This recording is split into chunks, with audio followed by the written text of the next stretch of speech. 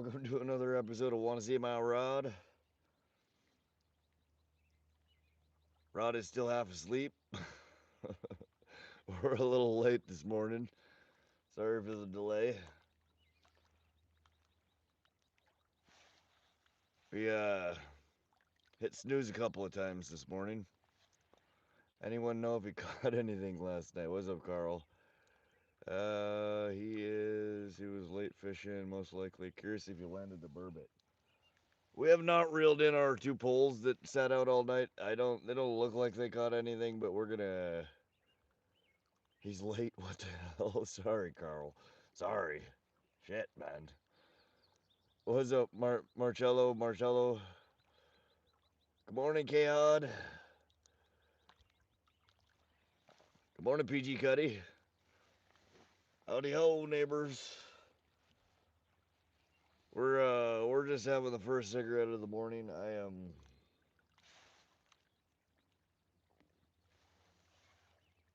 sleepy. What's up, guys? Y'all let me know if you can hear me all right, see me all right.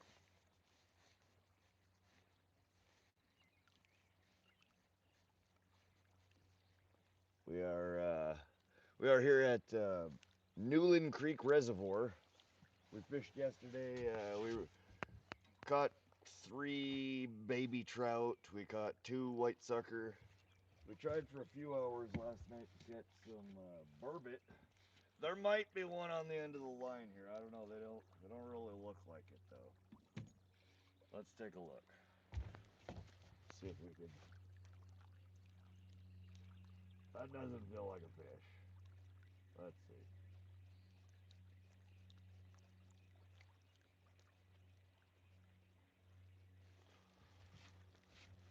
Can barely hear you. Sorry, hold on just a second, you guys.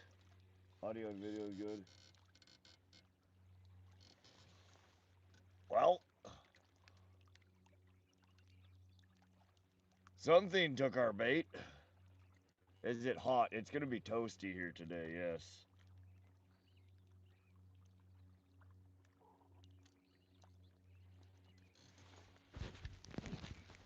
Oh, let me put the mic on here. Give me a sec. All right, how's that? Is that a little better? It's only 6:17 a.m. Mia did say something. It was saved just a minute ago. Jesus, I'm still half asleep. She said, "Do you notice anything different today?" And I said, "I have no idea." And she said, "It's noticeably hotter today. It's not freezing. And it is warmer. It feels nice out here. Yesterday it was chilly AF when we woke up." All right, well, pull number 1. Something stole our bait, so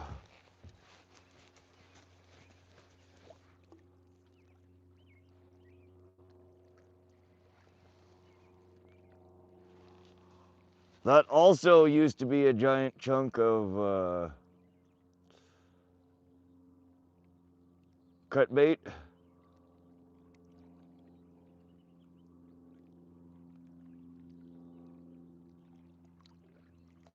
I think we had something was eating our damn bait last night.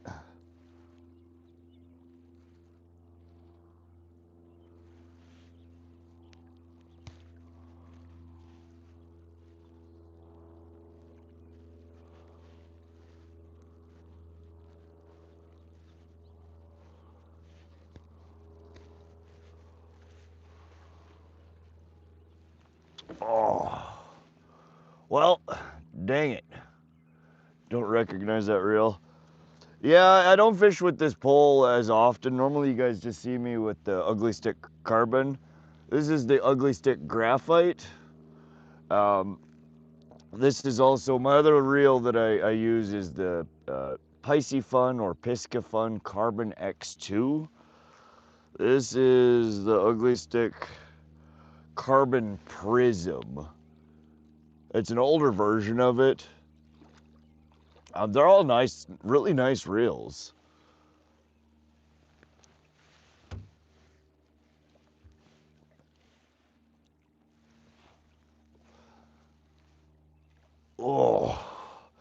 Good morning, everybody. Welcome to the stream.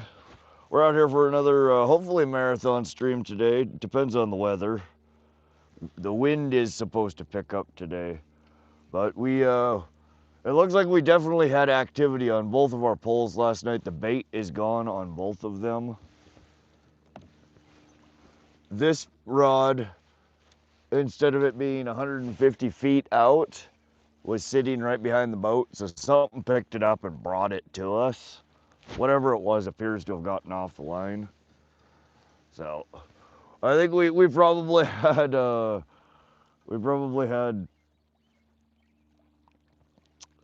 burbot on the line while we were sleeping.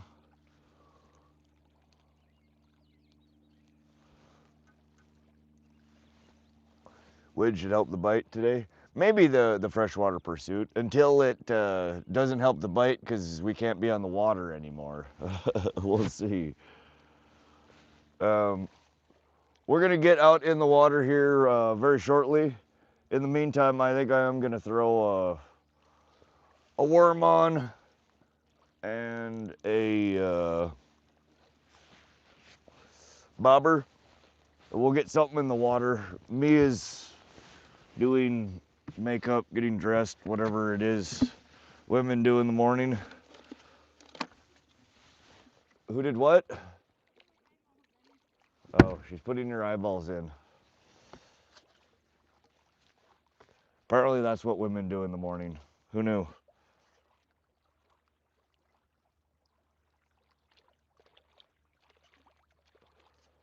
But yeah, guys, it definitely looks like we got bit by, I don't know what else in here would be eating sucker meat besides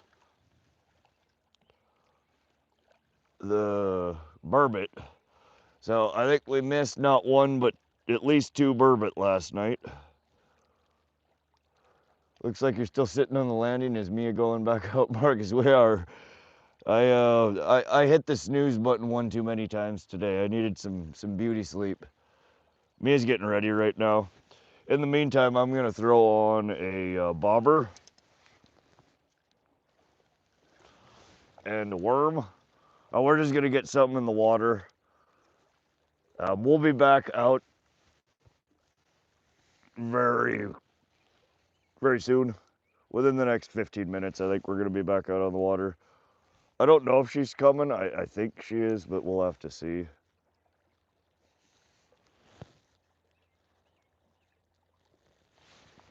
All right, so we just have a giant ass bobber. We've got half a crawler. Crawfish, we should pursuit. I didn't look for any crawfish left. Oh, crawfish picking at it. That's a good point. You're right. Maybe it was crawfish.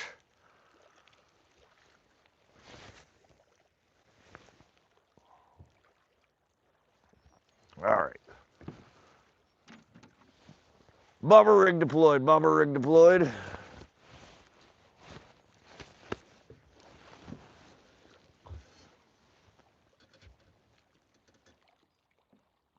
In Oregon. Hey, Lucas. We're in south central Montana. This is Newlan Creek Reservoir. We fished out here yesterday. We caught 3 rainbow trout, 2 white sucker.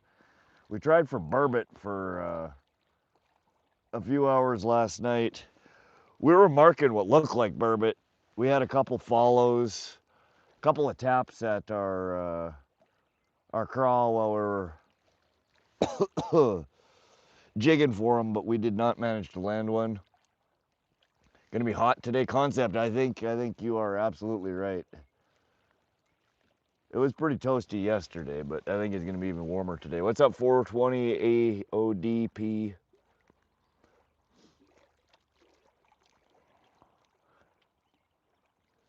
I just got a 4'6" ugly stick Jigs 2 for ultralight setup. Interesting, K-Hud. I have one GX2 at home sitting in the garage.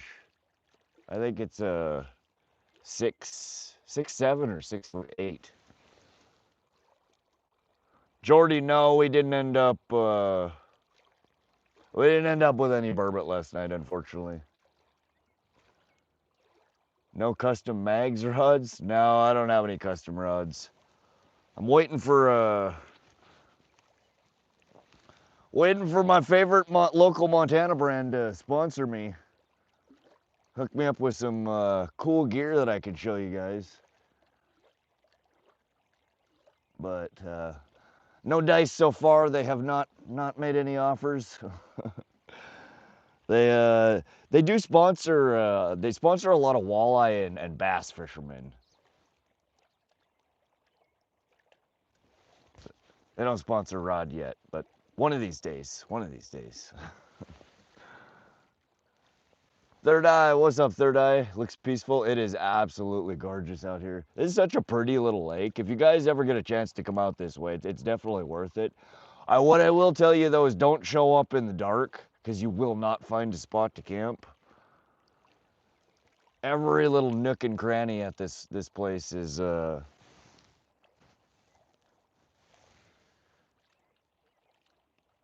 has got campers in it. Oh dang, we have some. Geez, these are the tiniest little fry. I wonder what's spawning right now, y'all. Anybody know what's spawning?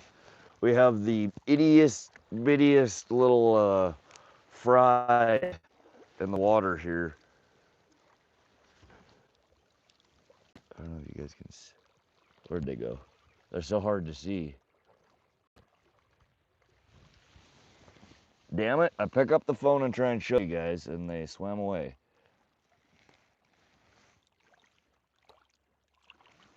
Huh. Well, I don't know where they went. What on the other side here?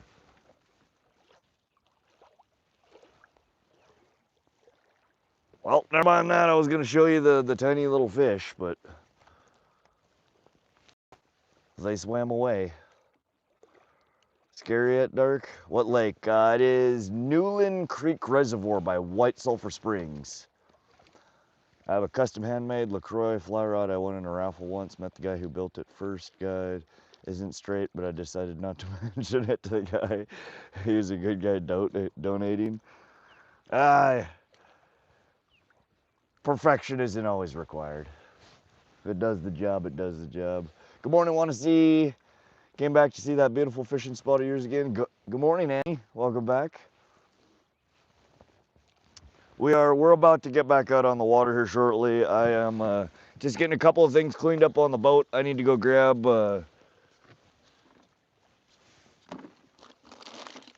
some soda or something.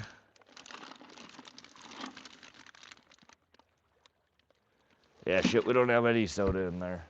Let's get the boat turned down.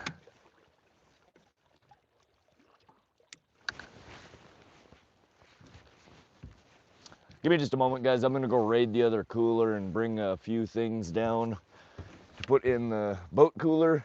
Alpine, good morning. Good morning, 88 North Outdoors.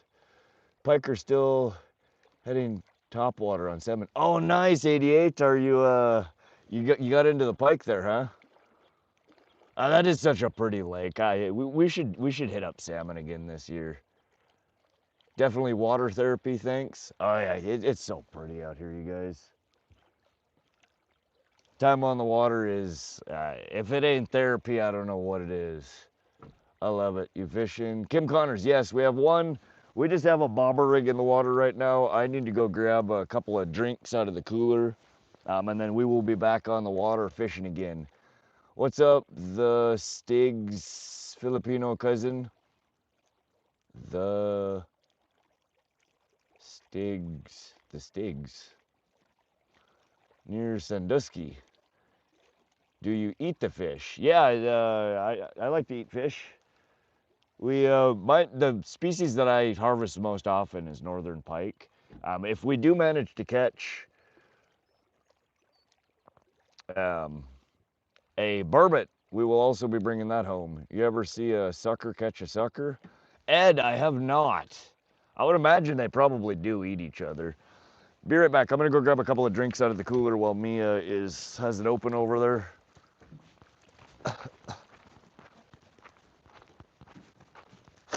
there's any bottles, grab those instead of Mountain Dew.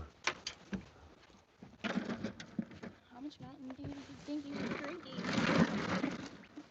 I usually drink 4 to 6 per stream. This is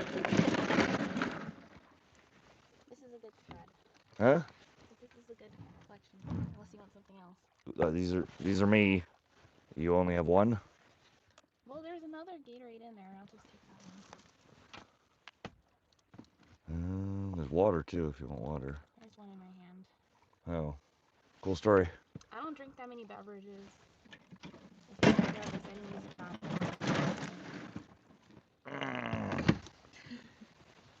that Somebody on the stream yesterday was saying, I've never seen Rod pee. Like, thank you for that tidbit of want to see my Rod lore. Never seen Rod pee. Never peed in my life, you guys. Not once, not ever. All right, everybody.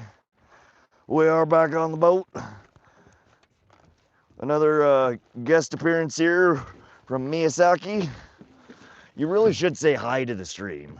You've been lurking all day yesterday. Go give them a wave, a hello.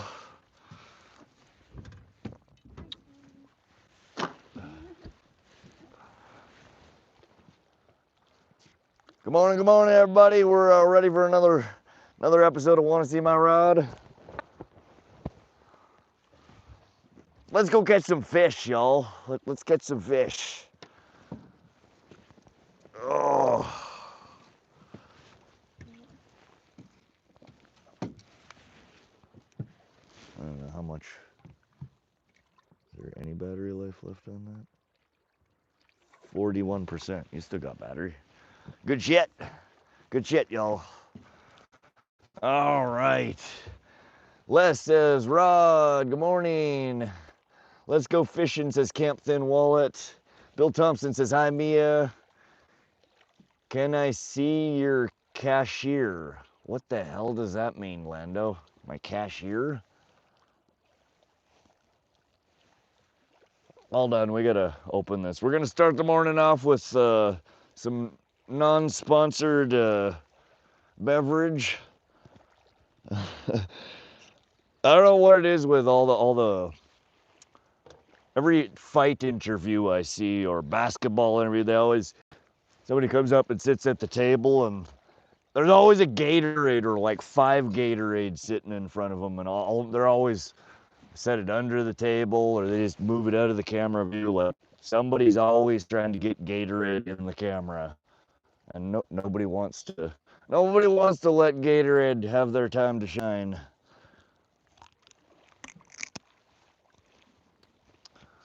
Good morning, everyone. What's up, Stay Fishy Redmond?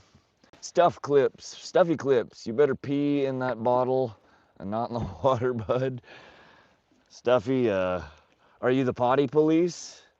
I wasn't aware we had potty police at Newlan Creek. We peed in the bushes, my friend, in the bushes. We're watering the plants out here.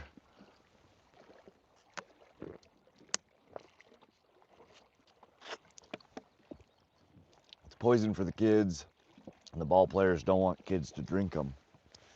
Poison? I'll tell you what, some pretty damn good tasting poison.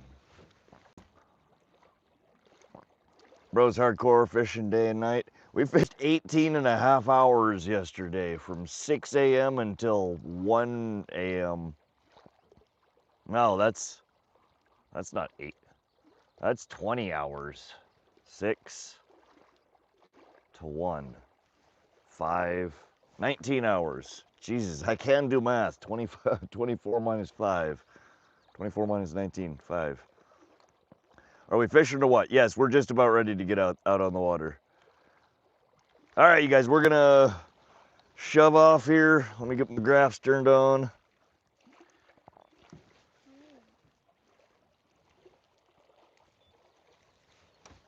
Graphs on.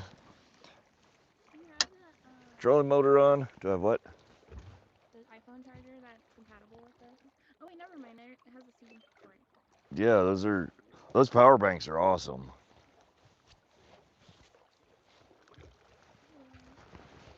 Okay, y'all. Y'all ready to fish? Let's do this. How many fish did you catch in 19 hours? Dave? Why you gotta be like that? We caught three itty bitty rainbows and 2 white suckers.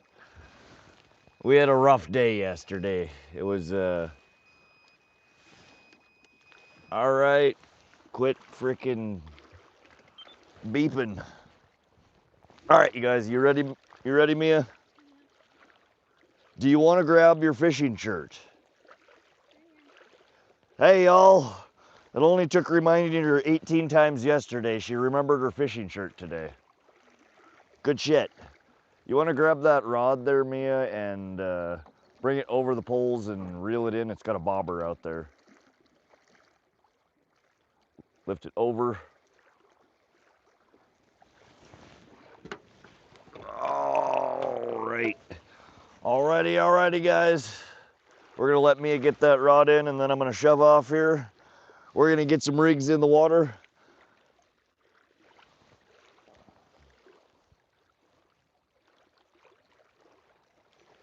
Okie dokie.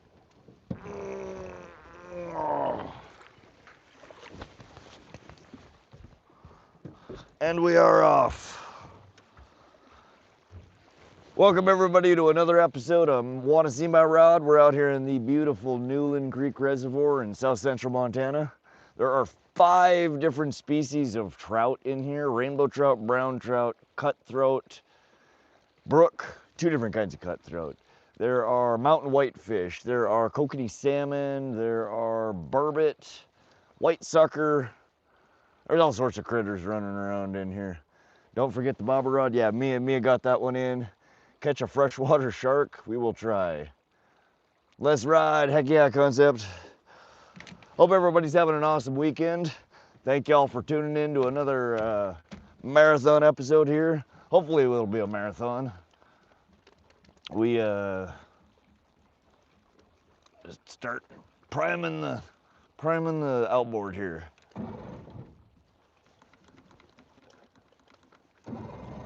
Oh, come on. Pumpy, pumpy, pumpy.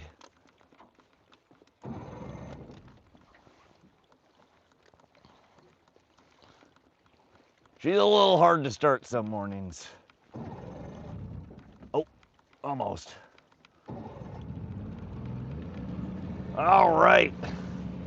We have liftoff. You ever sleep, dude? I slept for 5 hours, y'all. Who did what?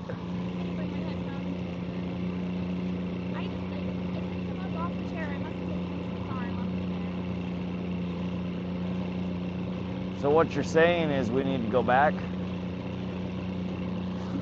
Hold on. Mia forgot her headphones. We gotta...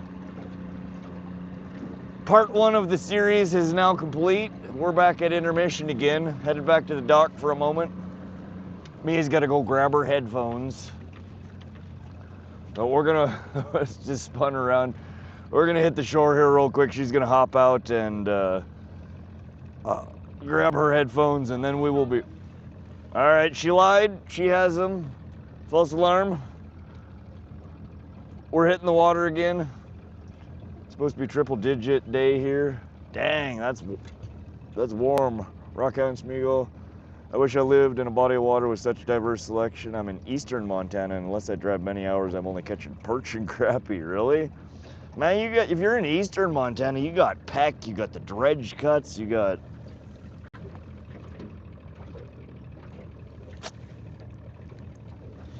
You got all sorts of stuff out there. Like my wife forgot my phone. Let's go back. Right. Oh, never mind. It's in my back pocket. Pretty much.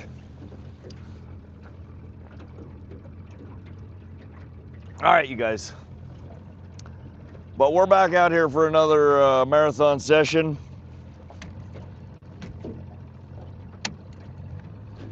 We are, before we put any rods in the water, I am gonna bump around. Everybody hold on to your shit. Our house battery is a little low from last night, so we're gonna, 2-3 minutes, we're gonna run with the outboard, try and get our house battery juiced up a little bit.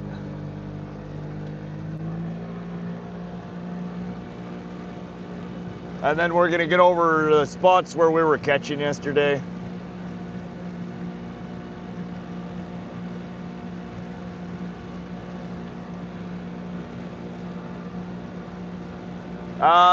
If there's any mods in here, can one of y'all type .reset-catches? It's like a machine. I'm gonna call you the T800.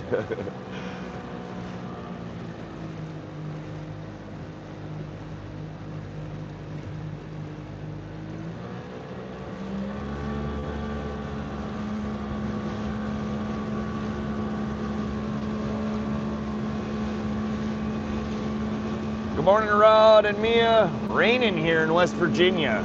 Dang.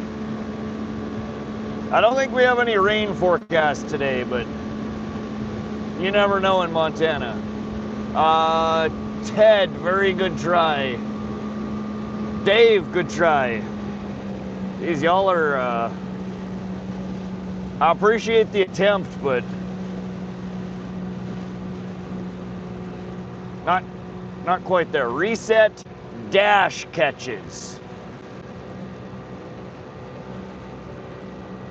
Good morning, Rod.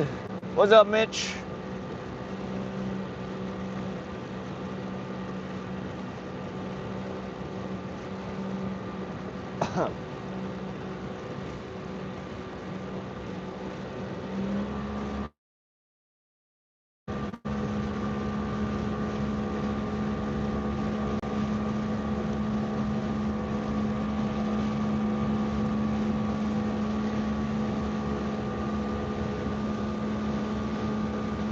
Ted got it, but Ted, you are not.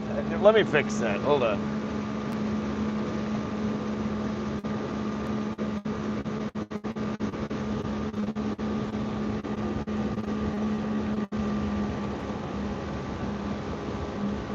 All right, Ted, try it one more time.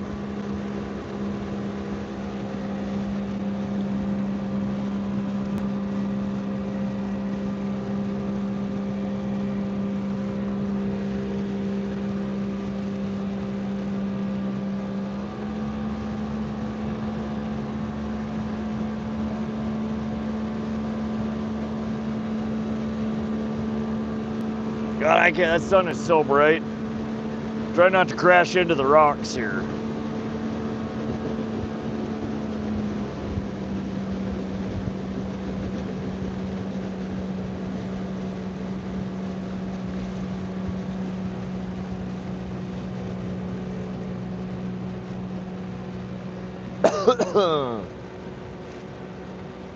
Ted, thank you very much. I appreciate you.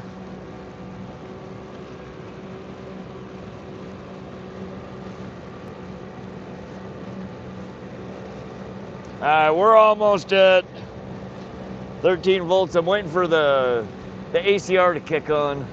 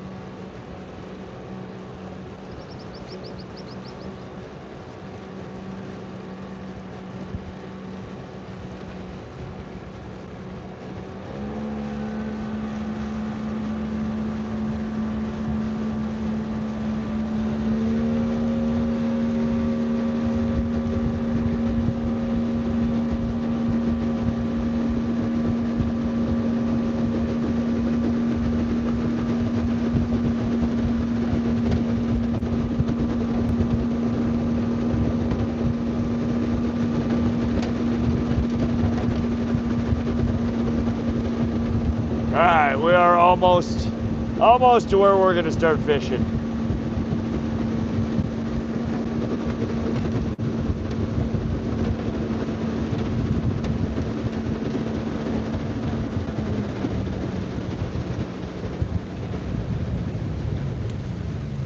All right. I fell. Sonic, we ain't coming back for you. Told you to hold on. Alrighty, guys. It is time. Let's get a rig in the water, maximum power, let her eat. Tear it up on them trout. I'm off to work a lot. All right, Ed, we will try. I feel like good things are happening on the water today. Unlimited fish owns, knock 'em dead, Rod. Thank you. All right, let's get them in the water. We're gonna start with our Old Faithful here. What do we got? What do we got? What do we got? All right, so we're gonna start the morning with our worm harness rig. This is what caught most of our fish yesterday, so we're gonna get that one in the water. Mia, I don't know what you wanna fish. If you wanna put it back out one or more of what you were running yesterday, or if we wanna swap them out, or... Oh! Dang, I'm getting attacked by my own wake. How about that? No crow. We're doing gulp maggots on this one. Thank you, though. Worms will be on one of them.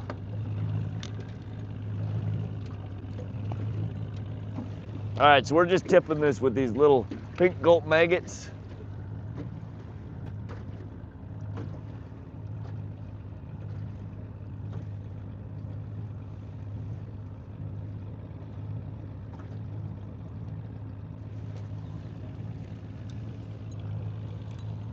All right, so we're running our lake troll, hammered brass, and our, I tie these up. They're a worm harness rig, a wedding ring rig. It's just some UV beads, a Colorado blade tipped with some pink gulp maggots.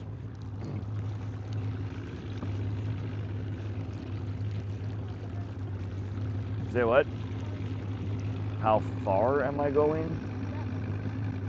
Oh, I don't know. Wasn't really looking at depth yet.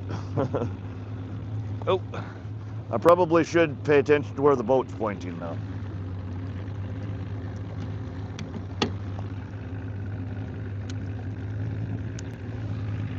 Turn right, turn right.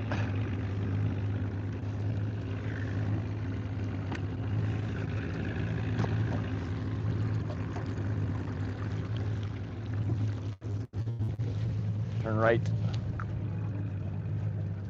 Follow kind of that white and blue line. Right there, yeah.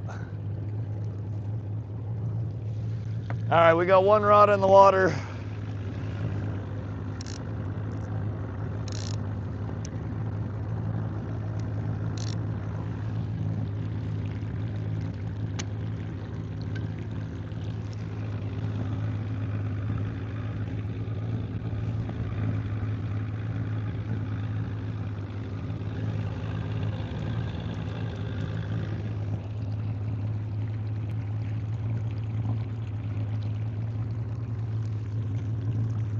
And I think we're gonna put a small crankbait on the other side.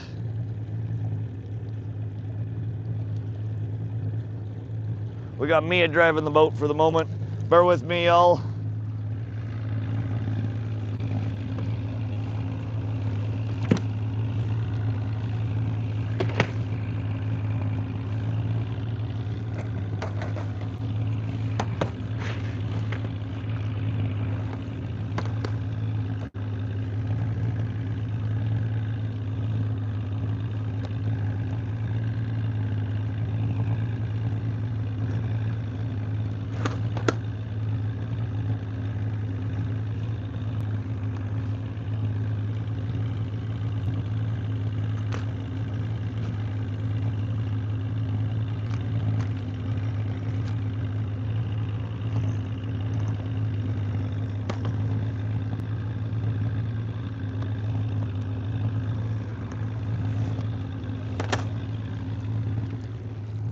We're gonna try something a little bit more ridiculous. Maybe we can get a brown trout to bite. We're gonna try the bubblegum, oh, what the hell are these called? It's not a flatfish, it's I don't remember what the hell they're called. But that's what we're gonna run on our second rod.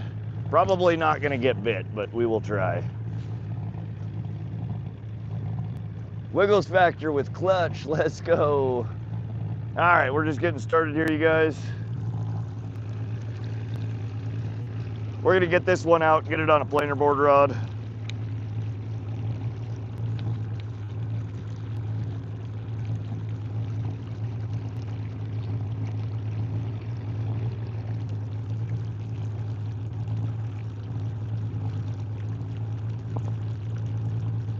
All right, we're out 50 foot.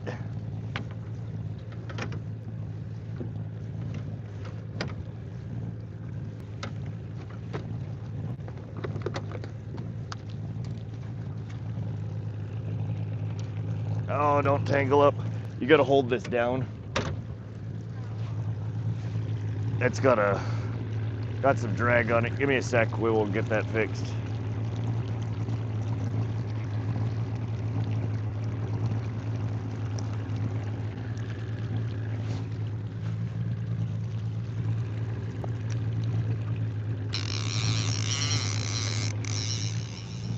All right, let go for a sec.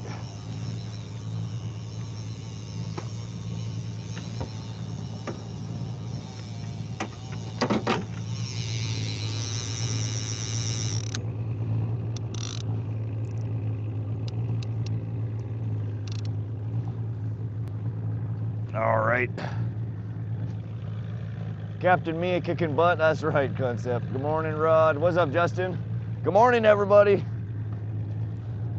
We're over about 61, 60 foot bottom. We just got our second rig out. We're running our worm harness rig and a small crank or a medium crankbait. Let's get some stuff out of the way here.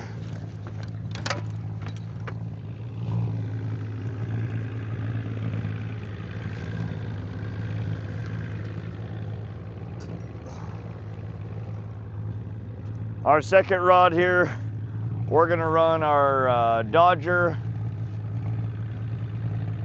and another worm harness rig. This one's got a wedding ring up top with silver and a little hoochie on the bottom. What do you want? Corn, worms? Worm. We're gonna put a night crawler on this one.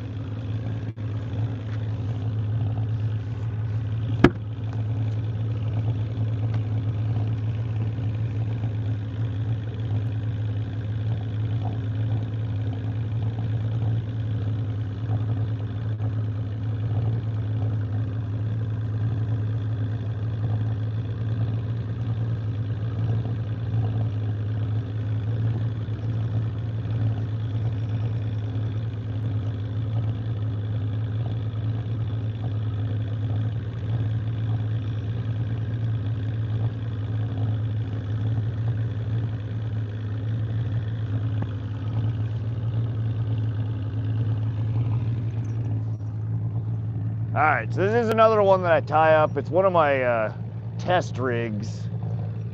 It's two rigs in one, a hoochie at the bottom and a wedding ring up top. We got tipped with crawlers. Let's go ahead and get her in the water.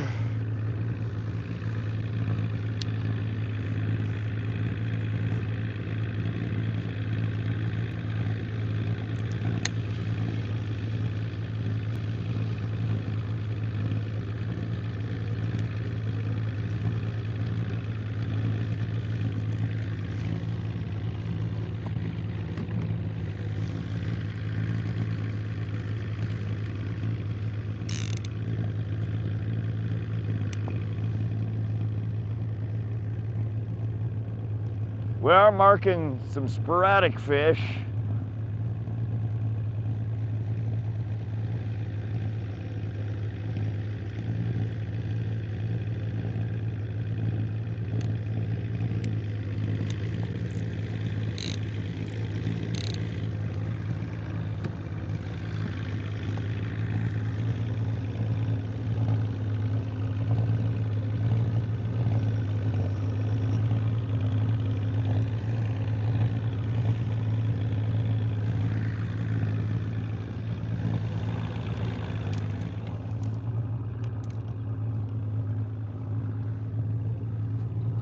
We're gonna do a moon jelly dodger with that spoon we pulled off the bottom last night. A vintage Pfluger's Limper 1. Somebody looked it up. It was manufactured sometime between 1930 and 1950. Crazy.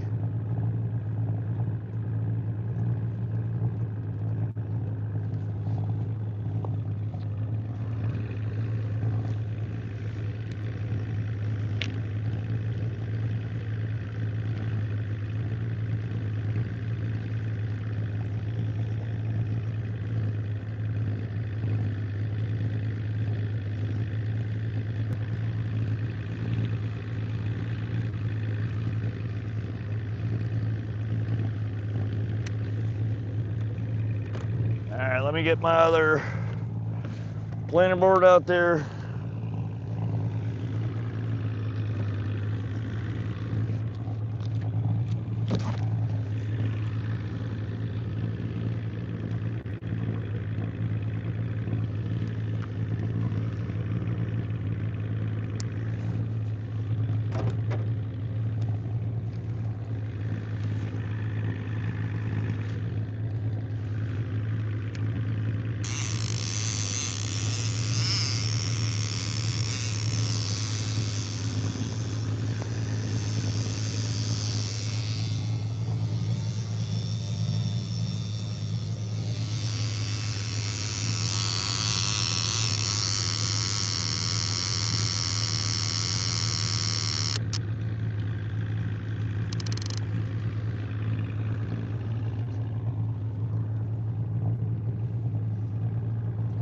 Alrighty, what did we miss?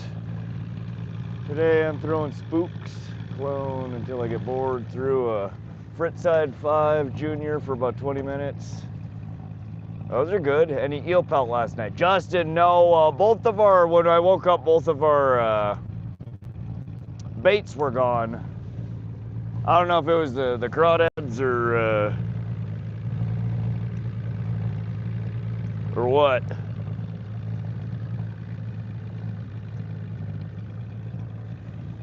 Nice, Dave, tight lines. All right, I'm gonna deploy our trolling motor up here.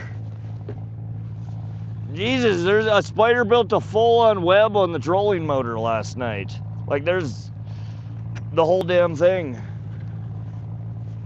We got Charlotte's Web going on over here. Typing us messages.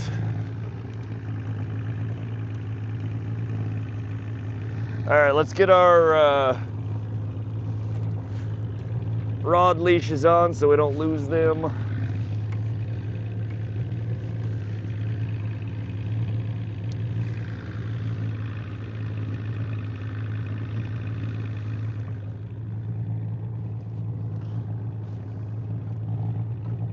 All right.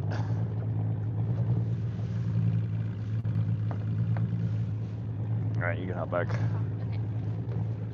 Everybody thanking Captain Mio over here, driving the boat while we're getting our rigs out. We are out. We got 2 planer board rods. We got 2 down rods, sled core. We are good to go.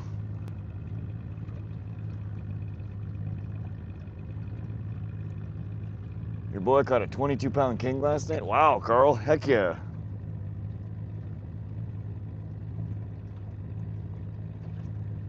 Nice, almost 70 live early. Yeah, there's a bunch of people in here for this time of the day. Copy that. Tucker Reservoir by Newsom. Sophia Smith, welcome to the stream. Good morning. Pics incoming, heck yeah. It's on! It's on, it's on! All right, you wanna grab the wheel? Yeah. We got our first fish of the morning, guys. Bump our speed down just a little bit.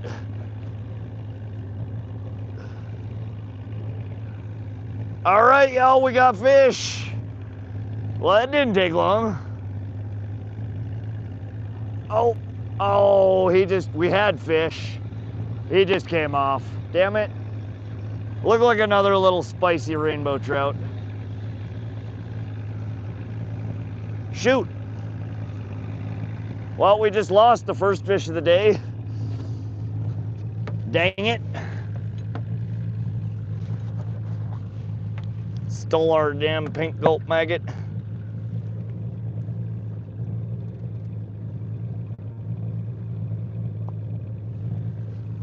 Let's get her back out there. Maybe we'll hook up on one of these other ones.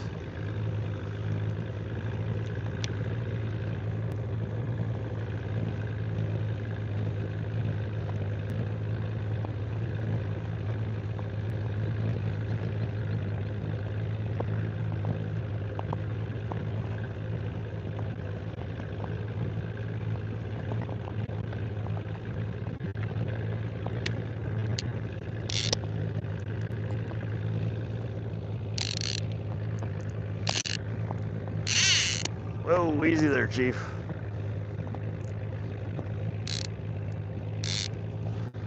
All right.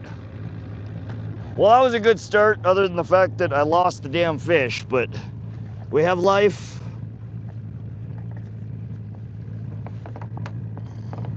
Okay.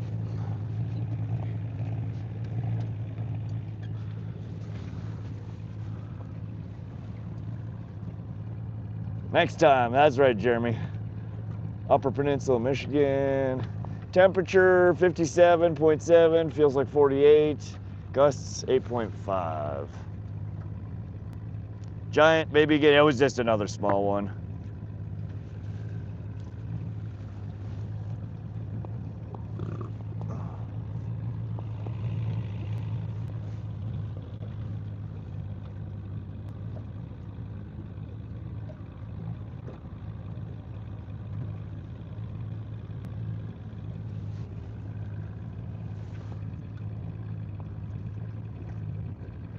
Hey, JD here from Santa Fe, New Mexico. What's up, JD? Welcome to the stream. It's a Ooper. Hey, Joe Greenwood. Youper. Ooper, Youper, you know.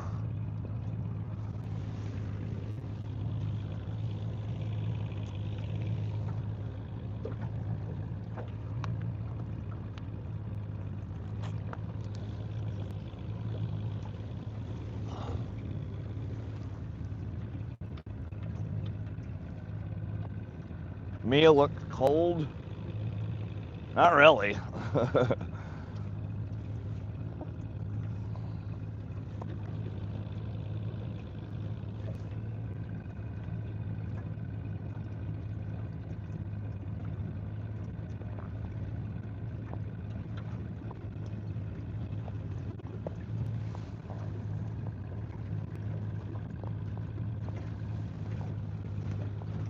All right, we need a fish whistle and a smoke. Y'all, happy Saturday. Thanks again for coming out and fishing with us today. We are at Newlan Creek Reservoir in south central Montana. We're out here targeting trout and salmon and maybe some burbot, we will see.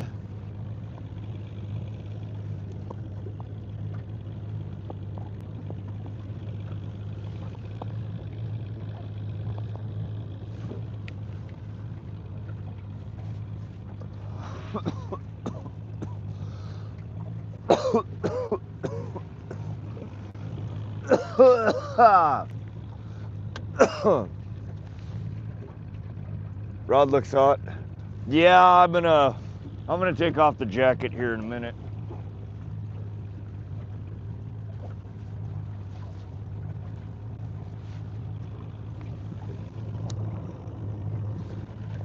We're just getting settled in here.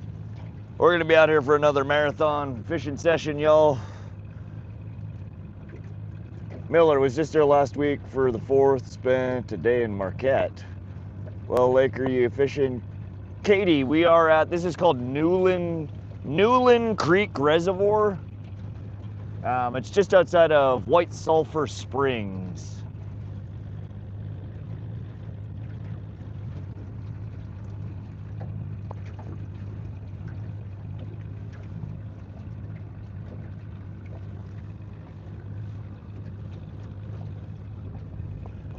There's 5 different kinds of trout in here.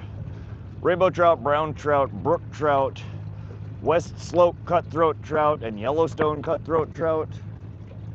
There are also kokanee salmon, burbot, mountain whitefish, and a handful of other things in here as well. What's up, Leon? My fish hook finger feels surprisingly good.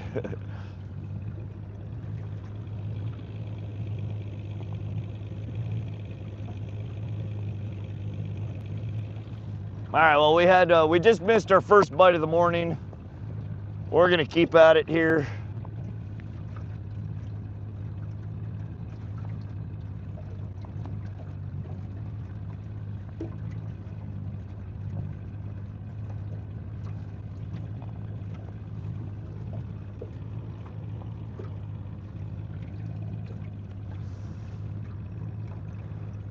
Hey man, what's the score? How'd we do yesterday?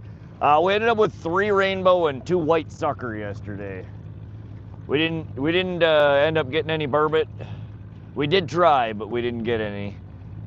We are out here for round 2 today. We did just get our first bite. Unfortunately, it did not make it into the boat.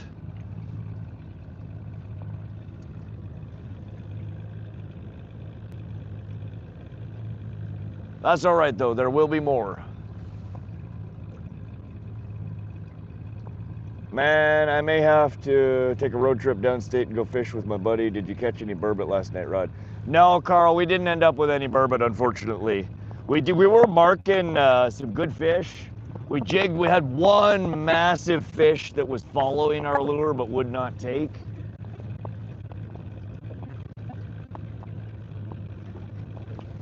So we're back at it again today. We will see what we can do out here.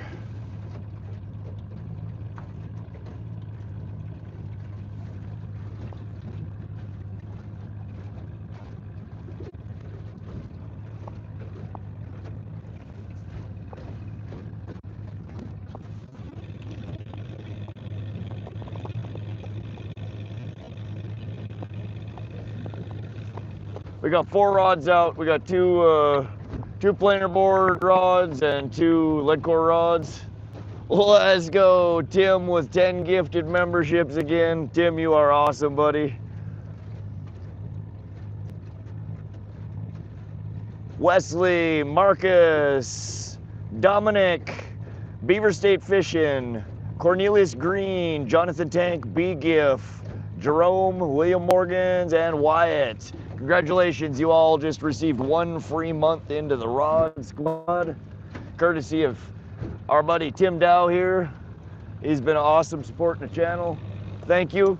And for everybody else, any and all donations, gift, super chats, stickers, all that stuff just goes to help support the channel.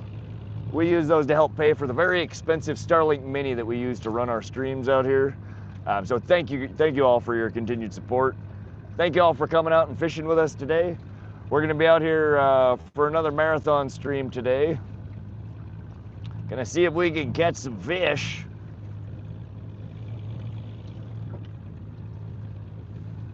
Thank you, Tim, you are awesome. No work today, Tim? I left for Fairport July 2nd, came home the 4th evening. Rocky, welcome to the stream. Wes, bro, thank you, I never did anything. You could thank Tim Dow.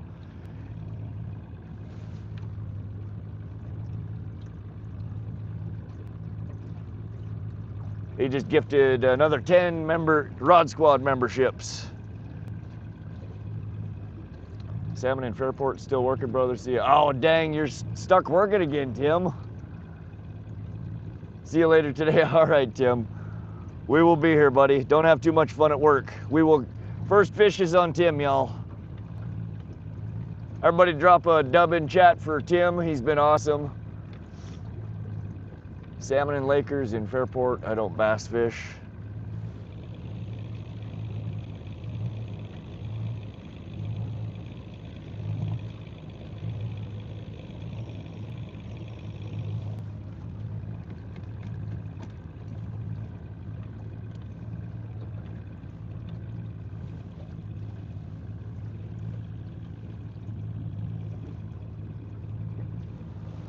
Oh, I can't even look that way. That sun is so bright glaring off the water. Too much boat to fish, little fish. Carl, you're gonna hurt some feelers telling people that bass are too small to fish for.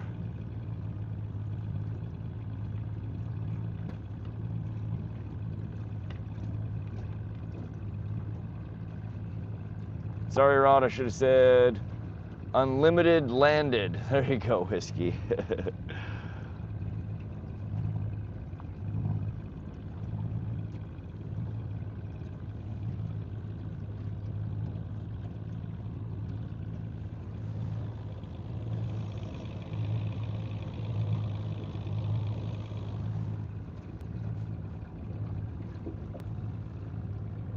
You have become my Saturday morning routine. Cup of coffee, chilling with my son, seeing what Rod's up to. Heck yeah, Wes.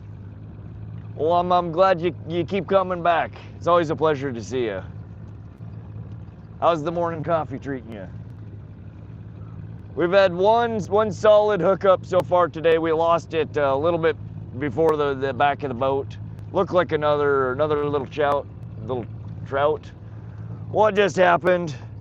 What was this? Tim Dow with 20 gifted memberships. Let's go, Tim. Thank you again, Tim. What we got? Android Gamer, Shaded Sharp, AJ's Adventures, Ali Hadar, Robin Overton, Fish Eyes, Justin Case, ABHB, Scott Zucco, Glenn Whitney, The New Kid, Coffee and Infused Doobie. There you go. Caracinelli, The Wicked Weasel, Garaja, the King of the Monsters, King Leo, Land of Steel Fishing, Mainly Off Grid, Grant Anderson, Firearms and Fishing Outdoors. Congratulations, all you new Rod Squad members. Thank you again, Tim. You are awesome. Mia with the W in chat for Tim. No, sorry, that wasn't Tim. That was Ted. Yeah, that was Tim. Ted's just saying welcome to the green team, y'all. Tim is the man. He definitely is. Good morning, Sage. We just missed our first rainbow. We hooked up, we had it almost to the back of the boat and it spit the hook. We are headed right back over where that last hookup was. Liked and subbed. Let's go, Candace. Good morning. Thank y'all for hopping in and checking out the stream this morning. We're out here in the beautiful central Montana, fishing yet another brand new water body. We did fish it yesterday, so this is our second day on the water. We're out here targeting trout and salmon today. We may try jigging for some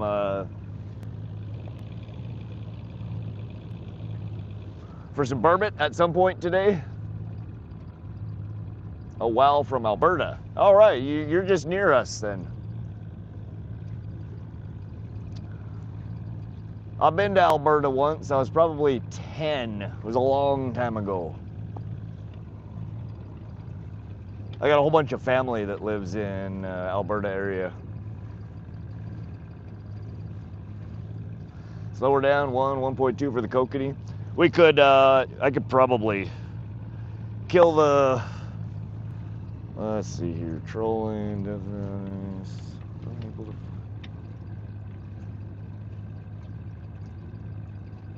Why?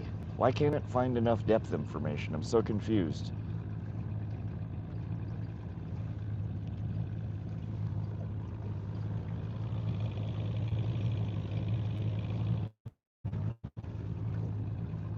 All right, we're gonna do lock. We're gonna kill our outboard.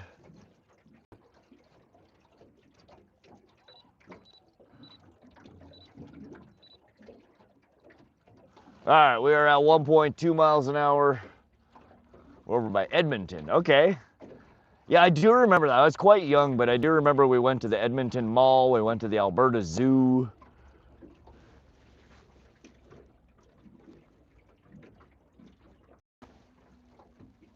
We're over about 60-foot bottom right here. Morning, everyone. See you in a few hours. All right, Tim, we will be here, buddy.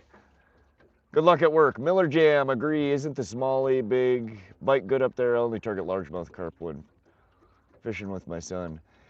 In central Montana, border between central and eastern Montana, where the Missouri River, the Teton River, and the Marias all join, is a really good section for smallmouth bass fishing. What were the rainbows hitting on? We've been getting most of them off of our worm harness rigs, pink, basically pink and white and orange, tipped with either pink gulp maggots or night crawlers.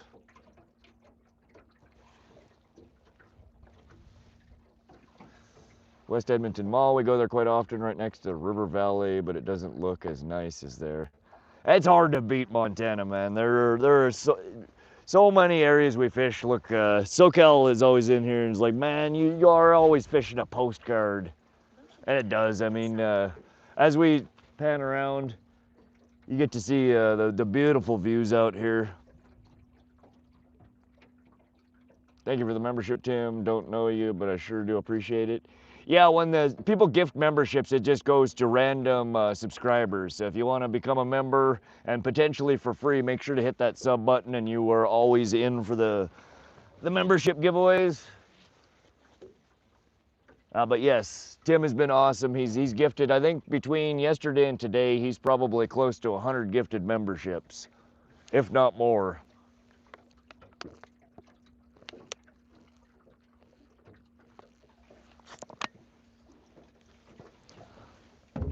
But we don't have any on the boat yet. We did just have one solid hookup. We lost it near the back of the boat. That's okay, we're gonna keep at it. Tim is a boss. Damn straight he is. Hmm?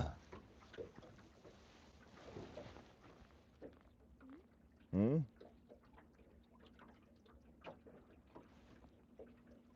gonna catch a fish today? Yep. You gonna catch a bigger fish than me? Probably. Probably. There we go. I like that attitude. Challenge accepted. Mia said she is gonna catch a bigger fish than me today, so we will see. So far, I am the Grandmaster here with our 9-inch rainbow. And I guess we got the 2 suckers, but the rainbow really was more impressive.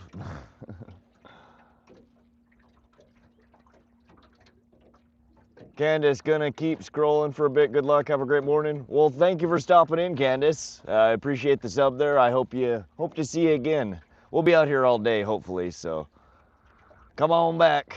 Don't scroll too long on YouTube lives. You're gonna find some weird stuff. Who put the baby in the corner again? Carl. How about a Chicago? That would be a tough one to make. Well, happy Saturday, Candace. Enjoy your scrolling.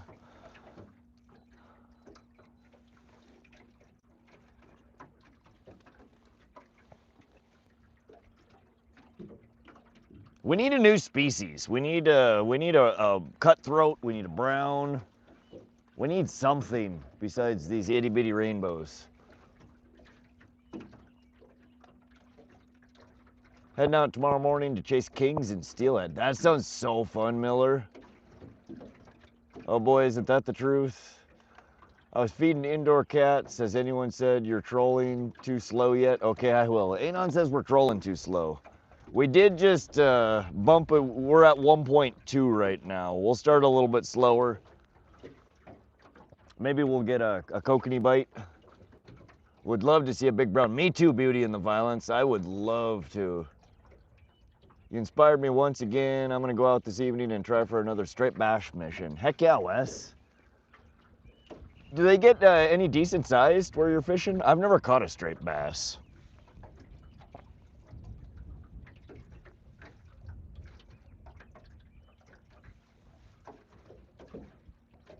I hope you catch some fatties out there though, Tim.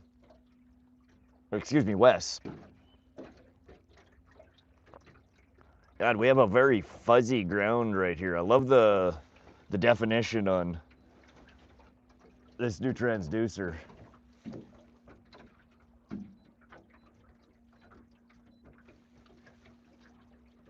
30-inch plus, nice. Those are good fish.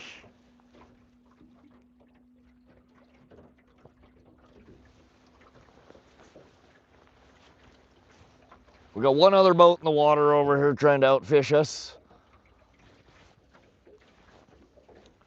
They look like they're running downriggers. They're probably after the Kokanee out there.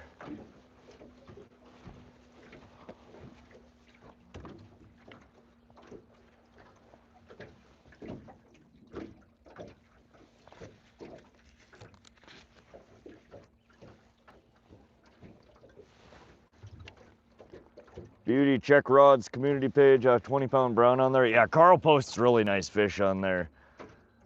The fat brown that he posted was incredible. Where are you? Owlette, we're in south central Montana. This is Newlan Creek Reservoir. We're out here fishing for trout and salmon and whatever the hell else wants to bite.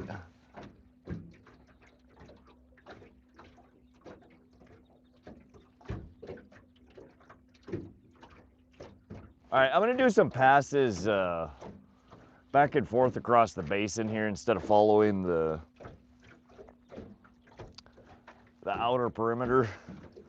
Let's take a couple of passes through the basin and see if anything's out here.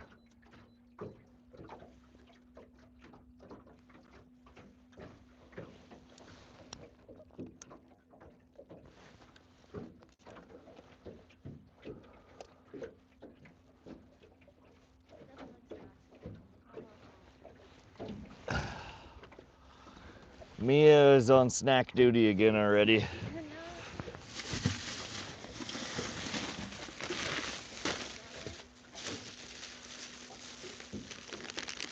Oh shit. We had a mouse in the boat at some point. It ate a hole through our damn bag of Cheetos. Or not Cheetos, Doritos. All right, looks like the hot Cheetos survived and the Funyuns survived. Oh, come on. Always eating my damn hot Cheetos. Mia has immediately claimed the, the hot Cheetos. I guess we don't get any hot Cheetos today. We also don't get any Cool Ranch Doritos because we had a mouse or something get in the boat and munch a hole through the bag. Little bastards.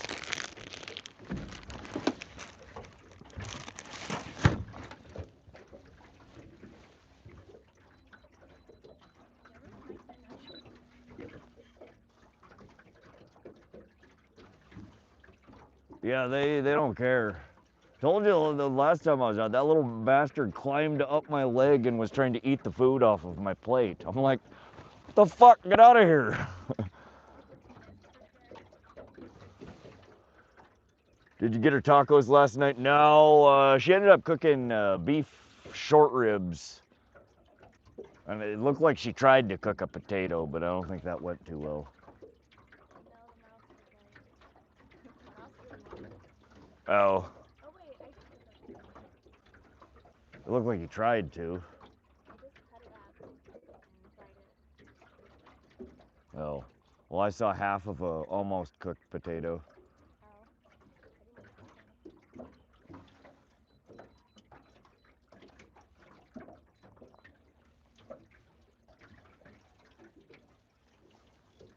All right, we're headed over the deeper basin here. It gets to be about 90 foot deep here at the deepest. That red 40, there you go, Kemp, thin wallet.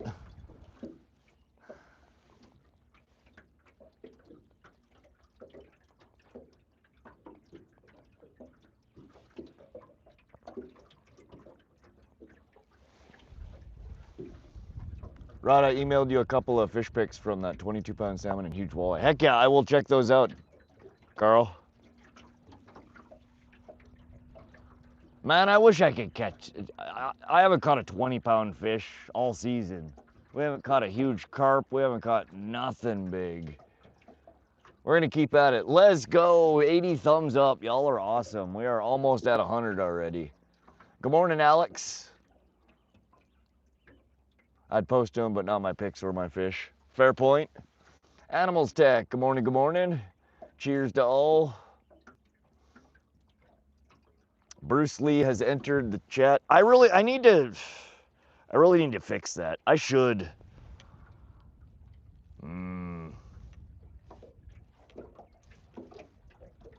Give me a sec, you guys. I'm gonna try and no, we'll just keep. I'll fix it for delayed. Yeah, every 30 minutes or so it gets freaking wonky.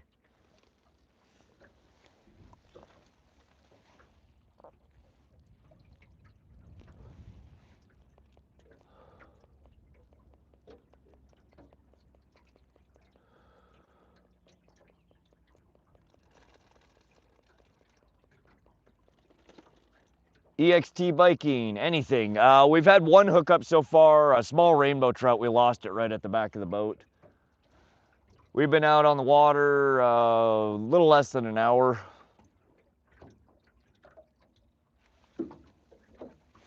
I feel like we're gonna hook up here pretty soon.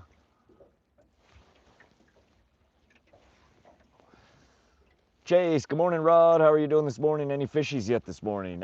We just lost our first one a little bit ago. We had a small rainbow at the back of the boat. It spit the hook before I got it in. We did not manage to get a burbot last night. We did have a couple of big ones following. We left out 2 rods overnight. This morning I woke up, they were both picked clean. I don't know if it was crawdad or what that got to them. One of them was picked up and brought almost next to the boat. So something bigger, I think, did hit that one. We might have had a burbot on the line last night while we were sleeping. That's all right, though. We are back at it. We are going to catch some fish today.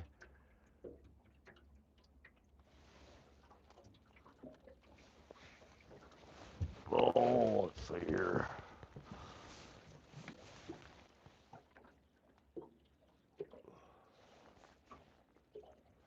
Just making sure we haven't picked up any trash on the line.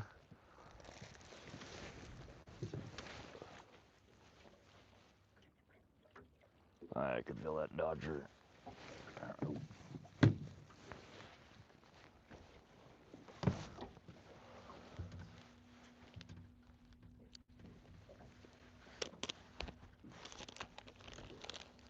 not gonna eat all. Mm-hmm.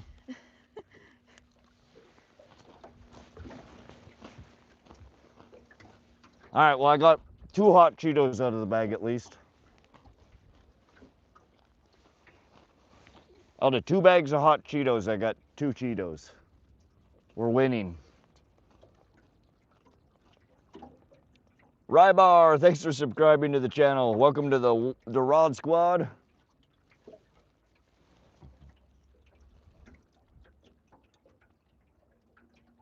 You got a fish? No, so we are, if you see back there, we're running a planer board. It creates quite a bit of drag. And the movement on this front rod is just that planer board bobbing through the small swell that we have here. I'm marking what looks like kokanee down 40 to 50 foot.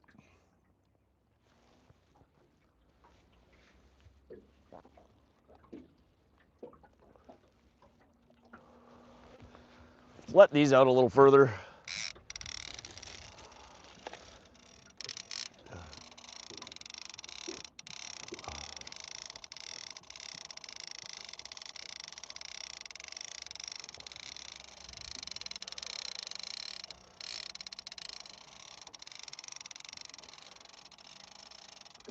More than I have ever seen you eat on stream, Carl. Usually Mountain Dew and smokes with a side of fish whistle. Hey, that is the essentials. Hot Cheetos are part of those essentials, though. Every once in a while, you will see me bust out a stick of beef jerky.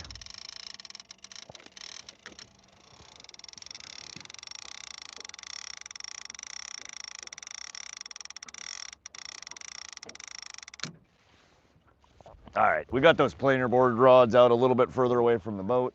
I think Mia dropped her lead line down a little bit as well. It's looking about like the perfect conditions to drift, not much wind.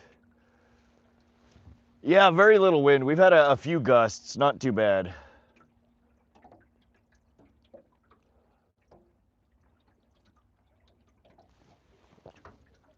We'll troll for a little bit. We might, if we can mark a good pile of fish, we might stop and jig a little bit. We'll see.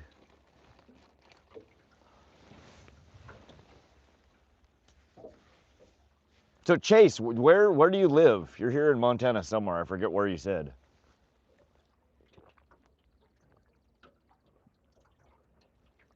I think you said eastern Montana?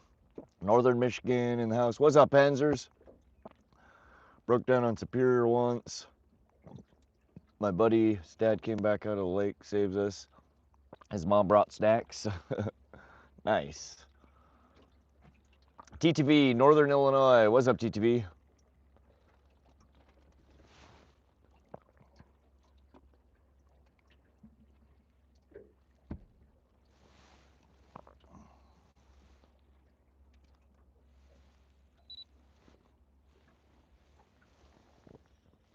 We're gonna bump our speed up just a touch. That last hookup was actually at 2.2 miles an hour. So the Rainbow are not shy today.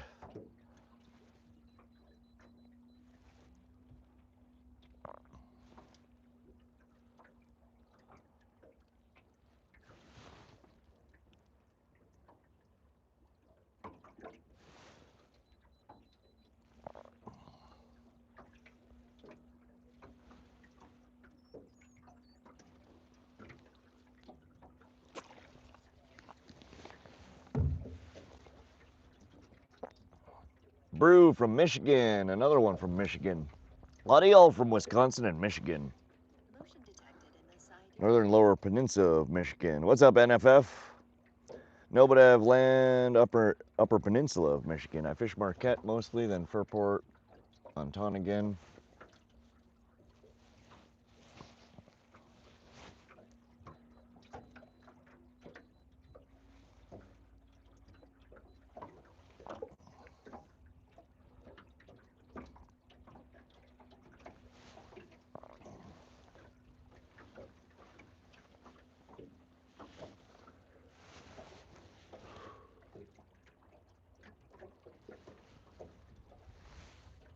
Live in the Upper Thumb, Michigan fishing rocks. It definitely seems to. Y'all catch some big fish out there. Good luck regardless. Yes, I live in Havre and Missoula areas.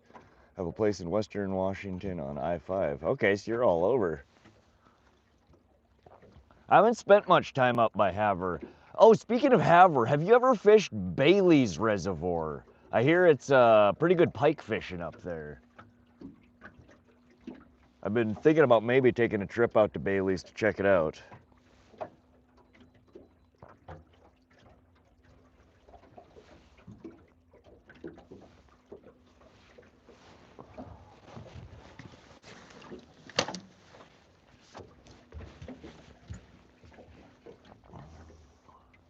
Yes, you have. Can you launch a boat there, Chase? I used to be a trout pond when I was a kid. Oh, really? Well, there's pike in there now, from what I understand.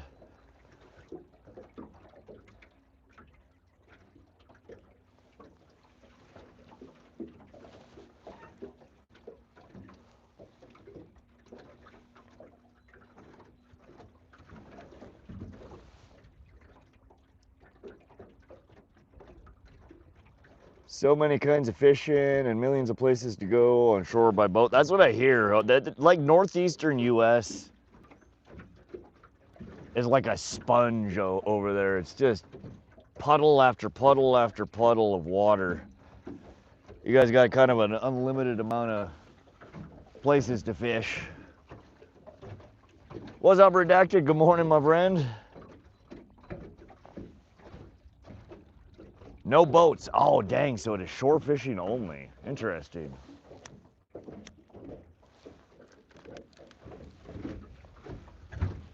You spent much time at, what else is up that way? Fresno? That's another one I've never fished that I've been thinking about trying to take a trek over for. Rod, you get paid for ads for streaming. Always get ads when I watch on PC. Yeah, they kick, it's very, very little. On my channel, with the amount of viewers that I get, and most of it being shorts views because they're live streams, I make very little ad revenue, but they do kick a little bit. I think we're up to about $10 a month now in ad revenue. We're killing it. We're making pennies. Multiple pennies. Bailey's pretty small. Yeah, it looks like a very small, but I don't know. I'm always, any new pike water body I can come across, I'm always interested. Set up a pie hole. Yeah, those are good for blocking ads.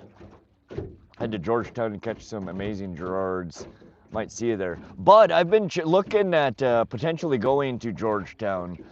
I don't know, I've never fished it before. It's interesting, I didn't know they had Gerards in there. I used to be the caretaker of Fresno. No shit. Fresno's got pike and walleye, right? I would imagine trout, maybe salmon. I'm a pike fisherman. I'm always interested in the pike. So, what secrets can you tell me about Fresno, Chase? Bud, I would love to fish Georgetown though.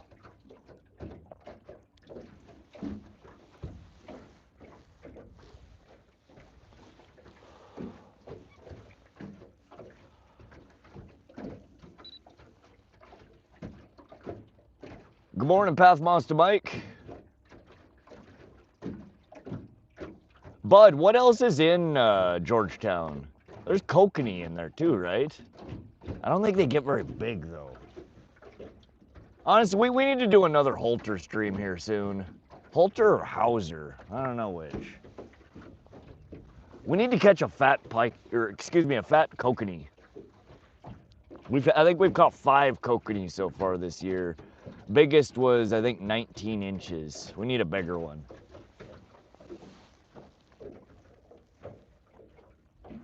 And the cheese. Nice. I love that cheese. Sharp cheddar. Shit's so good.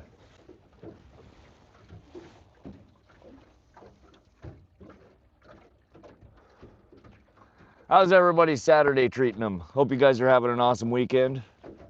Thanks for tuning in to another live stream here. We're gonna try and stay out here the most of the day. The wind forecast did look a little sketchy this afternoon when I checked it on Thursday before we left. I have no idea what the wind forecast looks like now. Let me know when you go. I fish it often. Cokes, beautiful sized brookies. I've never caught a damn brookie. Can you teach me how to catch a brookie at Georgetown? Bud, you should email me. Hit me up at wannaseemyrod@gmail.com. And yeah, I'll give you a holler the next time I'm looking at going there. Would be awesome to have some local knowledge. Lake Winya has good sunfish. I have no idea where that's at, Panzers. Sunny and 70 here. Yeah, it's a beautiful morning here. It was chilly AF yesterday morning. Not at all today. We do have a little bit more of a breeze today.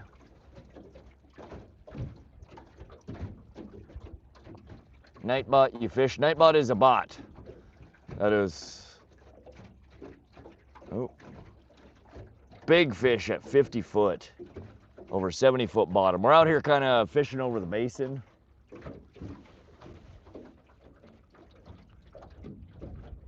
What did you put that line out to, 90?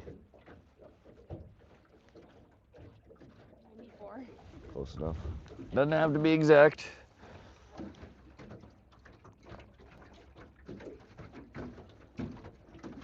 Good morning, Survival Empire Rational Reviews. Happy Saturday. Thanks for joining the stream here today. No, we don't have the Dipsy out. We should throw a damn Dipsy out. Let me find Just trying to think what I should run behind the Dipsy. Jay Martin says, tight lines. Good morning, Jay. I appreciate that. Aaron Hughes, good morning. What do you think we should run behind the Dipsy? We haven't really run many spoons. Should we run a Dipsy and a spoon? A Dipsy and a small crank. Juana, what state are you broadcasting from? Panzers, we are in south central Montana. This is Newlan Creek Reservoir.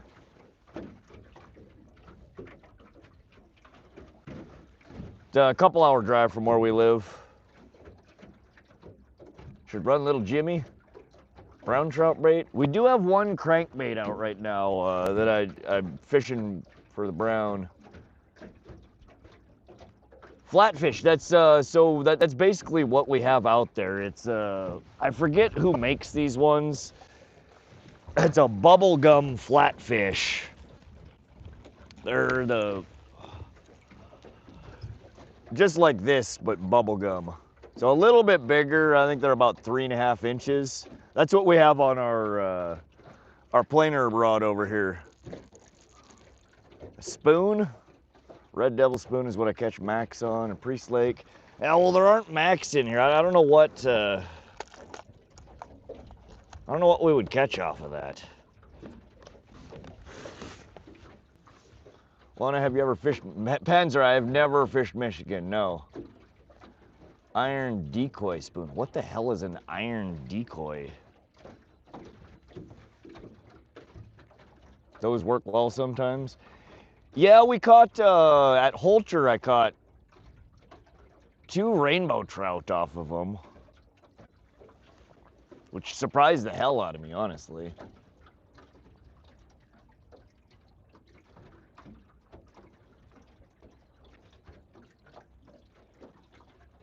Cooked chicken fat. States with most inland lakes: Alaska 3 million, Wisconsin 15K, Minnesota 11, Michigan 11. Alaska has 3 million inland water bodies? Jesus, that's crazy.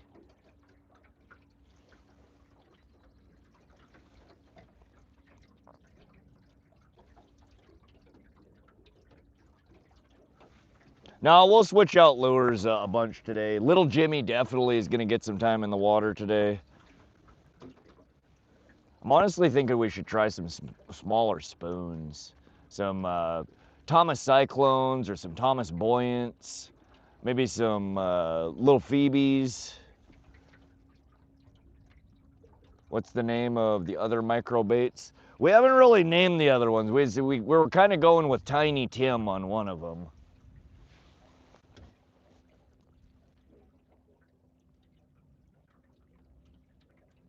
But we have not really given them official names yet.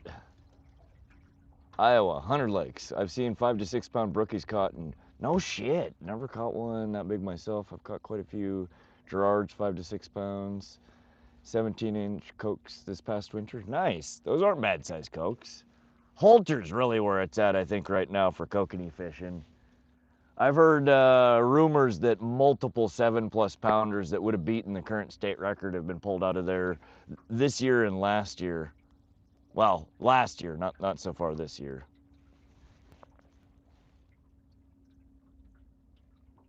State record brookie is 9.5 pounds. That is fat from Clear Lake. Huh. The hell is Clear Lake? Isn't that up by Flathead? Clear Lake? Anyone know where Clear Lake's at? Oh, that's in Michigan. That's why I don't know where it's at.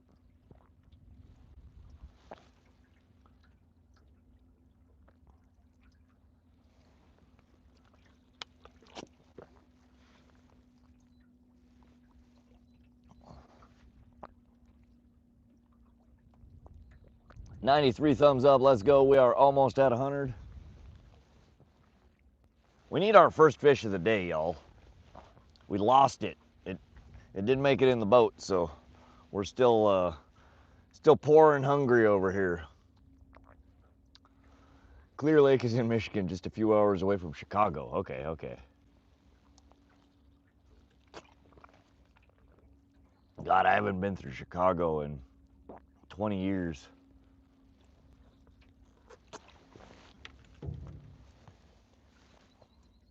I screenshot a pic when you trolled past our old cabin at Holter. Oh, really, bud? Holter would be a cool lake to have a cabin on. It's close enough to me that I'd be able to get out there often. Hell, with me working remotely, I could stay out there for the season. Come to Manitoba, Red River, catfish are huge there. I would love to fish. There's a bunch of spots in Canada I would absolutely love to fish. Chase Olson, yeah, 5 acres or more. Lots of big puddles in Alaska. What's up, Youper? Welcome to the stream. My boy came from Trout 3 weeks ago, now wants to come back and bring his son big lake fishing. Yeah, that sounds fun. Big water like that kind of terrifies me, though. I've mentioned it many times on stream. I'm not the strongest swimmer in the world. I prefer being in the boat on the water, not in the water. Only been to Clear Lake once. I'm in southern Illinois. I bet that brook trout looked funky with a big hook jaw and sagging belly, 9 foot. Right, Chase? I can't even imagine what a 9.5 pound brookie looks like. That would be cool though, with the kite jaw, the big old hook jaw, and gnarly teeth, and a fat ass belly on it. Grandma brookie, Grandpa brookie. I jump off boat and swim miles offshore. You're also batshit crazy, Carl, so there's that. Walden Marpavili. If you go beside the Lockport Dam, you can catch a fish every couple of minutes. Oh, yeah? We haven't done any spillway fishing yet this year. So many Clear Lakes, they just call them by the town they're by. Huh. Better than numbers, I guess, huh?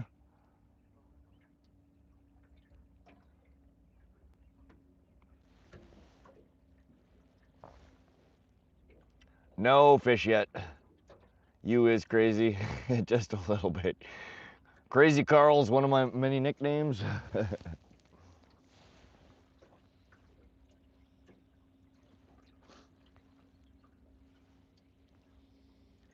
No, this front rod here is bending because it has, I don't know if you can see it out there, there's a planer board. Big yellow thing floating out there.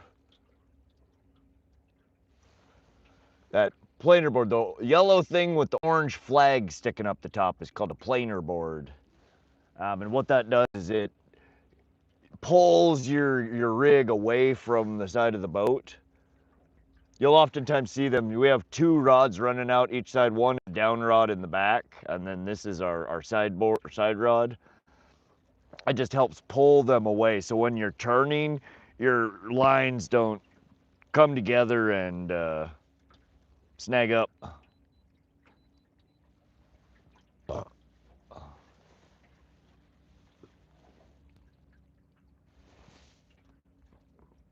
Make sure to hit that like and subscribe if you're enjoying the stream. Heck yeah, Carl. Panzer, appreciate you subscribing to the channel. There's been people swim offshore and get caught in an undertow. I can confirm all Yoopers are a different breed. Good morning, Rod. Stayed in that same camping spot. Was working in Sulphur Springs for a couple of months. I did really good over there next to the overflow with a dry fly. Interesting. Yeah, we're right at the dam area. You can see coming around, they have this benched wall up here. Really cool looking. But we caught 3 rainbows here yesterday, 2 white sucker. We missed 3 or 4 fish yesterday as well. So far this morning, we've had 1 solid hookup. We lost it at the back of the boat. Looked like another little rainbow. I don't fly fish though, Damon. It looks fun, but that's a whole different sport as far as I'm concerned. I forgot they medicinally legalized weed in Montana when I left. It's recreational here in Montana now, Tyler. You vaping Mary Jane?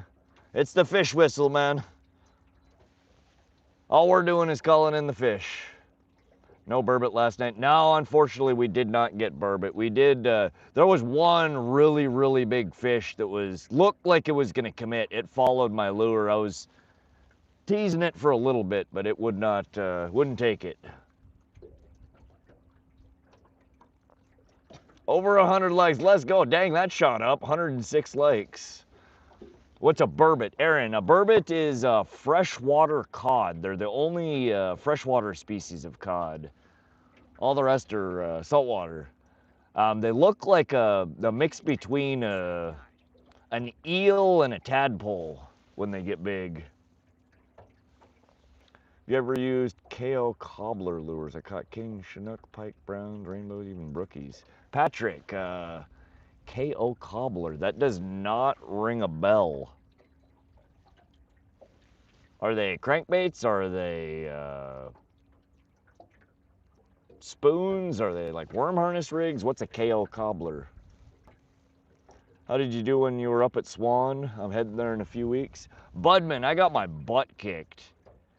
We had a couple of rainbow trout.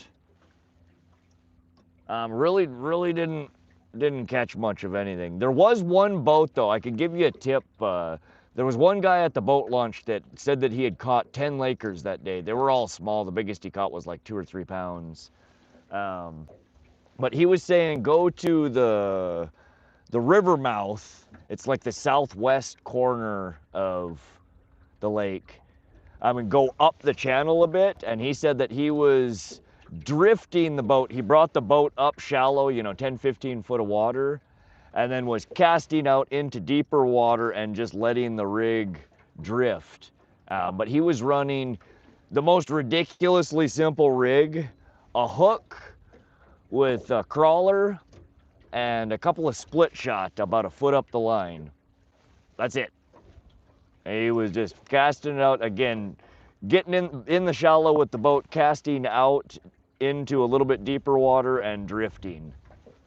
And he said he was banging them out all day. He was more excited about the sucker that he caught than he was the lake trout. But he said he pulled a fat sucker out. Camping right by the lake. Yeah, this water body, a lot of water bodies in central Montana they just call it primitive camping. There are designated camping spots that you can pay 12 to 18 bucks a night for that have, a picnic table, a fire ring, all the fixins. But you can also, anywhere that there are paths down to the lake's edge, you can drive right down to the lake's edge and you can camp right on the edge of the lake. KO wobblers, okay. Wobblers. I was stationed at Malmstrom, missed Great Falls so bad. Tyler, yeah, that's one of the only things that brings people into Great Falls area these days is Malmstrom Air Force Base. This is right where we hooked up on our last fish. We're almost right on top of it. Where are you stationed now, Tyler? I was gonna ask about the burbot. Yeah, burbot, I'll show you guys a picture in a little bit. They are awesome. They're such cool looking fish. Trip on 2 wheels, my beast do. What's up, Trip? How you doing, buddy? How you feeling? Hope you're doing well over there, Trip. Looks like an eel with fins. Yeah, the big ones, the really big ones, they have like this snaky eel back end to them, but they get these giant, like fat heads on them. They're like disproportionately large.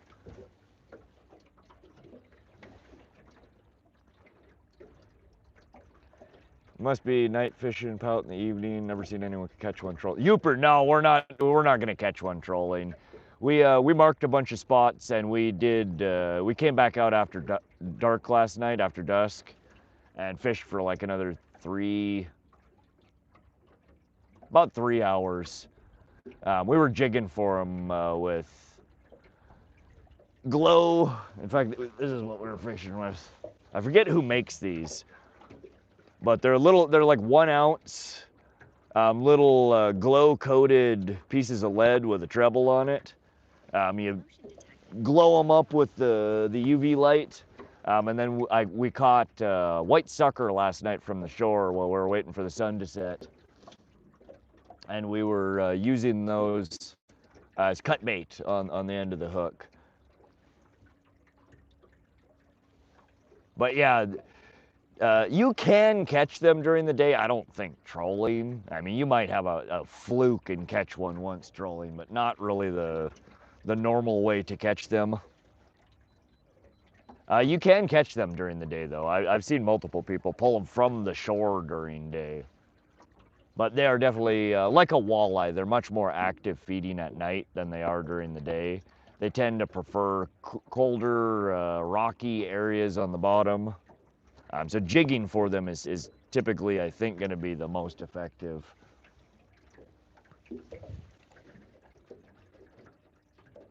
Sounds interesting. Never caught one. Don't even think one of those are in my area. I do a lot of monster catfish. Heck yeah, Aaron. I love catfish.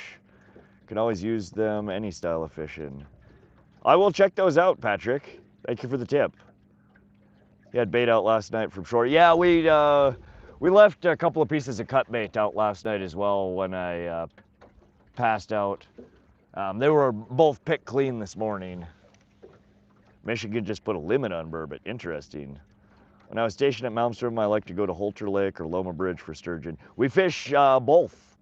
Holter we fish more often than Loma, but just a few weeks ago we did a stream from Loma looking for the sturgeon. We ended up catching 3 channel cats, couple of goldeye, but we did not. We had 1 sturgeon on the line that I'm positive was a sturgeon, just the way that it was fighting. It wrapped us around some damn rocks and busted off.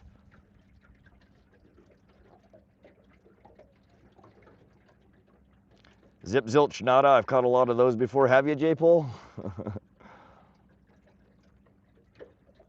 Fish a lot is key. That is very true. Zach Kruger, welcome, welcome. Good morning, Rod. Getting into Montana today. Can't wait to cast a line. We'll be in the Helena area. Heck yeah, Robert Mays. If you're in the Helena area and you just want to pop a line in real quick, head over to Helena Causeway and fish towards it'd be the eastern end of the causeway. There's a little spillway a little canal that connects Lake Helena to Hauser Reservoir. And right where that pass-through is excellent walleye fishing. Big rainbow trout come right out of that area as well. And probably some of the biggest carp that I've ever seen in my life. But yeah, fish either side of it, the Lake Helena side or the Hauser side. It's literally a road that goes, a 2-lane road, and there's a lake on one side and a lake on the other. So you can just pull off on the side of the road and drop a line in. You can walk across the road and fish the other lake. But excellent walleye fishing right there. Another spot, if you want to fish a pond, there's, what is it? Spring Meadow Pond, Spring Meadow Valley, Spring Meadow something or other, has upwards of 6 to 8 pound largemouth bass in it. Good to know. We'll give her a shot. Bud, yeah, I wish I could give you a better tips. It was the only time I'd fished it and we got our butts kicked. But yeah, that river channel, it seems like, is where it's at if you want to at least catch some Lakers. They're probably not going to be massive, but right where the mouth is, where the lake feeds into the river, or into the reservoir. The lake feeds into the reservoir. Listen to me right now. Right where the river feeds into the reservoir. Huge fish marking all over the damn place. We just couldn't get them to bite.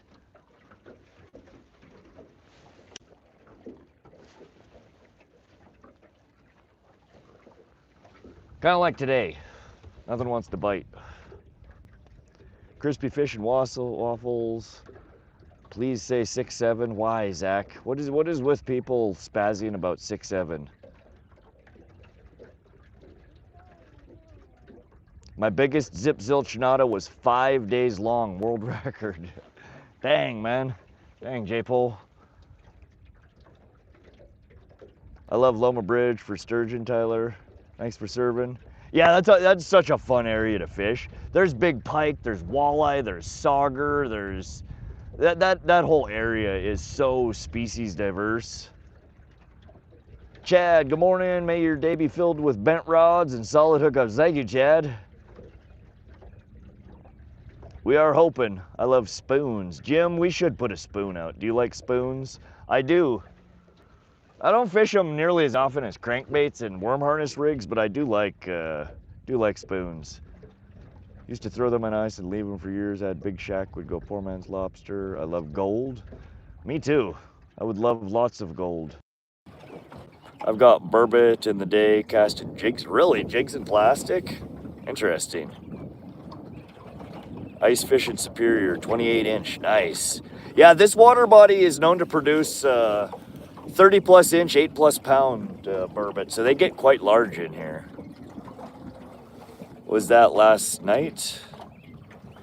Was what last night? Redacted. Sorry, I'm not following. That's cool. You ever catch a sturgeon? I heard you say, yeah, I usually every year that I sturgeon fish, we pick up 1 or 2 of them. I don't usually catch a bunch of them. So far this year we didn't. We kind of missed the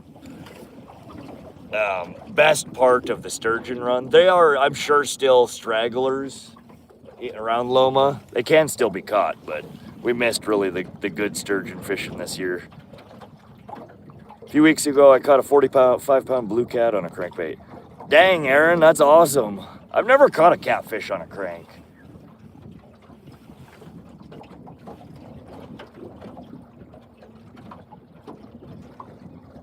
GP123, appreciate you subscribing to the channel. Welcome to the Rod Squad.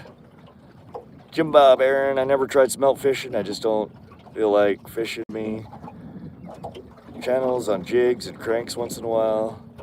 Inland Lake, I can hook 12-inch smelt in the winter. I'm trying to catch up on chat here. The only ling I've ever caught was spin casting, South Dillon, red and white maps. Thought I hit a snag, 7-pounder noonish. Did surprise me. Crazy, Patrick. On a spinner at noon. Yeah, they are catchable during the day. It's definitely a much less common catch.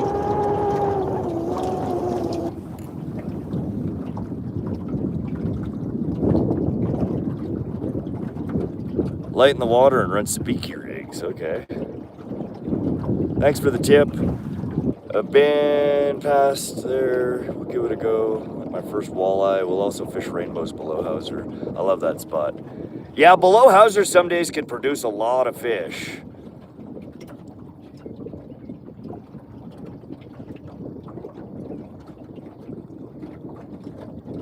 What's up, Jojo Shabadoo? Welcome to the stream. Spoons always work if the fish are biting at all. Yeah, we'll have to put a spoon on. I was thinking like a Lil Phoebe, or we have some Thomas Buoyants.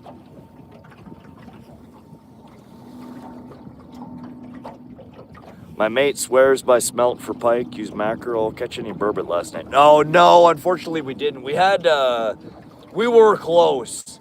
There was one that we had following the rig. One of the biggest marks that I saw all day yesterday was after dark, and it was chasing our rig.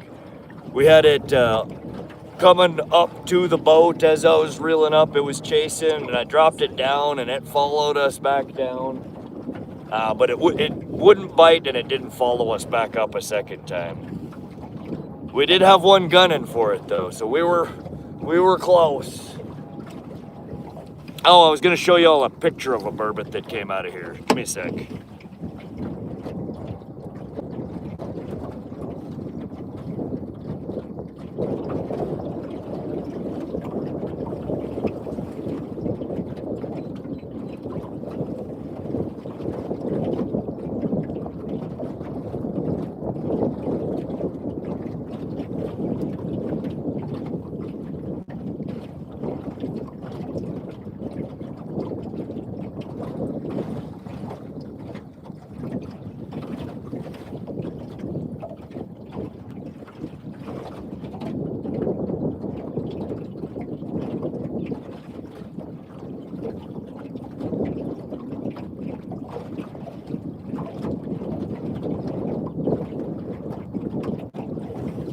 I don't know how well you guys are going to be able to see this. That one's got to be close to 30 inches. I don't know if it's 8 pounds, but...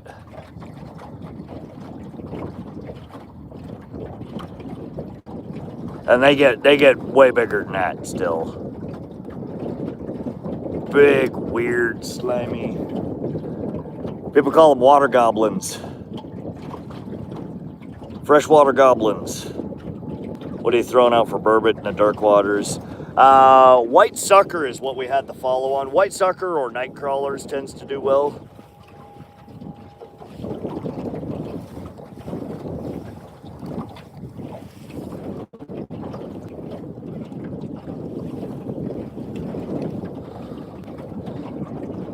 Scoop up a truckload of black suckers in northern Asian people call them mung. Mung, I've heard that before. Should I go fishing football? The answer to that question is always yes. Live crawfish. Yeah, we didn't try crawfish. What's up, Bill? Welcome to the stream. Reese Ripjowski. Welcome, welcome. Now we're running a planer board. That's the. If there's a fish, you'll see it aggressively bouncing. What you're seeing right now is just the drag from the planer board.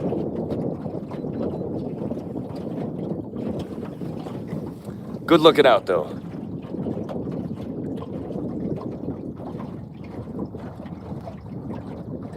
They look weird. Aren't they weird looking? They're like a giant, they basically look like a giant eel with a freaking tadpole head. That's what I think they look like. They have ice tournament in Minnesota for burbot. That's a toad. My PB's over 5 pounds and that fish is quite a bit longer. Yeah, it's a good one. And that one was pulled out, I think the date timestamp on that one was October, so fall. Most of the pictures of them from this water body are through the ice, and they're all freaking frozen and crusty looking. Did you get some sleep or you're running on energy drinks? We passed out, I got maybe 4 hours of sleep. Bleed them real good, but I still don't care for burbot. Really, Ted? Everybody tells me they're freaking awesome tasting. But yeah, I think you should bleed every fish before you harvest it. It makes a noticeable difference in taste. What's the temperature out there right now? Hit W Korsikov. I think it's somewhere around 58 or 60 degrees. How you doing, Fun Mix Times? Hey Rod, man, you a diehard fisher? Man, I wish I could fish as much. Oh, Errol, I enjoy it. It is absolutely one of my favorite things to do. Planer also move behind the boat. Yeah, also when it, that's right, when fish bites on it, it usually will release the board and the board will sway back straight behind the boat instead of to the side. I set the tension on my planer boards pretty hard. So usually I have to yank and set it unless you get a big bite. I've never caught a truly big fish off a planer though, so normally it's me setting it. Temperature 64, so we're up, we're mid 60s, feels like 55. Mia's in the boat too. Yeah, we got the co-captain of the boat here today, Miyazaki. She joined us out here for a weekend of camping. She's been pretty quiet back there, but she did say hi to the stream earlier today. She's probably in chat. She pops in and out. Justin, I seen a commercial fisherman on Miliacs catching carp in the early 90s. I asked, what do you do with them? Most people, it drives me nuts. Most people, when they catch a carp, they throw it on the bank. People think all carp are invasive species, and it's just not true. Carp are an important part of the ecosystem in most water bodies that they're in. They only become a problem when they overpopulate a water body. But it's usually not the common carp are native to most areas. The invasive ones are the Asian carp, the grass carp.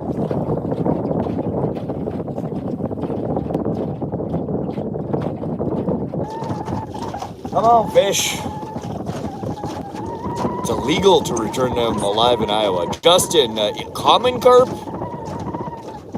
for, see, and again, I think most people confuse. A common carp is not the same thing as an Asian carp. It's not the same thing as a grass carp. And most people just think a carp is a carp is a carp is a carp, and that they're all invasive.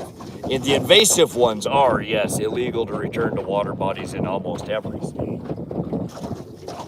Common carp are native to most freshwater bodies, though.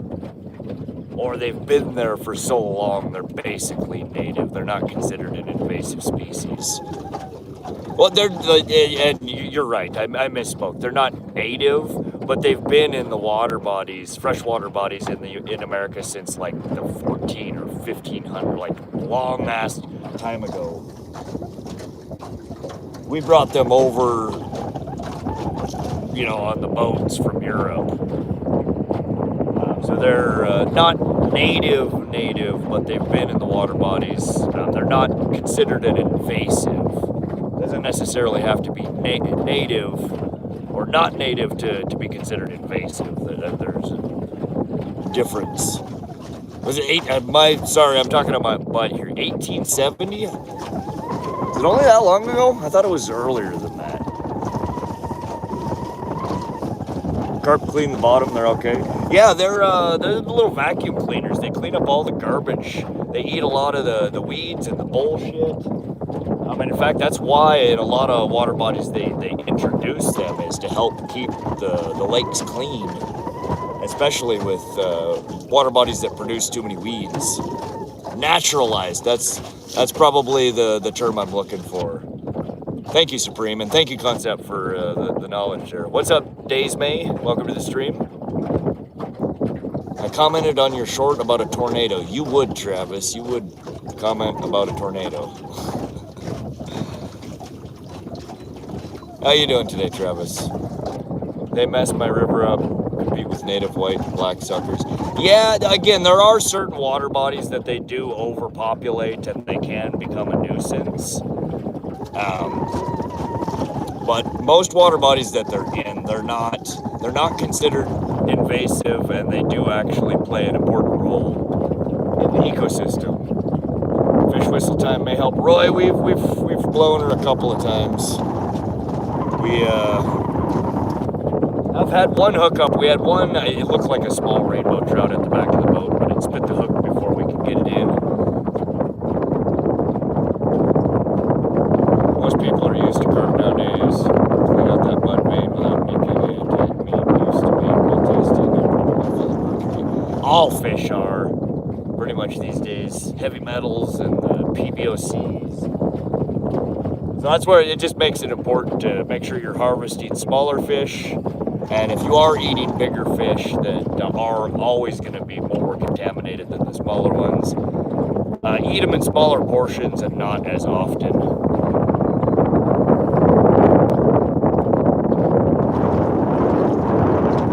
Wind picking up. Yeah, it's supposed to be windy as shit here today. We may not get a full stream in. I think sometime around noon the wind is really supposed to start picking up. Did you end up with any burbot? No, Lee, we didn't. We had one fat one following our rig. We got it to come off a bottom and followed us up from 50-foot bottom to about 25, and then kind of started going back down. So I dropped my lure back down, and it started following the lure down, and then kind of even back out. And I tried one more time reeling back up on it, and it disappeared. So we were close. We were on the burbot. We just couldn't get him to commit. Had no scales, just meat. Did a great job. I've never eaten carp before. It's one of the most eaten fish on the planet, believe it or not.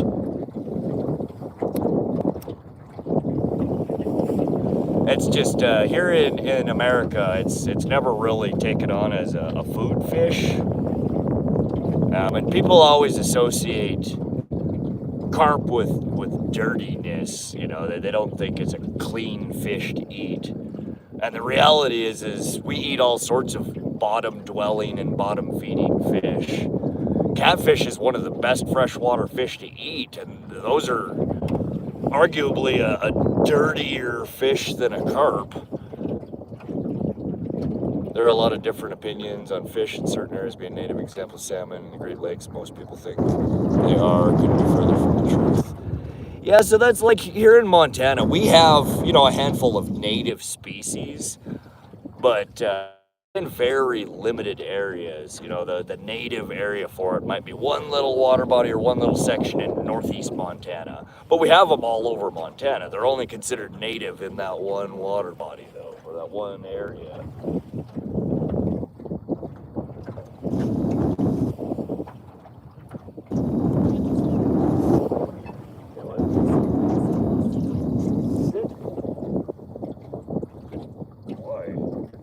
Oh, my mic died.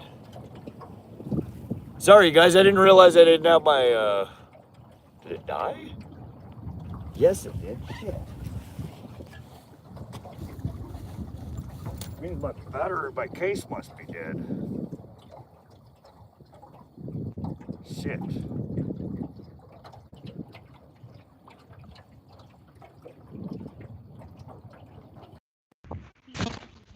Yes. Probably should if you want to plug that in for a little bit. All right, testes, 1, 2, 3. Tappy, tappy, tappy. Give me a thumbs up if you guys could hear the dunk, dunk, dunk instead of the wind. Sorry, guys, I didn't realize my mic was dead. Nobody told me that you guys were hearing hurricane instead of me babbling. Thank you, Mia. Y'all are slackers. Gotta have somebody at the back of the boat tell me my mic's broken. Come on now. The volume got lower. Yeah, so it was using the built-in mic from the iPhone 16 Pro Max. We just switched over to our DJI Mic 3s. My other one had died and it reverts to the camera. Less wind noise too. Yeah, it's much more isolated. These mics are pretty good. The only thing I don't like about them is the drift. Every 30 minutes I gotta reset them. I am working on a fix for that though. It's just kind of drives me nuts. Got to do it instead of Bluetooth, using the built-in wireless on them. Wasn't bad, still good. Okay, thank you, Jim Bob. Haven't heard German Brown in years. I thought it was awfully windy. No, there's a little bit of a breeze. Techno, he's such a pain. It really is. Drives me nuts. I work in tech. I have for decades.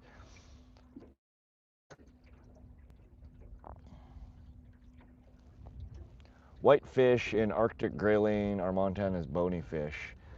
Yeah, so whitefish are apparently really good eating. You just have to know how to fillet them. Similar to like a pike. Pike have a unique way to fillet them in order to get rid of the Y bones. Whitefish, I think, are the same way. I don't know who the hell eats an Arctic grayling. They're itty bitties. They're such cool fish. I call them Pokemon fish. I went last year. There's a lake kind of right near Pishkin where we stream from to pikefish. There's a lake, I don't know, it's maybe 30-minute drive up the road called Tunnel Lake, that has good size Arctic grayling, and you're allowed to keep one. It's one of the only water bodies that I know of in central Montana where you can actually keep an Arctic grayling. They're delicious smoked, really. Get loads of whitefish in Michigan, definitely one of my favorites to eat. Fly fishing, jigging up. Hey, Ernest. We're out here trolling. We got 4 rods out. We have 2 lead core lines straight out the back. I'm running, I think, 2 colors, so 60 feet on my side. Mia, I think, has 3 colors out on her side. Planer board over here, we have a small crankbait. Trying to see if maybe we can provoke a brown trout into biting. On the other rod, we're running that little spoon that we pulled off the bottom yesterday. That little Fluger Linger 1. It's a 75, almost 100-year-old lure. I don't know how long it had been on the bottom here, for decades. The split rings and the hook were just disintegrated on it. J-Pole, like up everyone. Where else is there a better fishing stream? Best talk and chat ever. Thank you, J-Pole. If you have not done so already, double tap that screen. Give us a thumbs up if you're enjoying the stream. You can always take it back later. But thank you all for coming out and fishing with us today. We're hopefully going to be on another marathon here today. It really depends on weather. Wind is supposed to really start picking up. According to the forecast I was looking at before we left, I think sometime around noon today. So we got another 4 hours or so before the wind potentially gets kind of scary. We camped out Thursday night, last night, and today will be our last day on the water. We're going to head back into town this afternoon or tonight. But thanks for coming out and fishing with us today and yesterday and every time. Hope you guys are enjoying the stream, enjoying the scenery out here. It's so pretty out here in the mountains. We're out in, these are the Little Belt Mountains. We're outside of a town called White Sulphur Springs. Just down the road from us is one of the more popular ski and snowboarding resorts. It's called Showdown. And I used to snowboard there every year when I was younger. I'd get a season pass every year and go out there. Darts and dews, that's right, Hooper. I use bluegill for pike. Yeah, we can't use bluegill for bait at all here in Montana. It's considered a game fish. Gives a new meaning to D&D. Darts and dew. We haven't cracked open our first dew yet. We're still working on our breakfast here. A cool blue Gatorade.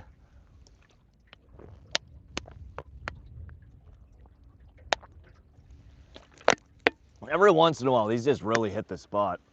Most of the time, I don't care for them. But this morning, it's pretty good. A single flaming hot Cheeto. No, we had two. Mia shared, she confiscated both bags of flaming hot Cheetos I had on the boat. And out of 2 bags, I've eaten 2 Cheetos. Take the like back and Santa will bring you a dozen-year-old worms in your stocking, not in a container. What is with worms? Why are they one of the most foul-smelling frickin' things on the planet when they rot? I can think of some pretty foul smells. Things that smell bad when they rot. But good Lord, man, night crawlers have gotta be like, if not top 3, definitely top 5. Fish are up there too. Fish get gnarly. Now you're just bragging too, right, Carl? Any luck, Burbot? John, no, we didn't manage to get any Burbot last night. We did have one that was probably the biggest mark that we saw all day. 100% was a Burbot, and I was able to pull it off the bottom with our cut bait. It followed us up from 50 foot to 25 foot, and then kind of meh. So I dropped the bait down real quick, and it started following the bait back down to the bottom. Just couldn't get it to commit. We left a couple of pieces of cut bait out last night when I went to sleep. They were both hooks were picked clean when I woke up, so I don't know if it was Burbot coming in shallow or if the craw picked it up and ate all of it. One of the rigs, we dropped them off about 150 foot from shore before we banked the boat up, and then I just left them in the boat in the pole holders. One of them was picked up and was sitting right behind the boat, so I think that one got picked up by a fish. But no, unfortunately, we did not get our, whoa, that was a bite. Shit, that's bite number 2, but, oh, he's still on there. We got fish on, guys, fish on, fish on. You want to take the steering wheel and turn us right? On the planer board.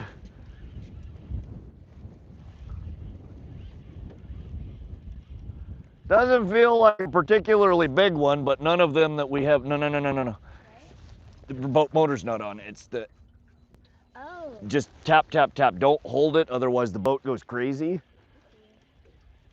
But it does take quite a few tap, tap, tappies sometimes because it'll turn and then it'll like correct. I think it's still on here.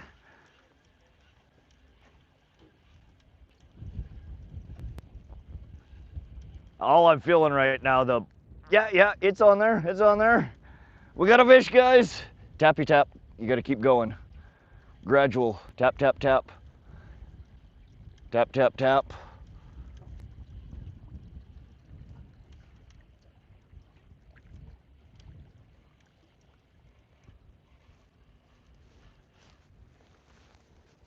All right.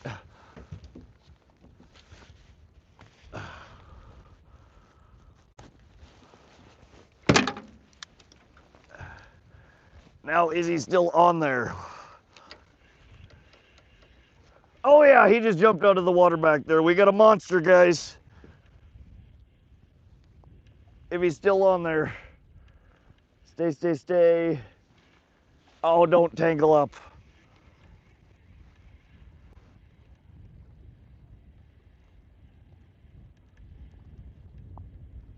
Shit, we lost it.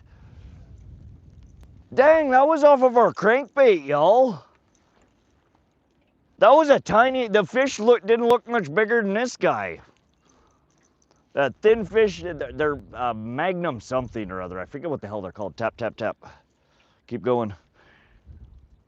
Dang it, that's number 2 of the day that we've lost. Fucking planer boards, man. Interesting. Our crank got bit. Shoot.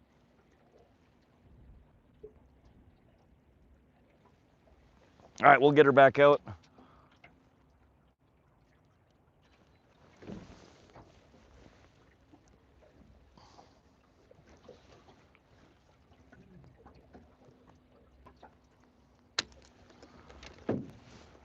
Yeah, and then straighten that outboard back out. You don't want it crooked like it is. Otherwise it acts as like a fin and pulls us in weird directions with the trolling motor. Dang it, that's fish number 2 lost of the day. I think that was a little tiny rainbow that just bit on that giant crankbait.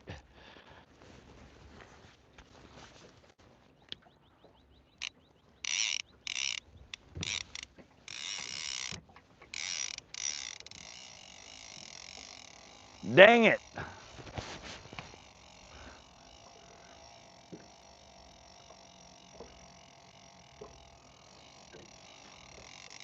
All right, I got it. Thank you.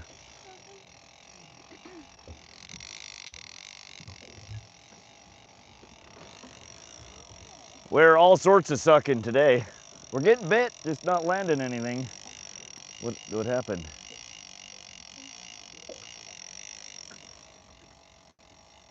Yeah, we got 2 planer board rods and 2 lead core rods, our down rods.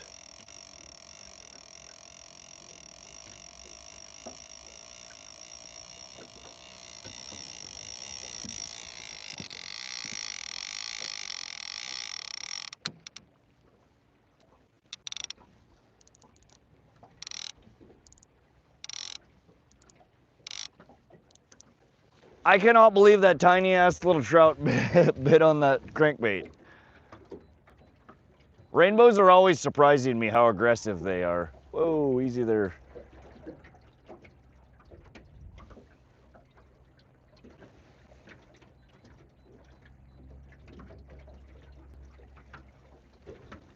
Dipsy spoon, yeah, we could throw a dipsy here in a bit.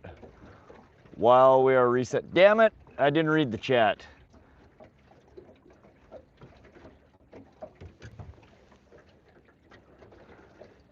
Carl, Rodbot will add anything you tell it to add. Stop adding weird shit, man.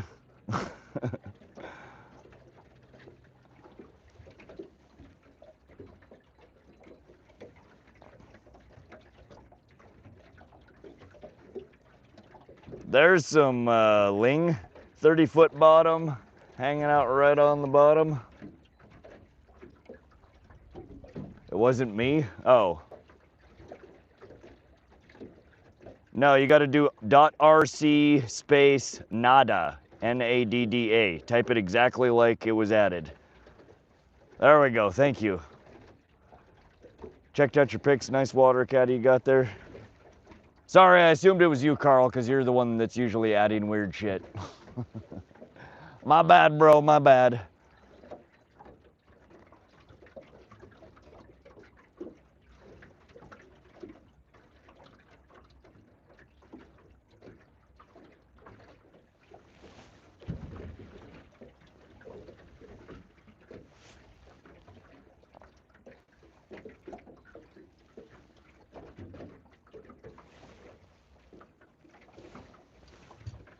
I only did it once last night.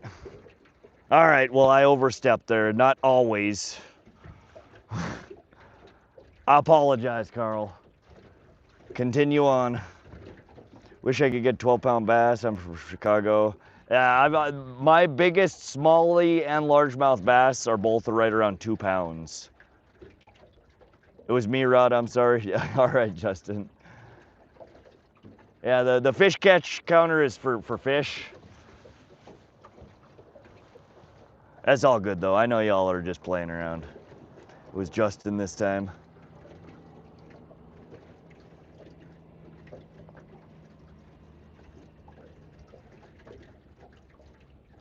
All right, it's getting toasty. Fess up, who was it? Get a dead worm.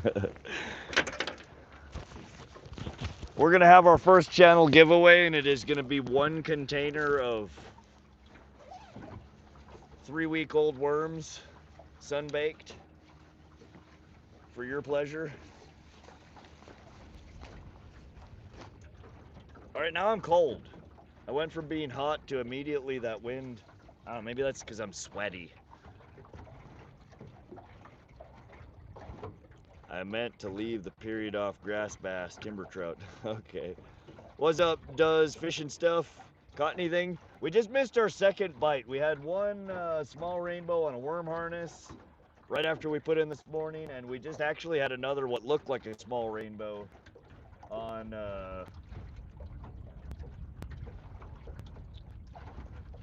crankbait. What did I just miss? That Tim again? Tim stops in on every break and drops gifted Rod Squad memberships. Tim Dow 2091 sent 10. Want to see my Rod gift memberships? Congratulations, y'all. Thank you again, Tim. Who got it this time? Mike Gunmead, C Bizzle, Scooby Outdoors, Gator Tot CSTG, Kevin K208, Arizona Outdoors, PA Sportsman, K-Boy, Sny River Angler, Side Electronics. Congratulations, y'all just received 1 free month in the Rod Squad thanks to Tim Dow. Just a jerk on one end of the line waiting for a jerk on the other touch, basically. It's a good way of putting it. Tim's giving it away. Yeah, he is single-handedly growing the Rod Squad into the Rod Army. Thank you again for your continued support. All y'all that come and hang out and watch the streams and send stickers and gifts and super chats, all that stuff. Y'all are awesome. Any and all proceeds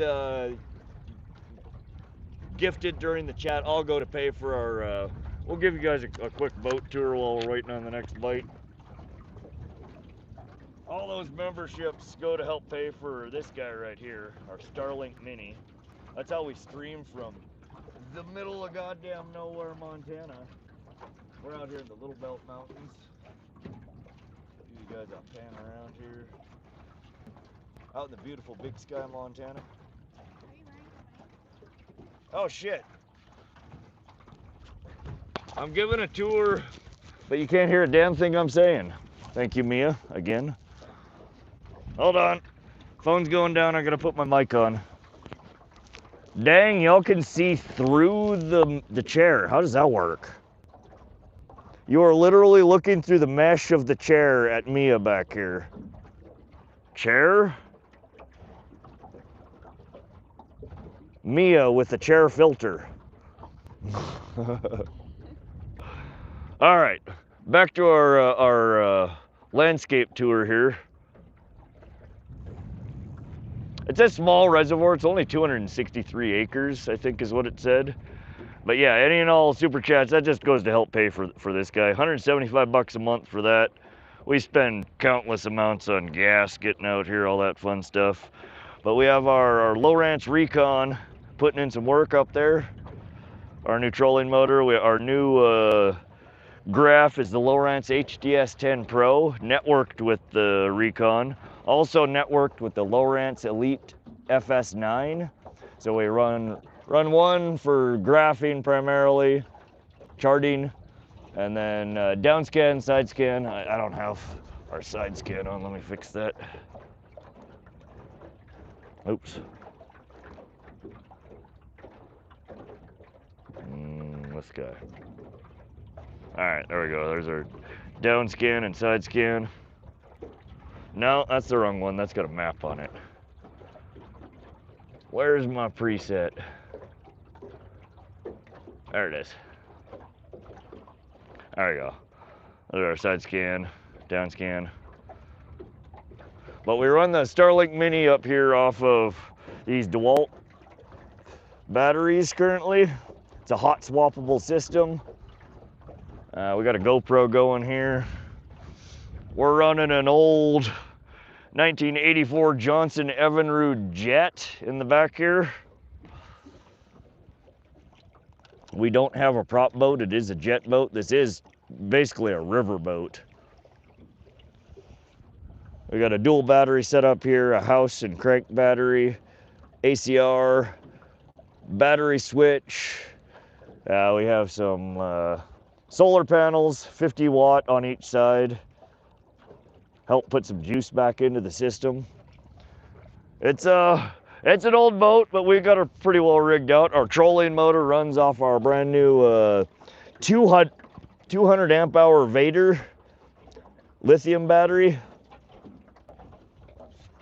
Got our fuse box down there. We got some power, and we got a voltage meter. This is our house battery. I have basically the same thing on the other side. A voltage meter for our crank battery and some additional power. We got our nav lights, our mood lighting here. We got some blue lights. It's a fun little boat. It's not much, but we get around in it.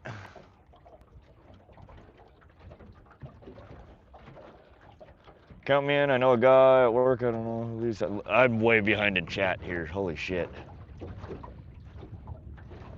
Not wearing your mic. Not wearing the mic. Thank you guys. You did it again. Mic on. Yeah, I hung it on the wire below the below the camera here.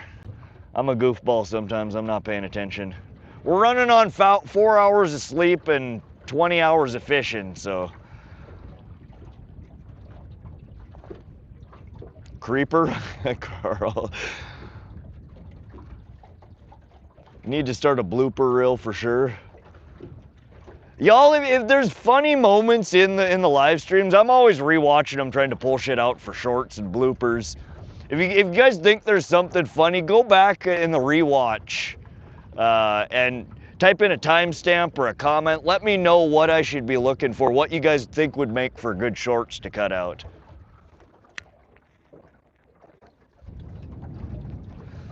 Do you have a job and do you ever catch anything? Nate, I do have a job, and no, we don't ever catch anything. We're pleasure boating right now. The rods in the water are just a prop. We're not actually trying to catch fish. Rod works in cyber world, a full stack developer. Sometimes been a rough morning. Blooper reel definitely appropriate. I vote yes on the blooper reel. Nice setup. Thank you, Smallmouth Joe. It's a lot of gear in a boat rod. Yeah, it's a tiny little boat with way too much shit in it. All you need is a weather radar. J-Pole, you're now like the second or third person that's told me that. Oh God, what was I watching the other day? There's a Netflix series. It's one of the Tuna Netflix series. God, it starts with a B. They're not catching the big tunas. They're catching a bunch of smaller ones. And it's just fish after fish after fish after fish. But they had the weather unit, the episode that I was watching, I was like, oh, those are really cool. And I started thinking about where the hell I would put it on the boat and how much power it might take. We're thinking about it. Radar would be nice for foggy days. How can we, oh, I just took my jacket off. Thank you for reminding me. Thank you, Mom. Rod's mom is in the chat, y'all. Everybody drop a dub for Tracy in chat, reminding me to put my life vest on so I don't drown. Good morning, Mom. How's the kiddo behaving? How are the kitties? Are they eating for you? Tiny boats with too much stuff are the best. John Joe. Battlefish, yes. Mia just looked it up. If you guys like fishing and you have Netflix, check out Battlefish. They're, I don't know where the hell they're fishing, if it's off Alaska or on the East Coast, somewhere off the US coast. But they're fishing for tuna, but it's the smaller tuna. Most of like the tuna shows are the big, you know, 1,000-pound tunas. These ones are sizable, but not massive. It's the sheer number of them. Like in one day, a good day for them is, you know, 100 fish in the boat. An excellent day for them is 200 fish in the boat. And they're just, when the fish bite, they have like, I don't know, 12, 15 tons of lines out, and they hand line most of it. But they bring them in and they swing them over the stern of the boat and onto the table, and then back out they go. And there's one, I don't know what the hell it's called. It's a solid pole with like maybe like a 6 foot or 8 foot line on it, but it's just a fixed pole. And they drop it in and catch one and flip it onto the boat, and it comes off the hook, and they drop it in and catch one and flip it onto the, it's just crazy. I watched the whole series in like a night or 2 nights.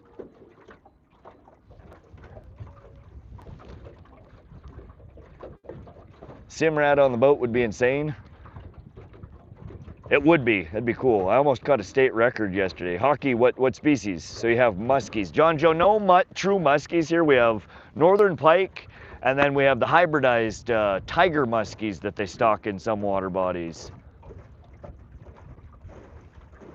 Morning, Rod's mom. Hi, Rod's mom. Sunscreen time? Yeah, we should do that too. Redacted battlefish, yes.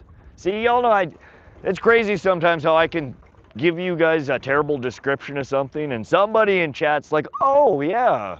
I'm like, I don't know how the hell you just got that from what I described, but thank you.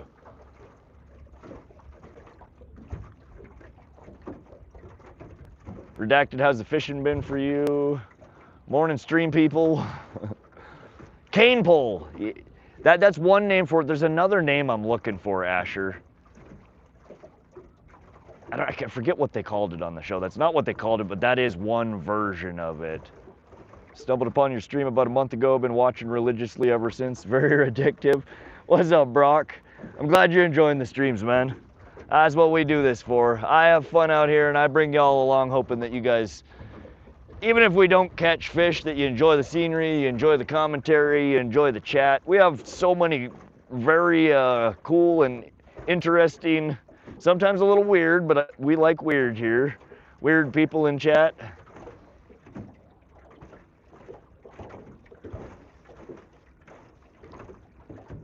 So now that I know weird stuff can be added to the catch count, why did no one add the plug wire yesterday? It was discussed briefly if we should add the plug wire fish to the catch count. We never really resolved that one and nobody added it. Weird catches like that we can actually add to the catch count. I can't stop eating lake trout. I'm addicted because it's so good. I've never eaten one before. What's up, Danuche? How you doing, buddy? Always a pleasure to see you. Bravo, where are you? South Central Montana, Newlan Creek Reservoir. Got a good ash on that sig. Trying to catch up on chat. Oh, we are caught up. There we go. State record brown trout, 41.45 pound. Can you imagine?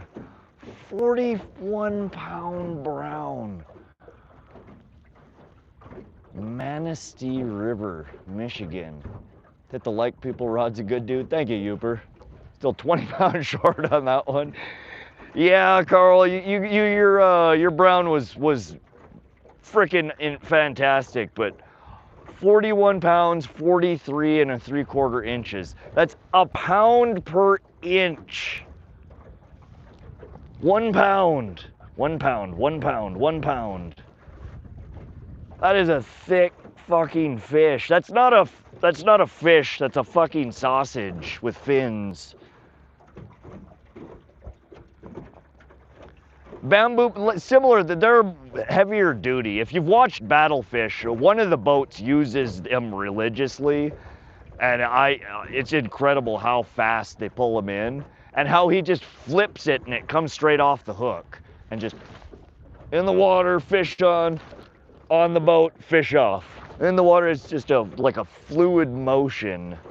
But there, cane poles, bamboo poles, those are all similar. These are like, it's like a big, thick, it's probably I don't know, maybe a 12-foot rod about that big around, and it's not like fishing line on the end, it's like a cable. It's heavy, heavy duty. Thick, right, Redacted? Motorcycle on the road, people said. Couldn't ride the motorcycle and survive. Moonfelch, I keep reading your weird shit until I realize that it's you saying it, and I probably shouldn't have. Catching them as rivers of bass, that's a sausage. It is, man, it's a goddamn sausage with fins. 1 pound per inch? Trolley pull, that might have been it. I'm gonna have to rewatch it. It was a really good series. If you guys like fishing in action, I highly suggest you check it out. Oh, we're getting way shallow here. Way shallow, way shallow.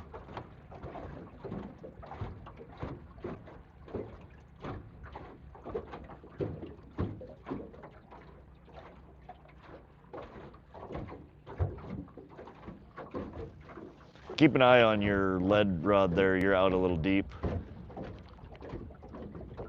We should be okay, but keep an eye. If it starts bouncing, you might need to bring it in. I'm trying to get back into slightly deeper water here.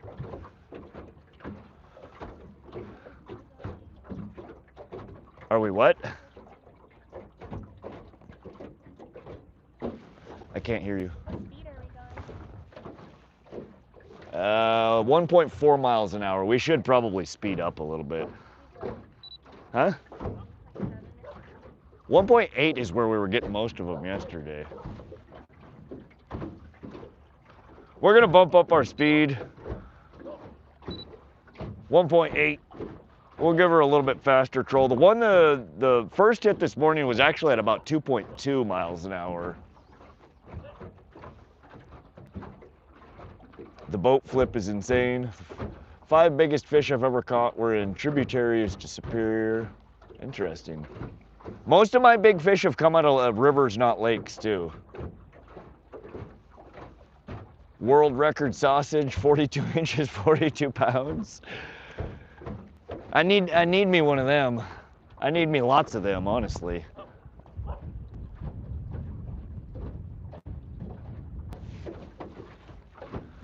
Good morning. Having any luck? Oh yeah. Have ya? A dozen. A dozen?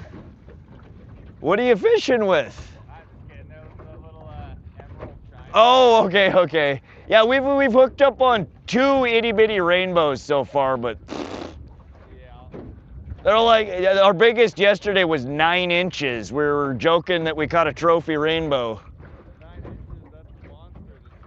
That's huge. I mean, for this water body, it seems to be. I don't know. Hell yeah, well, good luck out there.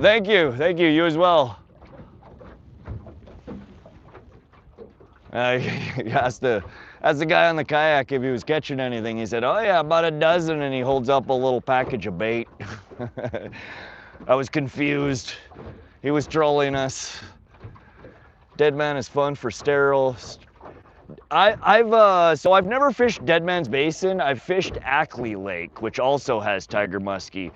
The tiger muskie and Ackley are potential state/world record right now. They're coming to the end of a cycle where it's producing some of the biggest fish that have ever been pulled out of there. 50 plus inches, 25 plus pounds.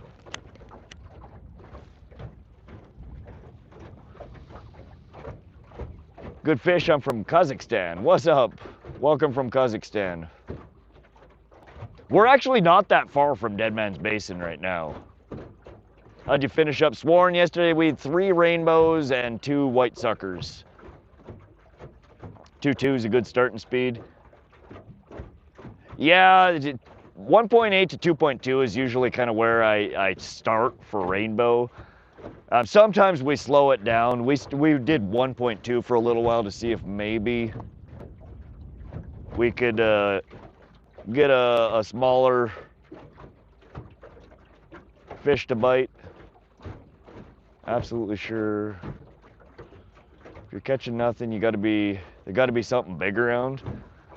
Well, I know that the burbot get big in here. The burbot are the big predators. We're not going to catch them on a troll, though. They're a jig bite.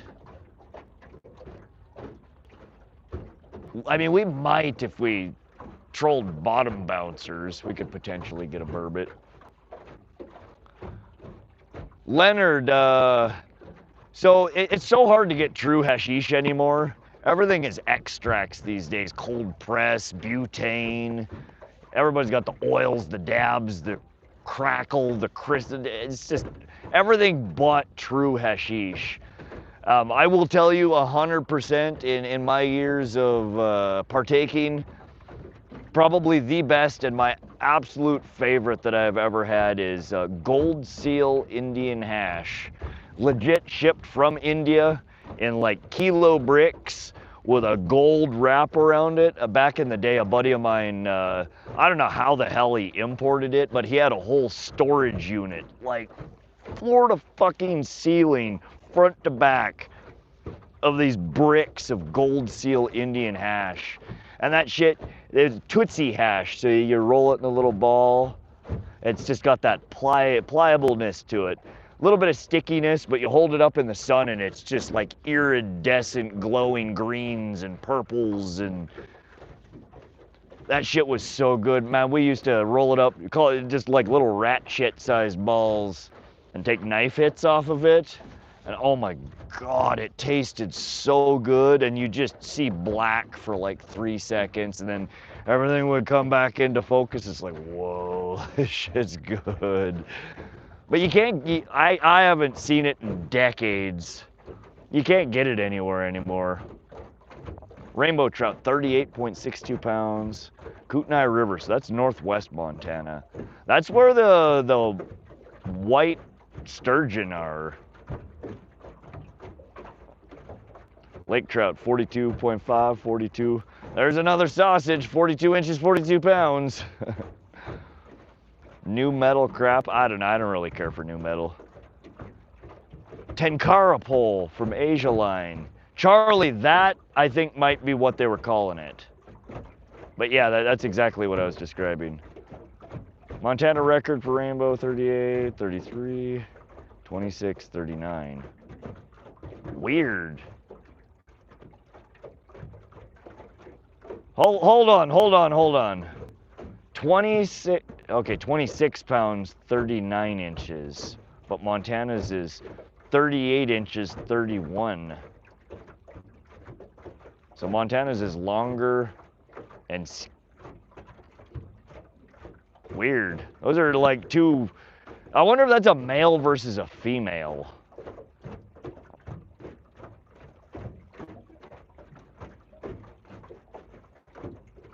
I can outfish somebody with a 35 ugly stick. Oh yeah, Steven?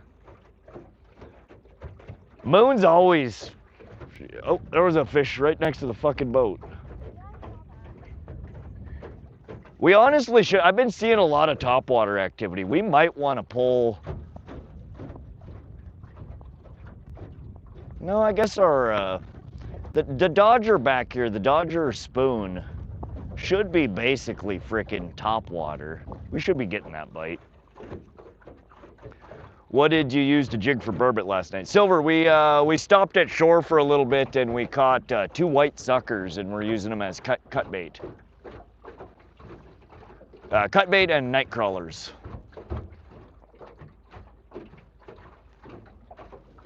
Good morning, Steven. Hash under glass with real hash brings me back. I wish I could find some of that. It was so good. I've asked all the local dispensaries, and they all just kind of give me a funny look when I ask them for hash. They're like, but we have extract that's 90% pure. I'm like, I don't give a flying fuck. I want hashish. I want the real. I don't want extracts. I don't want fucking all your chemical-induced garbage. I want the shit that somebody put on a burlap sack and went running through the fields and hung that shit to drip, drip, drip. That's what I want. William Luncey, good morning from Twin Falls, brother. Caught your feed yesterday. Congratulations to Mia on her catch. Hopefully today is good. Puff, puff, pass. Heck yeah, William. We've had 2 bites so far, both on my side of the boat. Mia's side of the boat has been quiet over there. But we didn't land either of them. So I'm 0 for 2, Mia's 0 for 0. I don't know which is better. But I appreciate you coming and hanging out, William. I'm glad you're enjoying the stream. That's what I like to hear. Not the same hash we seen, it was condensed road tar. Yeah, we used to get, sometimes it was real crunchy, dry. That stuff was still good, but not nearly as good as the Tootsie. Again, it was a Gold Seal Indian hash. It came in 1 kilo bricks. And it was frickin' fantastic.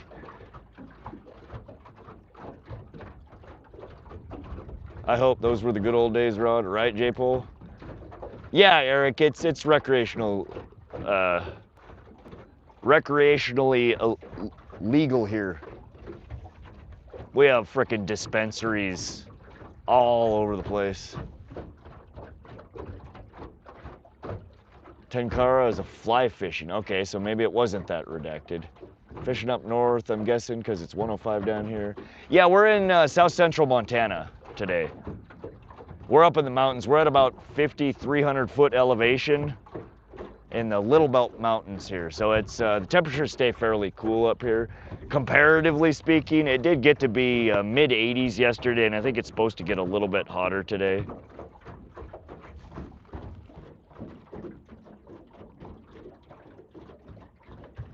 I'm judging you right now for eating all of my hot Cheetos.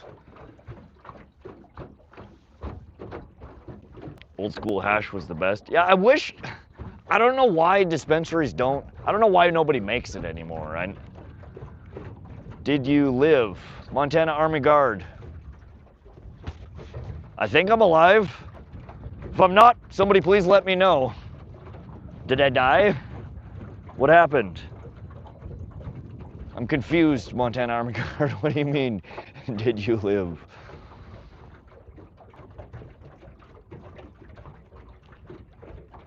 Old school is so much better than this 80 to 90% BS. It really was. It's Chinook salmon, 32 pounds, Fort Pack. I need to go fish Fort Pack. You from Opportunity? Central Montana. I'm from around Great Falls area. Where the bubble hash, yeah, bubble hash, Tootsie hash, same basic thing. AKA the good.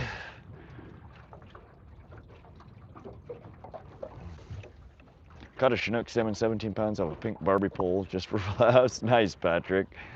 Yeah, I've never caught a Chinook. I've never fished Peck.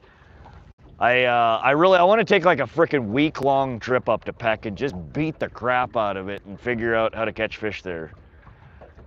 Press dabs at home, just a little heat and pressure, not the same but tasty. Yeah, it's still good stuff, but no, nothing beats the legit stuff that comes from India and Afghanistan.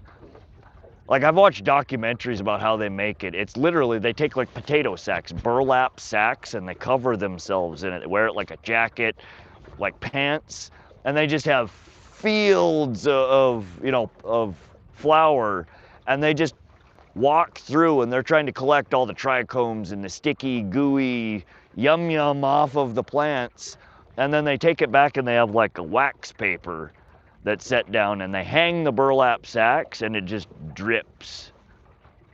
They collect so much that it legit drips. And then they collect it all up, and hence the term hand hash. Rattle baits at night tipped with some scent work well for burbot. Silver, we're gonna have to try, we didn't try any rattle baits. We'll have to try that next time. I'm trying to catch up on chat here. I'm still so far behind. Sweet Fish Brother, live in Canada, and all Canada is legal. Nice, Eric. I didn't know that they passed it legally. They're trying to here in the States to make it, change the federal laws.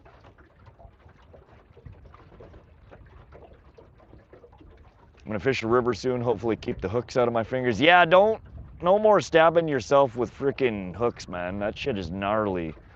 Slow and steady with the pike, man. Be very, very ready and where you're grabbing it, because they will get you. Our dispensaries have hash here in Washington. Wiggles, but like actual hash, like most of what they sell is cold pressed hash, butane fucking extracted.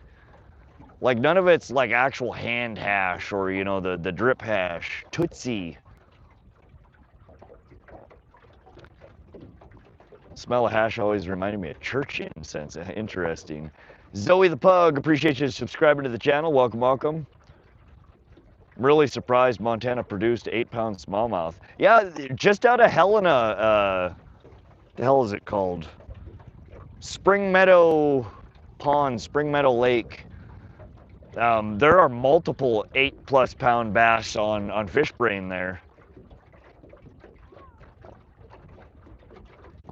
Oh, an 8-pound smallie. No, I'm talking about largemouth. Yeah, an 8-pound smallie would be freaking fun. Those are, I've only ever caught a 2-pounder, but it felt way bigger. I can't imagine what an 8-pounder would feel like. Charlie used to come in gold bricks. You guys are bringing me back to the 70s. Currently having hearing for rescheduling. No one pro legal is being heard from. Yeah, hopefully they'll pass that.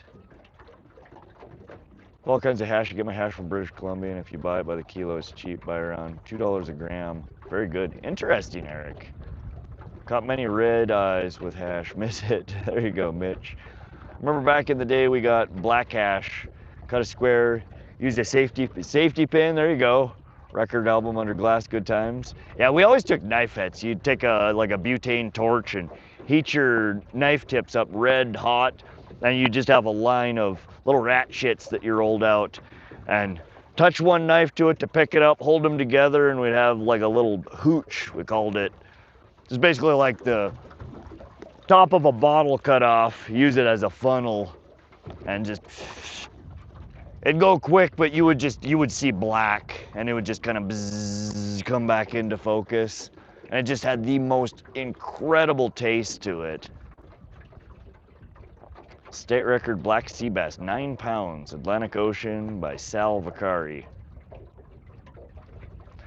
Pounds of flour are cheap if you're buying 500 pounds. I don't know what I would do with that much. Who's the supplier you buy from? Because $2 a gram is crazy, right? That is crazy cheap.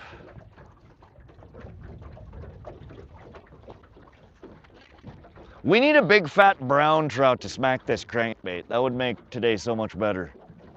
What is wrong with our freaking planer board over here? She's looking, no, this other one.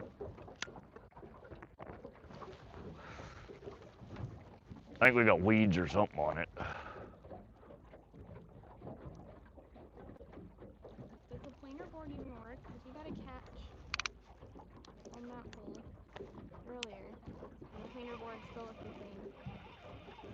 same. It's like I was saying earlier, I have the springs on them set fairly heavy, so it doesn't detach like it would, or it's supposed to. A lot of people did fish them like this though, because they don't want, when you're running like a 6 or an 8 or a 12 rod spread, and you get a fish bite that then pulls your planer board, it can come across, sweep across, and tangle up all your lines. So that's what's wrong here. We got a bunch of weeds on it. So a lot of people set it purposefully to not release unless you pull on it. This one did release.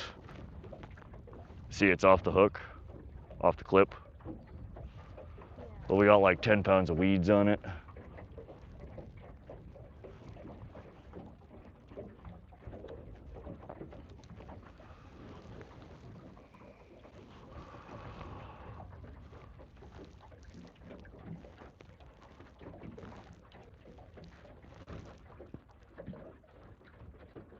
All right, we're just resetting the planer board here. We picked up some weeds.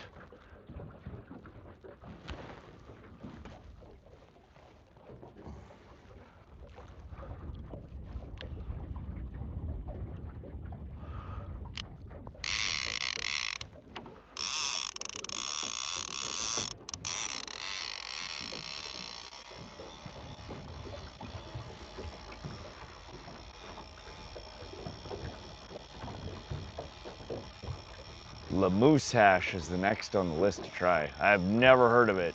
She lives up in Big Bay, me too, grew up there. 160 thumbs up, let's go.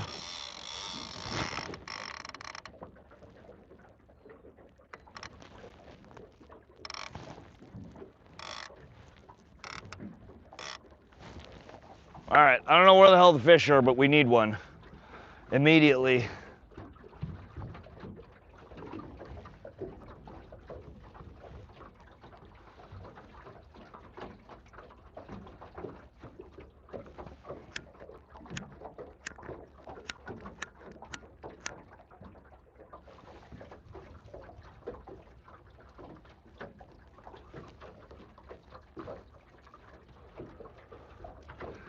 You guys growing your own weed in Canada?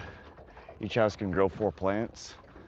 Yeah, we used to, before it was legal here, some of the best bud that we would get in Montana was always coming out of BC. God, I used to get, my buddy would go up to Seattle. He had a connect there that was getting it out of BC. Some of the best purple bud I've ever had in my life. I honestly miss, I think the stuff that I used to get before it was legal, in a lot of cases, was better than what we get at the dispensaries these days. Which is crazy to think about.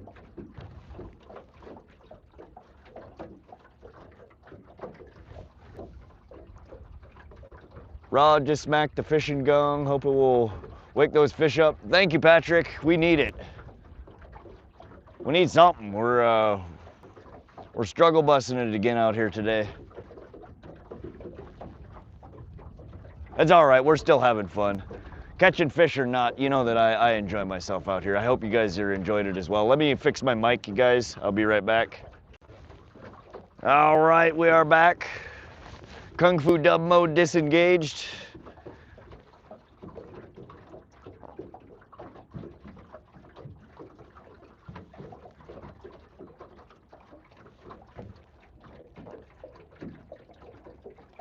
Profit over purity, dispensaries are awful.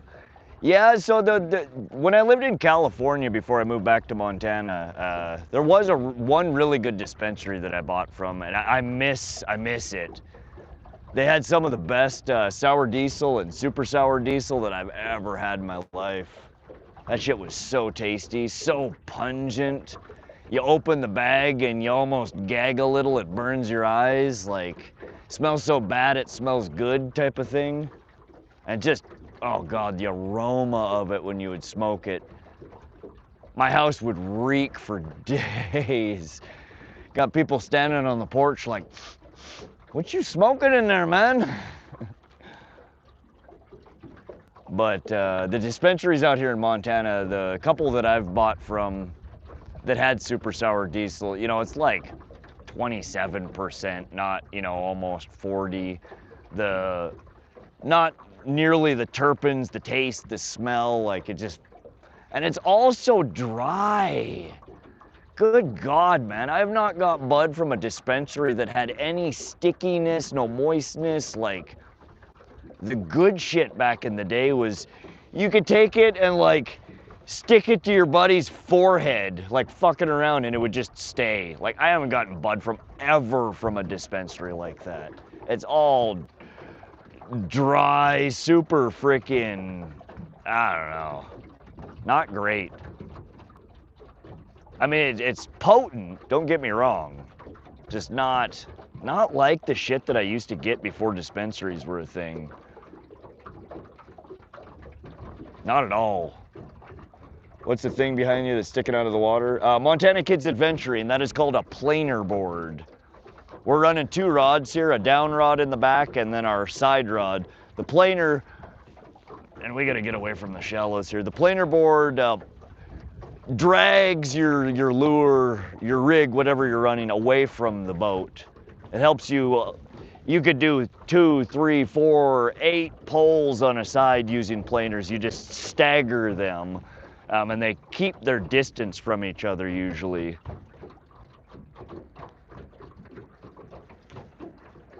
Quality over quantity, 100%, Carl.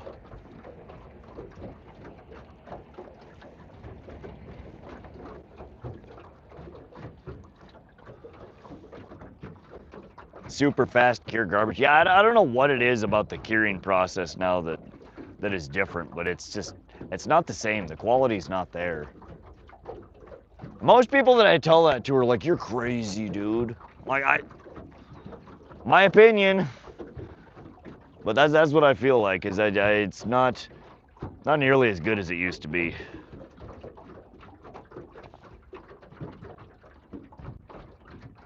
Outdoor colas probably smoke better.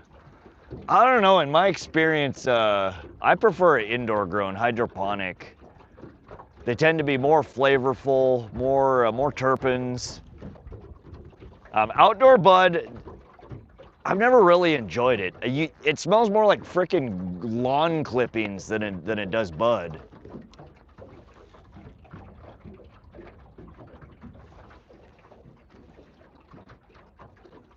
Fast cure it. It's pesticides. Would move a little faster, try something. The bite is more aggressive today. George, okay, we'll bump her up. We'll take your advice. Normally we got people coming in here saying you're trolling too fast. So I love somebody who comes in here is like, man, troll faster. We're on it, man. We have bumped our speeds up to 2.2 miles an hour. We'll see if we can make them chase. Nothing's like it used to be. Fair point, Dave. Hello, catch anything? Hey, Shannon. We've hooked up twice so far this morning, but we've lost both of them at the back of the boat. One on our worm harness rig, and a second one we lost on our crankbait over here, FlatFish.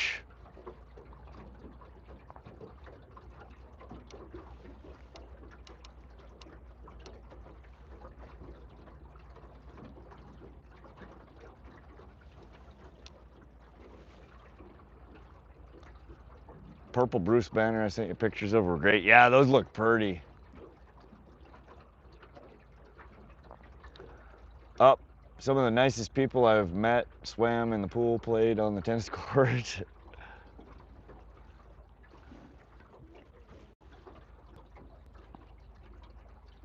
Much love and respect and report. Thank you, Brandon Looney. Welcome to the stream. How you doing today, buddy?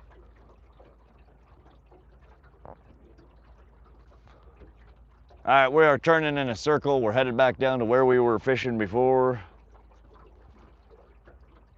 8 foot wide plant, 8 foot tall. Yeah, back in the day, we grew some outdoor, and man, those goddamn plants, they would turn into basically small trees.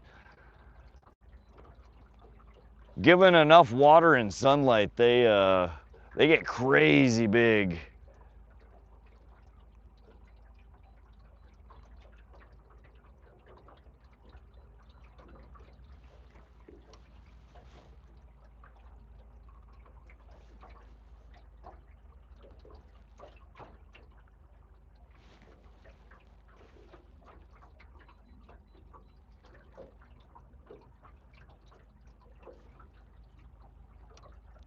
Never buy from a dispensary ever.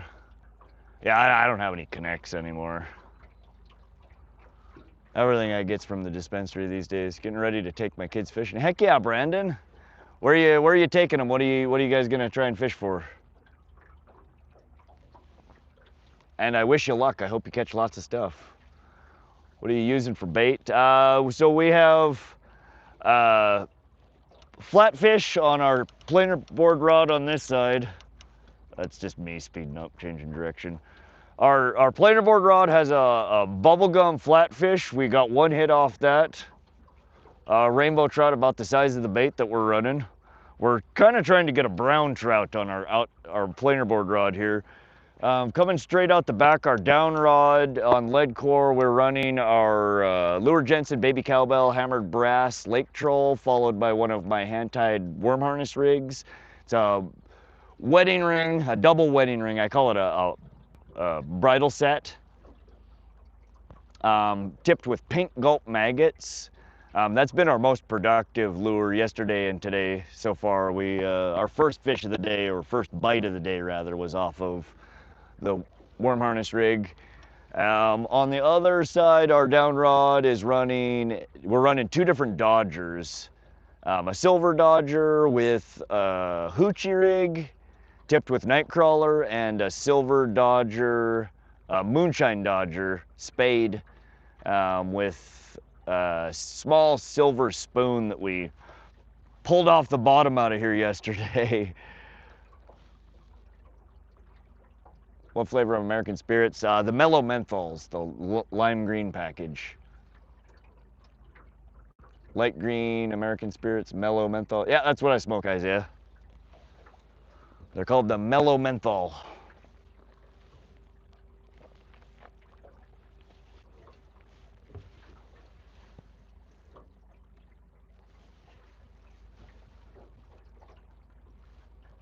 All right, come here, fishy fishies. First thing I noticed, yeah, I smoked, oh, I forget, it was one of the Marlboro menthols for years. They stopped, Marlboro Skyline 100s, that's what it was. God, it's been a long time since I smoked those. They stopped selling them, like out of nowhere, like nowhere had them anymore. And I spent a long time cycling through menthols from different brands. And almost every brand, they're just strong. Like you smoke a pack of them and your lungs hurt for a week. But I ended up stumbling across the Mellow Menthol from American Spirit, and they're the most similar. In fact, I think they're better than the Skylines that I used to smoke. Is Mia? Yeah, she's back here. Mia's on the boat. American Spirit blue. There's shades of blue. I remember when American Spirit was cheaper than generic. Really? Little Jimmy has not been down yet. Farron, we probably should put Little Jimmy down at some point here. Fishing Dolly Varden in Alaska. Nice, Isaiah.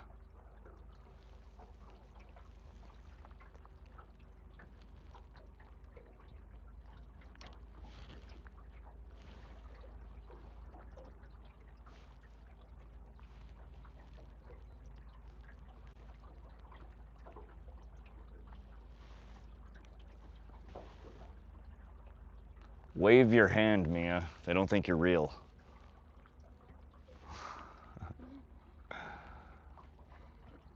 William Lucy has requested your presence.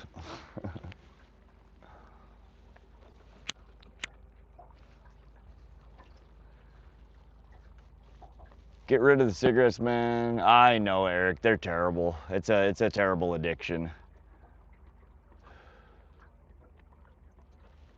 Are there any drop-offs near you? Yeah, we're fishing right next to a drop-off. We're over 50 foot of water here, and we're probably 50 feet away from the shore. How you guys doing?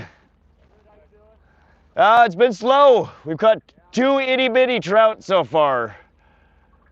Like 8 inches. You guys having any luck?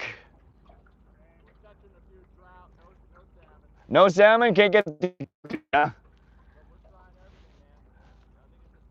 Yeah, it was really slow here yesterday too. Well, good luck, guys. Hope you get into them. SIGs make fishing funner. I don't know, it's just, I chain smoke when I'm out here fishing. He will give up when he's ready. Yeah, one of these days.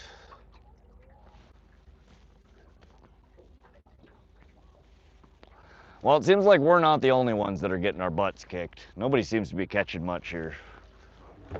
It's these, if there were clouds in the sky, I guarantee you the bite would be better. It's just we've had nothing but blue damn skies and heat all weekend here, so.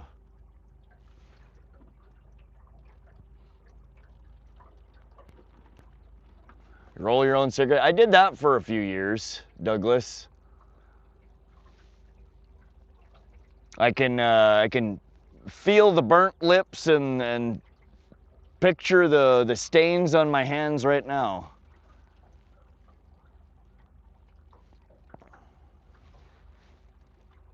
Gone fishing? What's up, Zapped? We're out here, we're trying.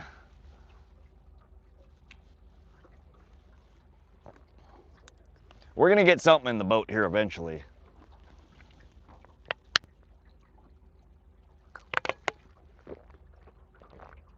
I found one looking for brown, try to fish near humps and reefs. They like to ambush. Interesting. We just passed over, there was a hump that we just went over back here. I don't know that we really have any reefs. I don't know what structure I'd be looking for a reef in freshwater.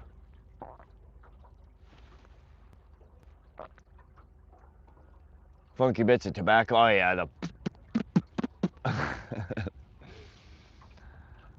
you get down to the end of your bag when you're rolling and it's just little bits of dry, crunchy bullshit. They were always good when it was a fresh pack and it was moist. It wouldn't all fall apart. They weren't bad then, but halfway through the pack, it was always frickin' dry. I'd cut like little chunks of apple slices and leave them in the package to try and keep it moist. We will look sworn for some more humps to try and fish over.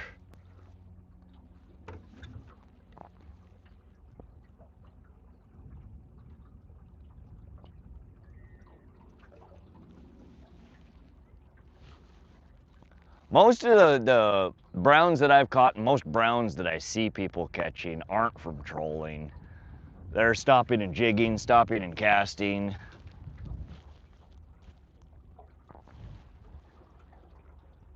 What's the water clarity there? Looks amazing, must be 10 to 15 foot. It's actually, it's not as good as, in fact, that's what we should do today. Let's do that. Let's run, we haven't run catch cam at all here. Let's see what it actually looks like down there. From what I can tell at the surface, the clarity's not bad, but there's you see the weird green blue color. It's an algal bloom. So it tints the water this weird color.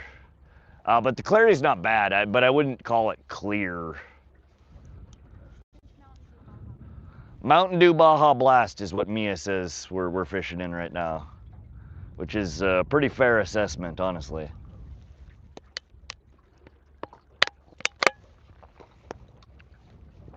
Clicky clicky. All right.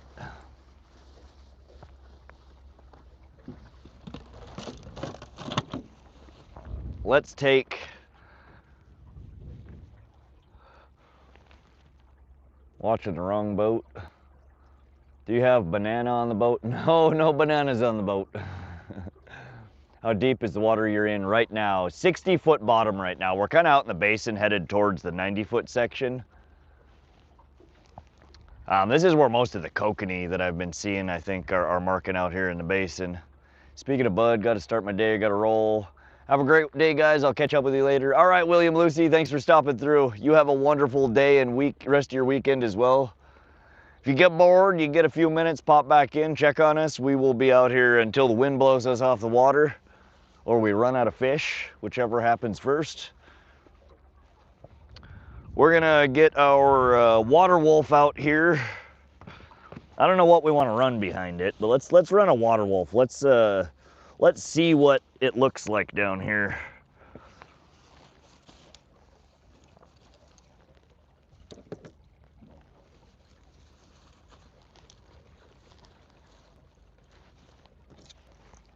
What lure do you guys want to see on the catch cam? I'm kind of thinking we should try a small spoon. Should we just see what that Fluger Linger looks like, or should we put something else? What's the air temperature? Looks like a bluebird day out. Yeah, NFF, it is a very bluebird day. 65 degrees maybe, Fahrenheit. Have you got plenty to eat? I don't even remember. I ate 2 Cheetos today. What did I eat? We had breakfast burritos Thursday night. I think that's all I've eaten since I've been out here is breakfast burritos Thursday night. And 2 Cheetos. Heading above Hardy Creek for big brownies. Nice. Good luck today. Heat index gonna be stray, hydrated. Get that damn white whale rod, man. We will try. Good luck on the browns, man. Hope you catch a fatty. Hope you catch lots of fatties.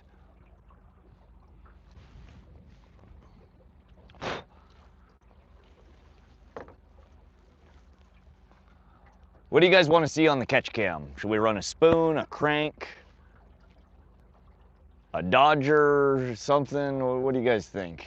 Rod runs on nutrients he filters out of the air and Mountain Dew. Trash can man. True story, true story. Mia has gifted me back half of a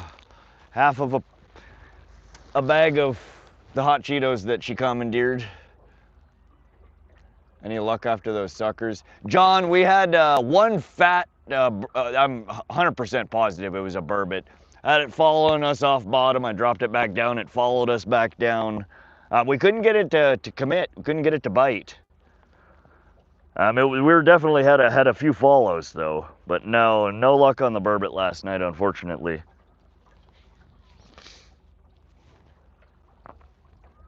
Runs on dew, darts, and talent. We are severely lacking in talent these days. I don't know. Outside of Philadelphia, 90 degrees, humid here. Days like this, I wish I was in Montana. It's a beautiful day out here. It's a shame that the beautiful day for us as humans above the water is usually not the beautiful day for the fish down below. They don't want anything to do with us on the nice days. Something that rattles.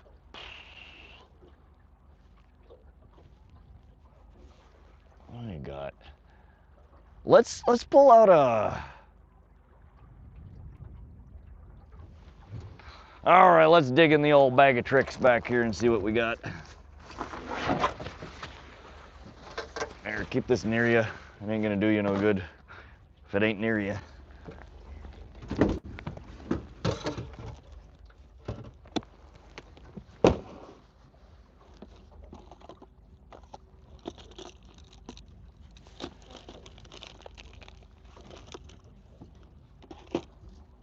All right, that's what we're gonna run. We got it. I got it. I got us figured out here, y'all. We're gonna run a Brad's Kokanee cut plug. I have not seen this yet on the Water Wolf. These open up and you can put scent in them. You can put chunks of cut bait. Say what? Yeah, it comes in. Yeah, my super fancy rig storage solution here. Toilet paper rolls. We ran out of spots, or I didn't want to go to the boat to get my rig holder, so I went to the bathroom and dug one of these out of the trash can. There's some little hoochie rigs. I tie these up for kokanee salmon. 61-pound Laker. I only know one place to catch a fish close to that big. Standard rock. Huh. Good morning, Rod. How's it going? What's up, Dog Takes a Tackle? How you doing, buddy? Bro, that sunny and bright fishing deep is right, but I just drift with bait about 2 feet off bottom and drift along worms or cut bait with no lures. You think so? All right, I'm gonna run the water wolf for a little bit. Messenger, we'll try that later today. We'll drift our cut bait off the bottom. Worth a shot. But I'm gonna try and get some footage of the Kokanee cut plug here. We're gonna throw it, I think, on a snap weight.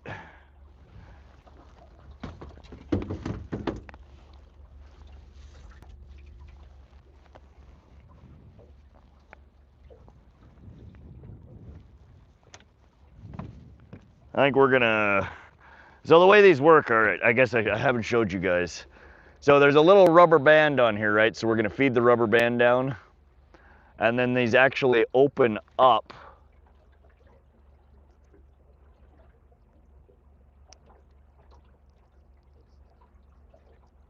And it's got a little scent pad inside that you can squirt some juices into, and then it snaps back together and you put the little rubber band over.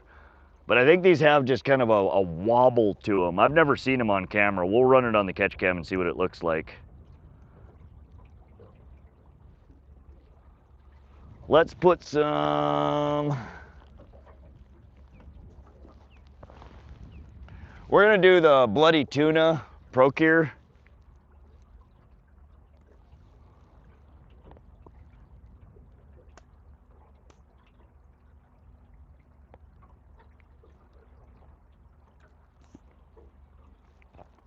And then that just slowly releases scent as you go along.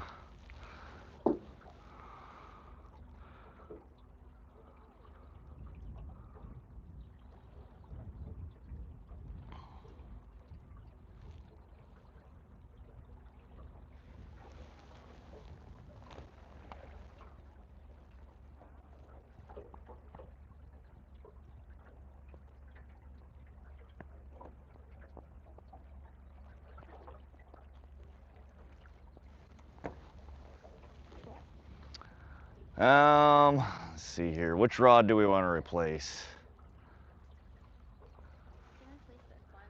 That one? We could do it on the lead core rod. That'd actually probably be better for the...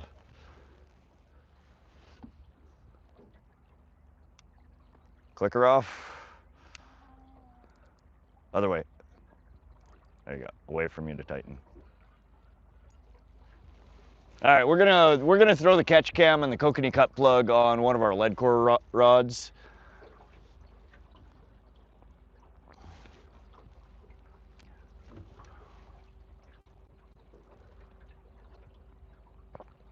Algae in your area seems unusual in farm field. Youper, it's everywhere. Every water body in central Montana that I fish has an algal bloom. They're all different shades of green. Greenish blue. Sweat my butt off, it's crazy. Oh dang, toasty over there, huh, dog tags? Trying the toilet roll thing. Yeah, just make little slits in the edges that you can pull your knot in, or slits down it, and you can poke your knot through that holds it, and then it pokes through. They work in a cinch. This is what it looks Oh dang, yeah. This is not doing good. Well, probably why Mia's not catching anything. She's got yet another salad. And again, you're dropping it down too quickly. See how it's hooked on itself? Yeah. You gotta thumb it out. So slowly release it so basically your lure is dragging out rather than dropping. When it drops, it comes up on itself and then it hooks. So when you spool it out slowly, it feeds out evenly. Again, when you drop it, this is more buoyant than the rest of it, and this is gonna float up and hook on it. Make sense? All right.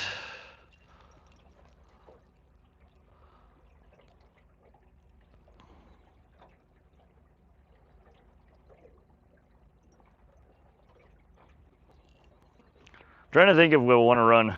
Let's run the Dodger on it too. What the hell?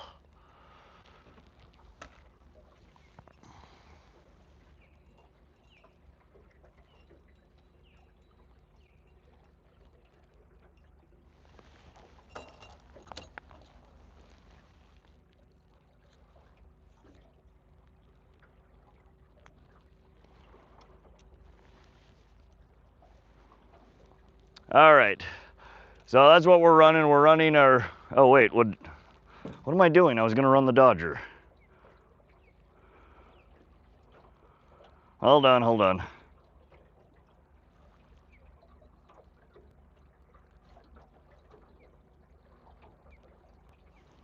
Ah, that hurts my fucking fingers. Oh, this snap is bent.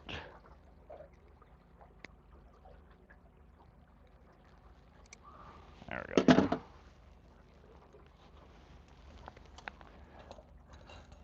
So we'll get a view of our snubber and our Dodger, and then our Kokanee cut plug. So a little bit of flash, a little bit of extra movement.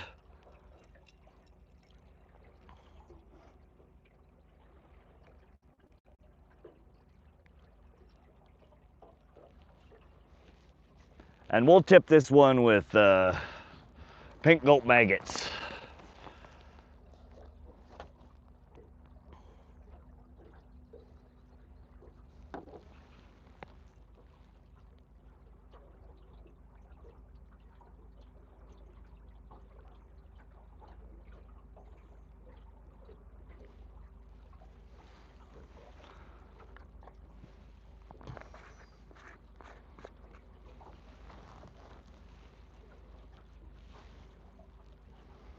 All right, so that's what we're running. We got our water wolf, the catch camera, that's the black thing.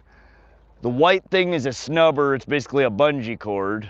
Then we have a flasher, excuse me, a Dodger, and then our Kokanee cut plug.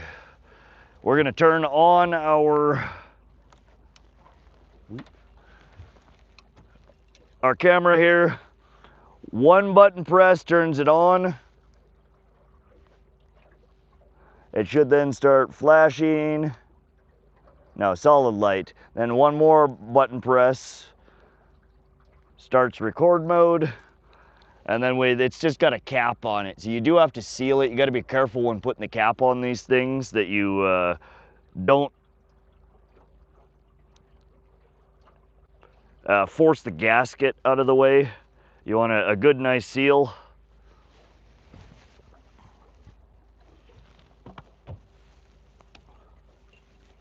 All right.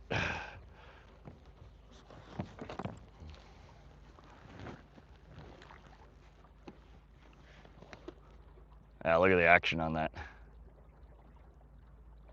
Looks good.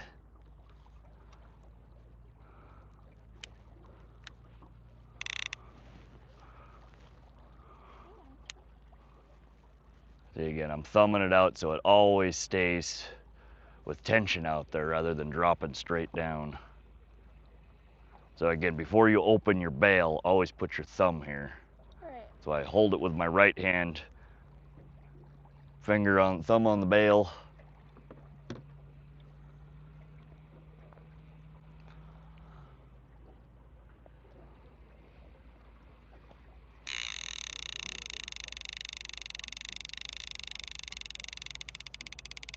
Putting on the trigger makes it slower.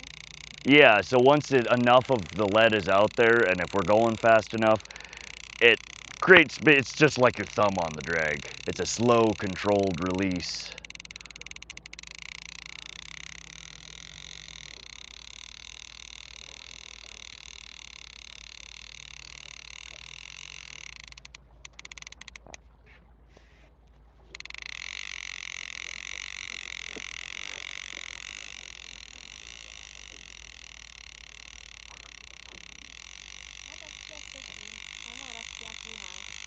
I'm not sure offhand, I'd have to look at it.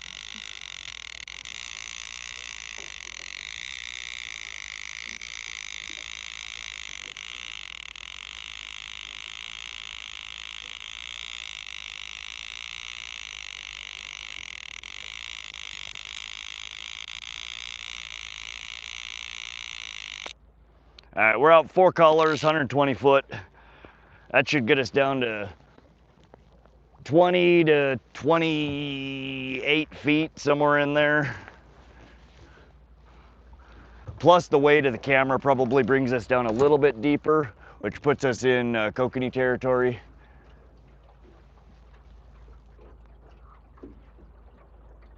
Silver gray, we just put some bloody tuna scent in there.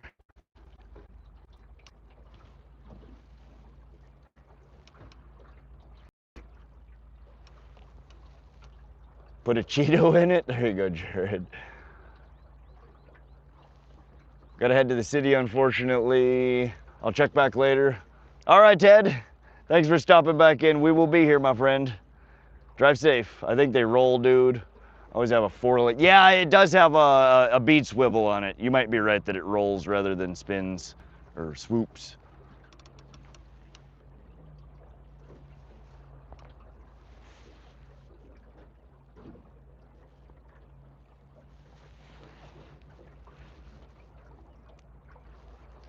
We used to troll tiny Rapala behind a 1-ounce egg sinker for pan size. Like a 3-centimeter crank. Just a tiny little guy, huh? Maybe target the babies. Yeah, we do have a little Jimmy, which is a 1-inch crank. I do have some little, they're like butter beans or bean something or other. We have a few different micro cranks.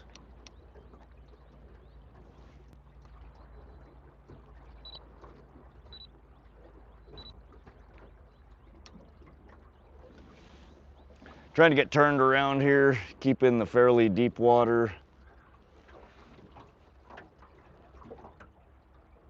Just ate a breakfast salad. Nice, John Joe. In bed. Don't add grass bass. Yeah, no grass bass.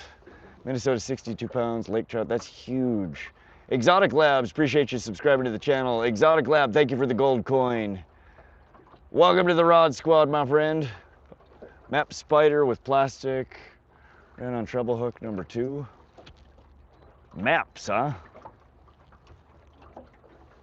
To catch burbot in summer, target deep, dark, rocky areas during late evening and nighttime. We use medium to heavy casting rod equipped with braided line, heavy slip sinker, and a large hook loaded with cut bait such as sucker, minnow. Yeah, that's how we were fishing for them last night. We had cut sucker. We did have a couple of follows I could see on the down scan, but we did not have any takers.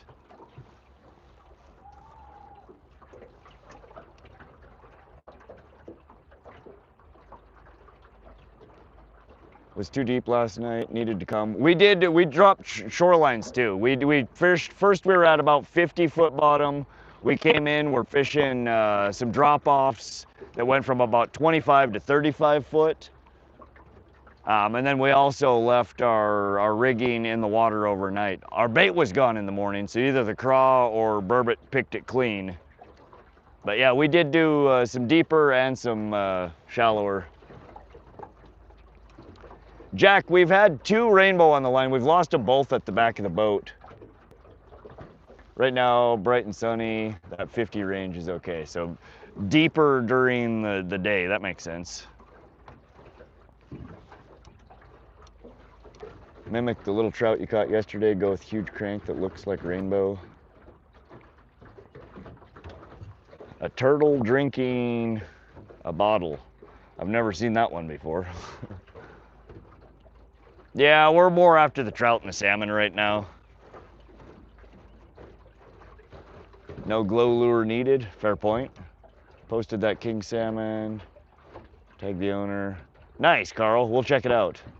Stay hydrated. Oh, I have seen that one. Appreciate the gift, Jack. I love the fishies because they're so delicious. Gonna go fishing. Heck yeah, Pipe Master, go catch yourself some fish. We're out here trying. We're not having great luck so far, but we're gonna keep trying. We just put our water wolf, our catch camera down with a Brad's Kokanee cut plug.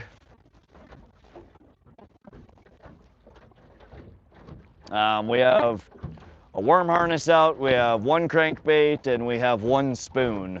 It's about time to swap out that spoon, I think. We haven't had, in fact, let's do that. You wanna bring this guy in now? We're re-equipping Mia, being as she hasn't got bit yet.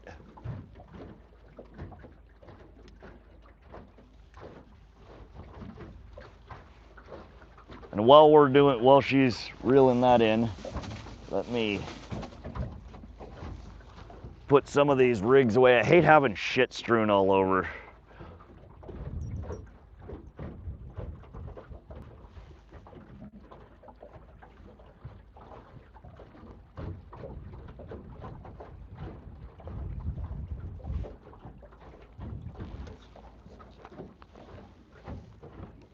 Walk it over.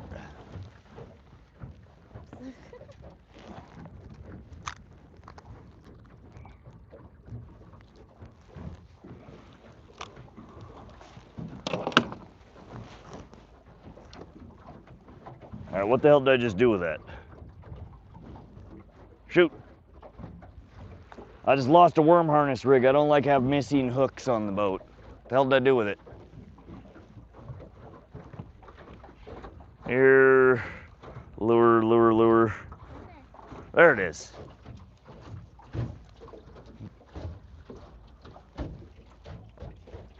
Shorten that down, collapse the pole.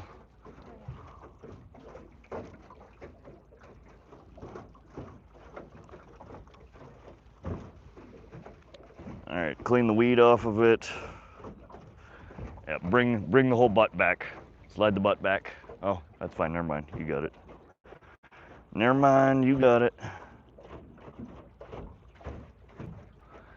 Can you take that spoon off of there? No. Bottom, the spoon. Very last part, the little spoon at the end. Yeah.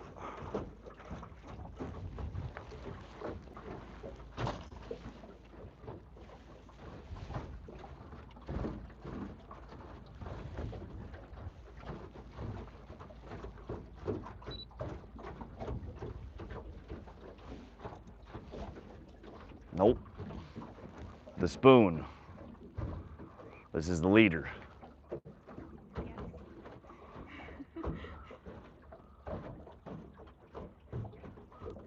So when I say take the spoon off, I mean just this.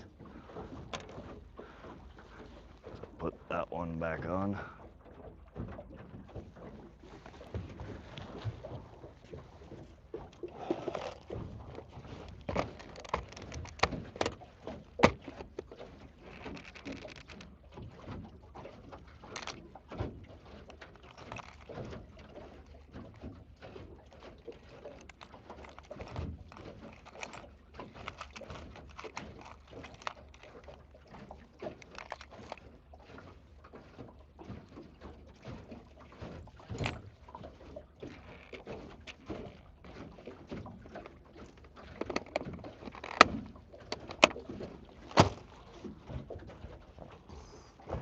All right, so we just took off the fluger. We're gonna put on, these are Thomas Buoyant.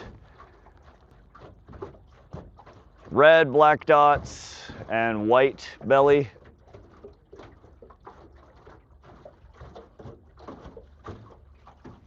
Fishing for trouser trout, always Morpheus, always.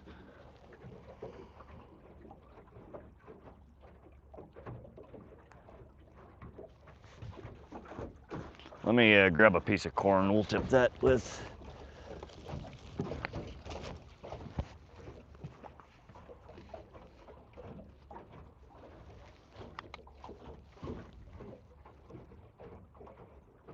Looks disgusting. Thanks. All right, let that back out 50 foot, and then we'll put the planer board rod back on it. Say what? 50.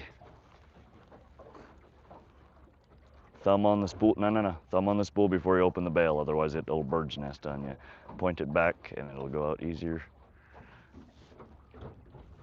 Sometimes you need to get her started. There you go.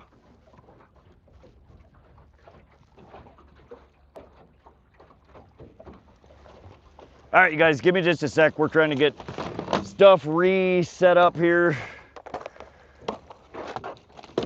Change our presentations because we're not getting bit.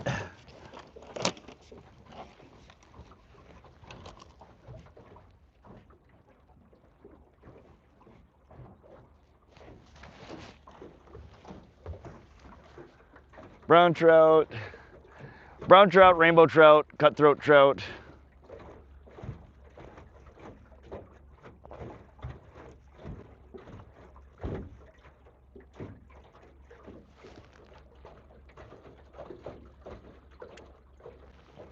Kokanee snubber's fine. Yeah, we run straight braid on all of our lines. I don't run a massive top shot like a lot of guys do. I don't run mono.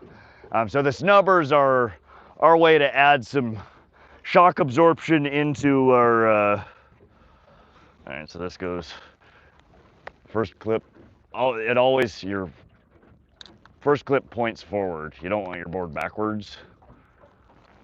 Take some slack here, and then the second one goes on.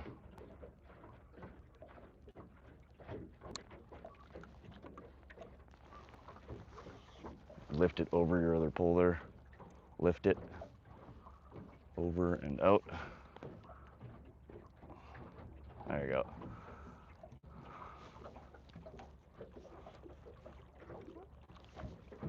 Don't push out yet. No. You just pushed it off. Push it out after you've let some line out. Let go.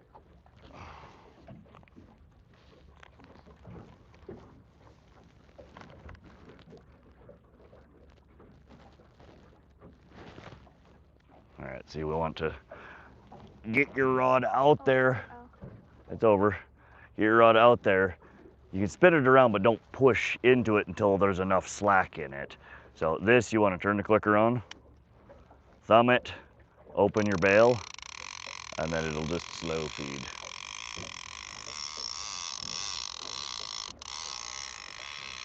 And then we let that out to about 125, 150. The further you let it out, the further it's going to plane away from the boat.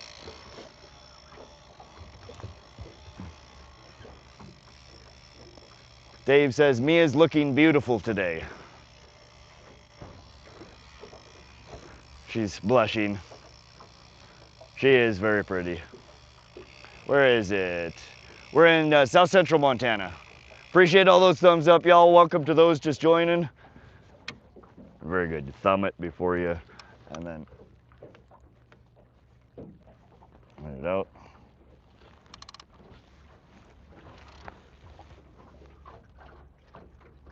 My old boss was Big Walleye Pro John Kolosky out of Appleton. Nice, Carl. Tried deep, swift water walleyes, the Columbia River, if you're good. Deep, swift for walleye.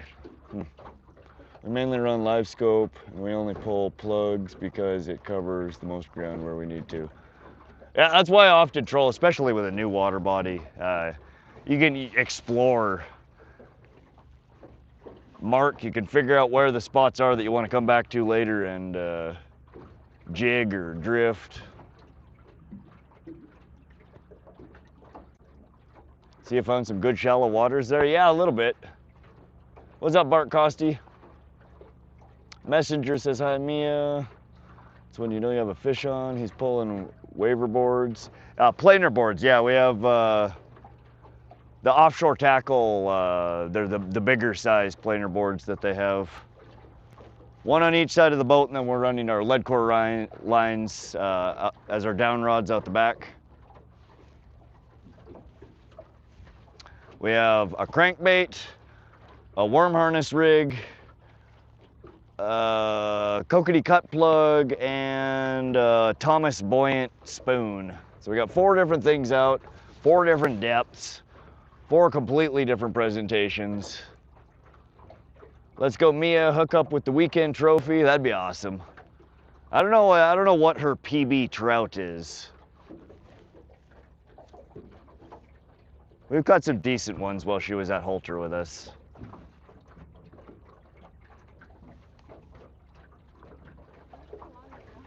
That has been a couple of years. You didn't fish almost at all with me last year.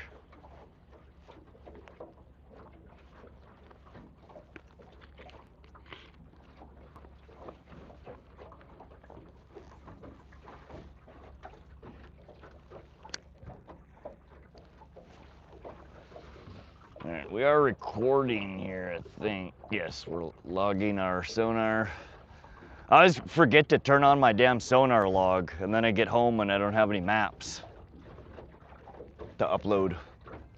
You're running offshore tackle boards or the Yellowbird planer? They're the offshore tackle boards.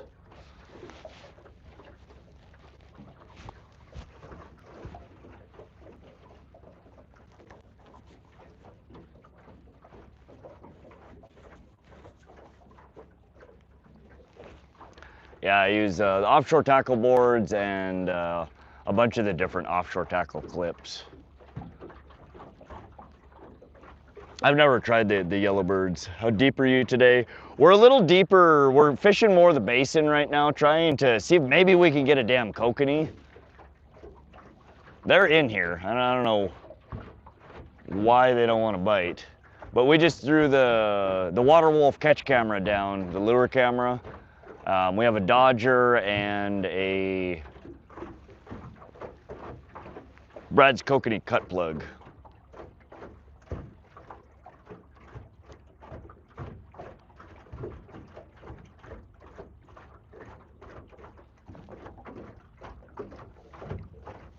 I know you talked yesterday about trying the north end. Have you tried it? We did go down there. We were down there for a couple hours yesterday.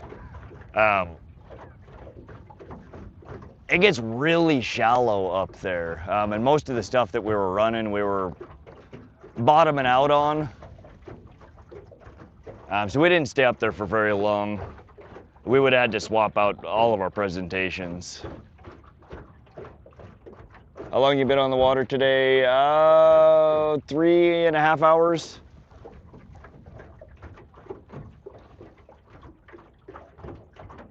Well, guys, I have to get off the stream. All right, LAC. Thanks for stopping through. If you haven't not done so already, hit that subscribe button. Come back and fish with us again sometime. We do catch fish sometimes, I promise. Yeah, you are definitely getting some color to you. Your face is red, your chest is on fire. Really? Yeah.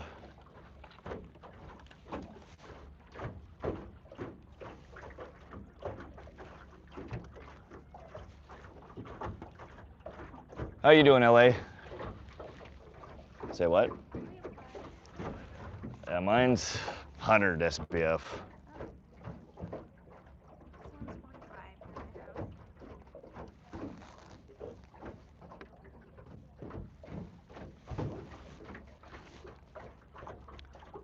I have not put any on yet. Mia's reapplying her poor cleavage. Looks like a lobster.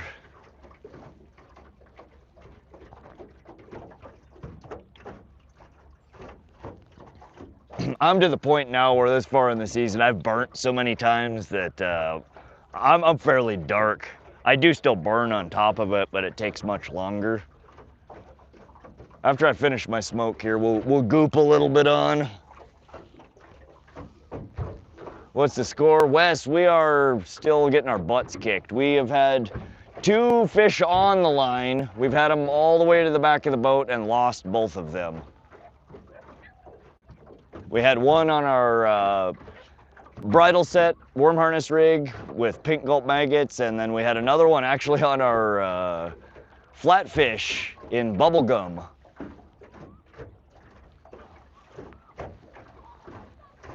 We just switched out both of Mia's rigs on the other side. She's now running a Dodger and a Thomas Buoyant spoon. And what the hell did we put on the catch camera? Oh, the Kokanee cut plug behind our Water Wolf catch camera.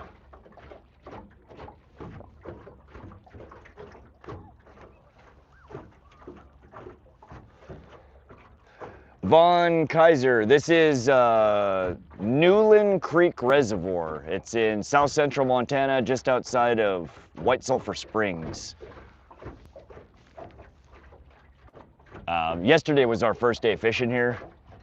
So we're still mapping and figuring this water body out. All we've figured out so far is that the burbot are huge and the rainbows are small. We have not yet managed to catch any of the brown trout or cutthroat trout. And And right now we're trying to see if we can lure in a Kokanee salmon, but so far they are not cooperating. Cheers from Boise, okay. I lived in Boise a little over a year when I was in college. That was a long time ago.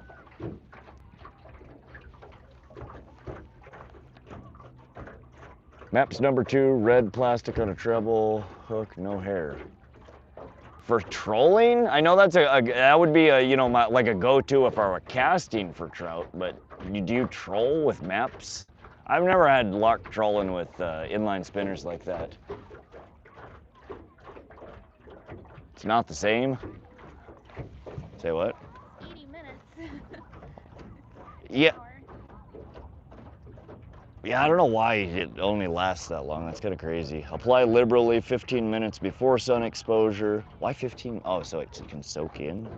Reapply after 80 minutes of swimming or sweating. Immediately after towel drying, at least every 2 hours.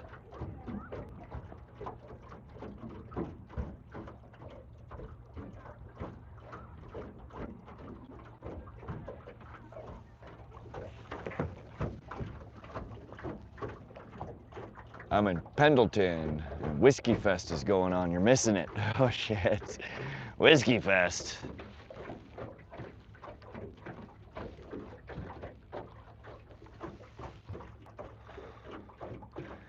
Dude, always come on my For You page and I always get stuck watching your streams.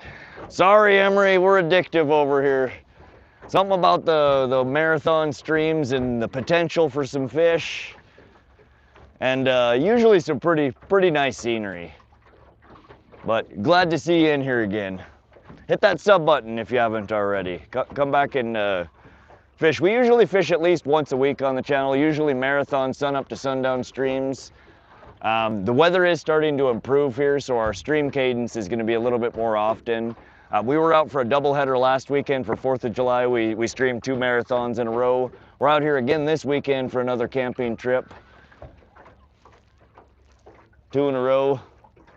Yeah, you really should just put on your damn sun shirt, unless you're trying to get a tan. I don't know, maybe she's tanning. Who knows? Works on did it, Kurt Blast. How fast, how deep were you trolling it? Or again, are you standing on the shore casting it? Practically neighbors, Pendleton School. How many pike are you up? Detroit, unfortunately, this water body doesn't have pike in it. What we came here for was the burbot, ling, eel pout, freshwater cod. But there's also 5 different kinds of trout in here. There's Kokanee salmon. Right now, this time of the day is not the greatest to fish for the burbot. They're more active during the night. So during the daytime, we're out here dinking around trying to catch some trout and some salmon. We've had 2 trout on the line so far today. We haven't been able to get into the salmon. All we've managed to get out of the 5 different species of trout that are in here is the rainbows. There's also brown trout, brook trout, and 2 different variants of cutthroat trout.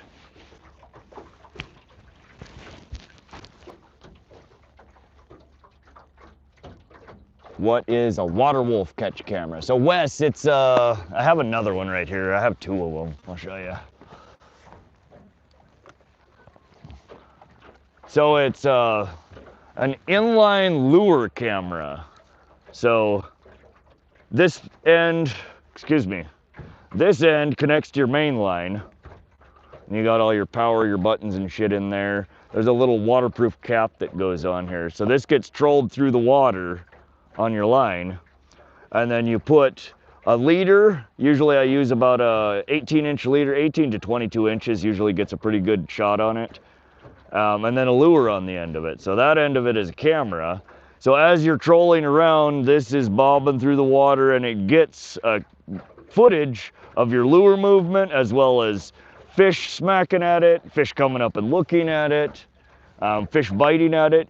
If you click through the shorts on my profile, any of them that you see that have like a green tinge background on it, or that have water wolf or catch camera in the title, are all footage taken on these. It films in 2K, so it's almost high def. They record for about, depending on the settings that you use on it, you get anywhere from 2 to 3 hours of recording footage on it when you're running it. So when I come out, I like to toss it down at least once every trip so we can get a little look-see-poo at what's going on down there.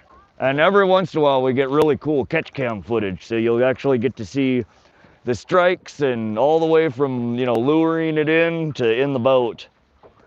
And oftentimes I do then have footage from the live or footage from the GoPro that I time sync up, and you can see what's happening below the water and above water at the same time. So just a toy I play around with. Gets us some interesting footage from time to time.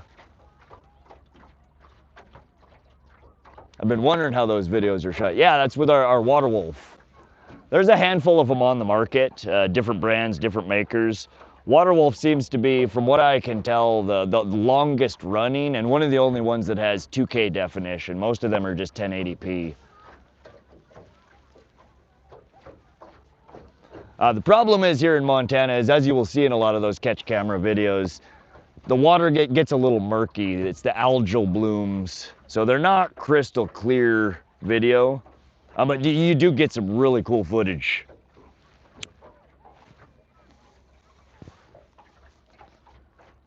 Not sure if you're into it, but Lake Cascade just north of Boise has 15-inch perch. Good fish in there. Dang, them are fat perch. I think the biggest perch I've ever caught was 8 or 9 inches, maybe 10 inches. They're in a lot of water bodies here in Montana. They don't grow to be very big in most of them.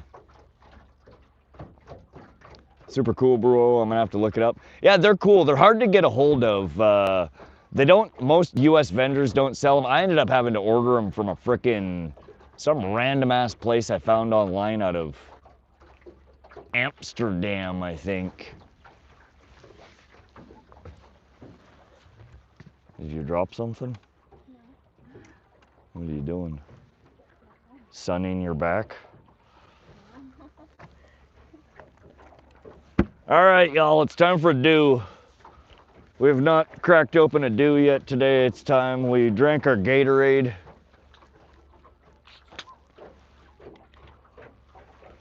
Let's get some caffeine running through our veins here.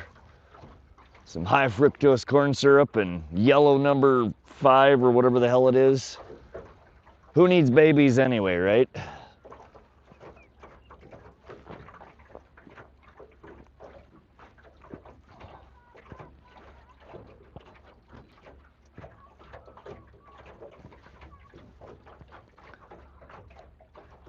You must master your rod as a fisherman. Master baits. That's right, Chuck. We are definitely on this boat. We are master baiters. We have it down.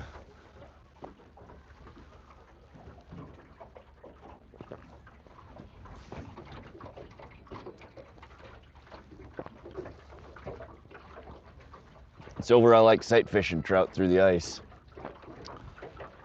Yeah, I've never ice fished. We're gonna try it this year if I can get my buddy to take me out. I don't want to buy all the gear and shit for it and then get out there and be like, man, I don't like this. I'm not a big fan of being super cold. And the winter months here where we get ice thick enough to fish, it gets cold, cold.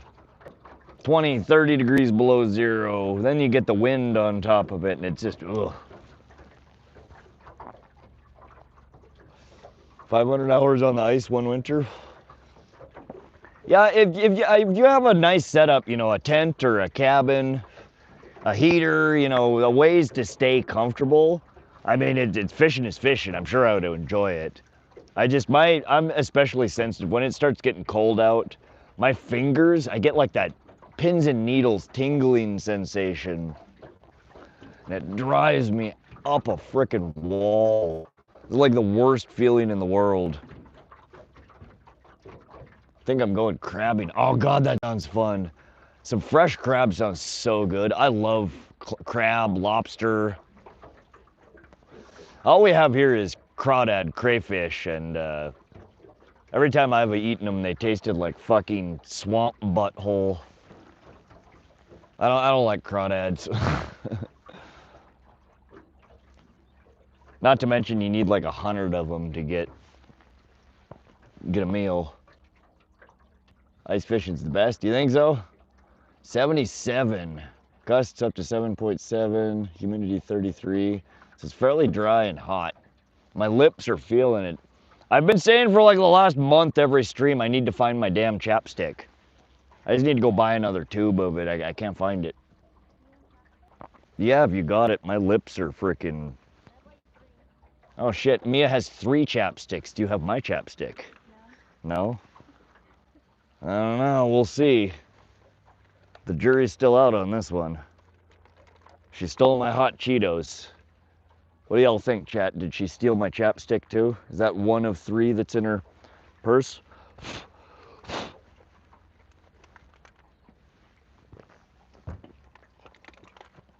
She's got to pick through and make sure she doesn't pull mine out of her bag. I'm convinced that's what's happening right now. Rod, every time I need to find my chapstick, I go to Walmart.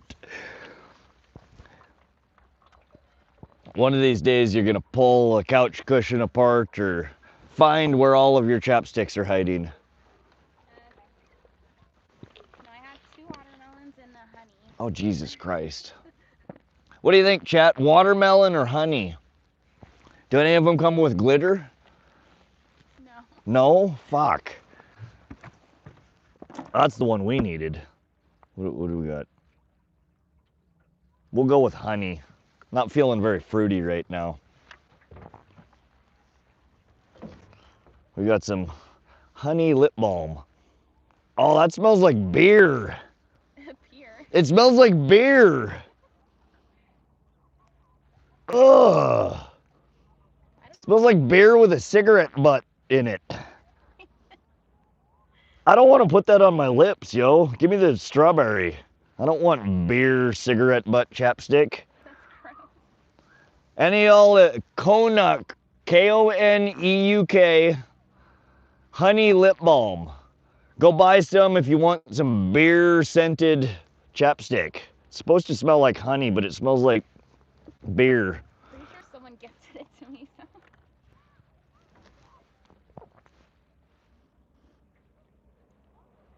Oh, okay, that one smells better.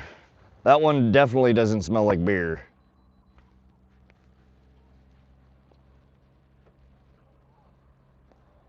Watermelon one, lip honey, the other one, make your own flavor. Strawberry flavored cigarette butt beer.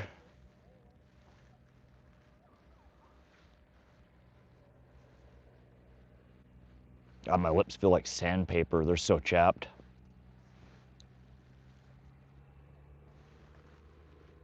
All right. Throw the beer one in the trash. That shit's disgusting.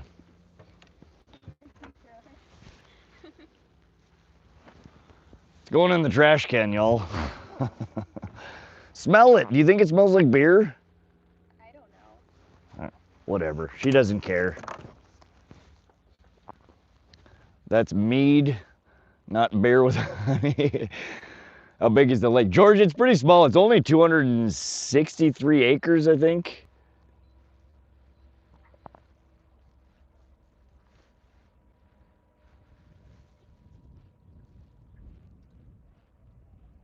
Trolling not working. Time to get burbot down deep. Bounce bait. Yeah, we'll run a little bit longer. You're getting a little impatient there, Messenger. We have lots of patience here. On a day like this, a bluebird sky, the bite is almost always going to be slow. We need to get at least one damn trout in the boat before we switch to targeting something else. We will definitely, though, Messenger, if you hang out, we will try drifting with cut bait for some burbot.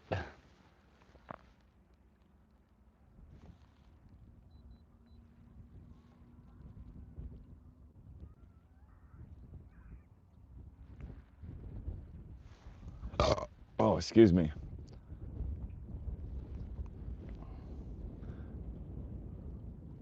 Deep and slow.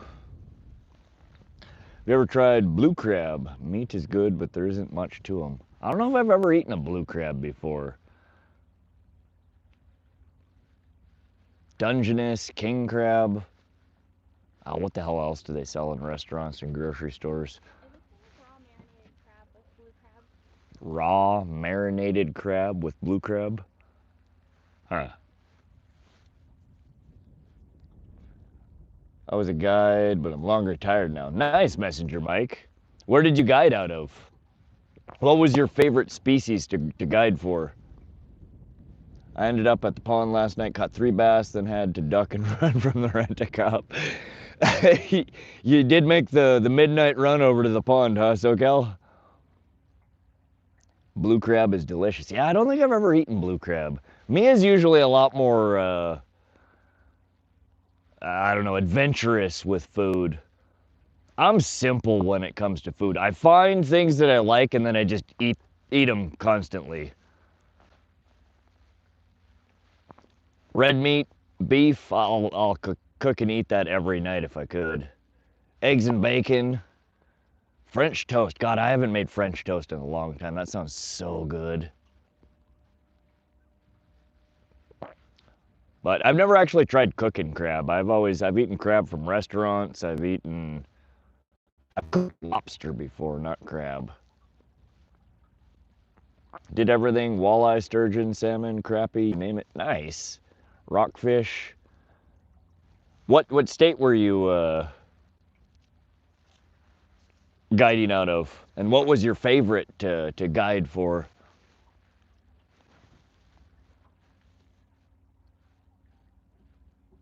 Chocolate gravy over buttermilk biscuits. That does sound good too. Breakfast, I don't care. Maybe it's just me, but breakfast always sounds good. I don't care what time of the day it is. French toast, eggs, bacon, maybe some sausages. I'd say sturgeon was my favorite, or salmon on incoming tides on the jaws of the Basin. Nice. Sturgeon are fun. I don't know. I think I've probably caught,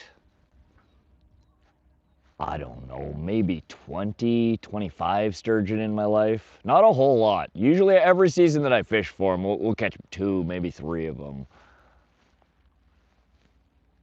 And I don't fish for them every year. There was half my life I didn't live here in Montana, so I didn't really get to do much fishing.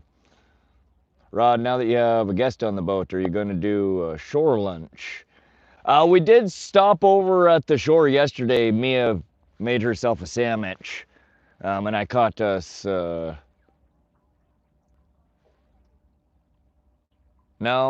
I untangled a pole. That was after I did a little bit of fishing from shore and caught some suckers. We don't have a whole lot to cook, honestly. We're on our last day of camping. We're almost out of food. I have a little bit of bacon left, a couple of eggs, package of sausages.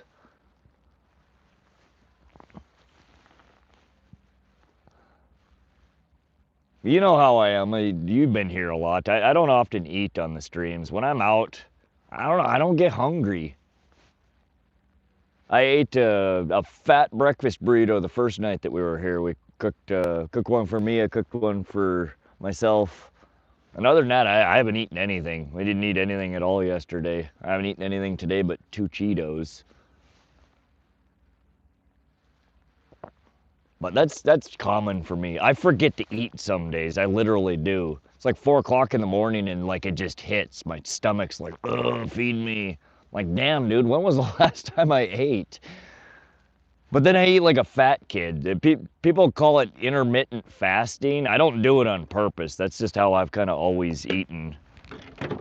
I don't eat often, but when I do, I tend to eat a lot.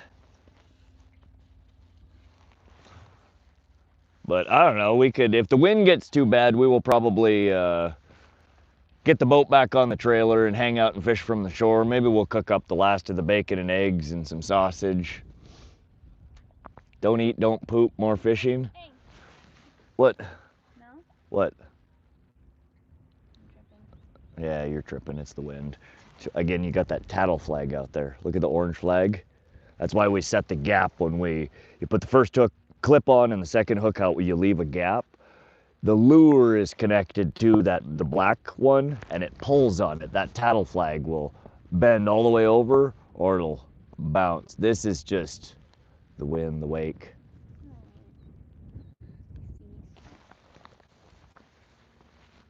False alarm me, I thought we had a fish. White Sulphur 77. A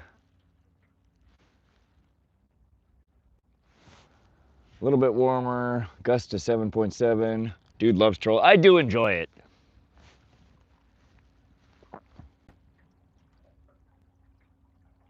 And again, it allows me to chat more with you guys. When I'm casting and jigging, I miss freaking half the chat anyway, trying to keep up. When my focus isn't on the chat, I miss half y'all's messages, and then I feel bad. And then people get grumpy, and then people don't come back.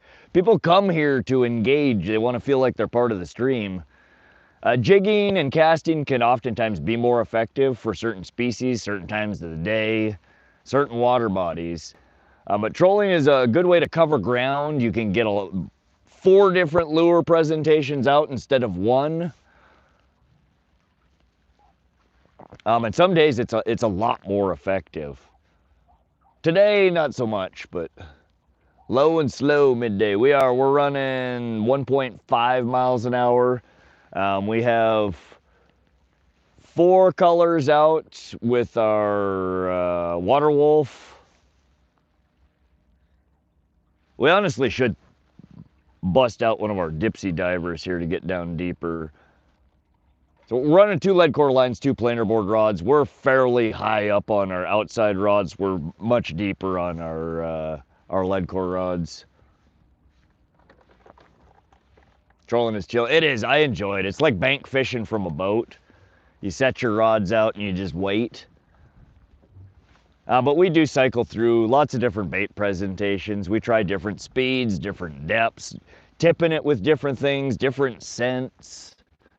I don't know. I've always found it to be an enjoyable way to fish. 77, getting hot feels like 66 sounds real nice. Dry, low pressure, less wind. Yeah, the breeze is what makes it feel less cool. Once that breeze stops, that sun really just bakes down on you.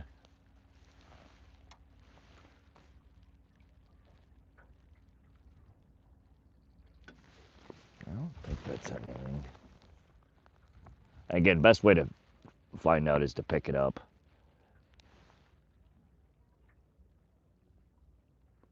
Yeah, there's no fish there.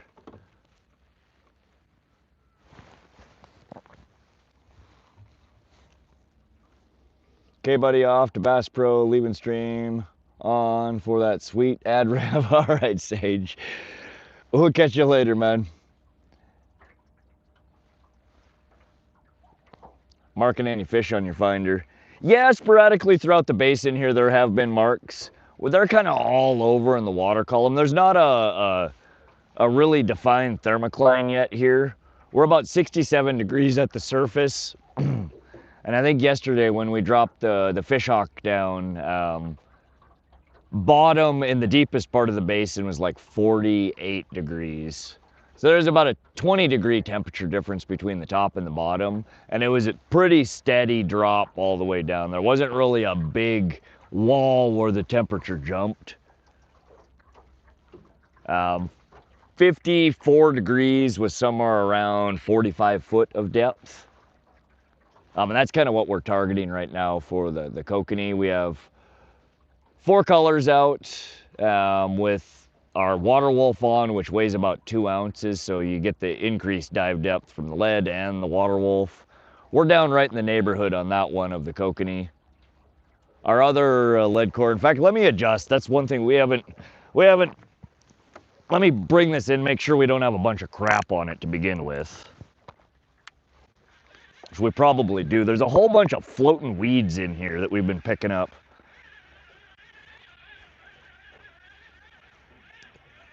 But we'll go a little bit deeper with this one.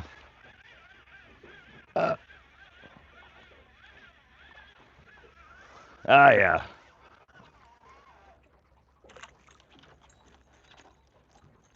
Junk.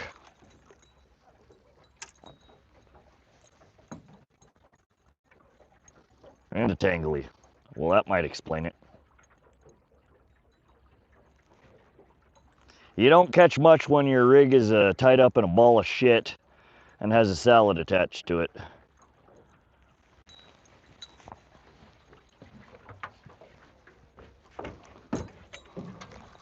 Really need to start checking these more often.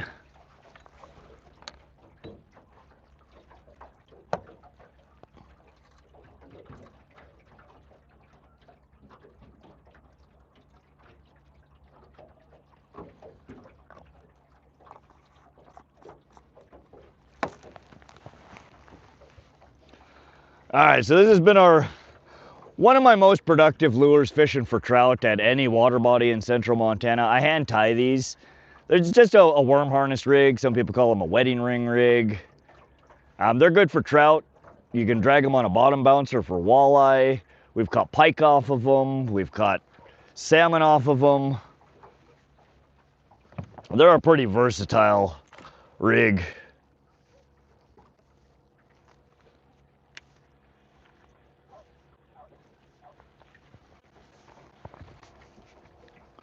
We'll get this guy back out in the water and maybe we can catch something. Fish hawk and depth rate are same thing, speed and temp at ball. Yeah, you can run them on a downrigger ball, or we just run it. I drop it straight down and reel it straight back up. All I'm really looking for is the temperature.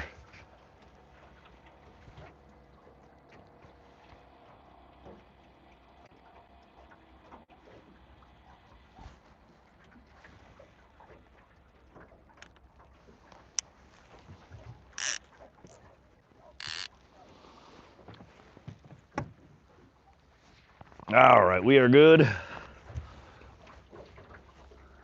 Does a fish finder help you catch fish?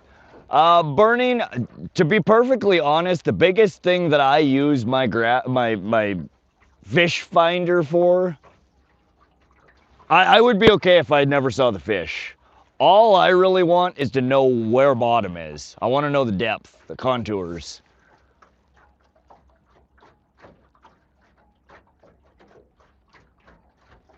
They can help though. You can see where fish are schooled up. You can see where bait is. See vegetation. They're helpful. Don't get me wrong, but the biggest feature of them that I like and that I use the most is just look at a graph for mapping so I can see where bottom is, where the contours are, where humps and valleys and saddles and cliffs, where structure is. And often how I'm fishing is gonna be dictated by what that bottom looks like.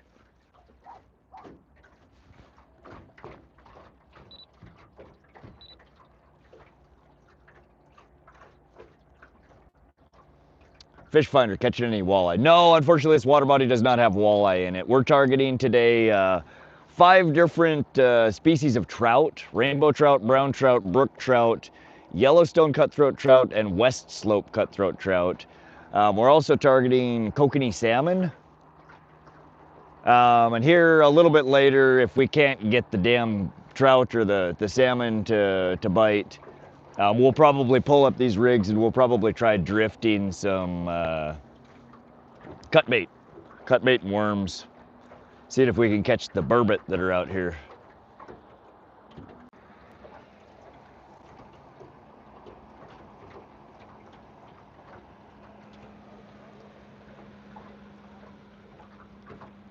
The elusive lockmouth trout, yeah. We have sunny blue skies here. It's warm out. It's not the greatest weather to fish usually. Some days you can still get a really good bite when it's blue sunny skies like this, but it makes it more difficult in most cases.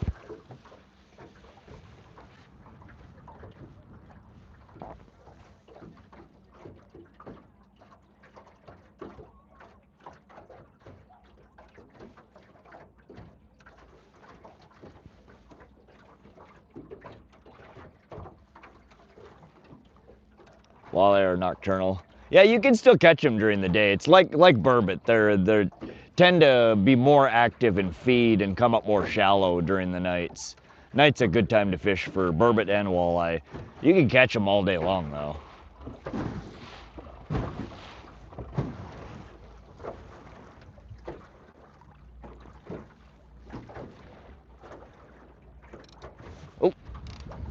No, it's goddamn wake from the boat. Oh, here comes some wind, y'all.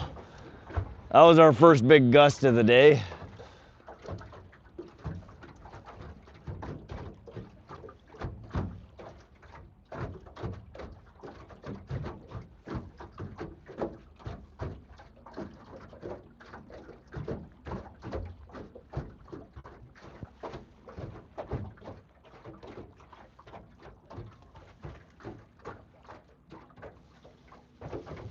Biology doesn't agree with that statement, walleye fishing during the day. Most of my walleye I've ever caught were caught during the day. They feed, fish don't not feed during the day, they're just more active feeding during the night. Dang, I see the wind has picked up. Yuppers, it's Montucky, that's right.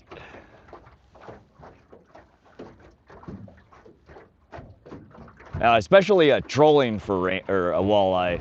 I catch far more walleye trolling during the day than I have at night. Fishing from the shore, I've always been way more successful fishing for walleye at night. So it depends. And a lot of that is gonna be regional, water body specific. Fish are weird. They don't always behave the same depending on where you're at. Drift fishing, a drop shot set up with crawler, that's been. Yeah, here comes the wind, y'all. Sitting on an edge, first fish of the day. Drop shot set up with a crawler, it's been inflated. My last ditch effort when I want to catch trout.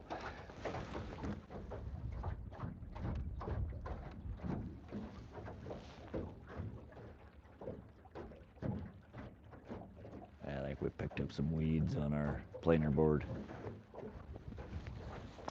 Yeah, I have a worm blower, I've never used it. But yeah, drop shotting for trout can work. If you drift fish, you need to be in the current or in a reservoir. There's not really any current. The current is going to be whatever way the wind is blowing. And yeah, the wind is really picking up. There were the forecast that I was looking at before we came was saying that potentially 20 plus mile an hour gusts today at around noon. If that is the case, we will be pulling the boat out of the water. It gets miserable. Anything above 15 mile an hour gusts gets quite dangerous in a small flat bottom aluminum boat like this. I'm hoping we just have some sporadic wind, that it doesn't get real bad. Rub some chapstick on the bait. We should have. I could dig it back out. Maybe we could throw a lump of chapstick on. Maybe the beer scented chapstick will catch us a fish. Bro, the worm inflator is Key Carolina rig, crawler. Float them, just go shot sometime, you'll be surprised. I'll dig it out. I really need to use it. Everybody and their brother keeps telling me to inflate the worms. I finally bought one, we just haven't used it yet. Fish will sit by logs waiting for something to drift, like a spider web. Fish Finder, your channel's awesome. Well, I'm glad you think so. Thanks for coming and hanging out. Come on, we need one fish in the boat. We've had two hooked up at the back of the boat. We've lost both of them. Can't seem to get one in the damn boat today. We're out here trying though, we're having a blast. Baking in the Montana sun. Preparing to get beat up by the wind here.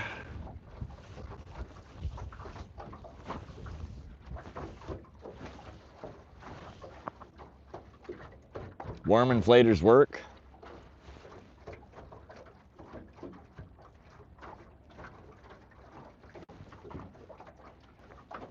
Yeah, that's what everybody keeps telling me. Next time I'm bank fishing or fishing a drop shot rig, something like that, we'll have to try the worm inflator.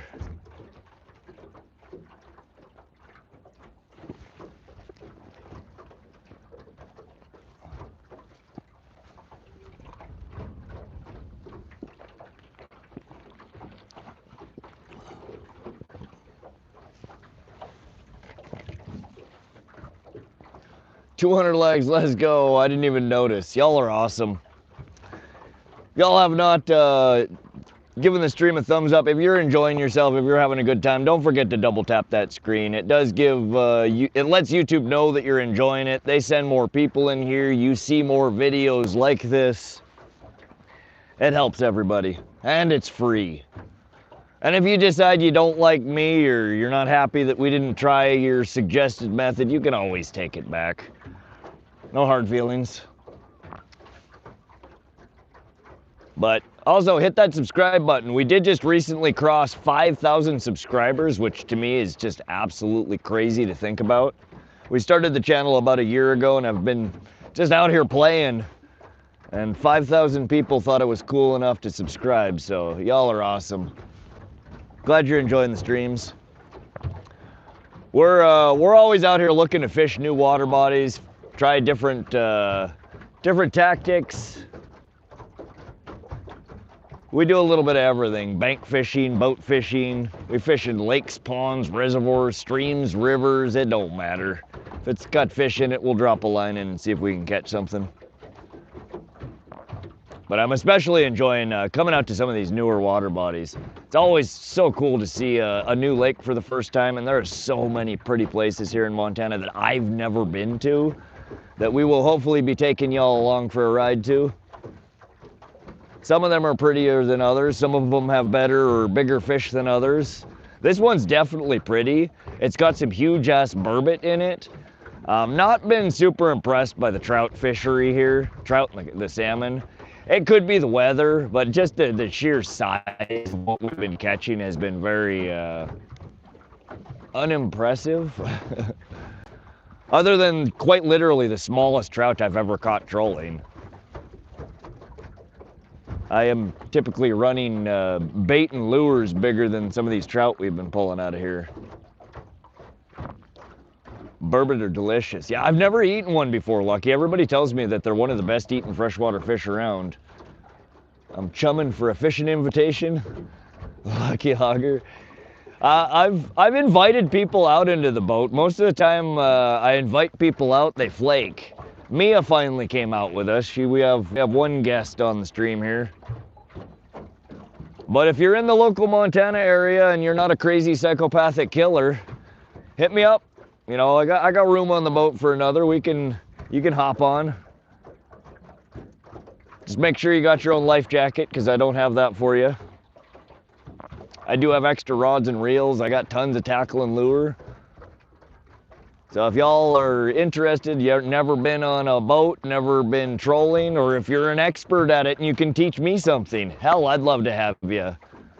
In fact, I'd prefer that. Somebody come teach me how to catch a fish. We struggle bus it sometimes. Especially with these new water bodies. Sometimes it's like relearning to fish every time you fish a new water body. Shit that works everywhere else just won't work, you know? We try not to get too discouraged. We just keep at it. We're persistent. We'll get them eventually. Come here, I'll take you fishing. One of these days, Carl.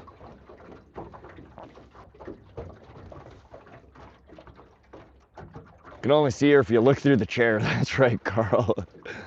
I can fish 12 hours. That's another thing, is we do marathon streams, so if you only want to be out here for an hour, don't give me a jingle. We ain't about that. We're out here sun up to sundown. You can have potty breaks, you can have lunch breaks, but we're not gonna put the boat in for an hour or two and then go home. The only time that happens is if we get a freak weather event. And y'all know sometimes we just fish through it. We've had plenty of soggy streams. We've fished through frickin' snow. Earlier this year, I built a snowman on the chair here. We had so much snow and hail in the boat that I literally was building snowmen.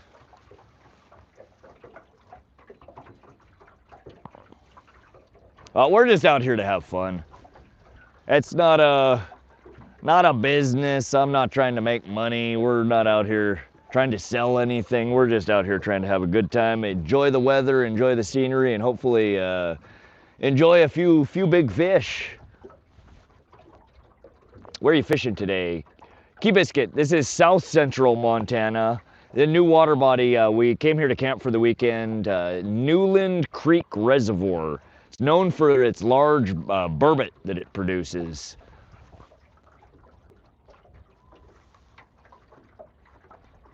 Definitely gonna make my way out to Montana. I have to check pike off the bucket list. SoCal, you come out here, we will definitely get you on the pike. I can't guarantee you a big one, but I can pretty much guarantee you we will catch you some pike.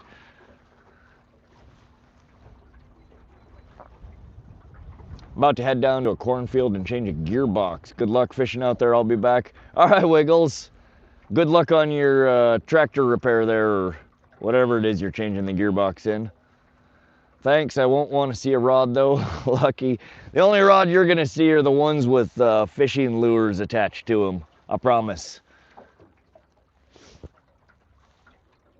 Burbot delicious, not a lot of meat, but made right delicious. Yeah, they have an interesting structure. I've never watched a video of somebody filleting them. I'll have to check that out.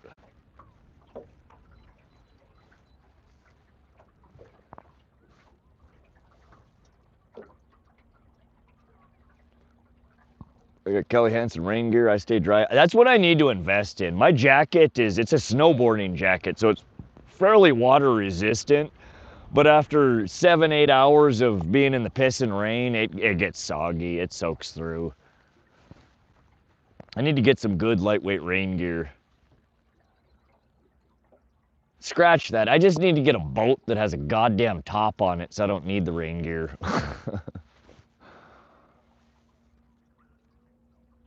Hard top, there you go, that's what I'm saying. I want to come up to Montana, Idaho with my wife for a special trip next year. It would be cool to have some inside info from someone that knows the area. Sworn, yeah, so we fish quite a bit in the central Montana area, a little bit in western Montana, and I have zero knowledge about the eastern Montana fishing.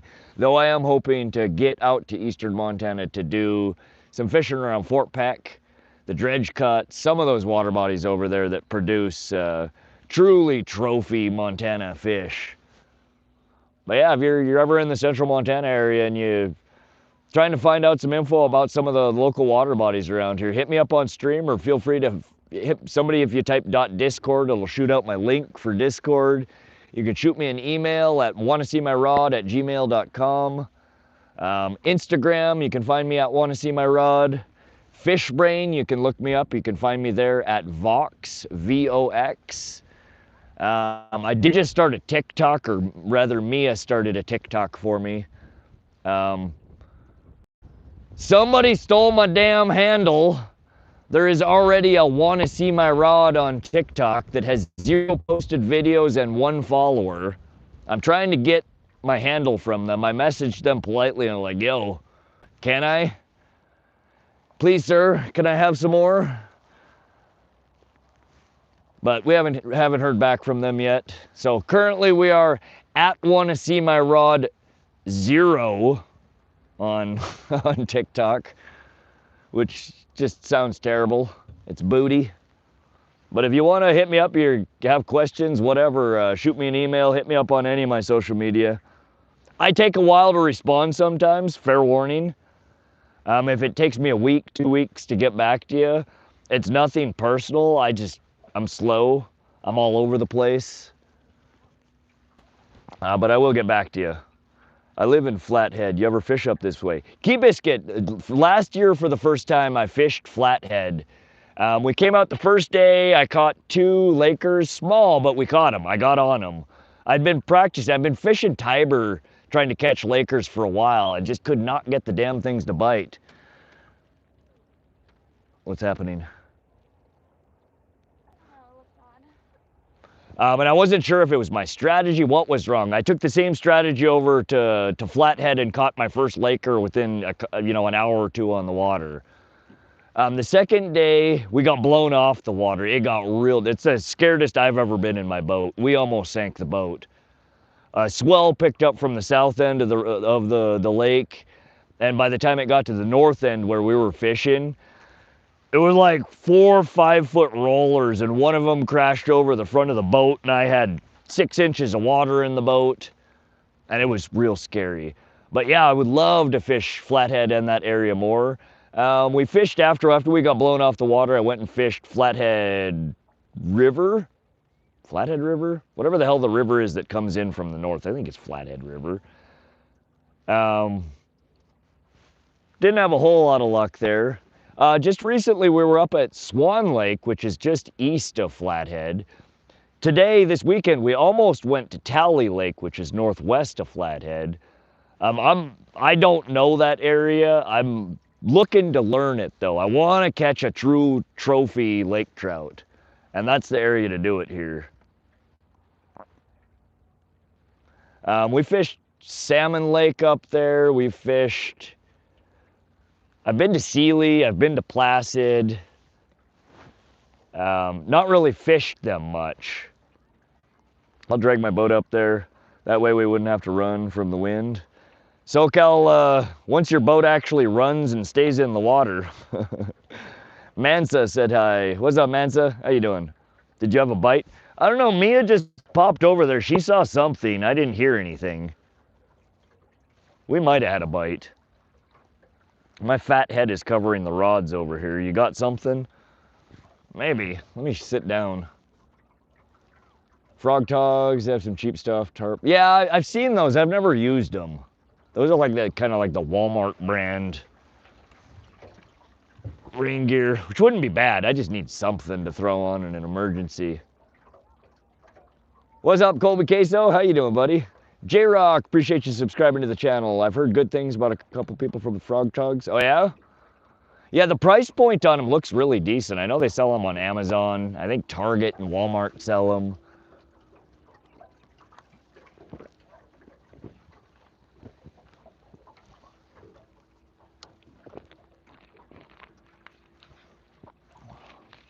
Oh.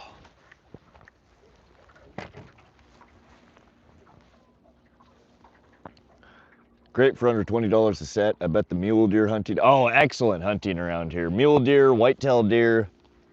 They're everywhere and they get big. Hey, CK Little John. Been a while since I've seen you. How you doing? Chase, I bought a boat with a top because I thought I wanted to be out of the sun and rain. Sold it within a year. That top makes big sail to catch that Oh, dang, I didn't even think about that, Chase. You're not trolling? We are trolling. We're doing about 1.4, 1.5 miles an hour. We're trolling over the deeper basin area here, trying to see if we can get the Kokanee to come out and play. They're not cooperating. Yeah, I didn't think about that. I know that bimini top, everybody keeps telling me bimini top, put a bimini top on your boat. And I don't think most people realize how small this boat is and how much bullshit I have all over the place. With our camera pole, the Starlink Mini, it would just be a nightmare trying to put a bimini on here. Trailering it, trying to pull it down the highway. And yes, it's basically like a sail, a kite on the top of your boat. I always figured that the full windshield with, you know, a partial top and then the bimini that kind of folds up and down on that wouldn't be so bad, but I don't know. What did you end up getting instead, Chase?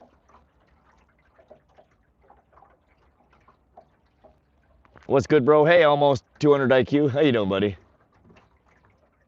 We're having fun out here. It's hot. We haven't caught many fish today. We've had 2 trout on the end of the line. Next to the boat, but not in the net. That's all right. They were itty bitties anyway. We haven't caught anything really sizable out of here yet.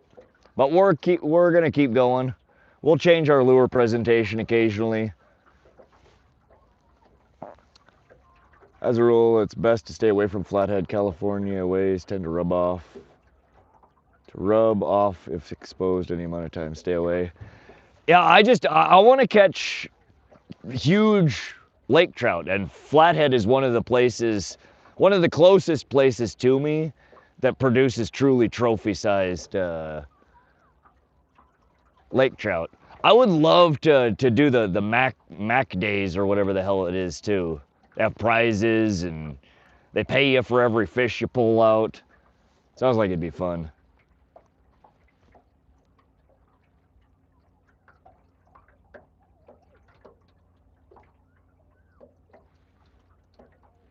Hello from Cape Cod. What's up, Lori DeYoung? We're out here in South Central Montana. Anything today. We've had 2 small trout at the back of the boat. They both spit the hook before we got them in. Running to Home Depot, you need anything? Burning? No, thank you. We're good. Nearly sunk my boat out there. It can get really sketchy. Yeah, it is. And we're in a 16-foot, 1652 flat bottom aluminum welded John boat with a jet on the back, not a prop. So it's a river boat. And when you're out there in a flat bottom John and the swells start going, wee, I mean, we were literally, I'm sitting in my chair and the water level is as high as I am on the sides. I'm like, holy shit, man. And it came out of nowhere. It wasn't even that windy. It was like 4 mile an hour steady winds, gusts up to like maybe 8 miles an hour. Like the forecast looked beautiful, but it was blowing from like the southeast across the fetch of the water. And we're all the way up at the north end. And just out of nowhere, these swells started. The boat was just, shit was crashing all over the boat. I almost fell out of the boat. And then when the water started coming in the boat, I was like, all right, we're done for. And every boat was scrambling to get to the boat launch at the same time. And we're out here roller coaster riding. I couldn't speed over there. I don't got a V-hole. I can't cut through that shit. So everybody was ahead of me in the line. And I'm out here, we're still fishing. I'm like, fuck it. You know, if we're gonna die out here, we're gonna do it with a fish on the end of our line. And while we were waiting for the boat ramps to clear so we could get the boat out of the water, I ended up catching the first northern pike minnow I've ever caught. Caught a fat old pike minnow. But yeah, it was terrifying. That's why I've been looking at Swan Lake, Tally Lake. There's, Whitefish Lake. There's a whole bunch, there's probably half a dozen different lakes around Flathead that also have lake trout in it. They may not produce as big of lake trout. Noxon, monster pike. See, now pike is my thing. I would love to fish more pike waters. Noxon has some big ones, huh? That's all the way, isn't that like right almost by the border between Montana and Idaho? Frog Togs is junk. Is it, Lucky Logger? Burning a little caulking and some set screws, thanks. Just don't put that in your pipe and smoke it. Fish whistle time, about time, yeah. Beautiful scenery, man. Dat one song. Isn't it pretty out here? These are the Little Belt Mountains in south central Montana. We're just outside of White Sulphur Springs. Umbrella and a clamp work good enough. There you go, till the wind picks you up and you Daisy Poppins your ass out of the lake. Quiet rod, we don't need any more people coming around to hunt. It's getting bad. Oh, Chase, it's not.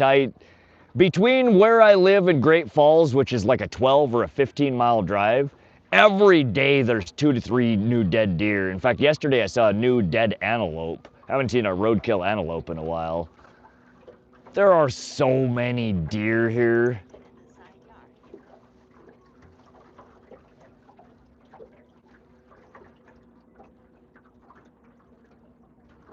There's enough of them that it ends up creating more problem for the deer. The populations don't stay healthy because there are so many of them. They need to be thinned out.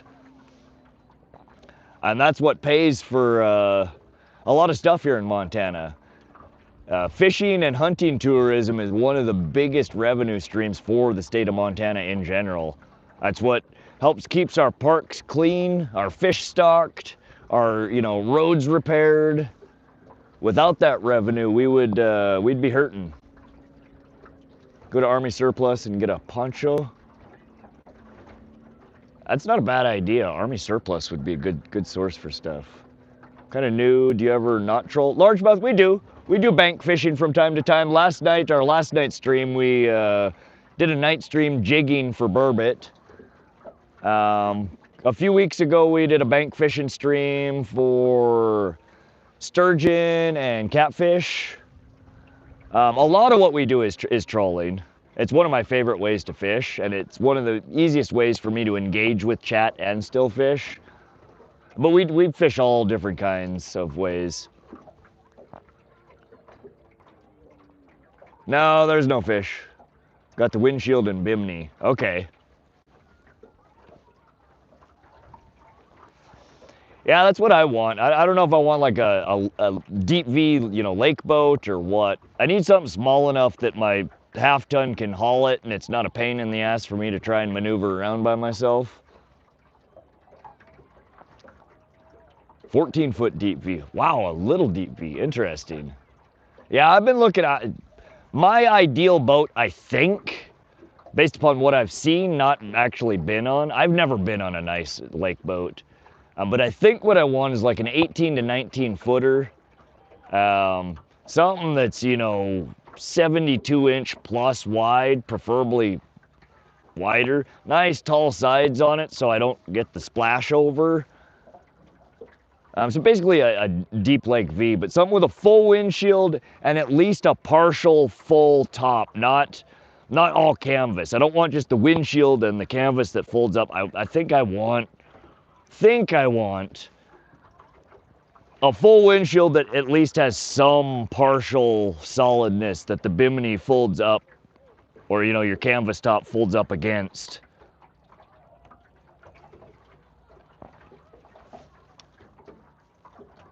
But that's what I think I want. I've never been on one. I need to go on a few people's boats that have similar to what I think I want before I go plop down $50,000, $75,000 for one.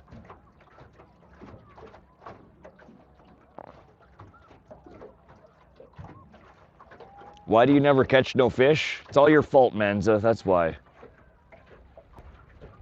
My buddy lives there, he's done a few Mac tourneys. I bring binoculars to watch for swells if I see a storm. That's a good idea. I've been talking about getting boat binoculars or a boat monocular for a couple of seasons now. I never end up doing it though.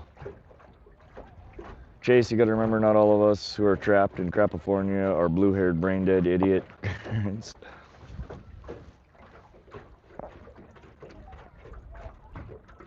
Think you're getting a bite? No, it's a planer board. And we got wind and swell. The planer board is rocking through. When you get a bite, that pole will bend over all the way, or it's gonna jagged, like, it'll bounce really rapidly.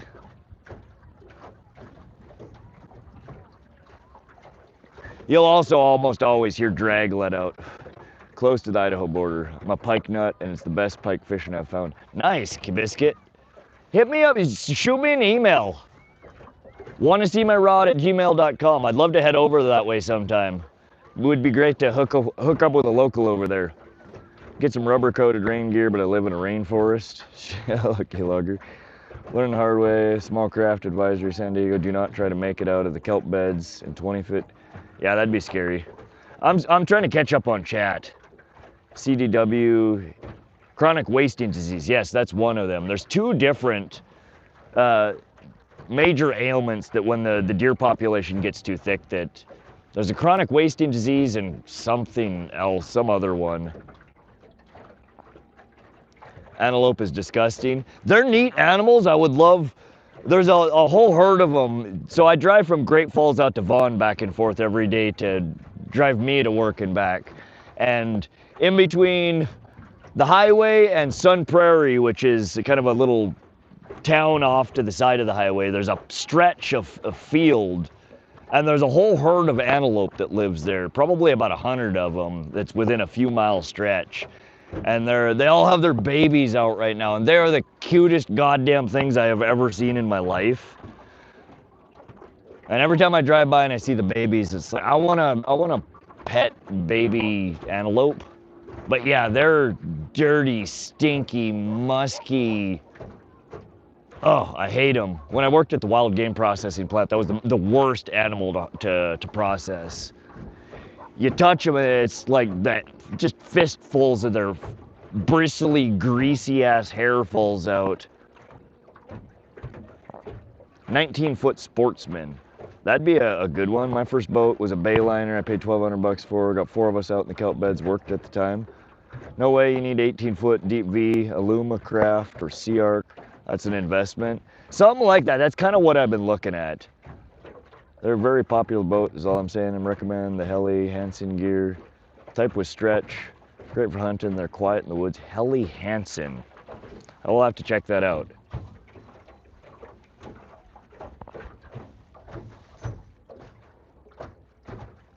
Back from the river, 9 pike, 1 largemouth. Dang, Justin, we're still at a fat 0. We've had 2 trout at the end of the line. We got them all the way to the back of the boat and they spit the hook.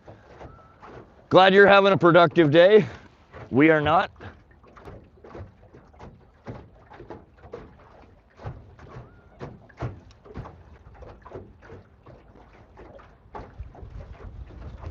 Need a StealthCraft 252. Here comes the wind. Oof. There's one boat I've been eyeing. It's a custom boat builder out of, it's either Wisconsin or Minnesota. I always forget which. The boat builder is called StealthCraft. And there's 2 different models I was looking at. The Stealth Weld, which is like a beefed up riverboat. And they have a Deep Lake V that they build that is freaking gorgeous. But they're expensive. They're $50,000 to $75,000 for the base package, and any add-ons just they get more and more expensive. George Taylor, Montana. Yeah, we're in south central Montana. This is Newlan Creek Reservoir. It's just northwest of White Sulphur Springs. Used to have a Helly Hansen suit for snowboarding. I've never even heard of them. Prayers for Jacob's sake. Already died this season, fallen overboard. They couldn't find him. Dang. Michigan. What did I say? Probably everything but. I said Wisconsin or... Okay, Michigan. Yeah, they're just a custom boat builder. I don't think they produce very many boats a year. It's like a 6-month to a 1-year waiting list to get them to build a boat. But they build some really nice boats. There are a handful of outfitters here in Montana that are running StealthCraft. Most of them are like the river, like the drift boat style boats, though. But the Stealth Weld is like a Mod V. It's like a beefy river boat, but again, it's bigger, has higher sides, longer, more open space. It's basically like this boat, but way, way better. But I really think, I think I want to eventually, for as much time as I spend on the lake and trolling, I want a bigger boat that I can set up with downriggers. I can set it up to do some proper trolling and not be the first guy blown off the water every time the wind decides to do what wind does here in Montana. Lunds are very nice. Lunds are prohibitively expensive in most cases. For the same boat that I'm looking at, to get it at, a newer Lund is well over $100,000. They do have good resale value though. Are you on a lake or a river? It's a small reservoir. It's about 263 acres. It's fed by Newlan Creek. It's an irrigation reservoir, essentially. They store water in here to distribute to the local farmers and ranchers to water their fields, for drinking water for their cattle. Lund, super popular in Canada. Are you on a lake or river? Grady White. Grady White makes some nice boats, but I want aluminum. I will never own a fiberglass boat. They're pretty, but I make too many boo-boos, and aluminum, it'll bend. It usually doesn't break unless you do something really stupid. Fiberglass, you look at it wrong and you might scratch it or crack it or... Don't get me wrong, they're beautiful, beautiful fiberglass boats, but I will never own one. I'm an aluminum boat guy. They're lighter weight, they're easier to manage. They're much more robust in most cases. Grady White's what you want to.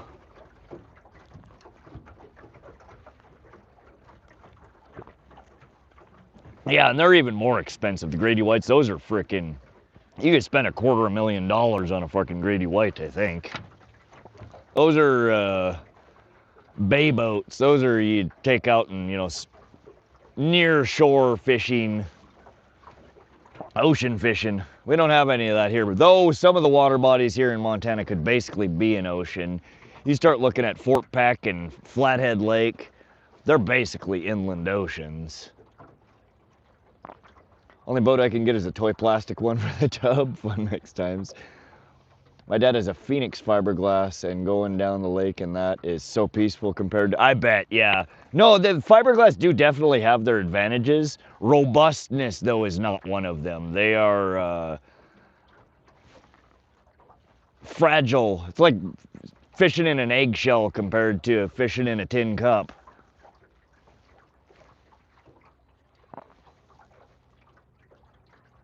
Just joined you up in like Idaho or something. Bill Mesh, we're in south central Montana. This is Newlan Creek Reservoir. The one I'm looking at is 21K used. Yeah, used boat market in most cases is gonna be way, way better price than buying new. Though you then get to deal with the bullshit that comes with buying a used boat. People hacking the wiring up, people not taking care of the motor, drilling goddamn holes everywhere. I mean, almost every hole in this boat was predated me.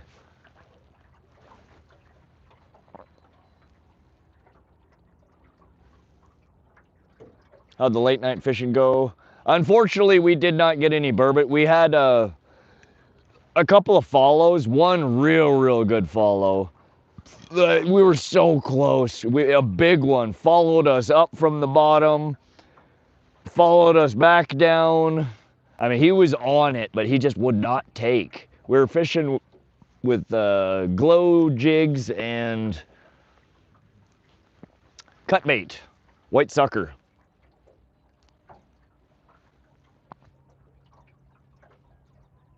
Caught a bass out of a lake like this.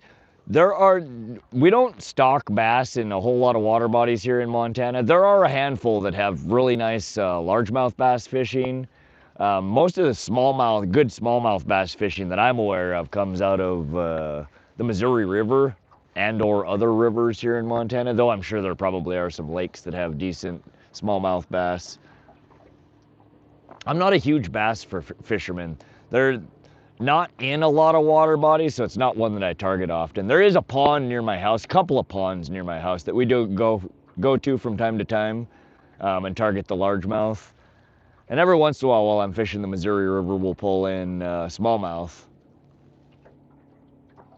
Also noticed today mic sync aren't there, so I wonder if you gotten it fixed. No, I've just been swiping out. I do have a solution that should work.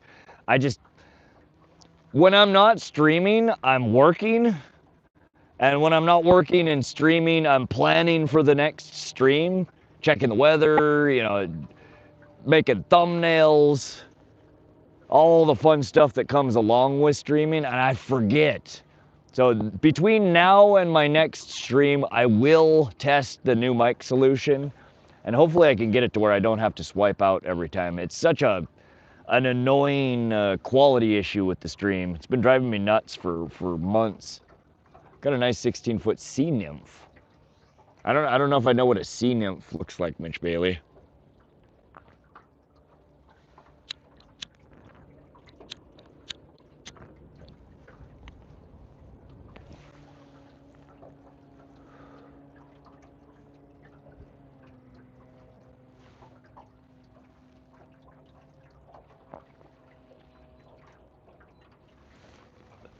All right, we're gonna do some rod checks here, make sure we don't have weeds.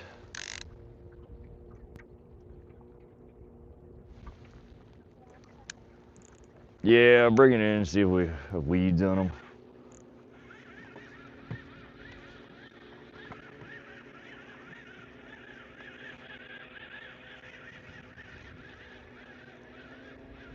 I'd do the inside rod first. Leave that one. That one, I think, should be fine.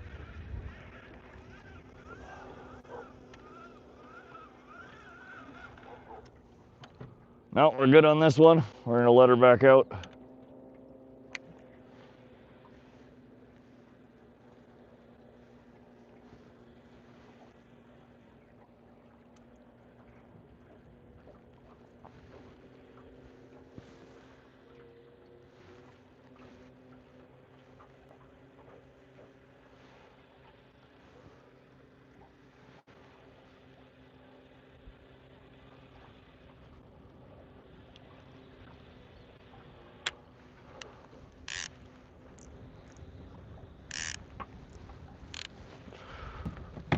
All right, now let's not crash the boat while we're doing rod checks.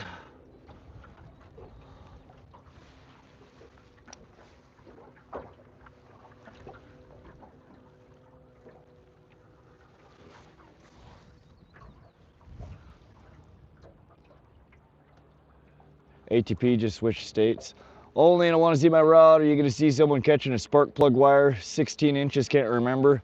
No, it was, what was it, 24 inches.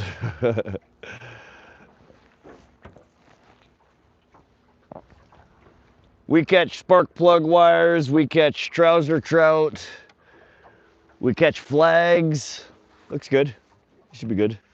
Again, thumb on the bail, don't just drop it down. Yeah, so you're holding it with the wrong hand. Hold it back here with your right hand. Right hand. There you go.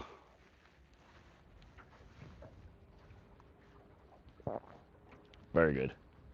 And it doesn't have to go super slow. You just don't want it to drop down straight because it falls on itself.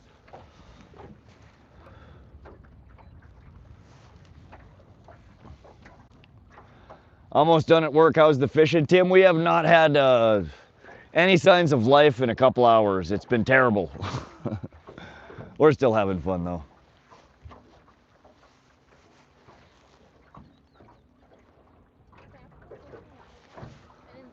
It was at 120, but you let it out to 90.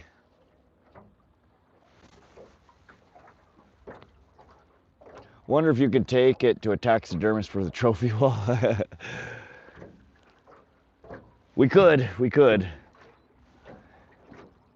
Tim actually owns the spark plug wire fish. He bought it for $50. Oh yeah, it's just fun stream. Catching is a plus. Now it's beautiful out here. The wind is picking up. I don't know how long we're gonna be able to stay out here. There were some pretty sketchy forecasts though. I've decided I just don't trust Montana forecasts. They're practically worthless. But some of the forecasts were calling for some pretty sketchy wind coming up after afternoon here. So hopefully that isn't the case. We've had some gusts coming through. Sketchy forecast with 0 clouds. Just the wind. Like right now, we're getting a gust of wind picking up. You can tell from the change at the water surface there. That's probably a 12-mile-an-hour gust, maybe 14-mile-an-hour gust right now. But it just comes and then it goes and it settles back down again. And we're okay with that. We just can't have a sustained gust of 15, 20 miles an hour. Because that's when it starts getting real choppy and big white caps. And try the gold sparkly one crankbait you decided against yesterday. We could. In fact, we've been running. We had one hit on this earlier, but let's do that. We'll put the gold one on for you, Ann.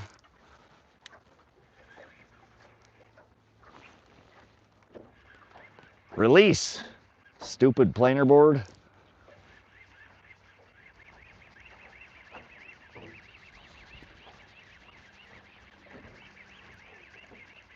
Still isn't releasing. I need to loosen the clip on this one a little bit.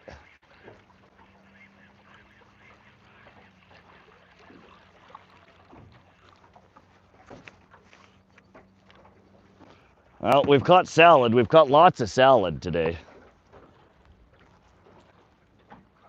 I don't know what the hell. I need to learn the different weed names here. I don't know if this is milfoil or what the hell it's called.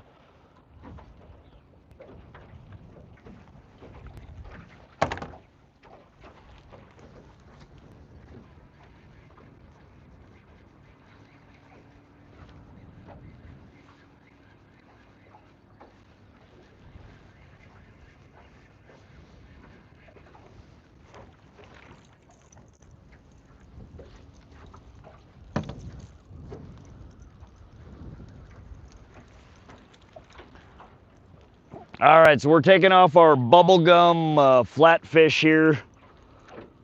That's not, it's like a flatfish. I forget the brand of this damn one. We did have one bite off of this earlier. We had a small trout, a little bit bigger than the bait, tried to eat it. We will, let's try and get a different crankbait on this side.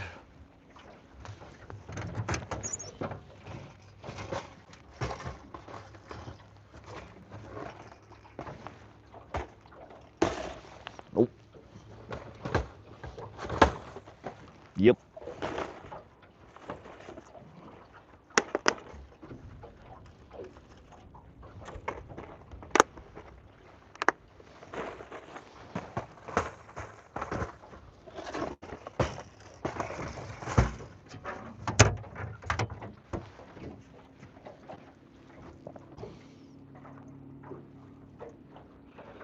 All right, so we are running, it's a Yoziri 3DRX shad in like prism gold.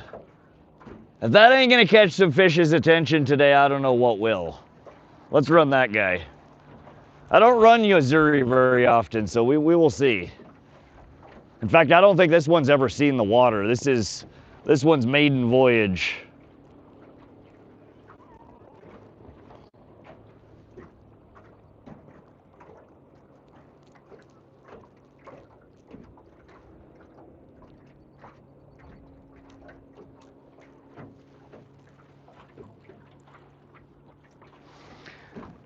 And we'll give it a little, we'll put her in the Potskie's Fire Gel crawfish.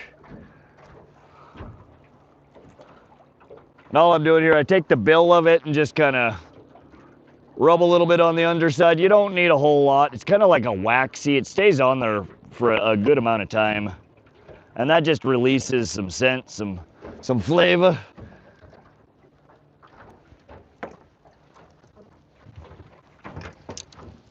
All right, Yoziri is going out.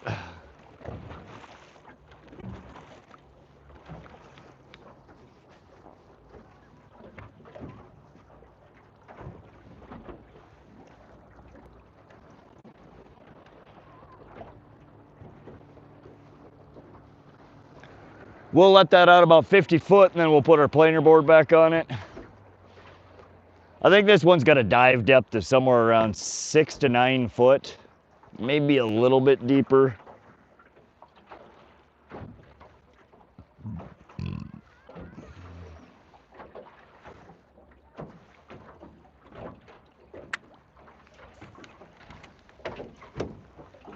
Oh, I need to adjust this.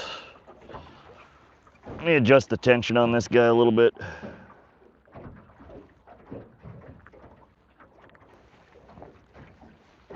Not the right tool for the job.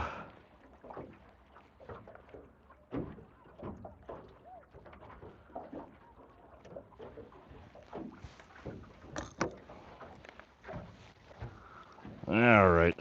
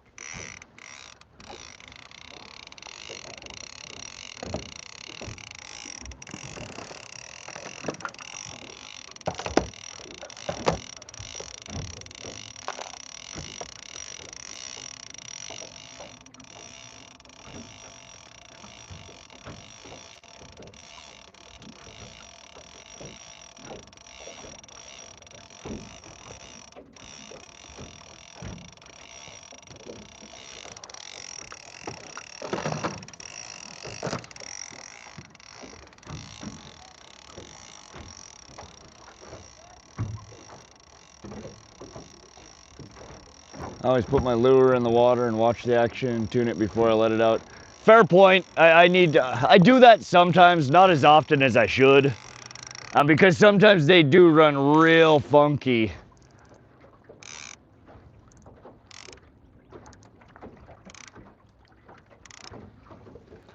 We had one that we bought and ran for the first time last week and had it on the port side of the boat. And after 10 minutes of running, I looked over and it was running on the starboard side of the boat. I'm like, what the hell, bro? All right, let's get the weeds off of this guy.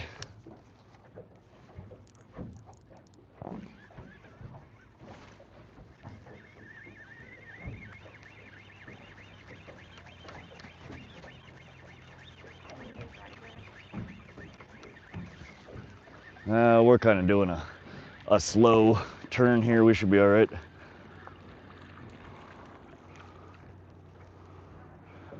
Yeah, I had like 10 pounds of weed on there. But yeah, so when this pulls, oops, when it's not all tangled like it is, Jesus, how did we do that?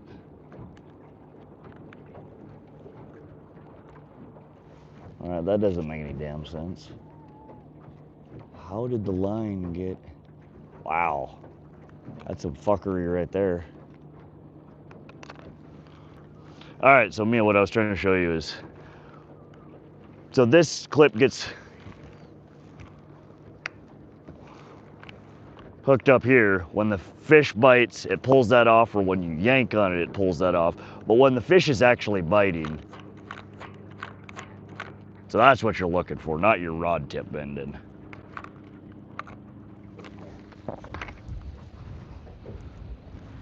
Big wind, big wind.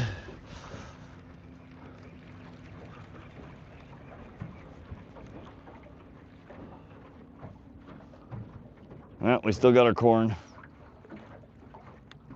Let's try a snap weight on this one.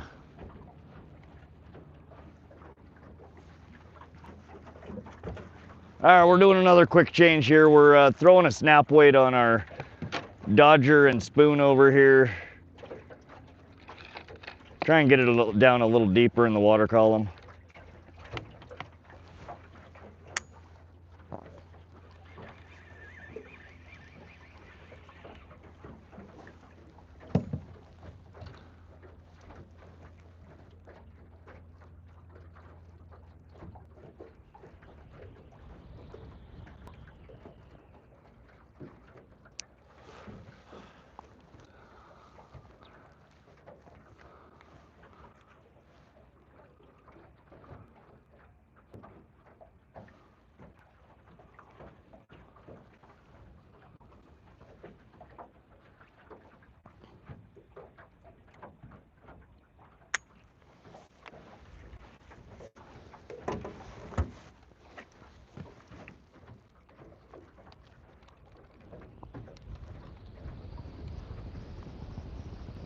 Oh, that wind is getting bad.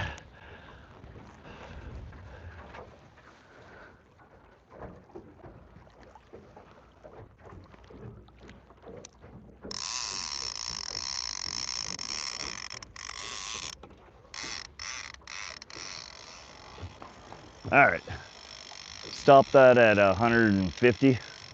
Mia, watch it. Stop it at 150. It's only got 25 more to go. Let's go, Steve McMahon with a 19.99 super chat. Hey bro, back at it again. I see another beautiful place. Thank you, Steve. Yeah, we're out here. This is Newlan Creek Reservoir again. We camped out last night. Woke up early this morning.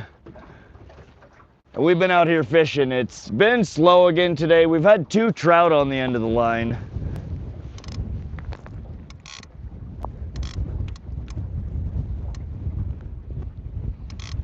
But it's been quite slow. The wind is starting to pick up. I don't know if we're gonna be able to stay out here all day.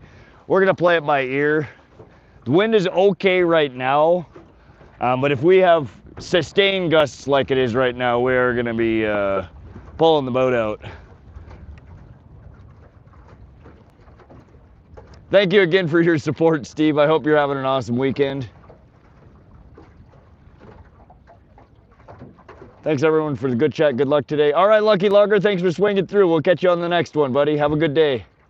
Jimmy Hoffa, starting to believe me about fishing those bluebird skies those days. I know they are, Jimmy, but we stream when the weather is fishable. It's hard to bring the boat out when we have 20+ mile-an-hour winds or it's pouring rain. So unfortunately, we can't be too picky about what days we go out when it is fishable. I'd never get on the water. I love this channel. Heck yeah, Steve. It makes me happy to know that you guys enjoy yourself hanging out for these streams.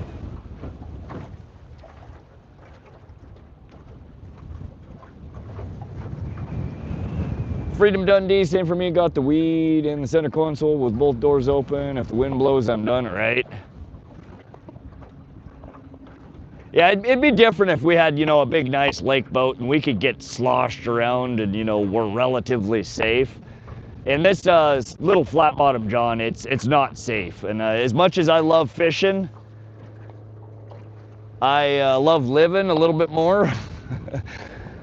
So some days it's just not worth it to stay in the water.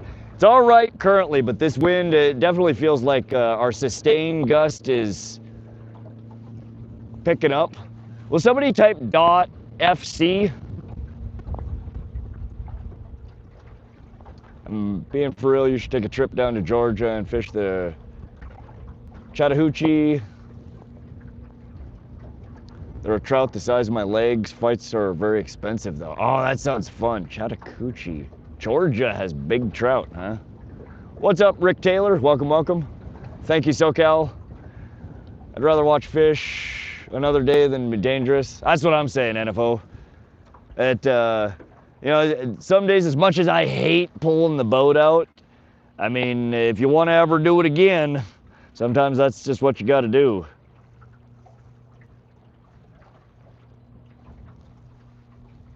Today's not that bad yet, but the forecasts we're calling for some really sketchy wind coming up right about now. We're 11:30 now. Noon is when the gusts really started showing. So we'll play it by ear for the next 30 minutes or so. Hopefully it doesn't get too bad. We just had another big fish surface right next to the boat here. That definitely wasn't an itty bitty trout. I don't know what that was.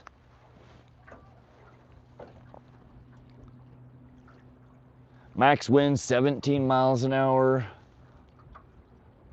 Devil went down to Georgia. Justin Kai, snap weights versus sliding weight and bumper setup. Yeah, so I used to, for the first couple of years that I trolled, I used a sliding weight setup for the longest time.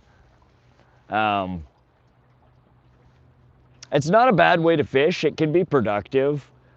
There was another one that just surfaced. We're right over some decent fish here, you guys. I don't always use the snap weight or the slide or a snap weight. Sometimes you do want to fish subsurface, so it limited me on how I could use that rod. It's a small boat. Most days I'm in the boat, I only bring 4 or 5 rods. Usually my 2 lead core rods, my 2 flatline rods, my braid rods. Oh, we are really shallow. Bring the camera in. Mia, sorry. Bring the camera in? Shallower. We're at 25-foot depth. We're gonna snag our camera up and lose it. The wind blew us overhead and realized we were in such shallow water. We're headed a little bit deeper, but bring it into like 60 foot. Just, you don't have to bring it in all the way. We just can't have it 90 foot plus out there. We'll be dragging bottom with it. Yeah, if we end up pulling the boat in, we will probably, almost certainly, fish from the shore for a little bit. It's just not safe to have the boat out here. William Hodge, hey, it's you again. What's up, William? Call it quits. Not just yet. We'll be, I think, here in the next 15 to 30 minutes, we will, thank you. Mia has supplied the watermelon fish whistle. Yesterday, we blew this one and it tasted like burnt rhubarb, but we'll see.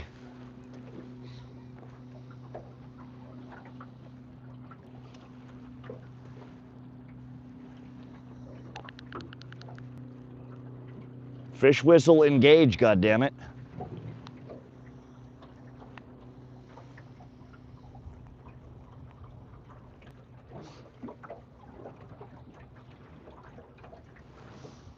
Thank you.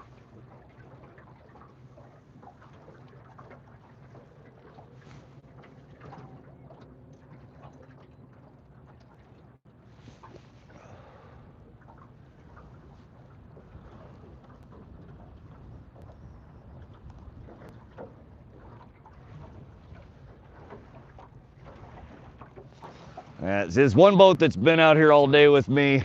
Similar boat, little aluminum boat. He's pulling out right now. I think he knows what's coming too.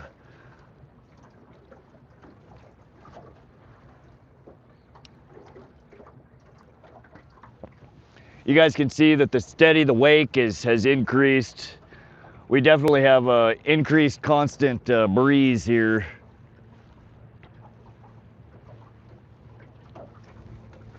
We're dragging bottom on this guy, I think. Reel that camera in a little bit more.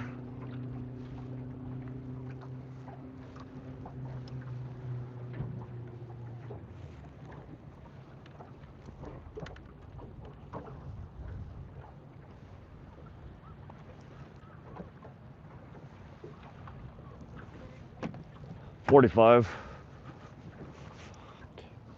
Oh, that should be fine. Just leave it for now, till we get out in a little deeper water.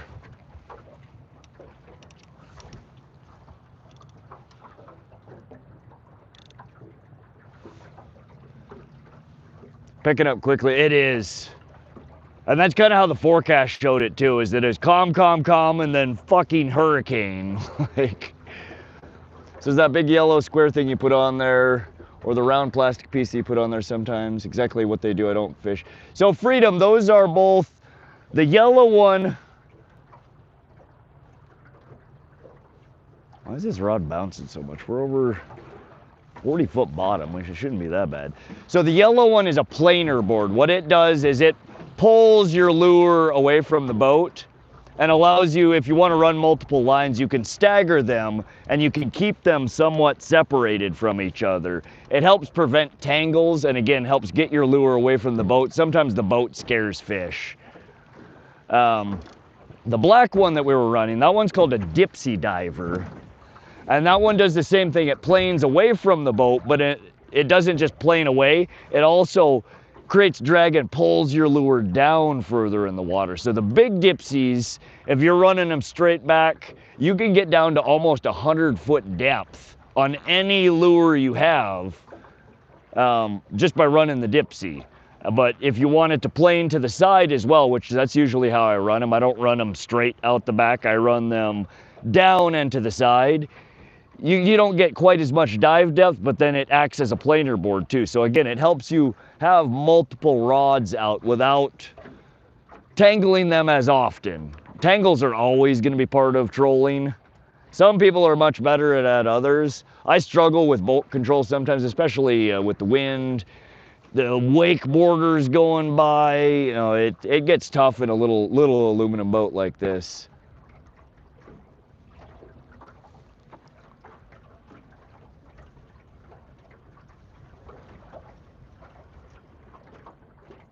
I managed to replace the spark plugs and the ignition coil. Nice! Doing some maintenance, huh, Steve? Is the vehicle running better? Was there a problem, or are you just doing maintenance? How do you have such strong Wi-Fi? Gus Rivers, we run Starlink Mini on the boat. Cost us about $175 a month for us to stream on YouTube, but this is how we get such good internet on the boat. We have a satellite on the boat a satellite receiver on the boat that's talking to the satellites they come across the sky. So it's constantly getting a signal from space, low Earth orbit. Well, we run that. We power it with, I built a custom hot swappable battery setup using DeWalt batteries. Each of these batteries, the yellow batteries that you see there, gives about 5 to 6 hours of runtime. So yeah, that's how we get great internet. Otherwise, I wouldn't be able to stream from anywhere out in Montana. There's zero cell signal here. It's SOS mode in the phone right now. We're out in the middle of the mountain. We're out in the middle of nowhere. This is the Little Belt Mountains. Whoa. Yeah, you guys, these winds are getting gnarly. I think we may not trailer it yet, but I think here shortly we're gonna at least dock the boat up, shore it up. We'll throw some lines in the water and just see what this wind's gonna do. I don't want to get caught out here. There's like 9 billion boats in the water, and I don't want to be fighting to get my boat on my trailer. Misfiring, running great now. Heck yeah, Steve.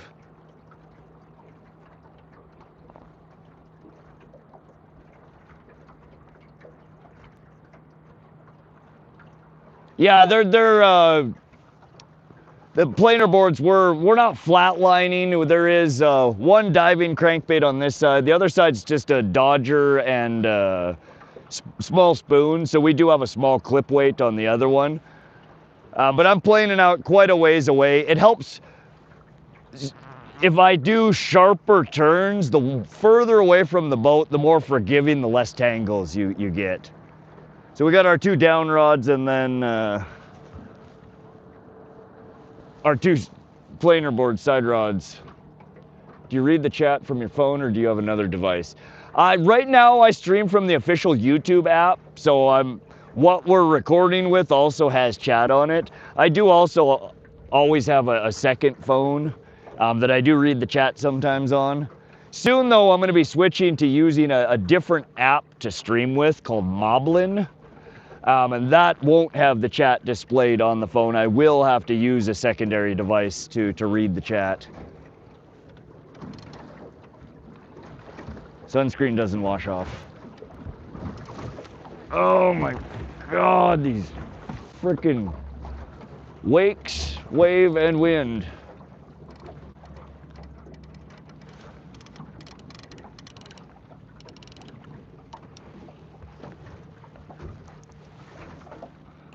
Largemouth, how do you set up Nightbot? Any channel can add Nightbot. Nightbot's just a free bot that's been built that's available. It has kind of built-in limited functionality and it allows you to extend that functionality. But to add it to your channel, you just go to nightbot.tv in a web browser, nightbot.tv, and link your channel to it. You then have to go into YouTube. You have to add Nightbot as a moderator.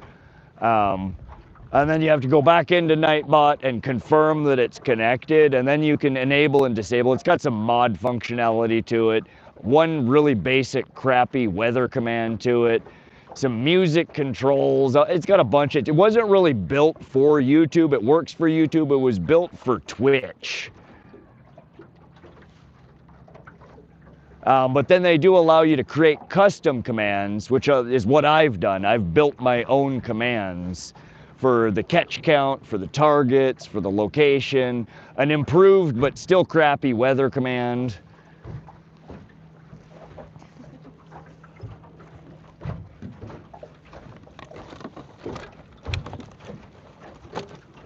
But I'm also in the process of building RodBot, which will replace Nightbot, and I'm going to open it up to the public for other people to be able to use it too.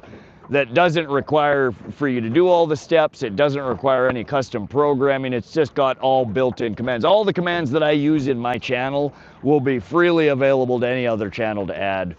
Right now it's in closed beta mode. I'm not really inviting people. I'm testing it. I have a very limited quota for using the YouTube V3 data API, which is what you use to interact with the YouTube live streams. And once I get that quota increased, I will open it up for more channels to try and use it. If you want to sign up for the beta on it, you can just go to rodbot.vox.io. That's my own website. And there's a little form on there. You just put in your email address that's used for your YouTube account and the handle, so like @wanna-see-my-rod. Enter those 2 details. It'll shoot me a message over, and it'll add you to the list of people to get access to it. We're still working out a few kinks and also waiting for YouTube to approve our quota increase so we can open it up for more users to test. What a beautiful place you're in. It is really pretty here. It's really dry this time of the year, but it's gorgeous. I love being in the mountains here in Montana.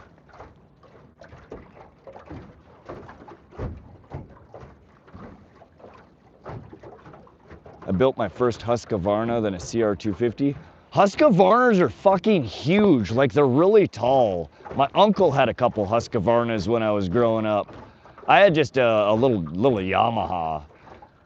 I'm small. My brother, who's, you know, much taller than I am, he could ride the Husqvarna. Fuck, I couldn't even stand up on it on 2 milk crates. Like, they're just tall.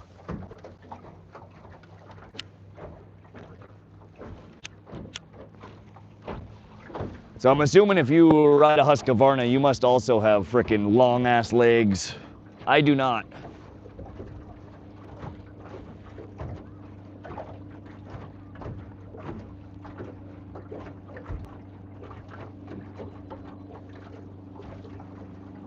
How you doing today? What's up, Katrina Cook? We're having a fun day out here. The fishing has been shit, but we're enjoying ourselves.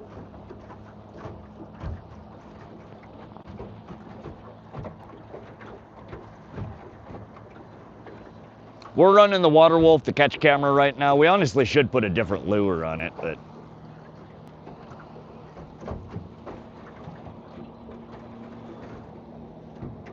looks like a decent boat you got. It's not bad. It's a little river boat. It's about 25 years old. It's called a Weld Tech is the manufacturer, and it's the Landau series. It's built as a small riverboat. It's a 16-foot long, 52-inch wide, aluminum welded John boat, so a flat bottom boat. And it's got a flat front in it. It doesn't have a V. So in water like this where there's wakes, we ride over it and kind of slap sometimes, whereas a true lake boat has a V at the front of it and it V's down at the bottom, and it's able to ride through and cut through this wake and waves better. We struggle.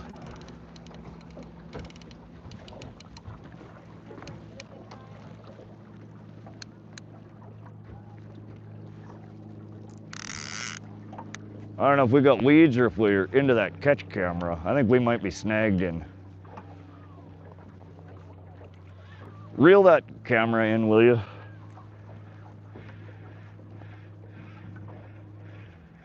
That doesn't feel right.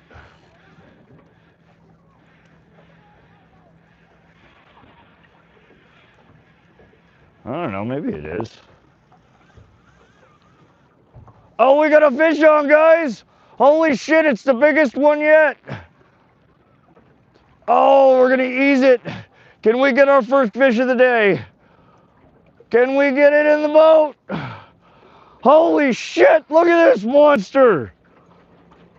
Whoa! Have you ever seen such a fish? That's gotta be at least 6 inches. Holy fuck.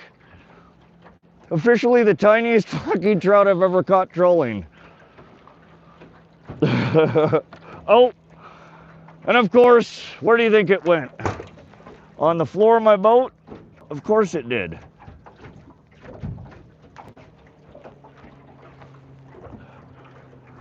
That's not a rainbow, guys. That's got splotch. That can't be a cutthroat. Look at the splotches on the side of that. On the belly. I've never seen a rainbow trout with coloring like that. Little stalker, we gotta get this guy back in. Well, we didn't get skunked. You're good, let it back out.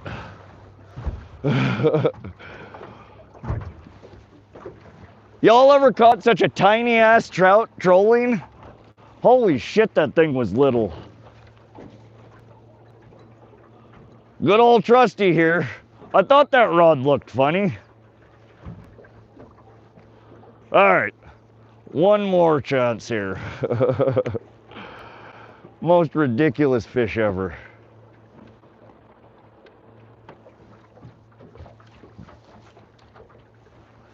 Do you guys see the weird coloring on that though?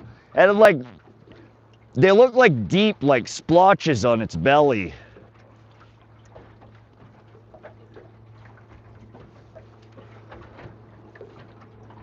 Oh yeah, we're showing a true mastery of our skill by catching increasingly smaller and smaller trout.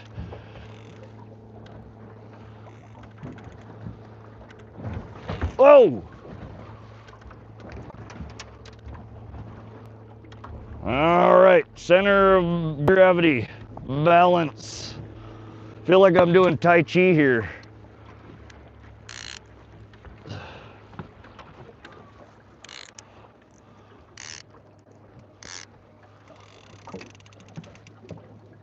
What is happening right now? I'm trying to get it to feed on itself, but it's... Oh yeah, we're not going fast enough. Oh. Just put it out to like 90.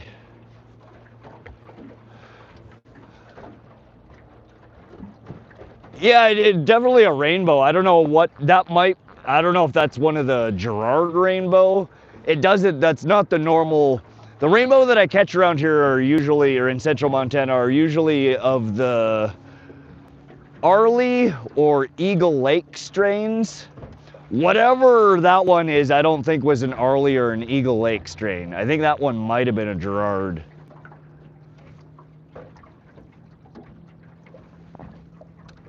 Yeah, that one, I don't know if it came over the camera well, but when it was spinning, you could see, normally the bellies don't have a whole lot of color.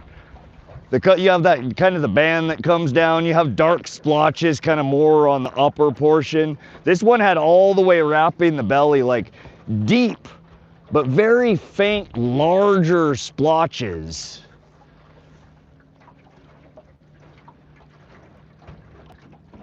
JK Mix, yeah, we just got, that's the third one we've had on the line today, but it's the first one that's made it into the boat.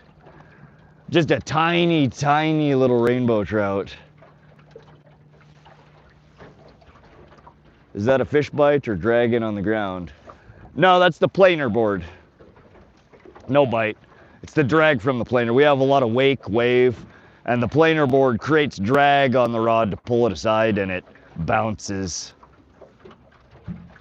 Sorry if I missed your chat. I got real excited there. We've been on the water for almost 6 hours now, and that was the first fish boated. And the tiniest fish we've caught trolling ever. I think possibly ever. That was the smallest.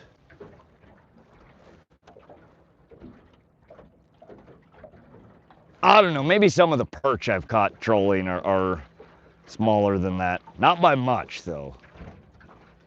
Doing all right today. We're having a blast out here, 420. The fishing has been for shit. We got bright, sunny, hot skies, clear skies. Hasn't been a good bite. Wind is dying down a little. I don't know if that's the lull before the storm.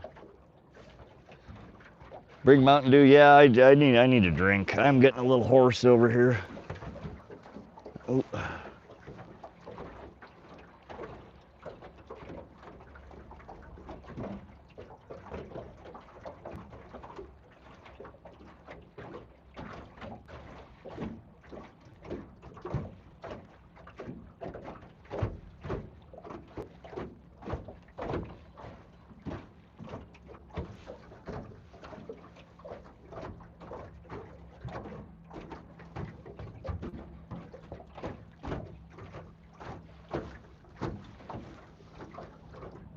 Has Mia gone for a swim? No, she's back there. She's tending her rods back there. We've been teaching her, reteaching her how to use the trolling reels. It's been a while since she's been on the boat. It's easy to forget if you haven't used them very often. So I'm teaching her. She's getting much better at the trolling rods. Teaching her about the snap weights and the planer boards. She's learning some stuff today and yesterday.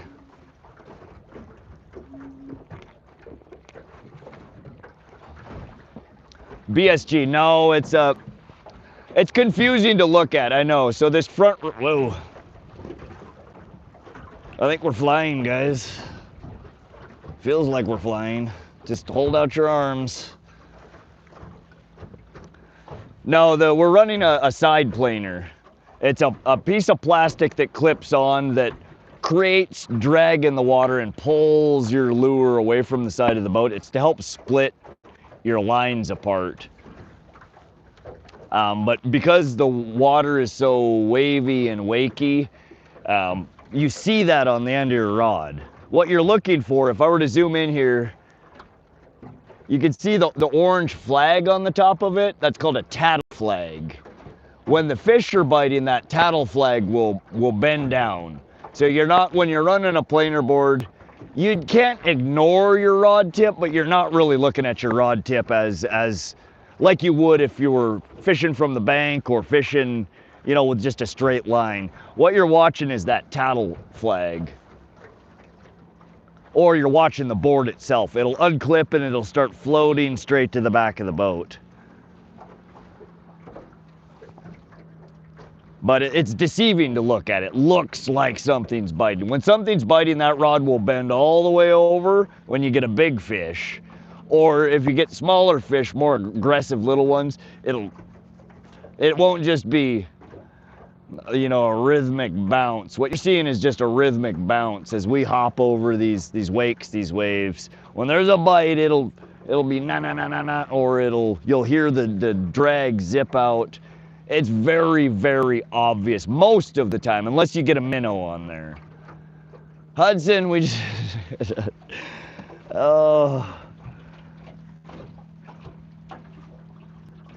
I'm gonna record myself explaining that, and I'm gonna add it as a command or something, and we're just gonna boop and we're gonna play the audio of me explaining that it's not a bite. Or we're just gonna have RodBot automatically, good Lord, these waves, automatically respond to everybody that says you have a fish on and tell them, no, we don't. Never happened. We don't catch fish here. That's cruel. How dare you? Is Mia your daughter? No, she's not my daughter. Do I look that old? Come on. I know I joke about being an old bastard sometimes, but you're saying one of two things or both, that I look like an old bastard or that she looks like a little girl. And neither of them are true. Hashtag there is not a fish on. Make it dot, no bite. Dot no for no, not a bite. There you go.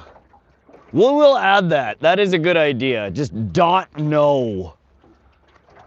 And RodBot will say it's not a fucking bite. Sit down.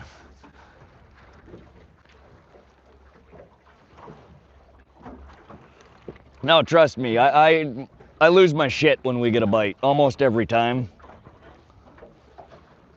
Every once in a while I miss some. Sometimes you guys catch the bite before I do, or catch some itty bitty that I might miss. But most of the time you're gonna hear me screaming. Half the lake is gonna hear me screaming. We get dirty looks from people. That guy over there already doesn't like us, the one that we're kind of fishing next to. He turned into us yesterday and came to the front of the boat and was like, really? I'm like, you turn, bro, I've been going straight. So dude over there, if you're watching the stream now, chill, man, we're fishing. I didn't try to run into you. You apparently tried to run into me, but no biggie. We didn't crash, our lines didn't get tangled. Catch the fish, hit the fish whistle. I don't know, do what you need to do, but no, we get excited when we catch fish here. Tim Dow with the 10 gift. Oh, damn, did I miss another one? I'm over here babbling. How much shit did I miss? Tim Dow, 10 gifted, want to see my rod memberships. Let's go, Tim, you are back. And that fish is dedicated to Tim. He is our sponsor for the weekend, apparently. He's buying all the fish whistles for everybody. Let's see, Jaden, you got a fish whistle. Cherry Brother, you get a fish whistle. I feel like Oprah here. Chad Smith, you got a fish whistle. Maniac Capable, you got a fish whistle. DJ 4 Mars, you got a fish whistle. OK Grower 75, fish whistle. Paul Willis, Fish Whistle. Holly Carolyn, Fish Whistle. USA Cowboy Patriot, Fish Whistle. Black Wolf Outdoors, the final fish whistle of the gifting. Thank you, Tim Dow.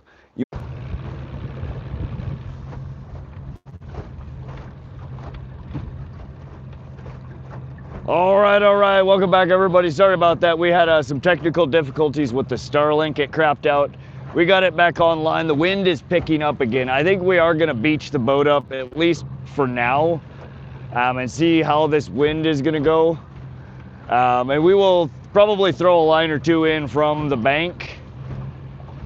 We're going to start cleaning up the campsite. We'll hang out for a little bit.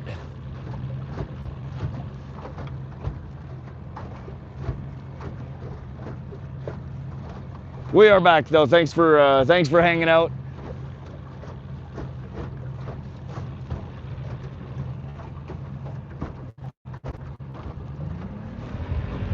All right, we're gonna try and charge our battery up just a touch. Burn off the crud on our plugs.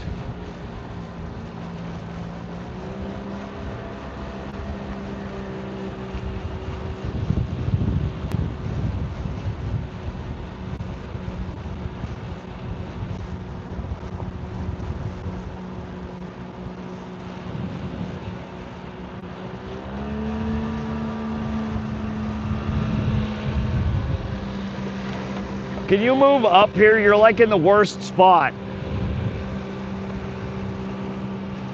Either here or up front. The weight distribution gets so crap when you're sitting right back where the heavy batteries are. There, that brings the front of the boat down a little bit instead of us being. Oh, wait.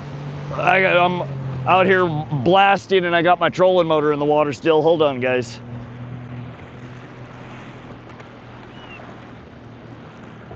Stop, will you stop the throttle? Pull the throttle back.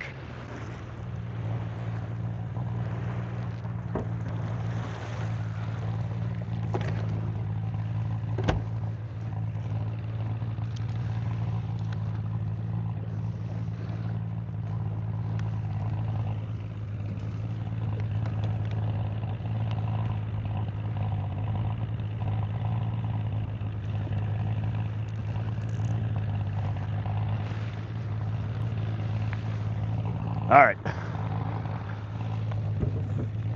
Scooch.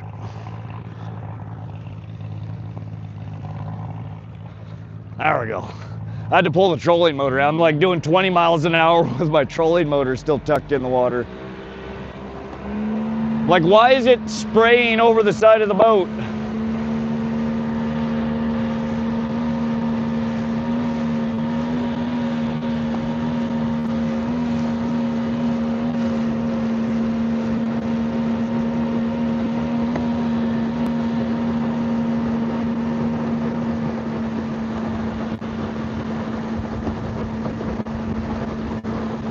All right, hold on, everybody.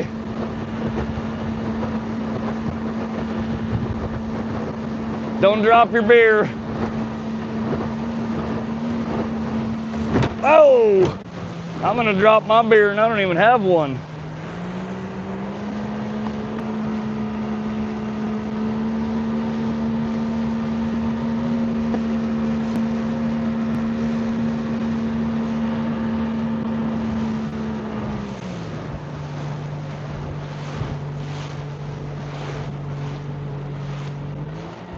Sorry, I'm just slowing down every time we hit a set of these waves from the wake boat.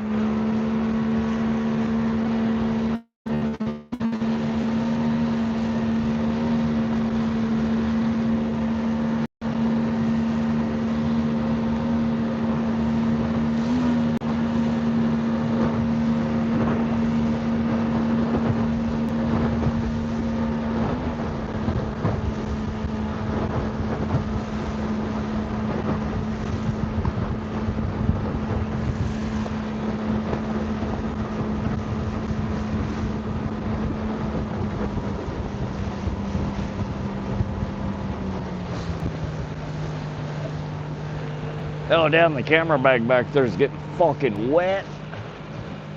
I know. Leroy Gutierrez, awesome brother, God bless. Thank you, Leroy. Cool girl, looks like she's having a good time. Hopefully. All right, we're gonna dock up, go control the back rope. I'm gonna try and get on it. It's kind of tough. No, rope, left side. No, now. We're getting up there. You're gonna have to also help me grab. We're in a bit of wave wake here. Actually, scratch that. We're gonna go to the other side.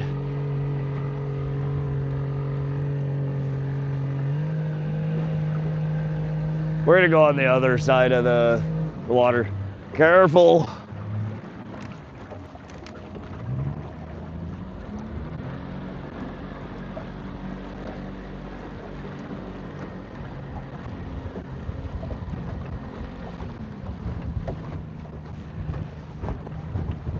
All right, I hate when the wind's blowing across the boat launch. You get to decide whether you want to beat the boat up, crashing into the ramp, or try and dock up to wind and wake coming at you. So we're gonna try and float on in here gracefully.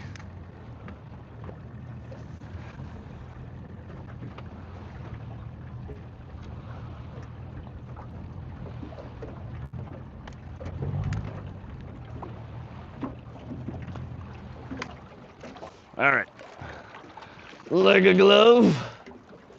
Almost. Oh no. All right, no, we got to go back a little bit. All right, there you go. Hook up. Give me just a sec here, guys. Under, through, and then back to the post.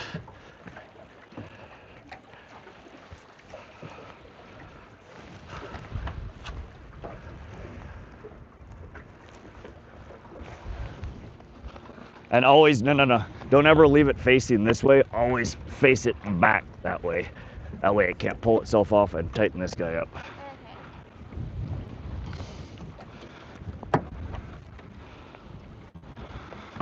All right, you guys, this wind is picking up. It's not gonna be fun once it gets up to 20 miles an hour. So let's scramble and get the boat out of the water. We will do some fishing from the bank still, but bear with me for a little bit.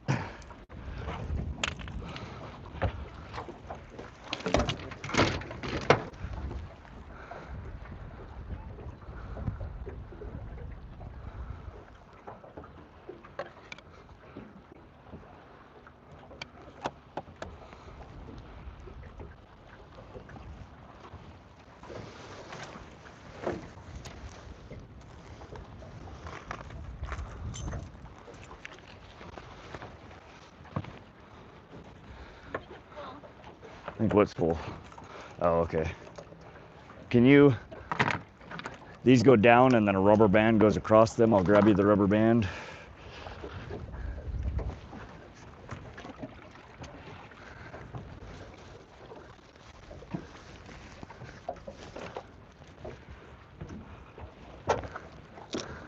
Ah, the sound of metal against hard stuff. That's fun.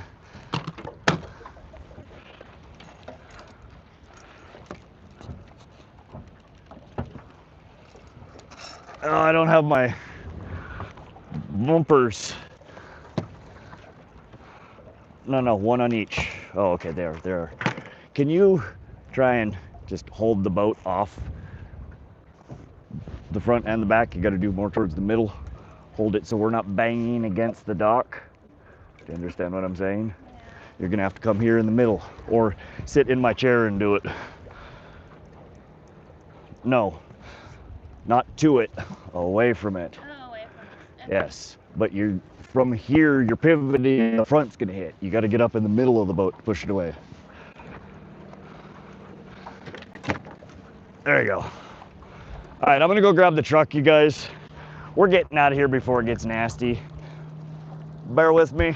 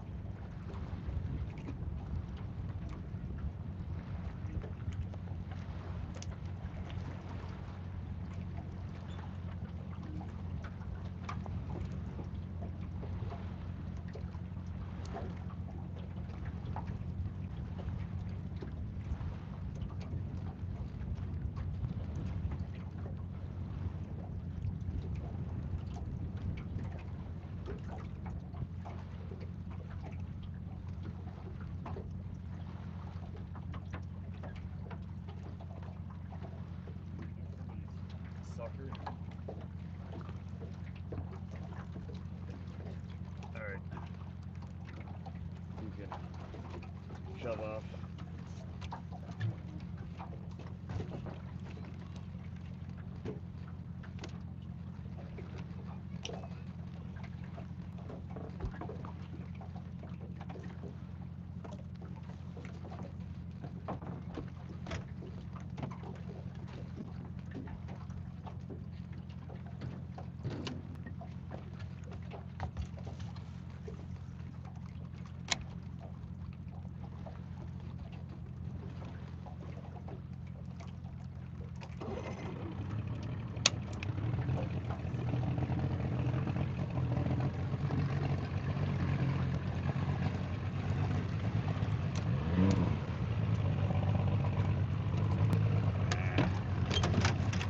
Beautiful.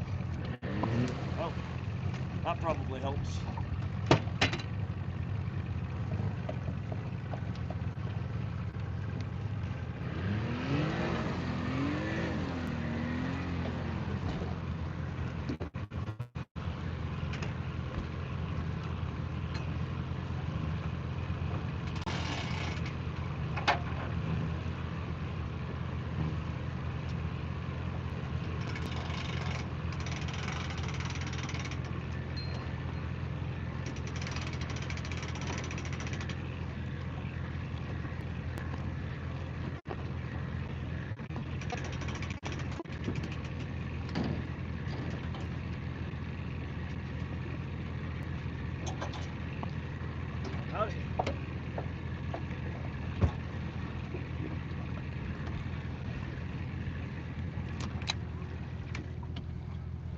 Howdy. Alrighty. Few boat videos of fishing. Alright, you guys. We're trailered up. We're gonna get her out of the water and get pulled back into our spot. And then we will continue the shit show here. Bear with me.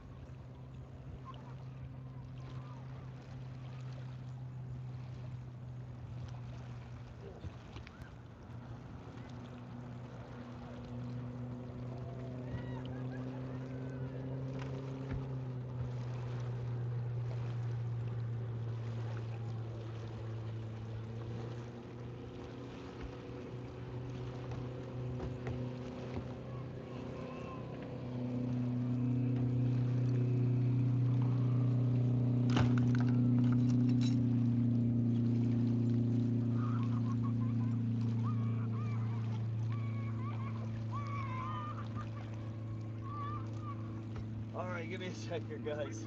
Trying to get some stuff put back together. All right.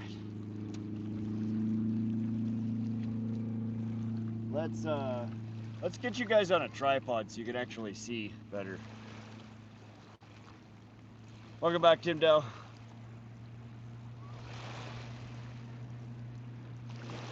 Yeah, the wind's supposed to get stupid here. We're gonna get cleaned up. We'll probably try and throw a rod in from the shore here.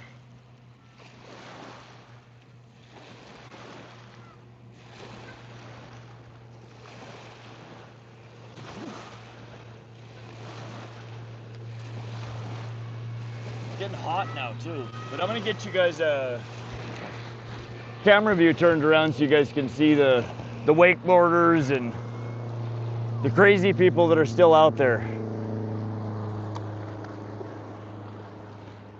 Let me get you guys in the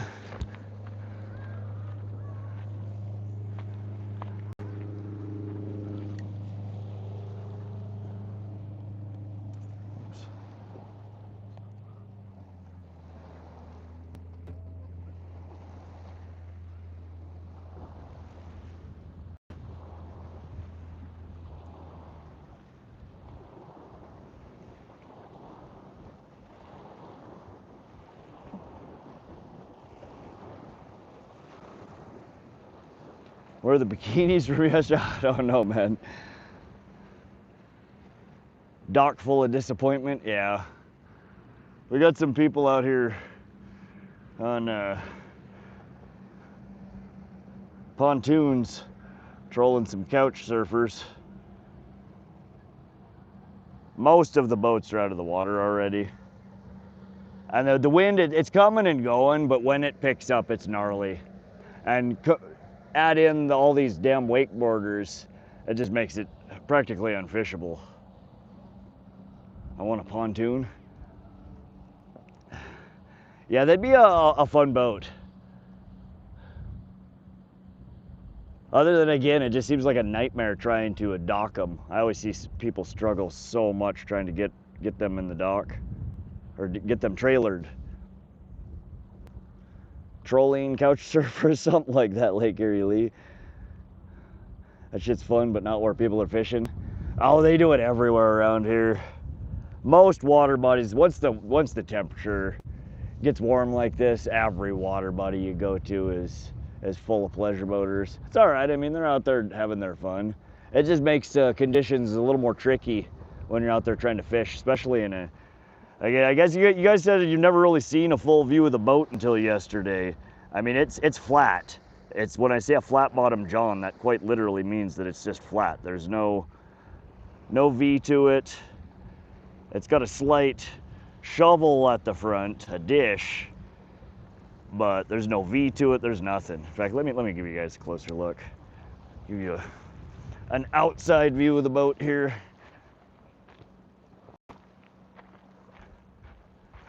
So the front of a flat bottom john, it's like a sled. So there's no cutting through waves when you're running a boat like that. It just plows over the top of them. So it's like you're at the BMX park doing jumps off of everything. But we have our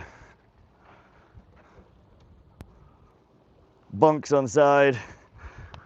We got our guide poles so we can just kick a field goal, and as long as we can get it between the two uprights, we're good. I can manage it from there. These things are super helpful, especially on windy days. They're kind of a pain in the ass. I've torn a couple of things off the side of my boat. Don't leave your pole holders in. They will snag. I had to adjust my damn graph because it was hanging a little bit. It kind of still is. So if I don't get the nose in just right, it will peel shit off the side of the boat. But we got these boat buckles. These are awesome. If you guys have never used these, they're just like a seat belt. You pull it out. Got a little rubber pad on the corner. Oops. And then you just crank on it.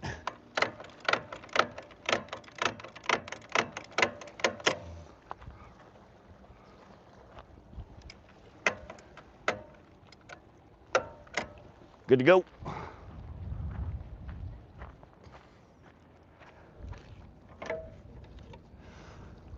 And they just pull out,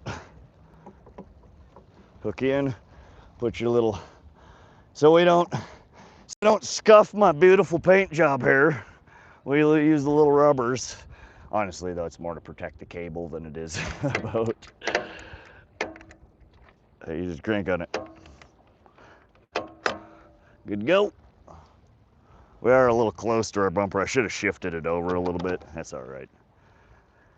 This boat came pre-abused, so no biggie. I always remember to close your gas vent. You'll lose half your damn tank bouncing down the road if you don't. So the process at the end of the night, this switch, which is kind of dangly, I need to find a better way to mount it.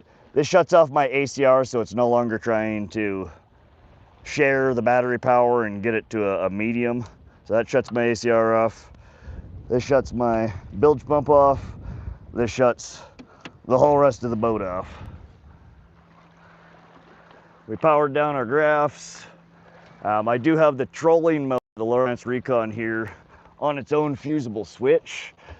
So at the end of the night, I don't know if you guys can see this or not, I kill it just with a simple boop, and that basically opens the continuity between the fuse. Whatever. So we are all shut off. We'll pop the Starlink batteries out here in a little bit. I'm just gonna do a little bit of cleanup, get the boat ready to go. Oops.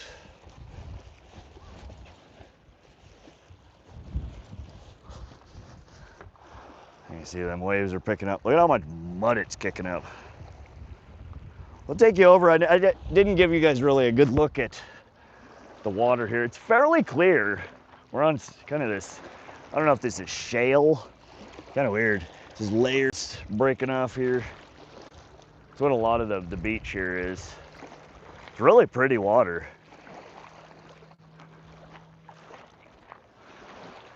And a pretty janky dock here.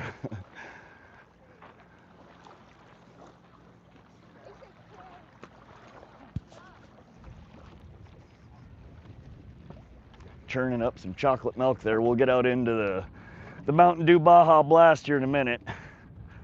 There we go. Ooh. So I mean, visibility's maybe 8 to 10 foot. Water clarity is pretty green. Nice. Did you install a ram mount?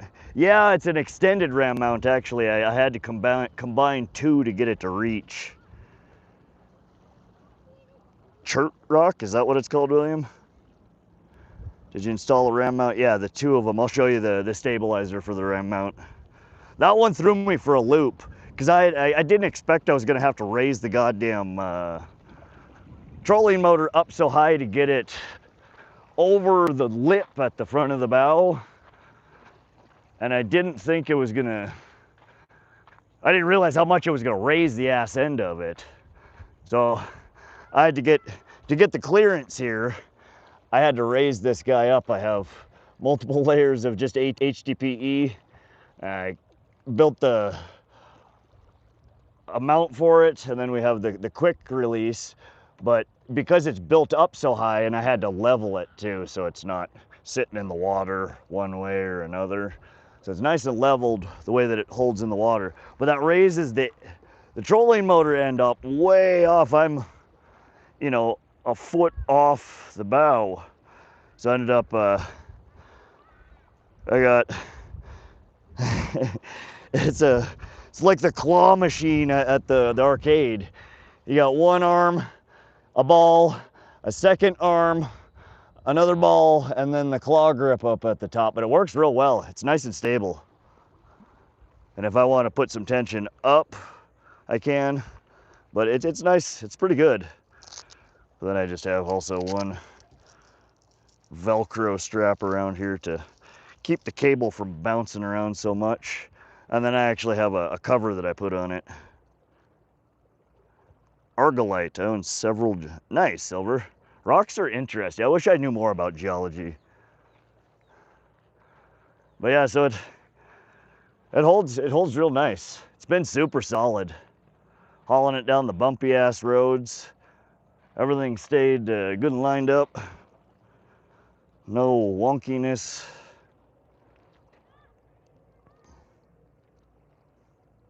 But not too shabby. What's up, Corey? Caught hemp. All right, God, I'm hot. I'm gonna go find some shade and sit in it for a minute. Shade and sit in it for a minute. I almost rhymed. Whoa. All right, well, Mia is occupying the one slice of shade apparently that exists here. Come up around the corner. She had the same idea and there's literally 2 feet of it. Well, shit. I guess I could stand in the tree next to her. Look, guys, we found shade. Aren't we cute? Oh my God. Silver, you've been up in the Nicollet National Forest. All right, let's find our, we're putting you guys in a stand. You're getting heavy. Y'all are a bunch of fat asses. JK, I'm not actually calling any of you fat. Don't be offended.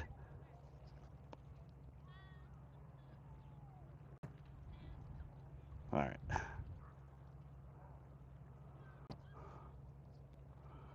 All right, why are you so crooked, phone holder?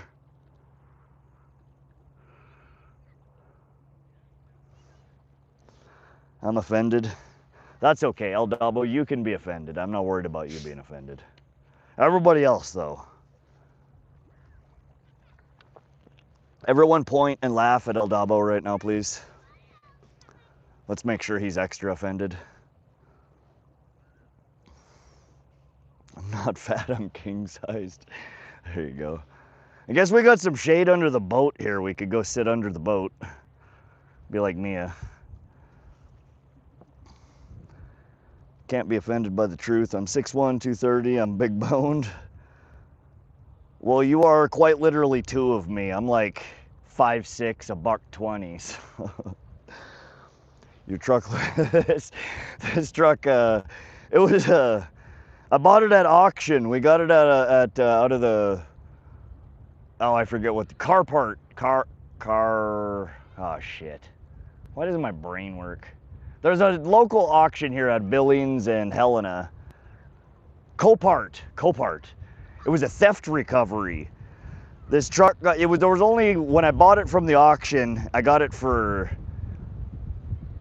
delivered, I got it $9,000 and some change.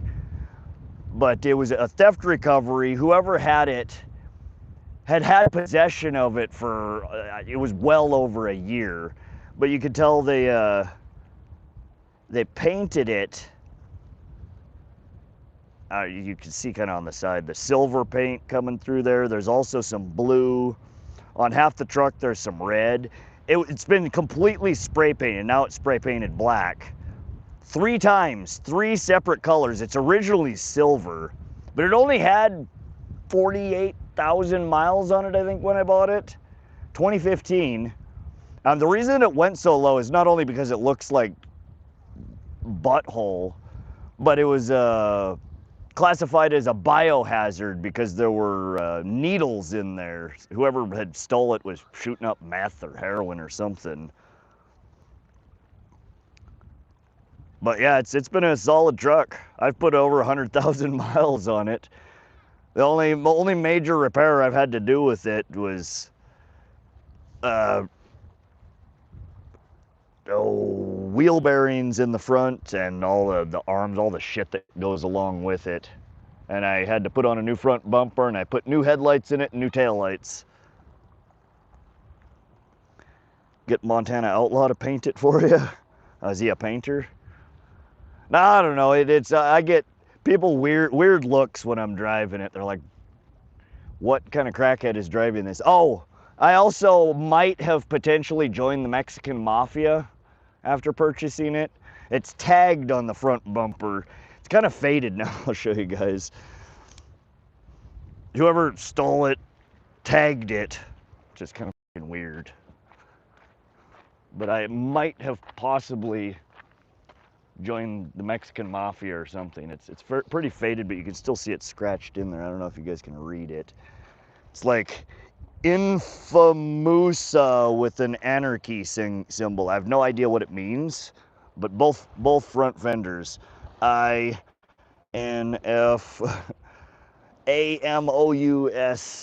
with an anarchy symbol, Infamusa. But yeah, she's beat up. We got blue paint, we got gray paint. They painted over the damn chrome. We got red paint poking through. But I put in some nice, God, I love these Morimoto, the headlights and the fog lights. I think that's what they're called. Such an improvement. Maybe see it a little better on this side. There you go. Can somebody tell me if I joined the Mexican Mafia? Something? I might be part of some kind of cartel. I don't know. Oh, it's got, I've never even noticed that before. It's got barbed wire up there too. That's been faded. They did that right in the seam. That's a nice little touch. But yeah, so it looks like, basically it looks like I'm a crackhead driving around. All my paint peeling. Every time I wash it, more comes off. One of these days it'll be silver again. They painted the damn rims. Everything. The funny part here, you guys got to get this. This is the best part. Everything except for the fucking the top on it. Lazy bastards, they left it the original. I guess nobody looks there, so why bother? The Rod Mafia cartel. And the funny thing is, on top of that, the dumb shit left their fucking fingerprints in paint everywhere all over it, so they ran out of paint, maybe. But we can run the prints. We can figure out who painted it. We can send them a 1-star Yelp review. Oh, that was my old truck, El Dubbo. No, there was a God. There was a cell phone in it and a bunch of clothes, and it was full of a bunch of shit when I bought it. And Mia found the cell phone and it was all cracked. She was able to get it on and working and was reading through the conversation history, and it was the chick. It was a chick that stole it from some dude. She stole the keys out of his fucking spare change cup. Like, there was the whole drama, like the whole history of the vehicle was in the text messages, and like, how could you, and blah blah blah, and her talking with her boyfriend about them going back and forth to jail and rehab, and it was a whole saga. She was she gave me the DL after she watched it all. Yeah, V8 5.3 liter. It's been a nice truck. It's got the tow package on it.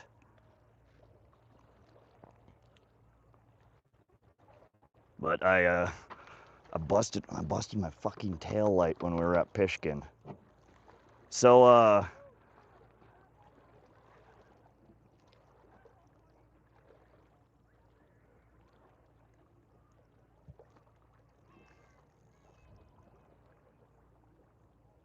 this is your brain? This is your brain on drugs. Any questions? No, the sad saga, I don't have to explain it. I don't have quite the turn radius I used to, and I found that out the hard way.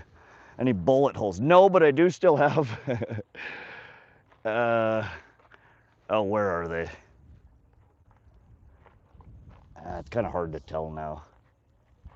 There's for the longest time, over all the doors and the windows in certain spots. I'm sure I could find them for you in between the panes. Oh, there's one of them. There's one of them. You can see the outline where the police, the evidence tape, the seal that they put on it once they collect it in evidence on all the goddamn doors, the handles. So like I spent 3 years with goo gun trying to get all that shit off. No bullet holes, thankfully. Back from the mow, too hot. 97 upwards, Creek Bay. Brownies were a bust. Must be heading out. We just took out of the water. The wind is getting real erratic here. It's calmed down now, and it seems like every time we come somewhere, and the moment I pull the boat out of the water because it's too windy, hand quotes, it stops being too windy. But yeah, we're out. We caught the smallest rainbow of the trip so far. It was like a 6-incher. Here comes the wind again. It's just gusty and then it quits, and then it's gusty and it quits, but when it gets gusty, it's nasty. Why you quit fishing? We were getting beat up by the waves. We pulled in, we got the boat out of the water. We got camp set up. I got a bunch of shit to pack up. We're gonna hang out for a little while. I should throw a rod or two in the water. What do you guys think? Should we fish from the bank? I think we should. Let's go get a rod holder and see if I can possibly pound it into this shit. Oh.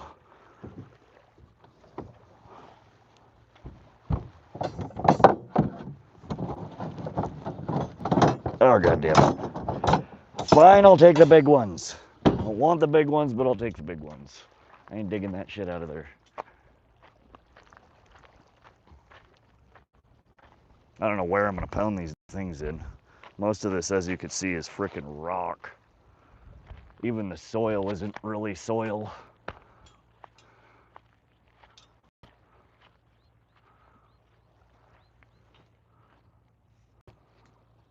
I don't know if I'm gonna get this in the ground or not. Nope.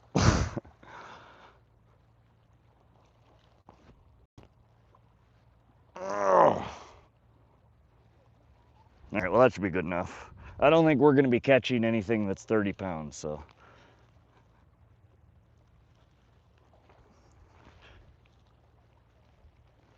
Yeah. Let me get you guys in the stand. We'll get a couple rods in the water while we pack up.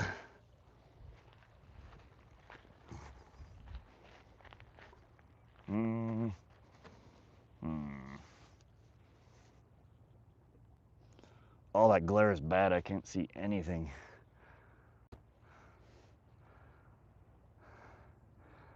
Just put the rod holder back up. We could do that too. That's far away though, and I'll be tripping over shit trying to get to it. Where were you trying for walleye that time? We fished. Halter has walleye, Hauser has walleye. We fished both of those recently. The trip that we did with King Kai where we caught a couple of walleye was Halter.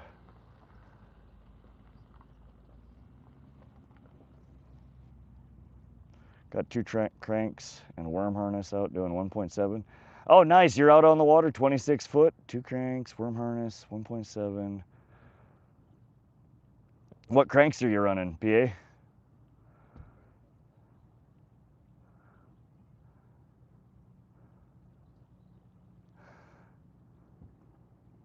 Dude, for a while I drove 4x4 Ford Ranger that had been beat to shit by bulls.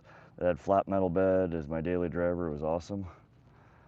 Yeah, this, other than the cosmetics on this truck, it's been great. And most of it has been incredibly superficial. Paint jobs, who cares what the hell the paint job looks like? I'll take a $30,000 discount because it looks like a butthole. I mean, that shop off the showroom floor was $70,000 or $75,000 the sticker price was on it. It's fully loaded. And it was, 5 years old and less than 50,000 miles for 10 grand. I'll take it. My cigarette dealer's out taking a sweet ass time trying to get out on the lake again. Oh, it's hot here. Let me get our rod in the water here.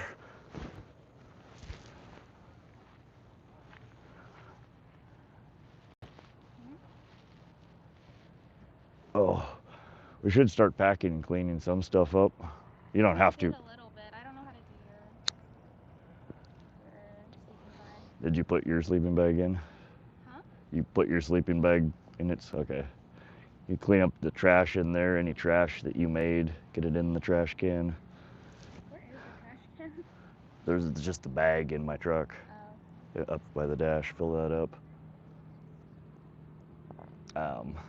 Yeah, just start picking up little stuff. We're not out of here yet, but no sense waiting until we're ready to go to then start packing.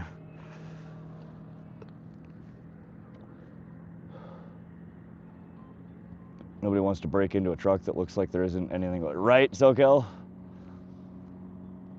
Okay, cheers, Rod. You did a lot of hours of fishing. Awesome. Catch you next. So thanks for stopping through here. Always good to see you. We'll catch you on the next one. Do American Smoke Reserve smokes these days or government? American Smoke Reserves. Yeah, I'm not. That English ain't Englishin', El Dabo. All right, let's get a rod in the water.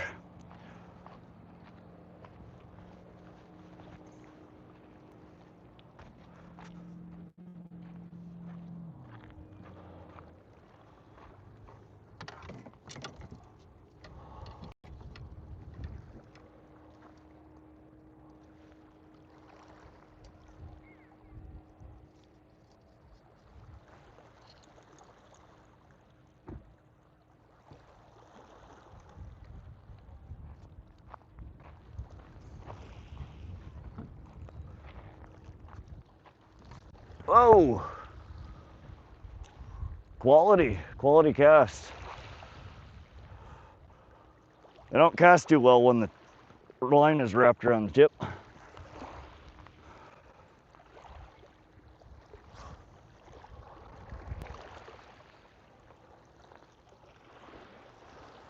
Just another PSA, in case you all were wondering. Usually helps to open your bail before casting. Holy shit. All right, well that bobber I don't think is gonna stay still very well. All right, that ain't gonna work. I gotta do a bottom rig. Hold on.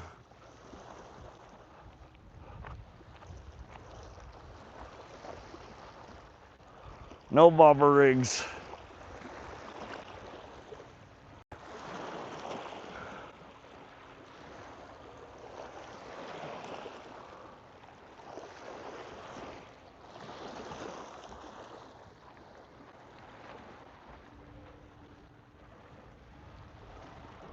Yeah, you can just set shit on the back of the truck. We'll sort it out later.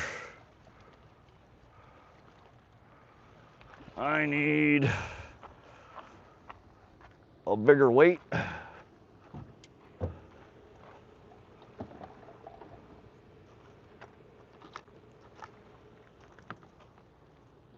Toasty. Go a few steps further down and it's way shallower.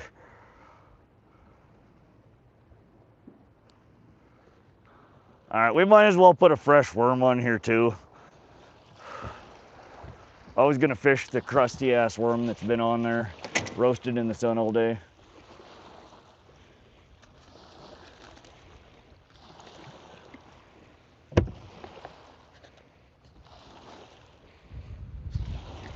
Oh, come on now.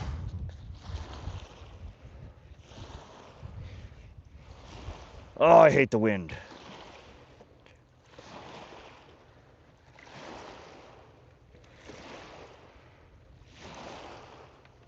Jesus, all right.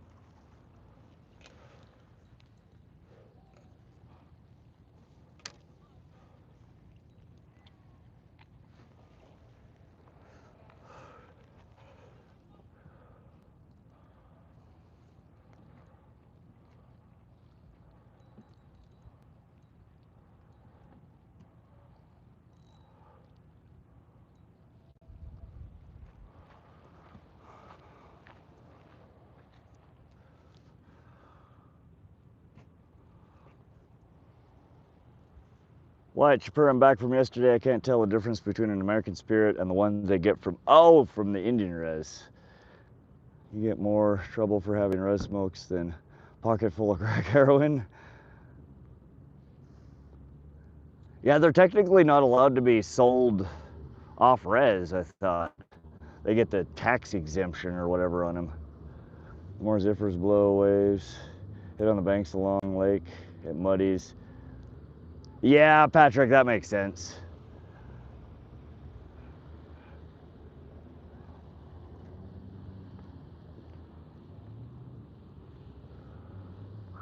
All right, we're gonna pack up a little bit more stuff on the boat, you guys.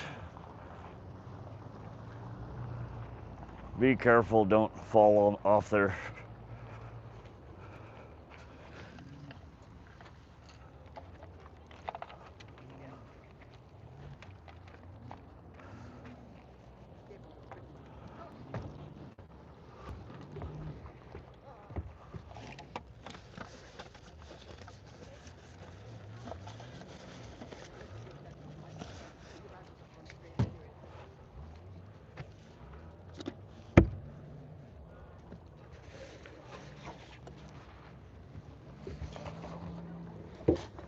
Oh, so much shit to pack.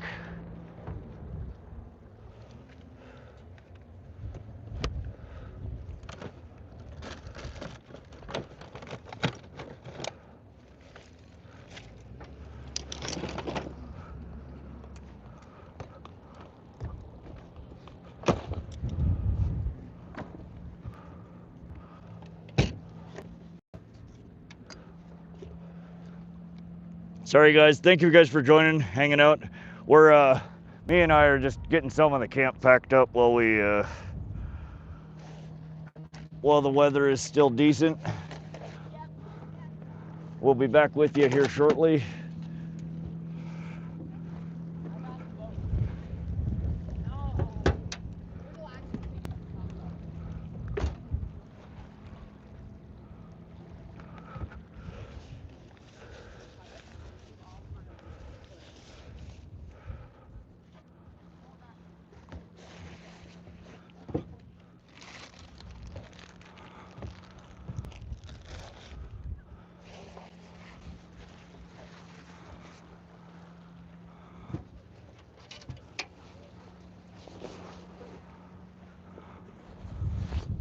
Oh.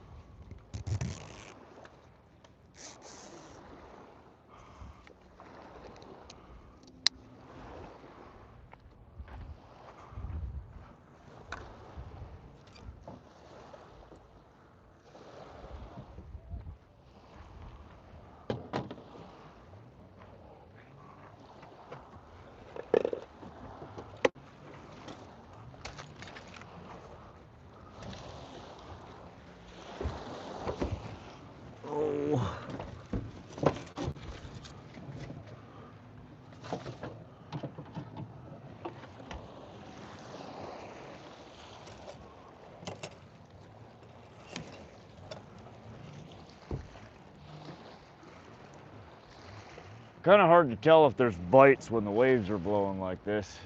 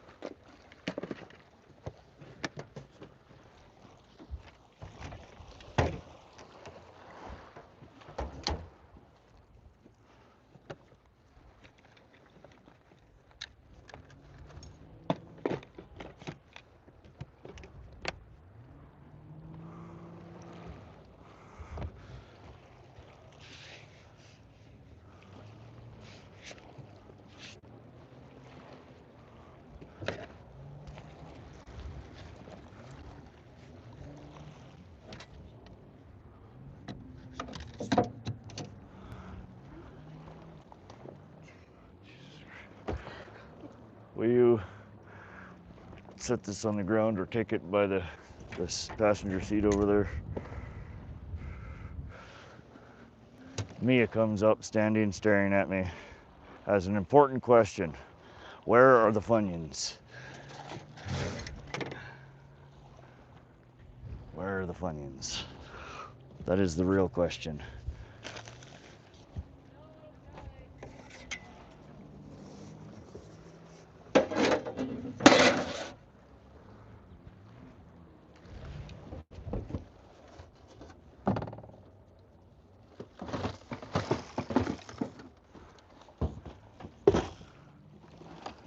Give me a second, I will get you the Funyuns.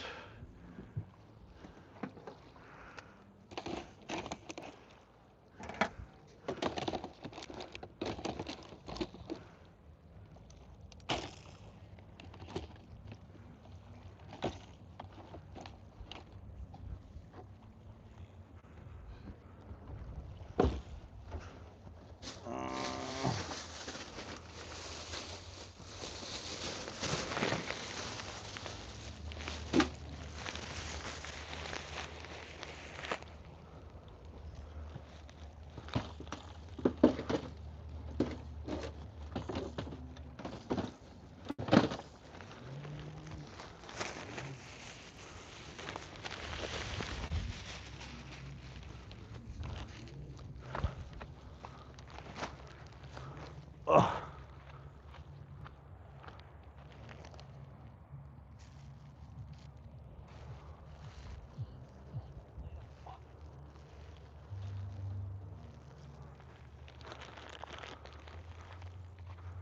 Will you watch the rod?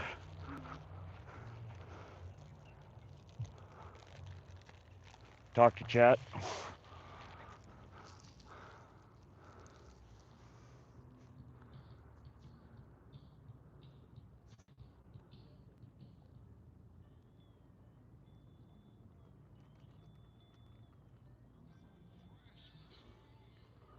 All right, Mia's munching again. We are gonna keep packing.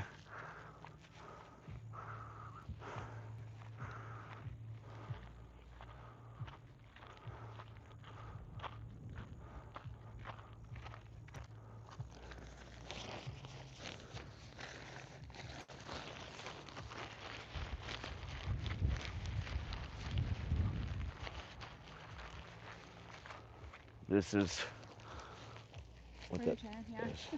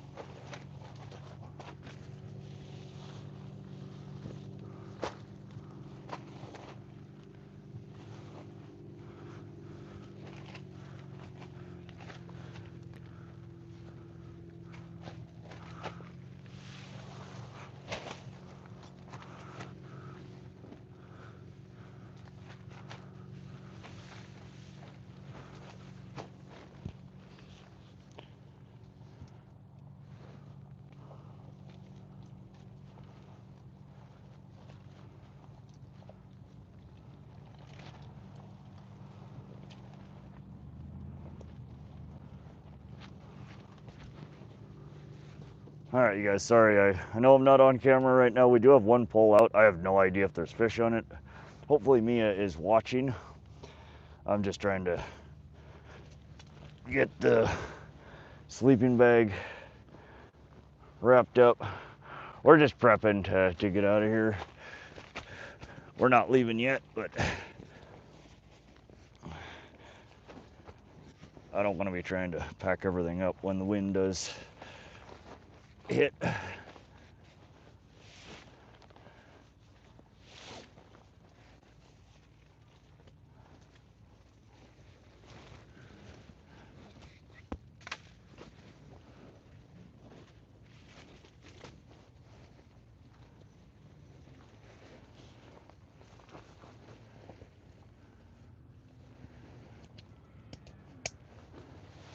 Oh, it's hot.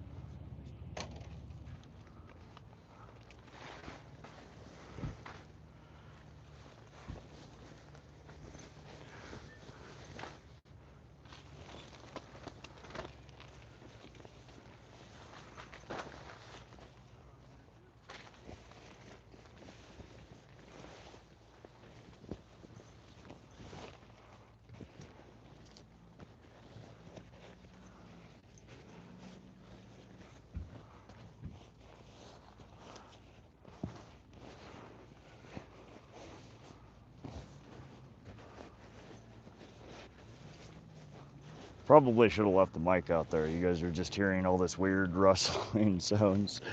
It's me putting a sleeping bag in the bag. It's not cooperating. There we go. Get in your bag, buddy.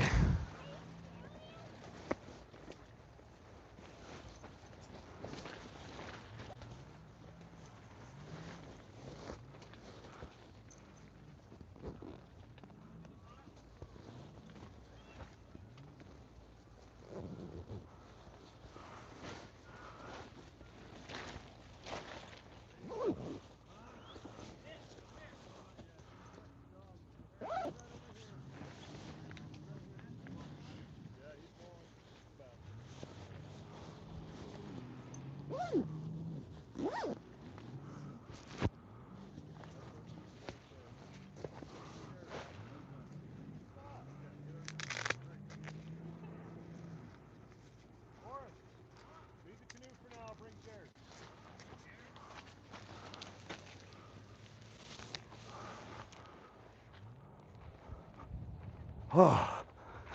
All right, sleeping bag done. That took way too much effort. The tent is like a sauna right now.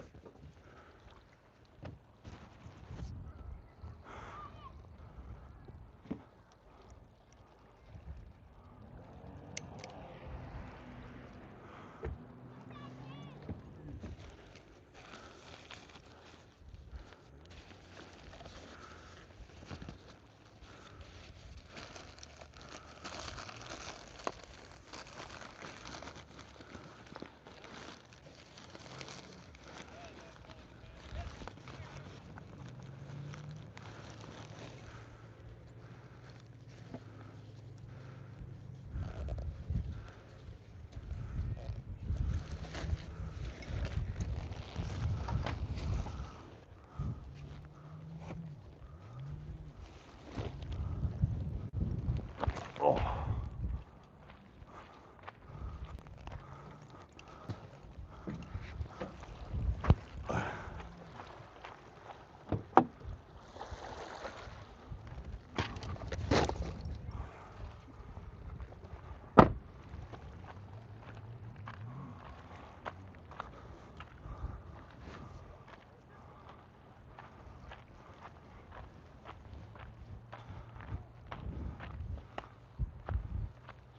Do we have a fish yet?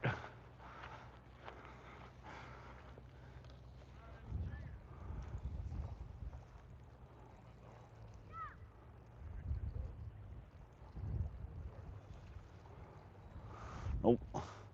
No fishy.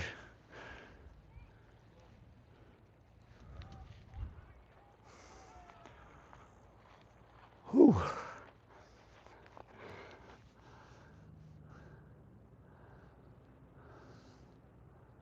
Got kicked out of my spot by hornets. That sucks. Ever hear of the train transport?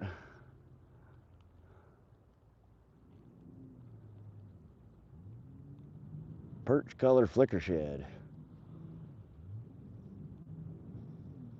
Just caught my first walleye trolling. First of the season was only 13 inches. Nice on a little flicker. Heck yeah. Congrats, man.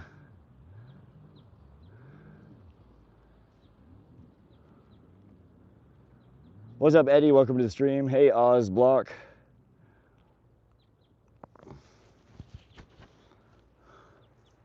Do you want to talk to them while I pack? No? Alright, well, I guess you guys get to listen to me pack, or you can listen to the wind and the waves. So I don't know what you want to watch. I still haven't gotten anything on this pole. I don't know what it wants from us, but 281 thumbs up. Let's go. Y'all are awesome. Appreciate you coming and hanging out and streaming today. It is hot. It is gusty. It's not too bad at the moment, but every 30 seconds or so, the gusts pick up and it starts getting all stupid again. But I got a few more things to pack up, and I'm gonna dismantle the tent. We'll chill here for a little while. I'm just trying to multitask here. Mia, you should teach Rod how to catch a fish. Somebody needs to. I don't know, man. Ooh. God, I am just pouring sweat right now.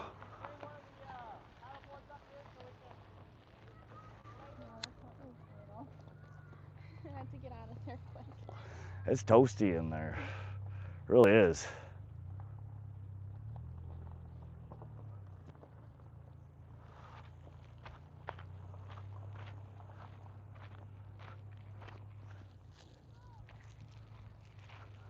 God damn, people in their trash everywhere.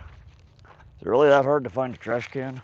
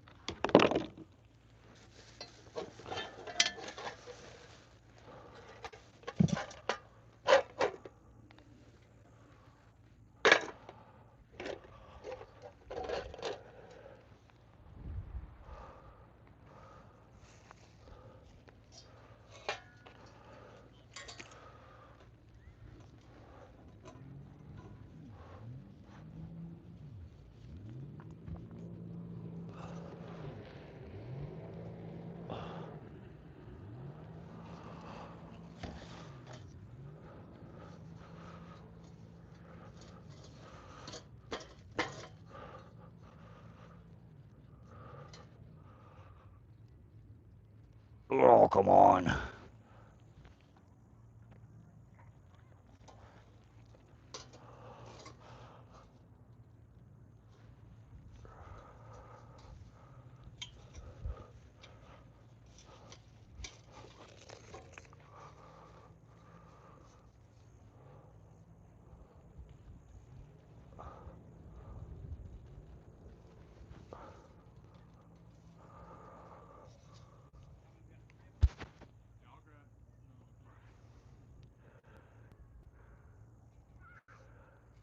Is anybody watching the rod? Do we have fish?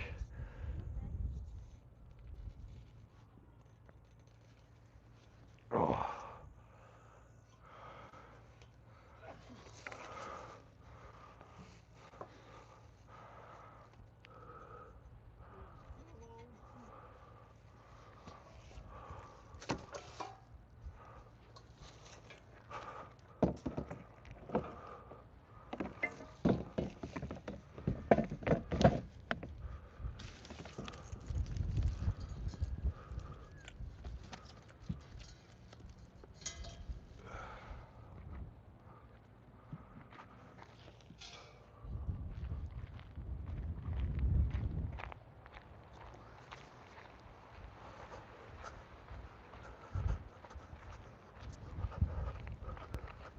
Ugh.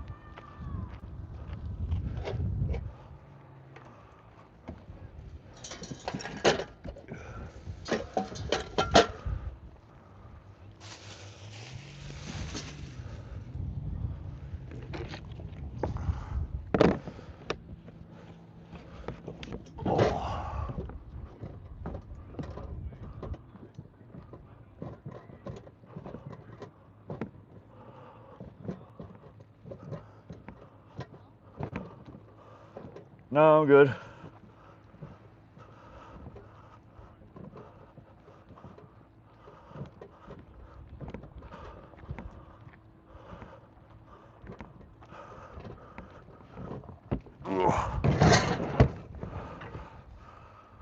Whew. Heavy.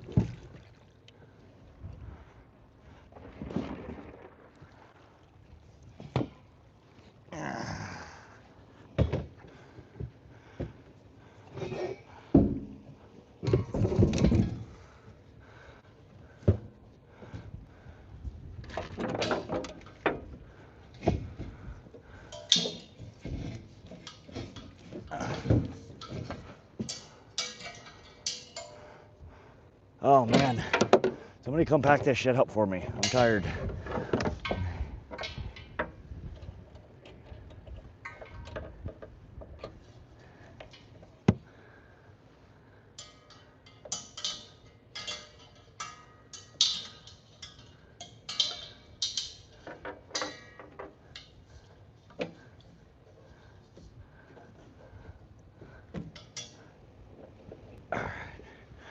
That's good.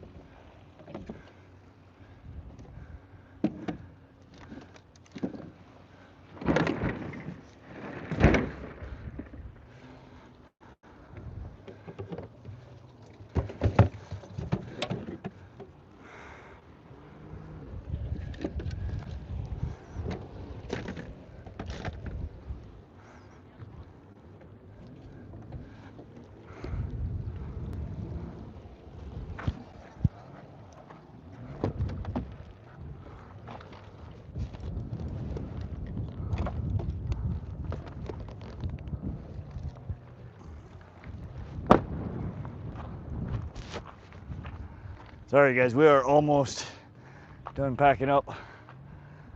Hope you guys are enjoying the views. Hope Mia is keeping y'all entertained and occupied. Oh.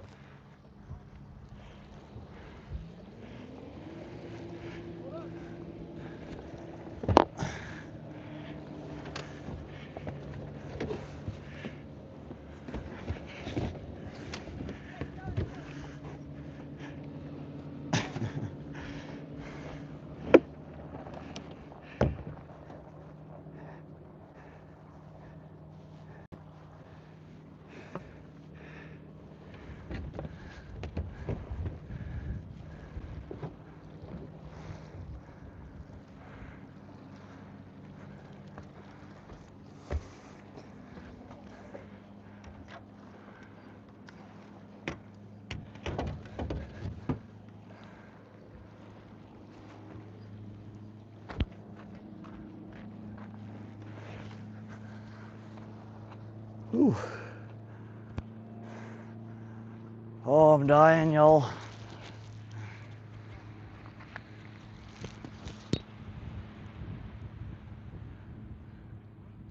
What lake are you at? Newlan Creek Reservoir. Thank you, Patrick. Ooh. Still no fish, huh? Next time try a Lake Southerner for Ling, bigger trout, doubles for cipher block. Patrick, we'll have to try that. That one's Lake Southerner, I think isn't it just the next lake down here to the east? Be an extra 10, 15 miles. It's not bad.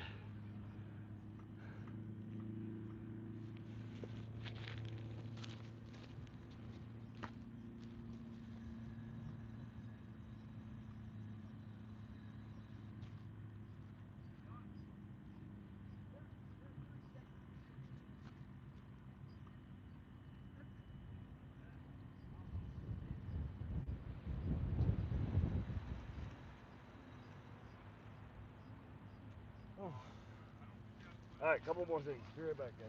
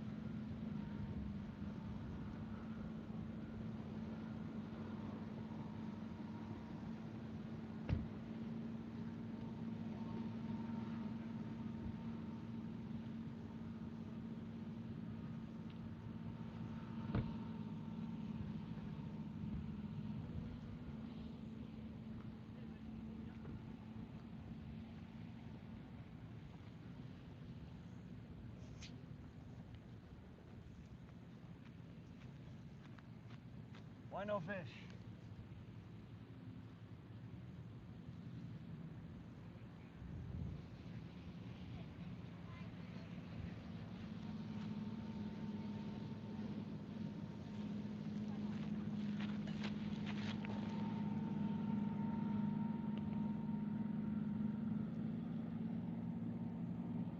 I don't know, I guess you guys can keep watching the fishing pole.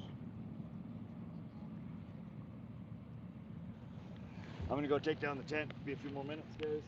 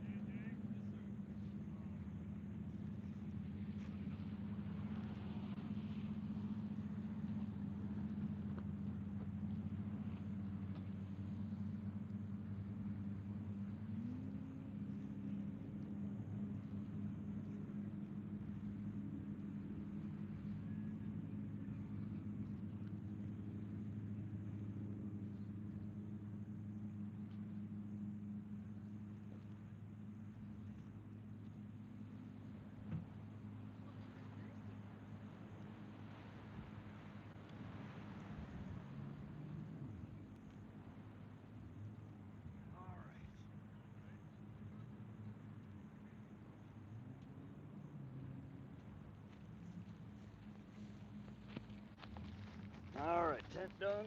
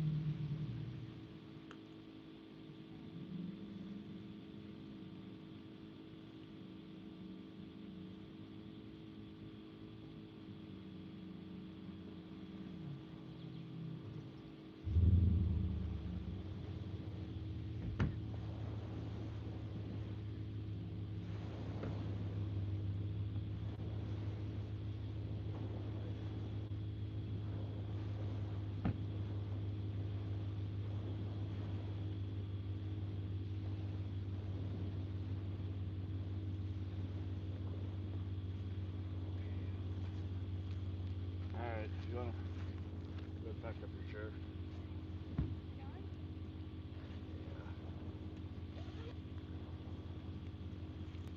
We'll take maybe a senior craft home, I don't know. You caught anything? No. Well, we caught one rainbow trout earlier. We lost two.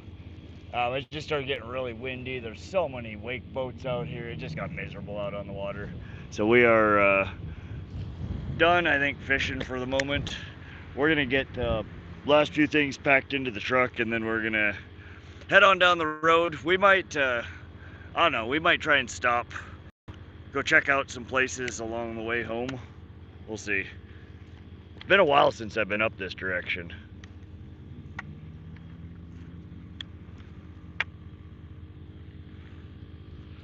Give me a sec, guys.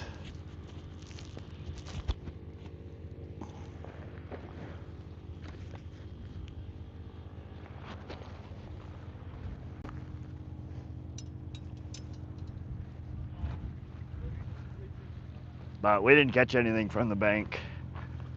Trolling was slow today. As you guys can see, it's just a clear blue sky. Pretty brisk breeze.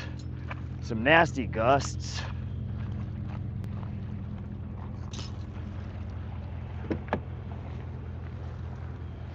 Get you guys in the truck.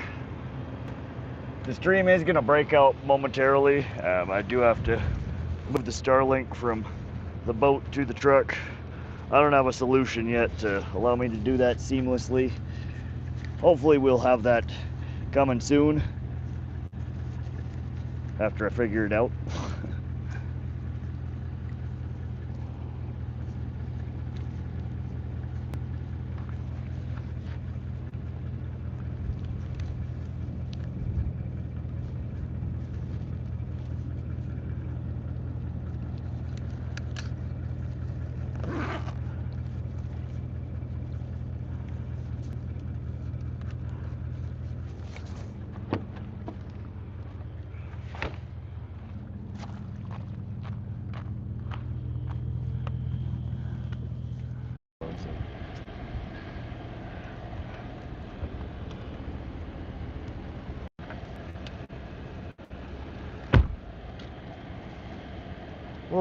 All right, guys. Sorry for the disruption there.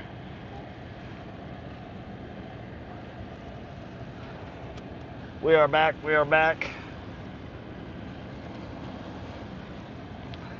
We got everything packed into the truck. It is just getting too windy here. Too many damn boats in the water.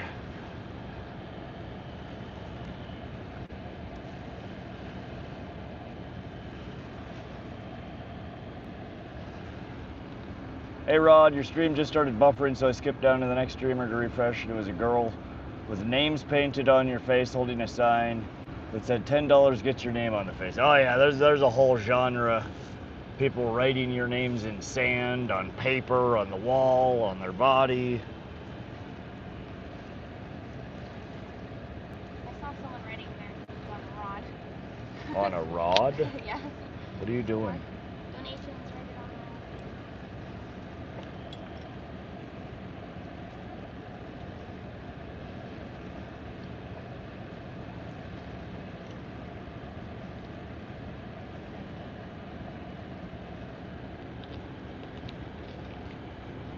Please don't let that happen again. Sorry, Silver. Now, there was a battery company that reached out to me, offered me a free product. It's a Starlink battery that has pass-through power that I think would work if I could figure out how to mount it on the damn boat. That would allow me to unplug from the boat and move it to the truck without killing the stream, because it's got the battery power that's attached to it. But then when it's on the boat, I can plug in the pass-through power and increase the, the capacity size.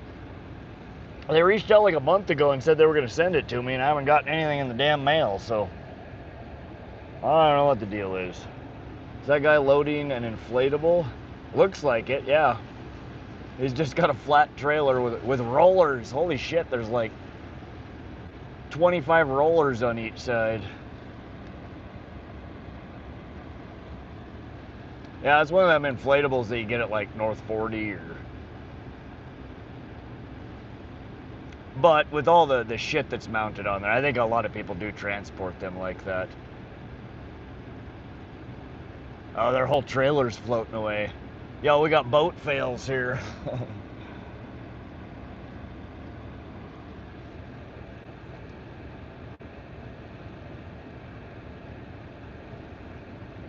They pulled it out of the water a little bit so it wasn't so deep, not so floaty. Rafts are super fun. Time to get back to the river. Who said that? All right, Justin. Good luck, man. Thanks for stopping through. We got a 2-hour or so drive home. We might stop off somewhere and do a little poking around. It's been a long time since I've been up this direction. You can see that thing becoming airborne, right? It'll no longer be a raft, it'll be a kite. All right, let's get on out of here. Want one of those? So easy to portage it, right? I don't know how much they weigh. Probably 100, 150 pounds. He's got a bunch of gear on there. He's got cooler, 2 seats, 3 seats, 2 coolers, like an aluminum, what is it called?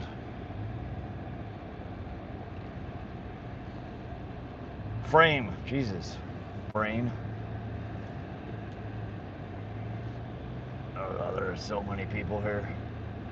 So many people here. Oh, wow. Super blur. Sorry, I didn't realize we were zoomed.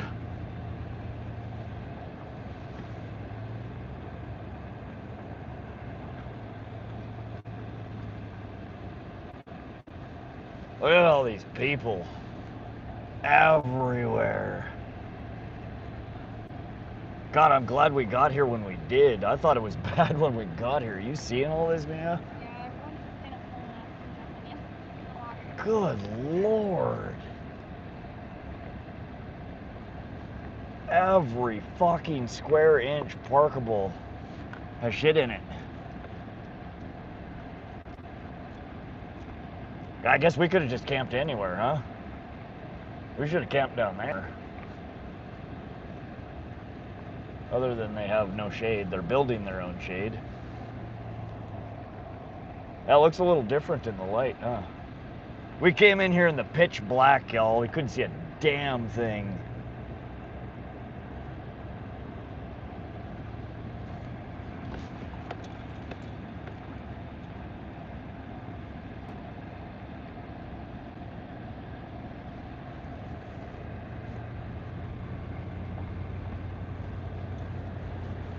Here's the frame, yeah.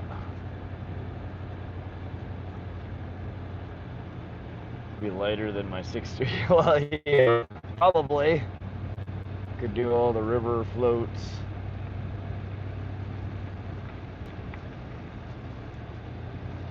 Yeah, that's what that boat's built for, is floating rivers and streams. Drift boat. All right, we're back again. I don't know what happened. Again. 297 thumbs up, almost at 300. Not too shabby.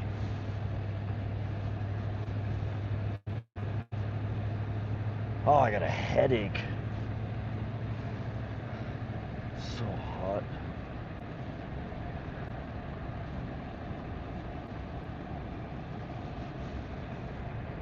Why is the heater on? On high? What were you doing in here?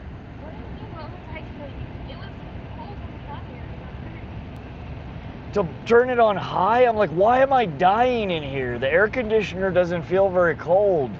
Fucking heater's on full blast on high. Y'all, Mia's trying to kill me. Trying to cook me alive. Like, why am I getting warmer? Why can't I cool down?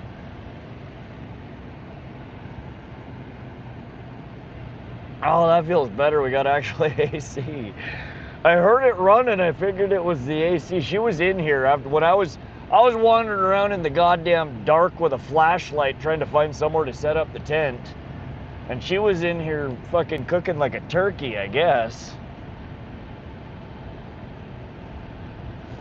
All right, where is this? Somebody was saying last night the bay across from first shitter is where the burbot bite is. Did we pass the first shitter? He was saying somewhere up on the north end of the lake. There's got to be another spot up here. Keep an eye out for shitter number 1. It's 263 acres. We're almost at the end of the lake right now. Hey, is that shitter numero uno? Numero dos, numero uno?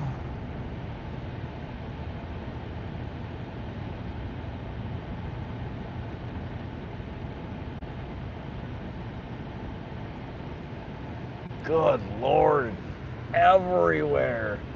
This has got to be one of the most jam-packed fucking lakes in central Montana I have ever seen in my life. White Sulphur Springs is the closest. Yeah, that's what I was saying. Is it when we pulled up in here, I was like, man, either the fishing must be really, really good, or every local for a 50-mile radius just comes here every day. And I think it was number 2. We have everybody for a 50-mile radius that lives around here is here right now. Because the fishing sucked, to be perfectly honest. Beautiful lake. No, there's shitter numero. There's the bay that he was talking about. Okay. That's where he was saying that the ling bite's real good. Unless there's one more shitter. That's got to be shitter number 1. We're at the top of the lake. Whoa. One more. Oh, was it you, Patrick? Sorry, you guys. I try and remember who says what, but after 18 hours of straight fishing and repeating myself 3,000 times explaining that it's not a bite, I forget a few things. It all kind of blends together after a while. God, these guys are just set up everywhere. Every little freaking splotch of not even flat ground, just ground. That guy's set up on a little anthill over there. What's he doing? Doing a little vehicle maintenance on the side of the lake. That's awesome. Silver, I'm not either. But 1 into the wilderness, I'm good. Shit, his canopy blew off. That sucks. Or blew over. Yeah, this is the wind, y'all. This is why we got off the lake. Those gusts are just gnarly. Flip the whole damn canopy over. Ooh. Somebody's behind us. We're over here on a Sunday afternoon drive and we got people behind us. Call the stream? No, it's not about. There you go. We're gonna start a series. Want to see my raw presents? No, it's not a goddamn bite. Now, episode 1, we have Rod on Newman Lake Reservoir, Newlan Creek Reservoir. And no, it's not a goddamn bite. Tune in next time.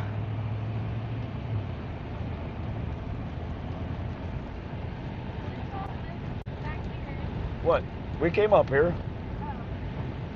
It's much shallower up here. It's like 20, 25, 30 foot bottom. So not super shallow.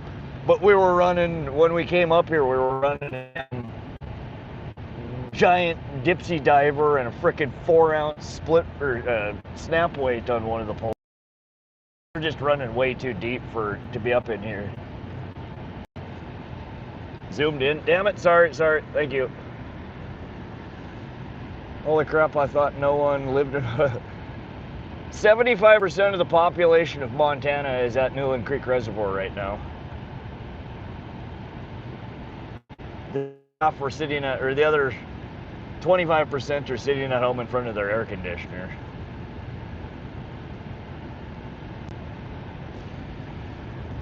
All right, so well, for future reference, you can camp anywhere here, literally. As we were driving in here, I was like, I don't know. There's not. It doesn't. Oh, there's shitter number 1. Okay, Patrick, where are you talking about? Shitter. So that across, there's no bay over there. Rod's gone wild. It's not a goddamn bite edition. Yeah, I've no. There's shitter number one. There's no bay over here, so I have no idea, Patrick, what you're talking about. Try a green screen. Sit at home for 18 hours pretending to fish. I thought that's what we did already. The lake is bigger than I thought it was. Yeah, it's long. It's like, I don't know, mile and a half long, but for most of it, it's super skinny. It's just, I mean, it's a river or a creek channel here. Really pretty. I love the color. I love the Baja Blast color, honestly. It looks fake. Oh, God, look at all that weed and bullshit up there. Well, there's the end of the lake, y'all. It ends in a moss paddy. Huh.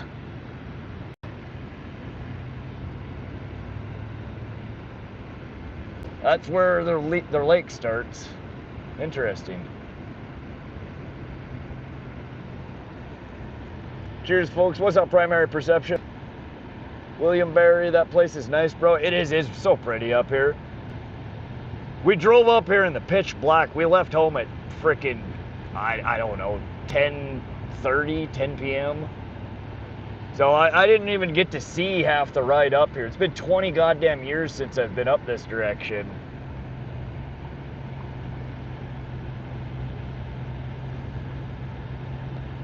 So I'm kind of excited to see. Connor, no spamming, man. You're going to get booted again. I know you want to hang out. I know you're just trying to chill, but you're not being chill. Moose country. Oh, God, there's everything up in here. Elk, moose, caribou, black bear, grizzly, like 5 different kinds of wildcats, mountain grouse, freaking all kinds of wild birds. There's so much shit. Thank you, Mia. Oh, she's a bumpy one, though. Do you know me? Connor, yes, I remember you. You've been timed out like frickin' 3 times today. Or between today and yesterday. Just chill, hang out, have a good time, enjoy the views. Is it blurry or is it fairly clear? My screen is dirty as shit and has a glare on it.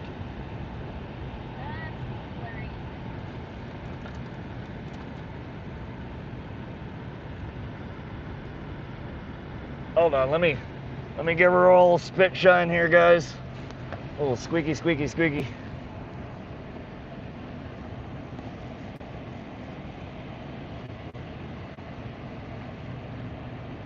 Hopefully that's not worse. Oh shit. Is that any better or is it still blurry? Because my windshield's pretty fucking dirty, honestly. A little blurry, but no big deal. We got like 30 pounds of bugs on the windshield.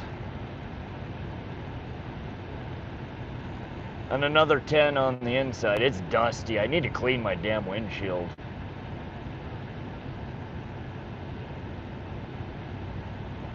Keep forgetting about that fight. Gotta set an alarm for that. 2 hours here knows. Oh, that's right. Conor McGregor and who? Somebody's fighting McGregor, I thought it was. I never watch them live. I watch on YouTube replays of fights all the damn time. Good Lord, there's another like 9 camper trailers down there. That looks like somebody's freaking property though. I don't think that's a campground. Connor's gonna get rocked. I haven't watched him fight in a while. How's his win-loss record? I don't know. The past few times I've seen him at events or speaking, my God, man, he looked so bad. His face was all fat and he looked all coked out and he was just, I don't know. I could be wrong. Holloway versus McGregor. I don't know if I've seen Max Holloway. I've heard the name, but I don't think I've seen him fight. Share the road, I'm trying. We give him a little bit. I got big bones here, y'all. Don't judge me. We need a wide berth. I don't think he's in good enough shape now. Yeah, I don't think a lot of people who start winning start slacking. It goes to their head that they're undefeatable or that, you know, they can take on anyone, and they stop the training. Fighting like that, the amount of endurance it takes is incredible. You have to do so much cardio and constantly. Because that's what most fighters, I think, lose from, is not getting knocked out, they just get plumb tired out. No, Connor, you may not be. You can hang out, but no, we don't give away mod to people who ask to be mod. People out here who make good conversation, who help answer questions for people, who help me with the stream. One day you'll just show up in here and your name will turn blue. So keep coming, keep hanging out. I appreciate all y'all.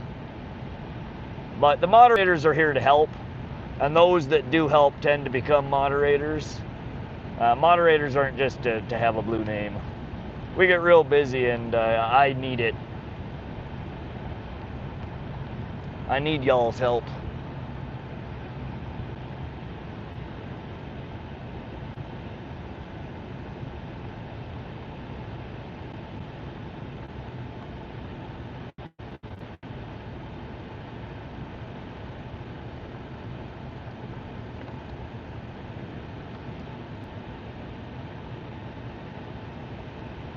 Connor got a lot of ring rust, and Holloway is still relevant. Hopefully it's a great fight, but I think Holloway is probably going to win. Not to mention Holloway wants revenge. Oh, have they fought before? Alright, I'm trying to remember here. Left-hand turn Louis here to get the hell out of here.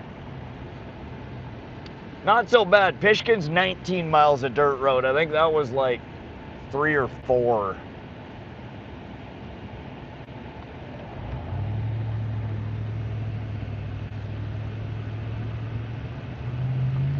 Alright, onward bound, y'all.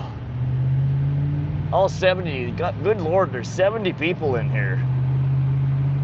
Well, we have about 2 hours worth of driving here to get back to home base. It is a fairly scenic drive through here, so if you guys like Montana views, hang out. We're headed north. We'll be hitting, just headed past Showdown Ski Resort here, and I think it's about 10 miles or so. I'm kind of at the top of the pass, and then we'll be headed down, and it's Nyhart, and then Monarch, and then Belt, and Great Falls, then Vaughn. But it's really twisty, windy roads, really pretty scenery up here. It does get a little dry this time of the year with all the heat, but it's pretty up in here. Excellent hunting too. Newlan Creek, there's the creek that feeds the lake that we were just in. Thank you, Lake Erie Lee. He'll learn eventually. Or not. We'll cut him off at the pass. That's right. Doctor Who, what's where.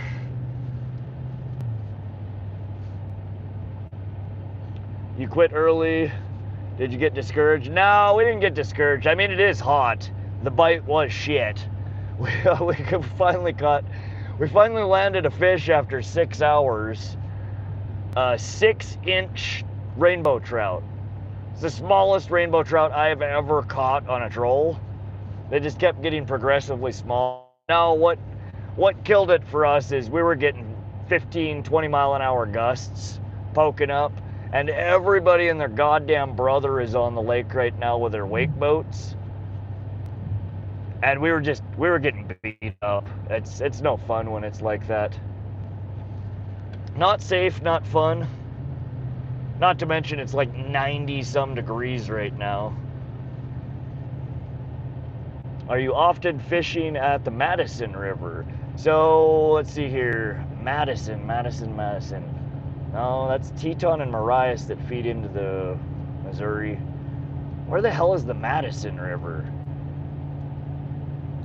Is that over western towards Missoula? That sounds really, really familiar. I feel like I've been there. I just can't, off the top of my head, remember where it is. Are you fishing at? And will you help me read chat while I'm driving? If I'm missing shit, tell me what people are asking. It's so unsafe for me to be staring at the phone going through a windy mountain pass.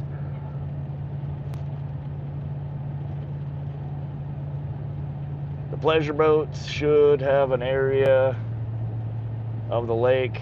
Oh, there's so many of them. It's a small 263 acres, and there had to have been at least 100 campsites set up.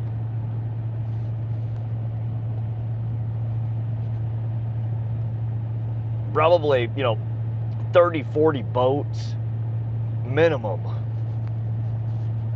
And probably 90% of those are pleasure boats. All out there blasting around. Sounds like some nice weather over there finally. Yeah, nice weather. Just a little too nice for spots like this because everybody crawls out from underneath whatever rock they've been hiding under to go play in the water. That and the gusty wind on top of it just makes it crappy to begin with. Even without the wake boats, the wake that's created by gusts like that aren't fun. Madison is southern Montana, I think. Over by 3-4. Okay, so that's down by Bozeman. I've never fished down there actually. I've driven through there a bunch of times. We were, not last year, but the year before, we went down to a concert in Bozeman and drove through that area. We went to, what the hell was it? We saw a prof down there at the, what is that venue called? It's not the Newberry. Newberry's Great Falls. I don't know, I forget what the hell the venue's called. There's a deer running through he went down into the brush here. Gotta keep an eye out. They oftentimes will fly out from these damn bushes. Bozeman area is where the Madison is. Okay.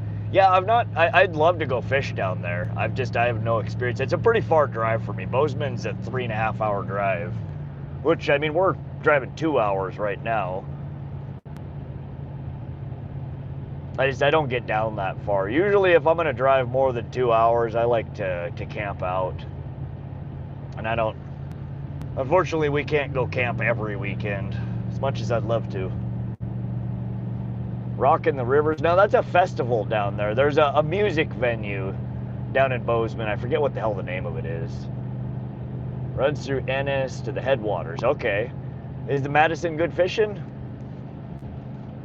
A lot of trout down that way. Smallmouth? There's smallmouth in Madison?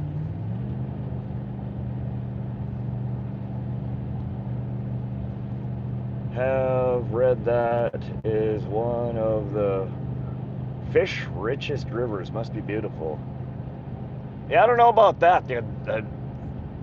In my experience, at least in where I've been and where I've fished, the Stretcher River, right around Fort Benton and Loma, Montana, in north central, right on the border of eastern Montana, has probably some of the most species diverse section of water, and they're all readily catchable.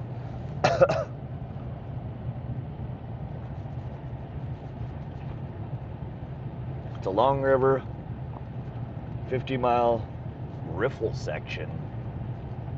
Very best trout fishing in the world. Nice.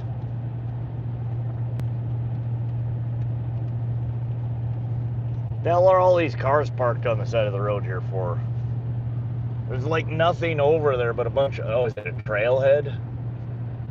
People hiking? Dirt biking? I don't know what the fuck. Oh, they all got trailers. Must be ATVs. They're off playing on the trails.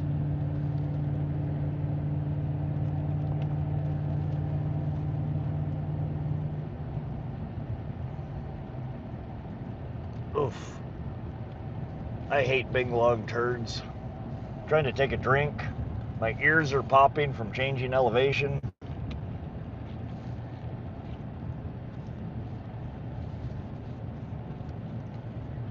Oh God, I'm for a fat steak dinner right now, I tell you that. You gonna stop to fish on the way home? Or you tapped out? I'm pretty freaking tapped out. I might stop somewhere. I'm honestly thinking about stopping at one of these. Anyone know if the bar or restaurant in either Nyhart or Monarch cooks a good steak?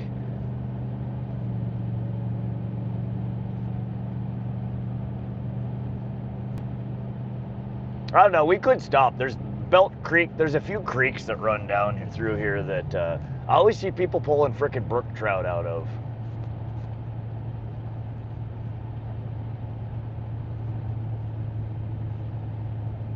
Fished the Madison last year near Avalanche Lake. Oh, that sounds familiar. I think I've seen that on a map. How was it, Primary? Giant browns, big rainbows, brookies and cuts. Really? Huh. Fishing from bank or like drifting down? You think it'd be launchable or fishable with my little John? That could be an interesting stream. What did you eat today? 2 flaming hot Cheetos.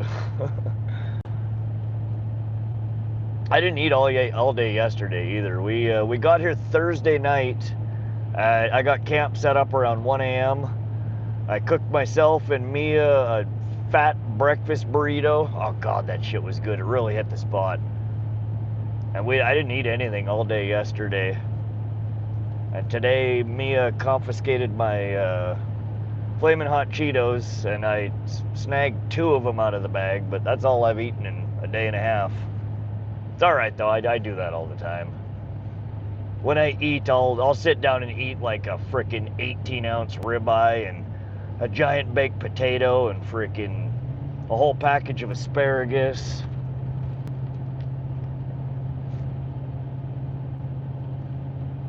That may explain the headache. Probably, yeah. Between the caffeine, all the nicotine, all the sun, and lack of eating. It'll do it. You're allowed 1 Cheeto a day. Thank you, Massa.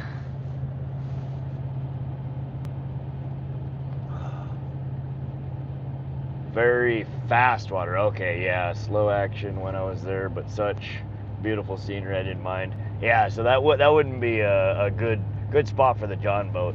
It'd be to walk the banks and fish though. I don't really do wade fishing, so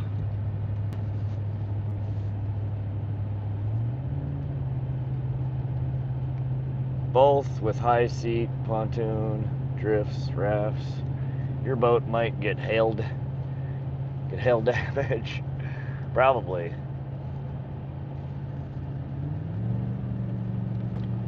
Reverse seared smoked ribeye. Oh God, that sounds good. Every time we're driving home fishing, fat steaks or ribs are on my mind. I crave red meat, if y'all can't tell. Always.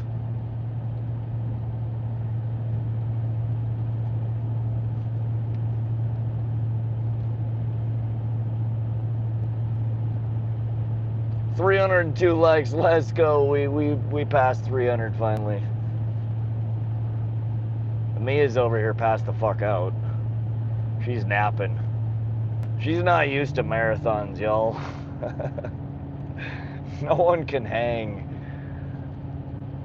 Every time I go out fishing, everybody taps out before I'm done. Need some iron. I'm smoking 4 racks of ribs tomorrow. Justin, God. I really need to get a smoker. Alright, so we're on just on the outskirts of Showdown. I don't know if these houses have a town name. Showdown Ski Resort should be coming up on the left here shortly. Such beautiful country up here. I would love to have a cabin up in here. I want cabins all over the damn place. I need to find some distant, wealthy relative that left me a fortune so I can buy cabins everywhere. Mitzpah Christ Retreat. Alright. Yeah, we do have some... Kind of weird to have churches up in the middle of nowhere. Bar or restaurant? That doesn't look very bar-y or very restaurant-y. It's all boarded up. What's up, Steven? Welcome back. Hello, everyone in the chat. Hey, I missed your name. You need cabin up here? I do. What's up, Abel? Hey, Bass Lures. Y'all, sorry I'm driving. I do miss some of the chats. If I missed your chat, please don't get offended. Just type it again. It scrolls by pretty quickly here, and I'm trying to keep my eyes mainly on the road and the car out of the ditch. Talk to you later, though. All right, El Dabo. Thanks for stopping through. Good luck. Good luck on your next adventure. Talk to you later. Bob Bar and Grill in Nyhart has decent food. Cougar Canyon Bar has decent steaks. Walleye and Friday night, I think. Where's Cougar's Bar? I think I've been to bar. Somebody that I used to date, their family owned that bar. I think. It was a long time ago. I think that's what it was. Somebody, their family friend. Monarch, okay. Yeah, and I was gonna stop, but Mia's like 100%. She's gonna kill me for this, but she's dozed. I wish I could fall asleep like that. I can never fall asleep in a car. Can't fall asleep on the car, can't fall asleep in a plane, can't fall asleep on the damn bus. Can hardly fall asleep in my own bed half the time.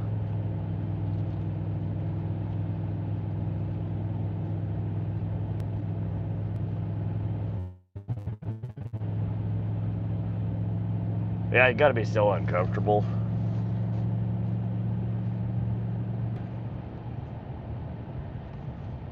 Oh, the change in elevation kills me. Trying to yawn, trying to swallow.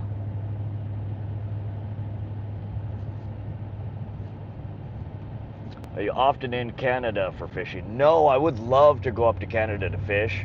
Primarily I fish in central and western Montana.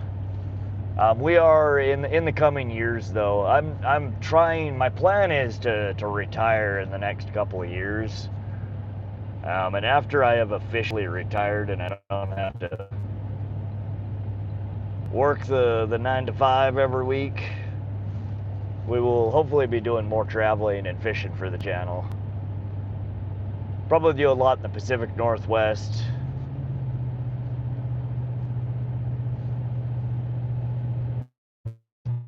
What's up, 808? Oh, just headed back from the... It's starting to get real gusty. It's getting real hot out there. There's like 100 damn boats in a tiny little lake. Surfboarding and waking, or wake boats, just pleasure boats. We were getting beat up. We spent 6 hours to catch one 6-inch rainbow trout. Really pretty little rainbow trout. But she was just not worth it. We were out on the water for 18 hours yesterday. Another 6-7 hours today. A solid 24 hours of fishing and 36 hours of living. I think we're doing all right.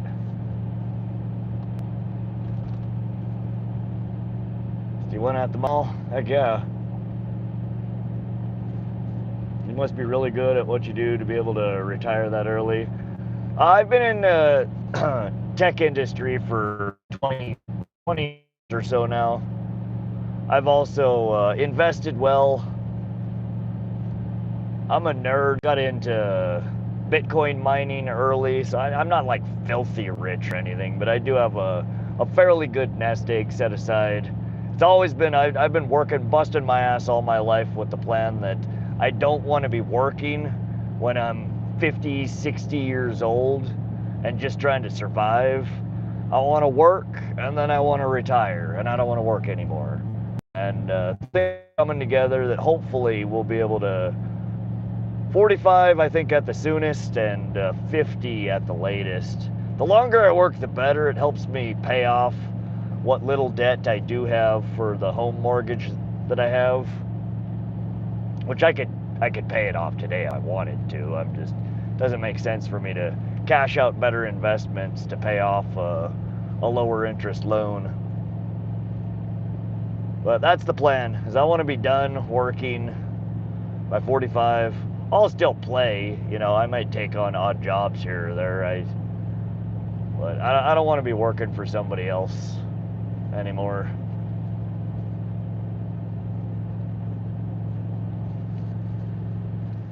If you were here, you would be at the river right now.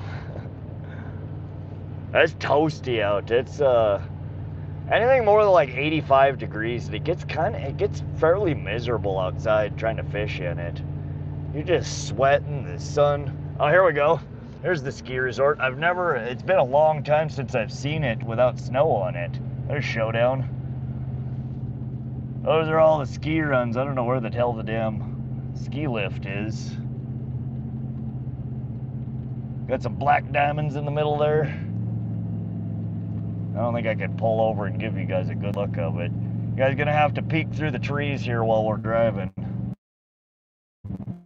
Never seen a ski resort with no snow on it. This is what we're passing by right now. Let's try and keep her on the road here, Rod. Oop. That's interesting. There's the ski lift. God, I haven't snowboarded there since I was probably 17 or 18.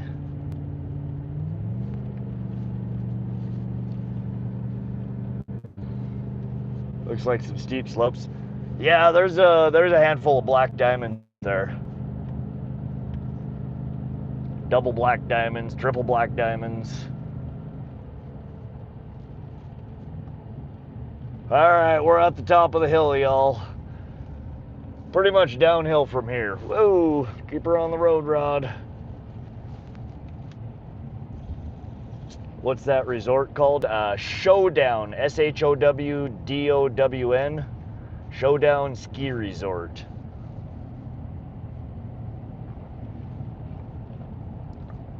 I do think that certain times during the summer, they open it. There's a bar and a grill, or a bar and a casino or some shit at the top of the hill, the lodge. And I think they turn the ski lifts on and you can go ride it up to the top. Some people mountain bike down that shit. Fucking nuts.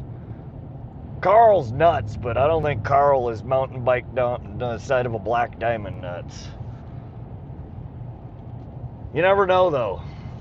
Carl, do you mountain bike down ski resort hills? It's not a resort. It's a ski lodge. They do have some summer and spring activities up there, if I recall correctly. What's up, Montana Standard 406? Famous quote from Winston Churchill. Very inspiring. What is that from? That's ringing some bells there, but I don't know which. I keep telling myself to get back on the board every season. I watch winter pass by. I had a blast snowboarding. I hurt myself fucking every year though. Started with the shoulder dislocation, and then I don't know, I screwed up my back. Screwed up my ankle the one year, my knee. It's a rough sport. It's not bad until you start trying to get fucking fancy and doing tricks. And that's always what I enjoyed. hitting big jumps and trying to do inverted aerials and shit.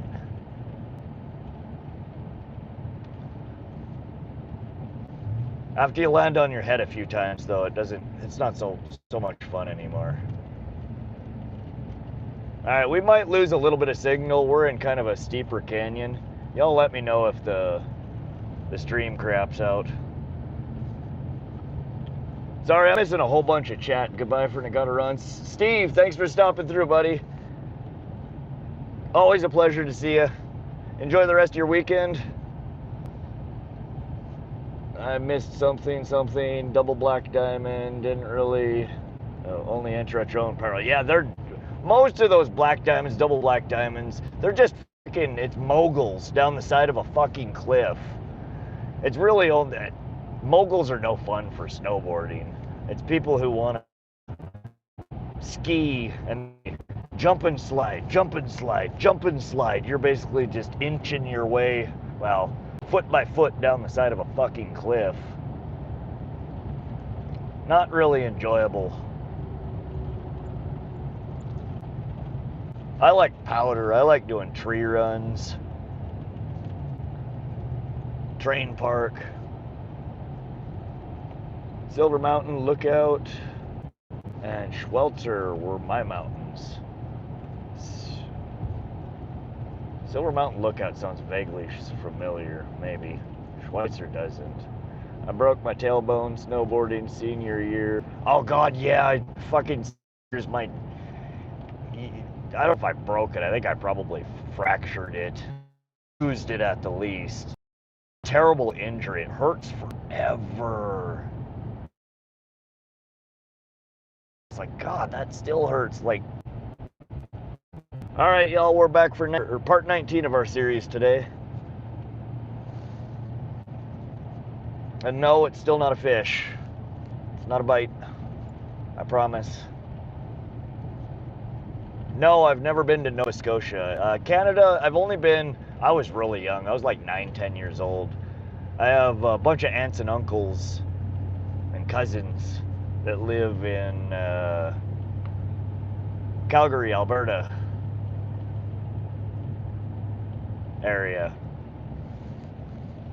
I spent like, I don't know, a week or two up there. But that's the only area that I've ever been in Canada.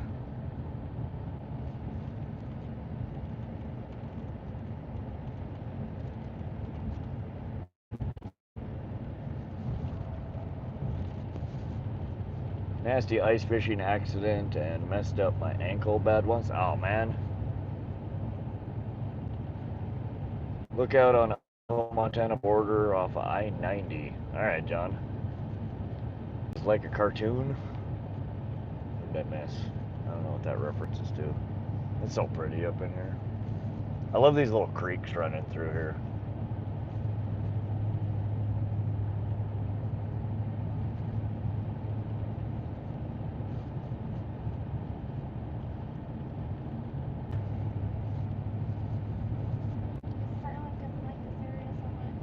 Well, these high tree lines. All right, back again, part 20 of our stream series today. Oh shit! And no, it's still not a bite. I promise. We're running through these high trees here. It's killing our signal. So then we're gonna be on off for a little bit here. We're coming through Nyhart, Montana right now. Let me slow down so we don't run over 8 people that live here.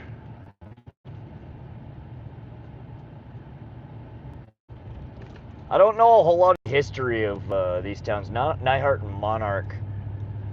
I think that they're old silver mining towns?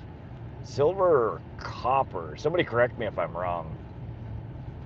But I think there's a handful of old mines up in here and mills where they process. All right, y'all, we're back for part 21 of our marathon series today. And no, it is still not a bite.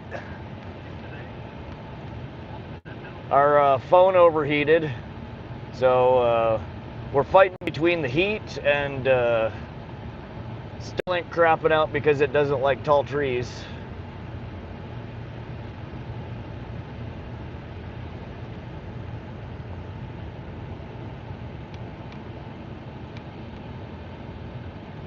Yeah, so the reason that it's overheating is because it's on it's at low power. It's like 90 degrees outside, and it's on a frickin' the mag charge. Mag charge creates way more heat than the USB-C plug.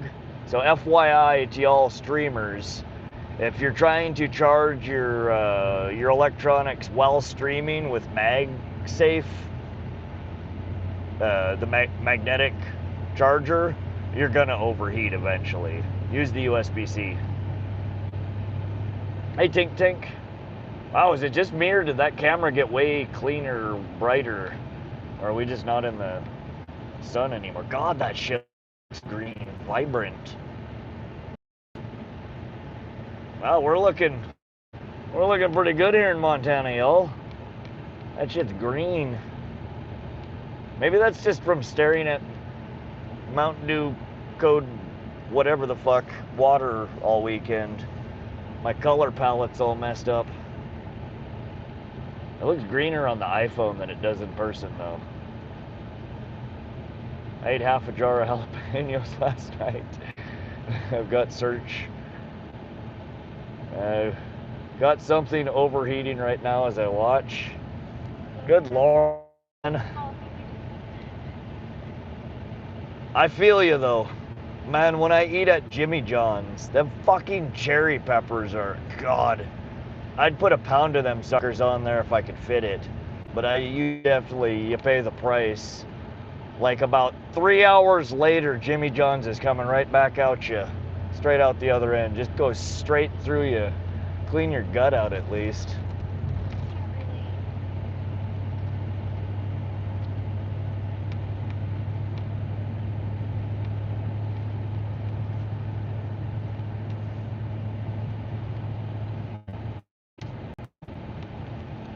Is it just me or is the camera crooked? I feel like... I don't know. Can't tell what straight up and down is. Jimmy John's sound bomb. Yeah, I always get from their, I don't know, they have a lot of good sandwiches. I like their bread and their cherry peppers. And the Hellman's mayo. I never used to like mayo until I got a job at Jimmy John's. When I got stuck in Knoxville, Tennessee years ago, I took the first fucking job that would hire me, and it ended up being Jimmy John's. And they use Hellman's mayonnaise. I used to be a Miracle Whip kid. I love that shit. But after working at Jimmy John's, man, I'll eat Hellman's mayonnaise by the gallon while I'm munching on the cherry peppers. What? I never liked Miracle Whip. Yeah, I don't mind Miracle Whip, but I used to hate mayo. I never liked it. My mom always used mayo, and I was, ah. Love the bootlegger with no tomato, extra mayo, and extra lettuce. I always get the Slim 5, the Vito. Comes with the Italian Capicola and whatever the hell else is on it. But I get it the Slim so they don't put the oregano and the oils and all the bullshit on it. It's just the meat, the cheese, and the bread. And then I order it with extra bacon, so they add bacon. And then I order peppers and a fistful of fucking mayo packets. And oh god, that stuff's so good.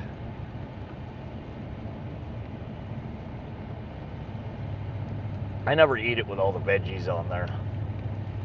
Although when I did work there, I'd pile it with sprouts on there. Sprouts was the only vegetable I put on there. Miracle Whip, say it isn't so. Oh god, they're running fiber optic up here too, shit. That's all fiber. Spool after spool after spool of fiber.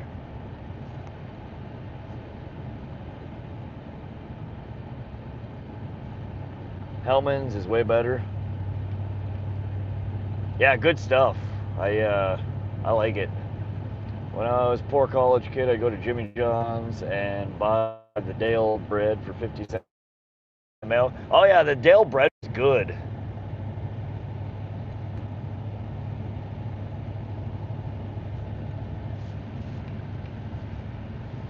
They bake the fresh bread every day. Granted, it is frozen dough that they get in 50-pound boxes, but it is baked fresh every day.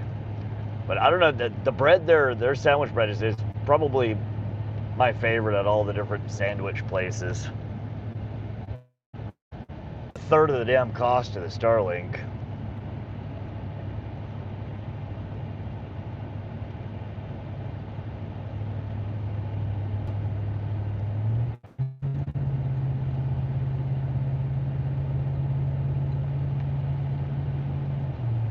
All right, we're coming up on some pretty steep trees here. Our signal might crap out a little bit. If it hasn't already, we're down to 23 viewers, 26, still pushing people in here. We went from 70 viewers to 20. I mean, the screen get cut out like 10 times. Yeah.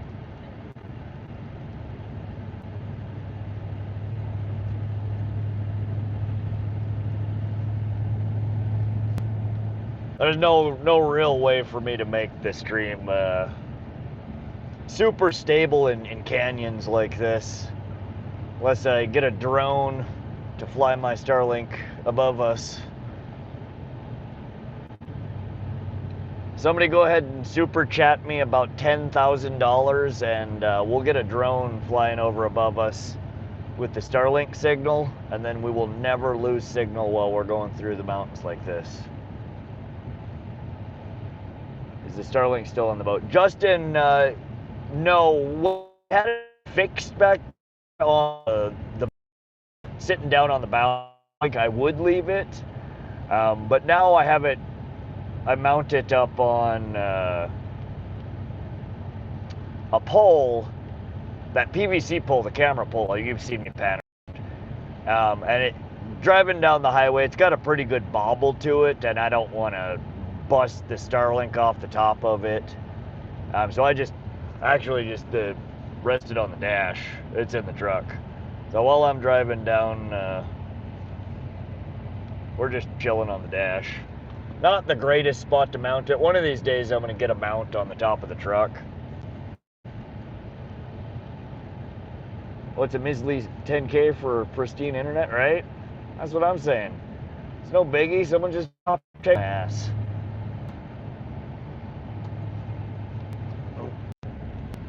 Do I like the roast beef? Honestly, all of the Jimmy John sandwiches are freaking awesome. I used to cut the meat when I worked there. Man, I'd hog down while I was fucking slicing. One for me, one for the package. One for me, one for the package. Now, they have really good turkey. Their roast beef is good there. Their ham is good there. That's the one thing about Jimmy John's is they use really good quality ingredients. All of their shit is.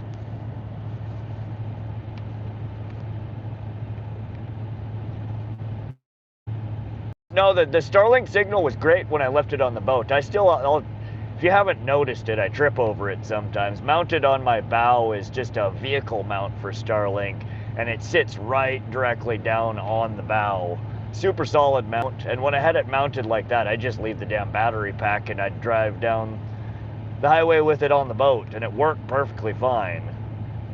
But I moved it up off of the bow because I wasn't getting the greatest signal. You want to get it away from a big mass of metal if possible, so it doesn't cause interference.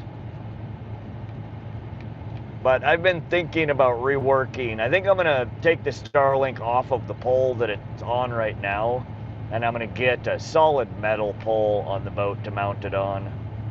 Kind of like those, like the pool railings, like in front of a stair. It's kind of like, I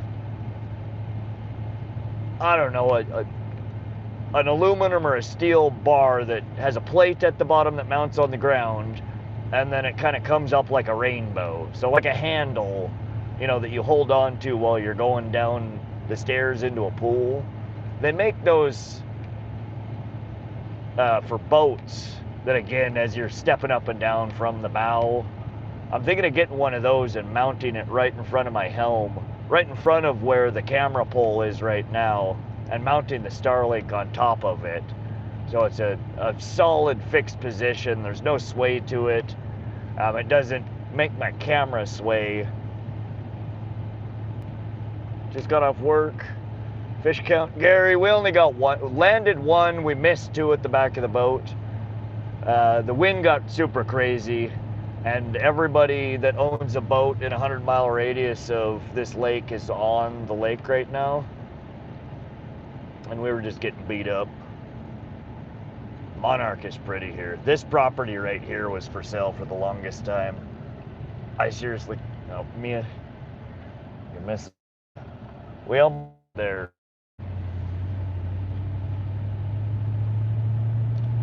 We just passed a house that I was looking at for the better part of 6-8 months that I was contemplating putting in an offer on.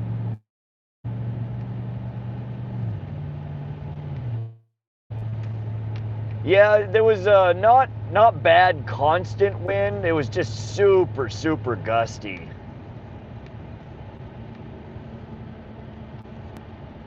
And when the gusts are getting up 20 plus miles an hour, it just, I'm done. And add that with everybody in their pleasure boats, it was getting sketchy. No sense being miserable out there on the water, especially if the fish aren't biting. If the fish were biting, we'd put up with a lot more, but when they're not biting, my tolerance for it is much less. To be fair, it's Montana, probably 300-mile radius. There you go. Dang, them are some clean lines, bro. Whoever mows that lawn is taking some pride in their work. That shit looks good.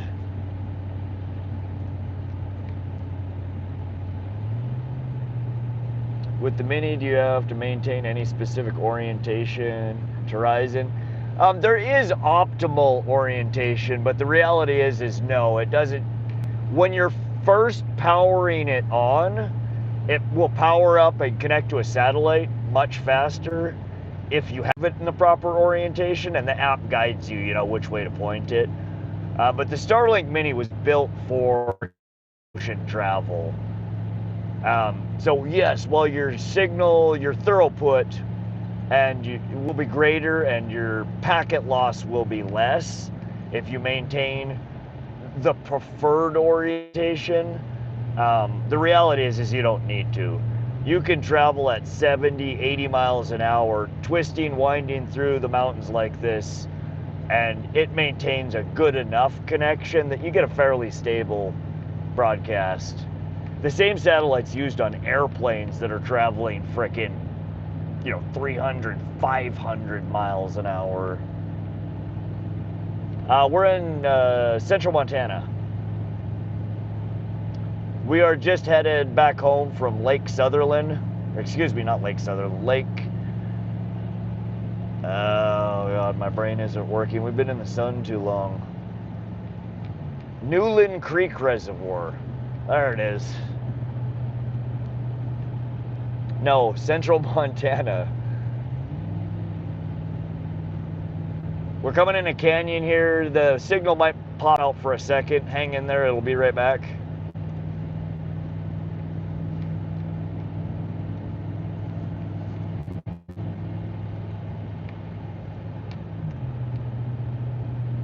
Now this is like south central Montana. We just passed Monarch, Montana. I'll be watching Next Adventure. Hope you have a great day. Enjoyed the watch. Heck yeah, Patrick, thanks for stopping back through.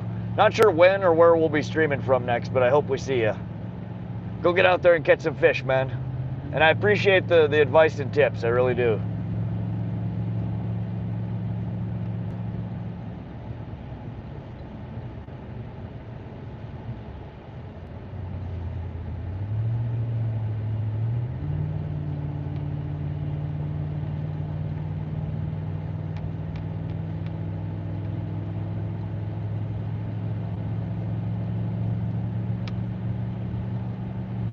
Do you have chubs? Yeah, there's chubs. When I was in Nebraska, I could see Iowa.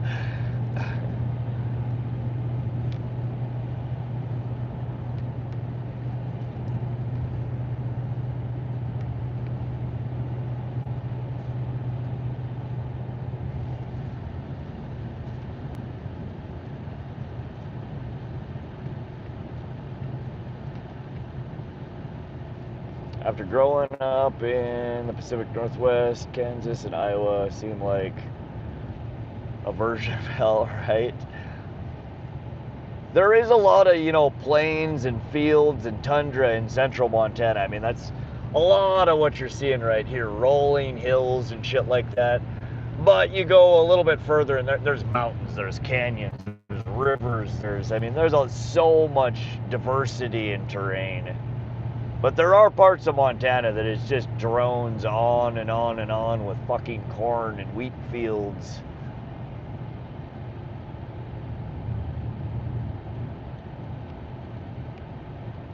But it is, that's one of our main industries here in the state is farming and ranching. We grow a lot of stuff and we raise a lot of animals.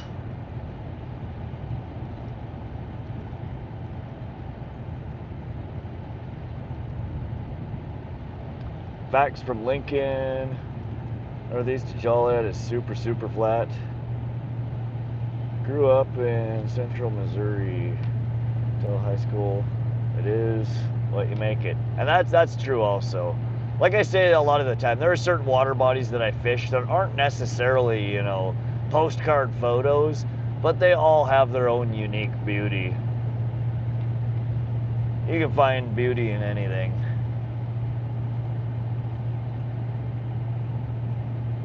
And if you can't, you ain't trying hard enough. I don't know what to tell you. The closer you get to the Dakotas, right? Lots of Angus beef and wheat. I think there's a lot of barley, a lot of hops. I don't know. We grow all kinds of shit here in Montana.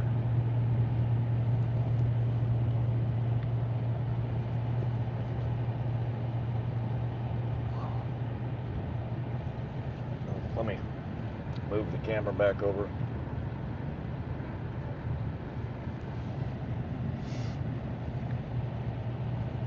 Be careful of the hook next to you. Lures. Corn. Somebody said beef again. I need beef in my life right now. Whether that be a ribeye, a porterhouse, some kind of roast, some ribs. Mia, will you look up and see if that barbecue place downtown is open?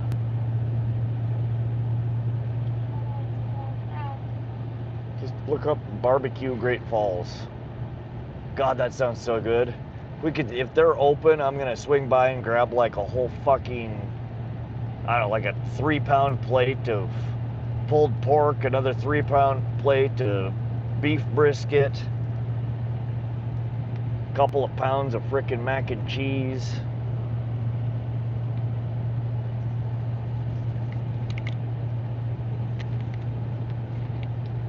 Silver, I still have those beef short ribs in my freezer I can send you.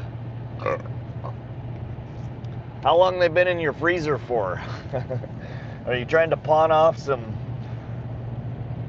crusty old beef ribs on me? Tell the truth. Shit. There's another place in town. 5 minutes. Yeah, no, there's one other. I don't remember what the other place is. That sucks. The barbecue place that I was just drooling over in my mind closes in 5 minutes.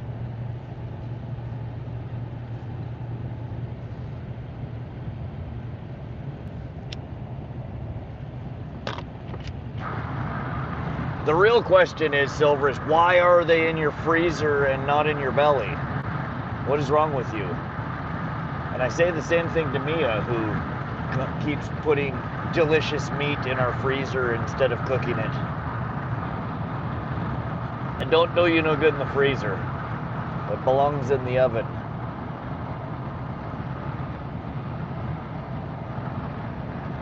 It's the freezer, man. You'll be fine. I don't know. Yeah, I do. Like if I'll buy, bulk meat, I'll freeze some of it. But I prefer. Beef is so much better if it hasn't been frozen. In my opinion. It's all good though.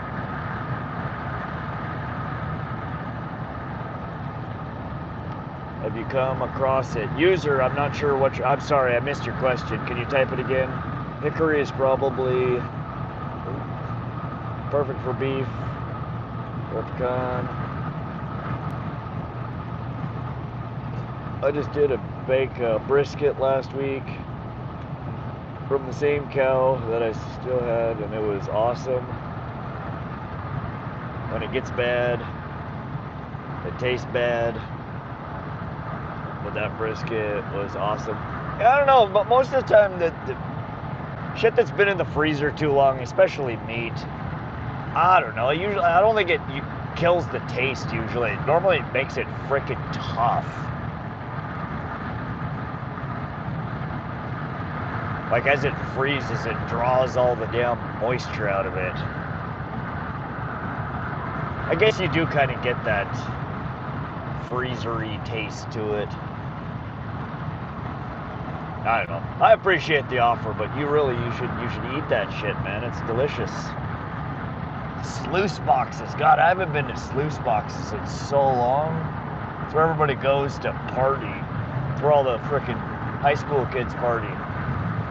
They go float down the river with a case of beer in every canoe or tube. How long's your drive today? It's about 2 hours. We're about an hour into it or so. Not a big difference frozen. Now not unless it's been in there a long ass time. If you freeze shit and eat it within, a few months, I don't think you're really gonna have much of an issue. Some people freeze shit and try and pull it out of the freezer like 2 years later, and that matters too, vacuum sealed versus just, in a Ziploc or in the package that it came in. Vacuum packaging shit, it lasts way longer.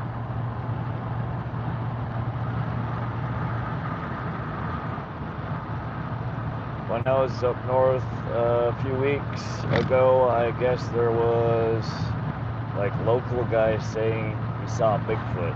Oh yeah?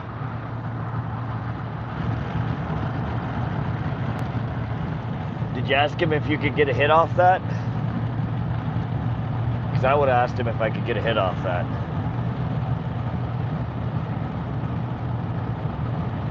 Look, Wolf, I've been at Leavenworth. My brother works at the Veterans Hospital there.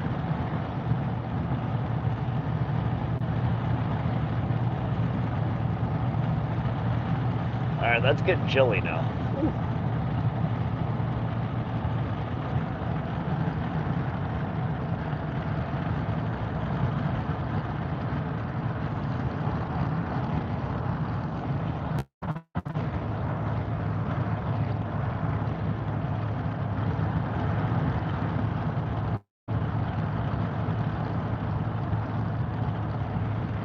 Is that, what's the name of the steak place right by Home Depot?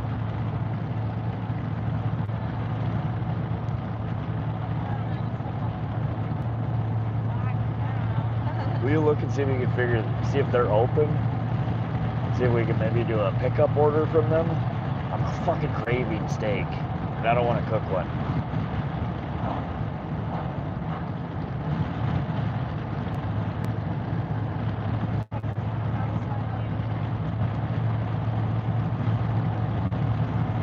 Yeah, I've never eaten Texas Roadhouse. I don't want to fight through it, but that one that's by your work is the same owners, I think, that, oh, good Lord.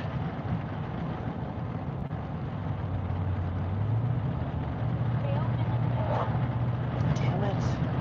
4 p.m. 4 p.m.?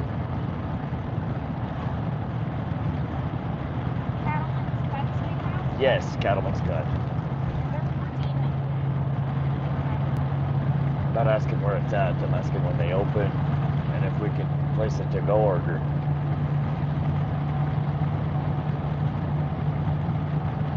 Patience to fish, but no patience to cook. I'm just hungry. I want to pick it up and eat it. Normally I don't mind cooking. I've eaten 2 Cheetos today. I didn't eat anything all day yesterday, like literally nothing. And I had a breakfast burrito the day before. So I'm running low on fumes here.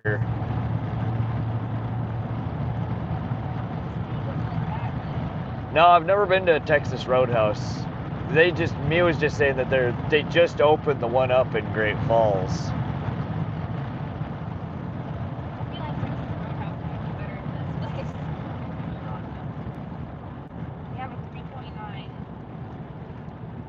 Do they? Cattleman's Cut? Yeah. Alright. Every like photo they're posting of the food is like Yeah, I don't know. From what I understand, the people that open Cattleman's Cut, this is the dumbest stoplight. There's a stoplight in literally the middle of nowhere, and it's for like, there's nobody even here working. It's for like a block. These cars coming at us are at the other stoplight, which you can see right in front of us. Texas Roadhouse sucks here. Damn it. Turn green. No, what I was saying is Cattleman's Cut, whoever owns that, what did my mom say? The husband and wife that used to own Bar S, that is just outside of Great Falls, divorced or something, and one of them opened up Cattleman's Cut in Great Falls after Bar S closed down. I don't know, not that that really matters. But Bar S used to be really, really good. I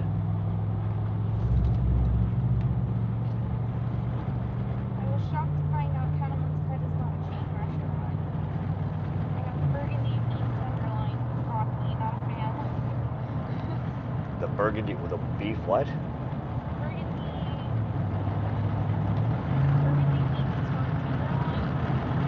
What about it? Not a fan. Oh. Well, apparently Cattleman's Cut has less than raving reviews. Never seen something like that. They also charge you a fee if you use a credit card. Texas Roadhouse has 2-hour wait every day of the week over here. Dang. A mobile stoplight. Yeah, they're doing some kind of construction there or something. I miss Roosters, Wings, and Jet's Pizza.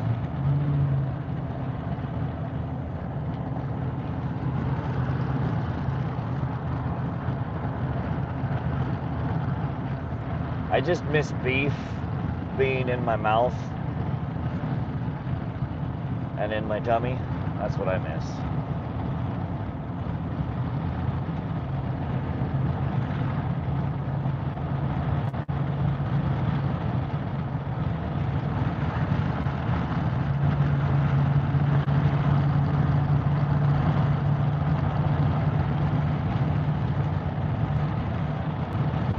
Dang, what is that? Is that a pond over there? That's a big ass pond. Dredge pond? Huh. Gravel pit. That's what that is. They dug it. I wonder if there's fish in there.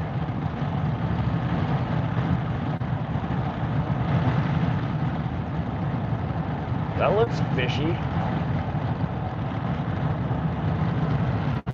I wonder if it's private property. Yes, it is. It's gated. God damn it.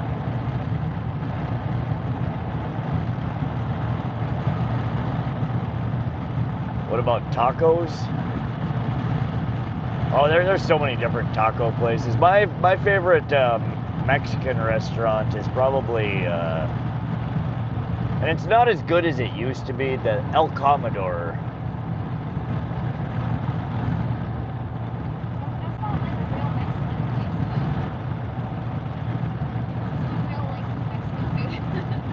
sorry you feel that way. That place that I keep telling you about next week. Well, I haven't eaten at that place that you keep telling me about because you eat there and you never bring me anything. Well, so keep on telling me how I'm.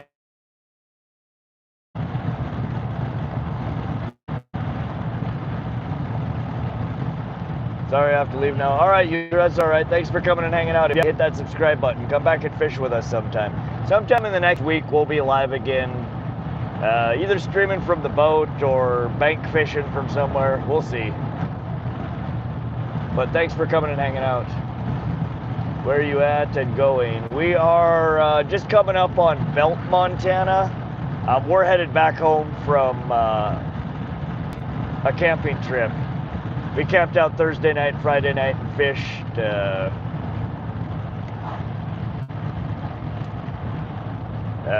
Newlan Creek Reservoir.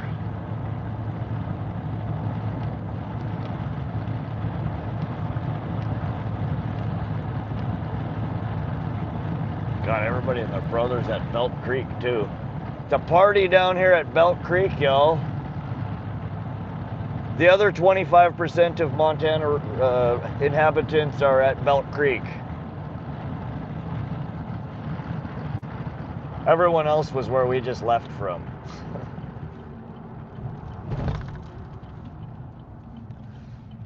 Who puts a roundabout in the middle of a goddamn freeway is what I want to know. Whose bright idea was this? Make all these semis go through a frickin' roundabout? We're literally in the middle of nowhere and there's a roundabout. What the hell, where did that guy come from? Carrying fucking flags? What's that guy doing?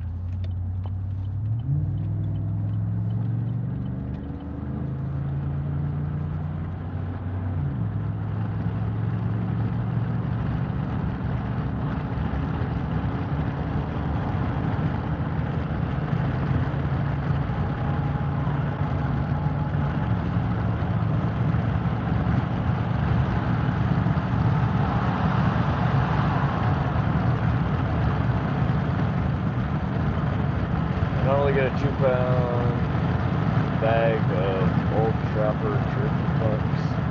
Go out on the boat all day. There you go.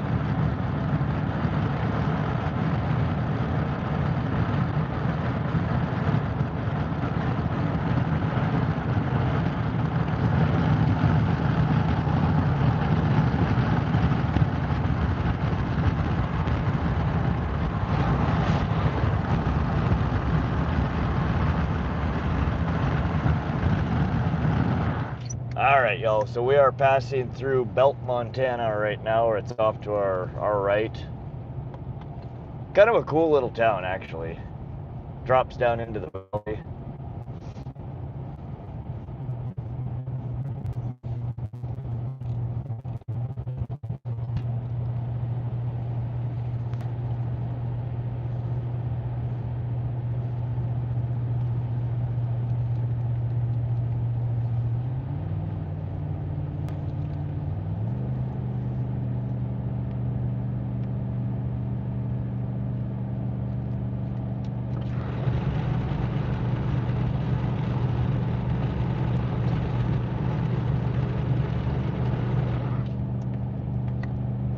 Climbing up the side of a damn mountain. My poor truck. Knock it off.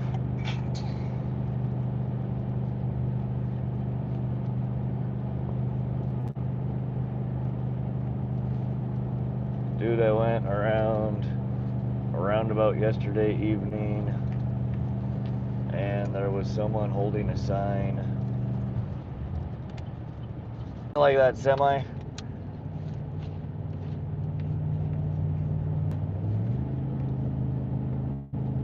Holding a sign, pandering for money, homeless and hungry.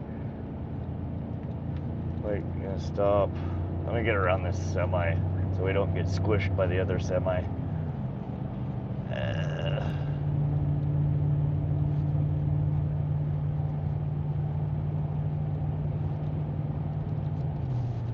Oh, I missed it.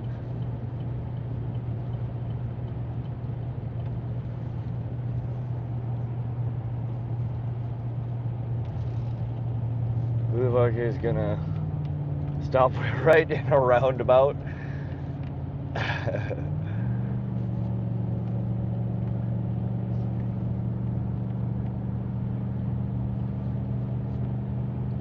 Winchester Police Officer Chris. What's up, Winchester Police Officer? I was responding to a domestic violence call. Lights and sirens activated, and I got T-boned through the intersection. Oh, man. Yeah, it's gotta be sketchy running lights when you're on emergencies. People are freaking clueless and don't pay attention to begin with. But then especially when you're trying to squeak through a red light somewhere. Alright, y'all, we're back. We overheated again. Sorry about that. I need to, so again, that's my stand, and it's a MagSafe charger. It magnets to it, but that creates a whole bunch more heat. So what I need to do is unplug this shit. Oh, damn it. I'm gonna go off the road trying to unplug the charger.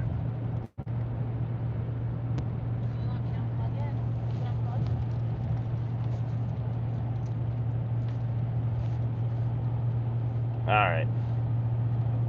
I bet that phone is working overtime trying to accept cell service. Now we're on, well, it might be. We actually have 3 bars of cell service here. We're right outside Great Falls, Montana.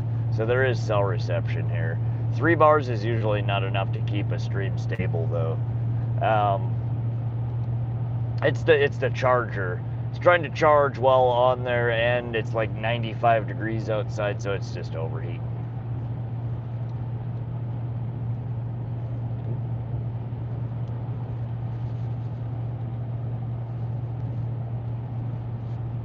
Did you find prices? Yeah. How much is a ribeye? On my location.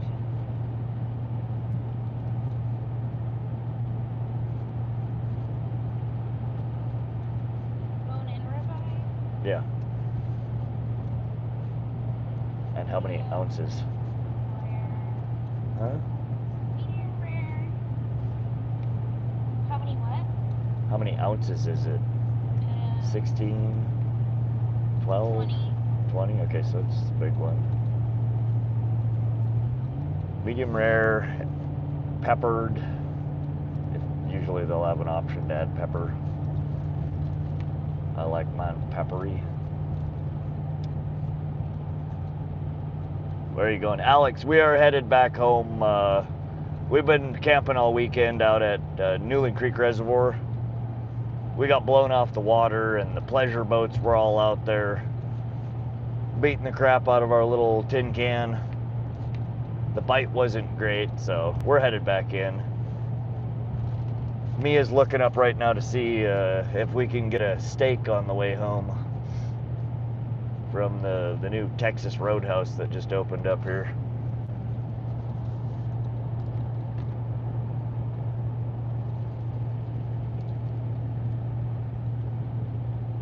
So how big's the steak at the other place? I wonder. They range anywhere from 12 to 22 ounces depending on where you get it at. Sometimes bigger. Baked potato. Yes, Not loaded. loaded.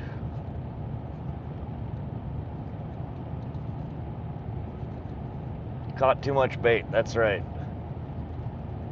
Pretty sad when the sucker fish you catch are bigger than the trout, honestly. And both suckers that we caught were bigger than the trout, and those are 2 of the smallest suckers I've ever caught in my life. Corn, broccoli. Do they have asparagus? No, sadly. Broccoli then, I guess.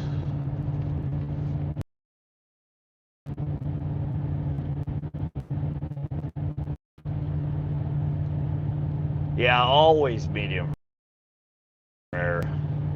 Anything more than medium rare is too cooked. I'll still eat it. It's still good, but I prefer medium rare. Although sometimes you got to be careful at restaurants. Some restaurants' idea of medium rare is still fucking mooing. And I don't need purple steak. I want it still bloody and red and pink, but not purple. You caught more this weekend than I have in 6 weeks. We still had fun. I don't mind catching little fish like that. I'm surprised how small they are. I've never caught such small trout trolling. Y'all see when we fish at Holter Lake, you know, your average size there is 14, 16, 18 inches, and you'll catch that all day long. Not 6 inches, 7 inches. Like, those are just fingerlings. Those are stocked there probably this season or the end of last. Slow down, you're trolling too fast. That's right, Penswoods. We might be trolling a little too fast. I don't know. We're doing about 70 over about 5-foot bottom. I don't know, it might be 4-foot bottom. They should give you bread rolls. Make sure to ask. We were just going to do a to-go order. I'm hot and sweaty and smell like fish. I don't think we want to go sit down and eat there. If you get takeout from Texas Roadhouse, they should give you free bread rolls. Make sure you ask. That's what you're saying. Thanks for the tip, Silver. Those suckers school up in August and we snag them with massive treble hooks off the docks. Oh, really? They're fun to fish for. I almost always throw them back unless I'm out of bait in the freezer or planning on going fishing that day. I almost always throw them back. They're fun to catch. They're actually a really pretty fish. Most people throw them on the damn bank. Can't stand that shit. If y'all do that, don't. The next time you go fishing and you go think to yourself, I hate this fish, and you're gonna throw it on the bank, I hope you hear my voice saying, don't do it. Put the damn fish back in the water. Talking to go orders too. Okay, Silver. Whoa, dude. Looks like Flatlanders country. I know it's not. Yeah, there's a lot of rolling plains. This is all farmer fields. I don't know what these crops are.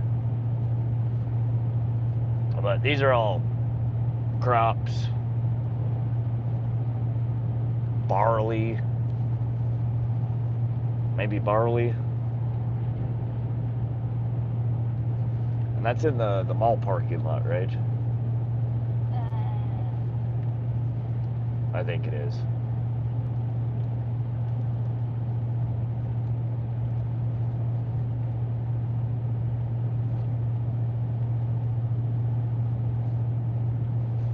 I'm pretty sure it is. 1220 10th Avenue South. Yeah, 10th Avenue. So we're gonna like just pass by there, right? On Yes, yeah. We'll drop right by. Okay, wait, let me get the order in then. Yeah, that's what we're gonna be there in like 10 minutes. Okay. And you're over here fucking planning out your whole life. And all we need is steak in 10 minutes. Yes. Mia is in the truck. Yeah, Mia's here. She fished with us this weekend. She's currently trying to order us some Texas Roadhouse. We'll be passing right by the restaurant on the way home in about 10 minutes, and I think it's going to take longer than 10 minutes for them to cook us a steak. So we'll probably be hanging out at the Holiday Village Mall parking lot, waiting for our steaks to cook. My brother called me like a week ago because, oh, we are swerving. We're coming up this fence on the right-hand side here is the edge of Malmstrom Air Force Base. It is a restricted area. If you go anywhere near, they have like proximity sensors, some shit like that around the fence. Within a few minutes, you'll have a whole entourage of armored Humvees and fucking cars full of soldiers with machine guns pointing at you. I highly suggest you don't mess around near the fence at the military bases. Did you fish today, JB Joe? Yeah, we fished for about 6 or 7 hours this morning.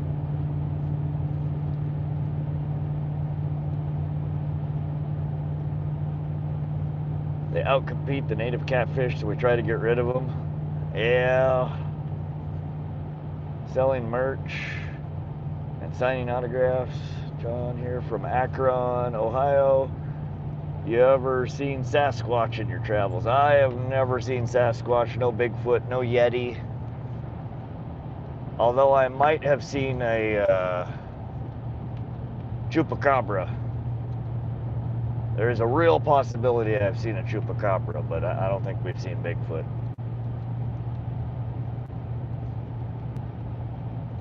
Yeah, Everett, we're gone from the lake. We're done fishing for the weekend. We got there Thursday night. We fished all Friday. We fished a good portion of this morning. It started getting super, super windy, and there were like freaking 100 boats on the tiny little lake, and we were just getting beat up. On top of that, it's like 90 degrees outside, so not the greatest fishing conditions. It was fun though. It was an interesting water body. The first time I fished it, I don't know if we'll be back there anytime soon. The hunt for our first burbot continues. There's a bunch of different water bodies we can try to get burbot out of though. A couple of people that were in the stream here over the last couple of days that have fished Newlan Creek Reservoir told me that we would have better luck at the next reservoir down. I think it's Lake Sutherland. So maybe next time we head out that direction, we'll hit up Lake Sutherland instead. Excuse me, I'm over here belching in y'all's ear. Malmstrom Air Force Base. UFA showing up there, shutting down the nuclear missiles there. Took them offline, completely freaked everyone out. Yeah, I've heard that story. Kind of the lore of Great Falls. It's one of the most, and in fact, it's worldwide because it's one of the only instances of UFOs that had a rapid response from military like that. Especially, I mean, it had to do with our one of the nuclear silos in the area. There was something funky going on there. That was years ago. I think that was in the, what was it, the 1960s? I grew up around military base, K1 Sawyer, B-52 bomber. It's weird stuff. I watch, I can't sleep. Right? Lost the tournament today, but it was fun. Oh, dang, Dave. Yeah, I've never really gotten into tournament fishing. It sounds fun, but at the same time, I don't like to... I like to have fun competition with people when I fish. Oh, who's going to catch the next fish? Who's going to catch the biggest fish? But it changes things when money's involved and when you got to pay to compete. I mean, it's enough just gambling frickin' fishing. But I'm sorry to hear you didn't win it. I am glad to hear you enjoyed yourself, though, Dave. Sucks, Dave. How big were your fish? Any good catches today? JV Joe, we caught an absolute monster of a rainbow trout today. That sucker, we threw her on the bump board. Well, we actually didn't put it on the bump board. It was 6 inches. We caught a 6-inch rainbow trout today, JV Joe. It's the smallest rainbow trout I have ever caught while trolling. Yesterday our catches were 7 inches, 8 inches, and 9 inches, so today's was even more impressive. Nope, we couldn't get the Kokanee to bite. We, almost every boat we came close to, we slowed down and talked to, and nobody was catching this weekend. And the ones that were catching the itty-bitty little trout like we were. Kokanee weren't biting. I didn't see or hear anyone say that they caught a burbot. Just a handful of rainbow trout and all just the itty-bitty little stalkers that they've either put in there earlier this year or late last year. So I don't know what's going on with the trout fishery there. We were marking fish all over the damn place.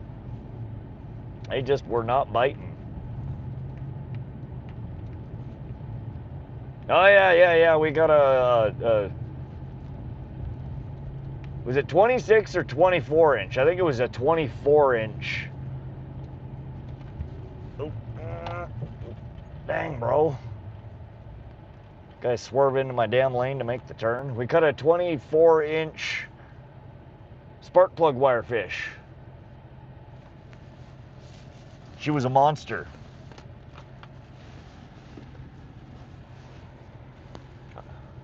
$1967. Okay, that's what I thought. 60s. It's been decades. Yeah, I remember my grandpa telling me stories about that when I was little, and then when I got older, I read the news articles. It's in a few UFO documentaries. I guess one of the only instances where UFO sightings have been in relation to anything with our nuclear facilities that I've heard of.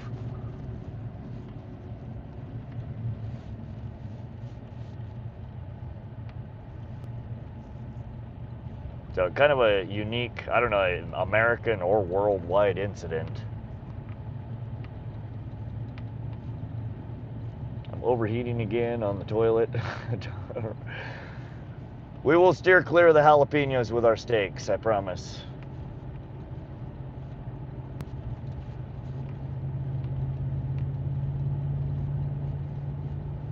Having Chinese chilies tomorrow. Chinese chilies?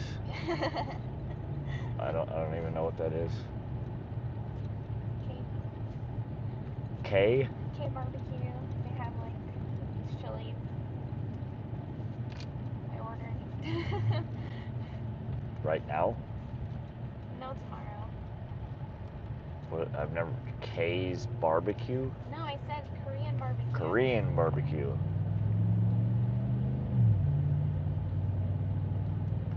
Whenever I see military aircraft ripping out of Fairchild East, I assume where they're going.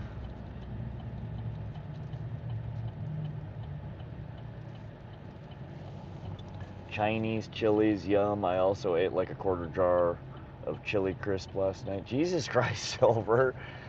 Are you just trying to punish your gut? He's like, I want to pee out of my butt forever. Slow down there, Silver. That ain't good for you.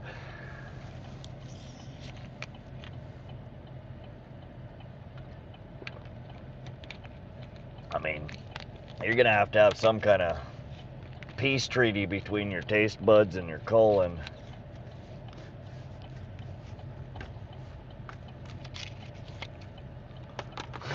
YOLO, Silver.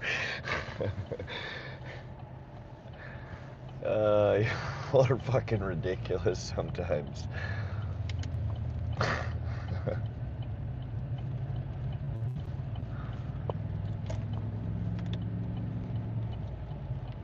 Alright, here is Holiday Village Mall and the 3 surviving stores in it. Ross Dress for Less, JCPenney, and Shields Sporting Goods. I think the rest of the mall is practically empty. Alright, there we go. Texas Roadhouse right there. We're going to have to park out here in the nosebleed section with the boat.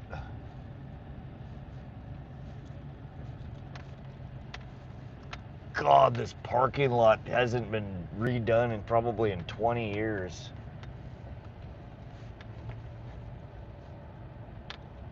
Oh. Nylon has the big bows. Gonna try this Saturday if I don't have to work. Ed, are you on Fishbrain? If so, hop on there and check. Last week, some kid caught it's like a 32-inch brown trout out of Nylon. Just a hog. Fat, fat, fat fish. In fact, let me show you guys. I haven't fished Nylon but from the shore and only once. Let me see if I can pull up the picture.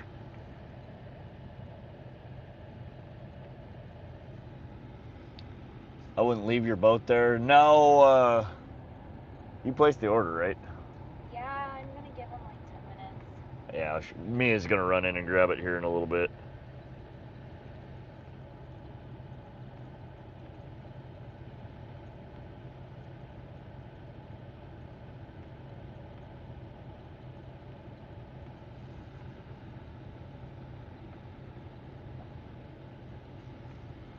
He's in Montana, Dave. Oh, Justin, there are crackheads all over the place. You don't leave shit anywhere, even if it's bolted down.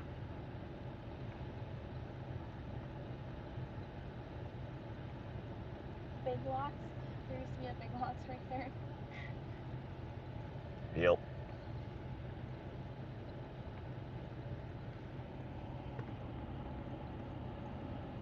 Had some folks scoping out my boat 2 nights ago, had me on the edge. I bet, John.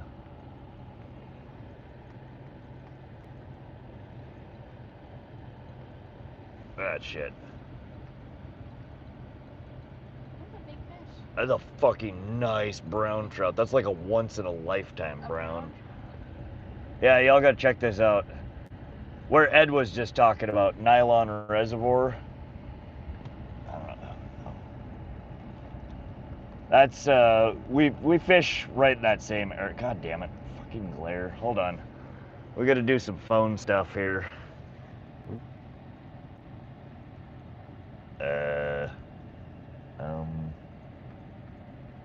There we go. Pulled it right out next to the goddamn dock. Look at that goddamn brown trout, man.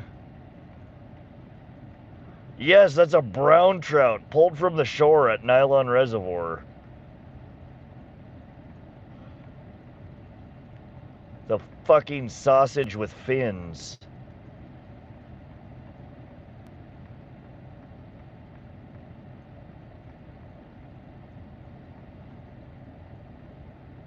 Incredible fish. 32 inches.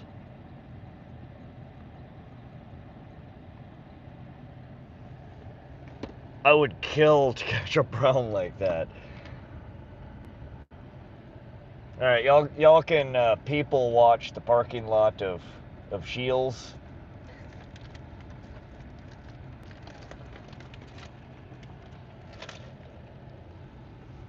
Eureka has nice browns too. My biggest this year is 8. Oh, really? You caught an 8-pounder out of Eureka?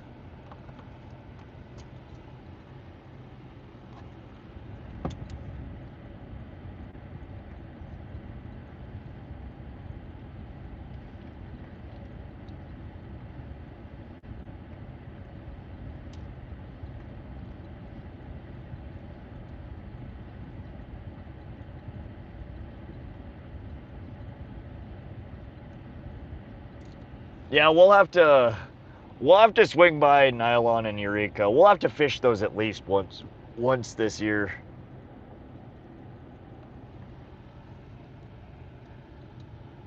I know Willow Creek has good rainbows in there, but we got our butt kicked already this year.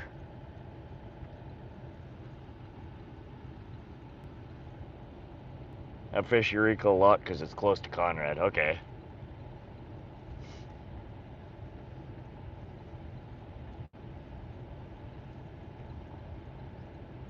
Yeah, we're up that way a lot. Again, I drive right in that general vicinity every time we fish Pishkin. I just usually, if I'm up that way, I'm after Pike. We're getting to Shields here in Oklahoma. Oh, really? They're a good store. They carry a lot of shit.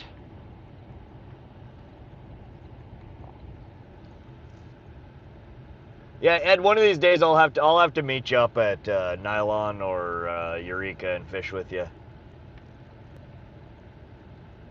Sonic booms used to be pretty common until the local AF base switched to handling C-130s. Yeah, we have, there's, with the Malmstrom Air Force Base, there's so much aircraft comes through here. When they were doing all the top secret X whatever bullshit for the new fighters, all that shit comes through. Either the Air Force Base at Malmstrom, or they have another wing of it up at Great Falls International Airport up at the top of the hill.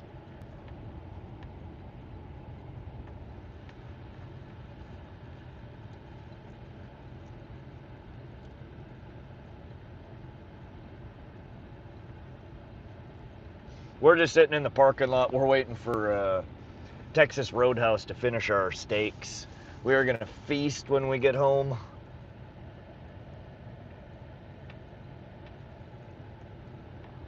Rod, I caught a 31.5 inland brown in Wisconsin, and that's almost unheard of nowadays. All the big ones are in Lake Michigan. Huh. Yeah, I can't imagine browns that big are common out of nylon, but it's crazy to see one actually produced. Of course, it's some random ass kid fishing from the dock that catches it.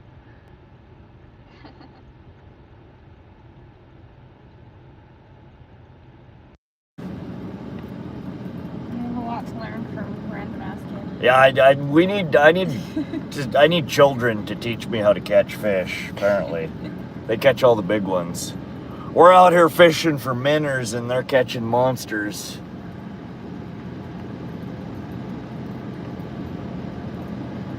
Pond Earl? Where the hell is... No, Pond Ear. Pond Ear? I have no idea where that's at, John.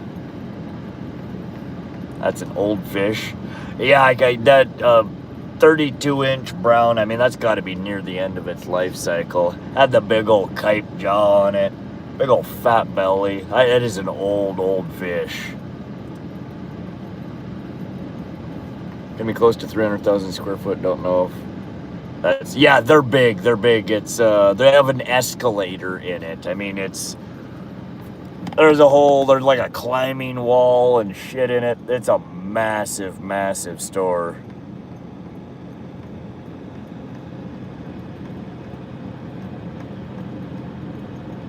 It's just wall-to-wall, floor-to-ceiling sporting goods.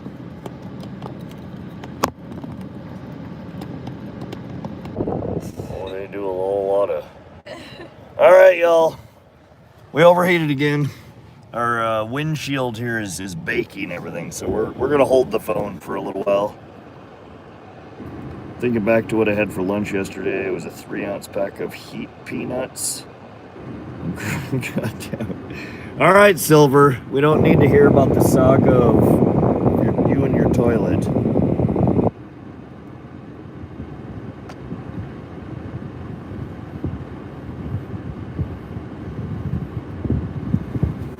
Tricorn hat.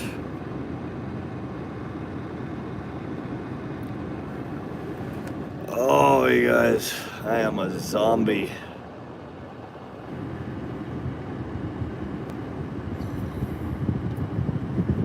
Why does it have to go from being fucking freezing every day you're out on the boat to just scorching? Why can't we ever have just some moderate days in the water? Ugh. Gonna head back to the river in a bit, see if I can get a few more pike. What are you catching most of them on, Justin? You're running cranks? If so, what kind of cranks?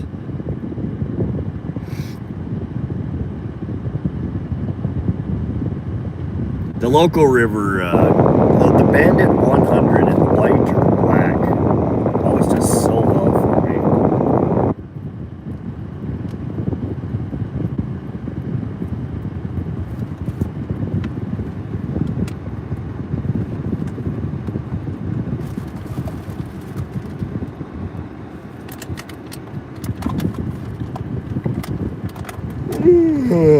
God, I'm losing my voice again. Not as bad as fucking last weekend. I was dying last weekend. Turn the car around so you're not in the sun. We could, that's probably a fair point. Husky jerks, underspins. Interesting. What's up? Hey, 808 Hawaiian. We're just chilling in the parking lot here. We're done fishing for the day. Mia just ordered us some.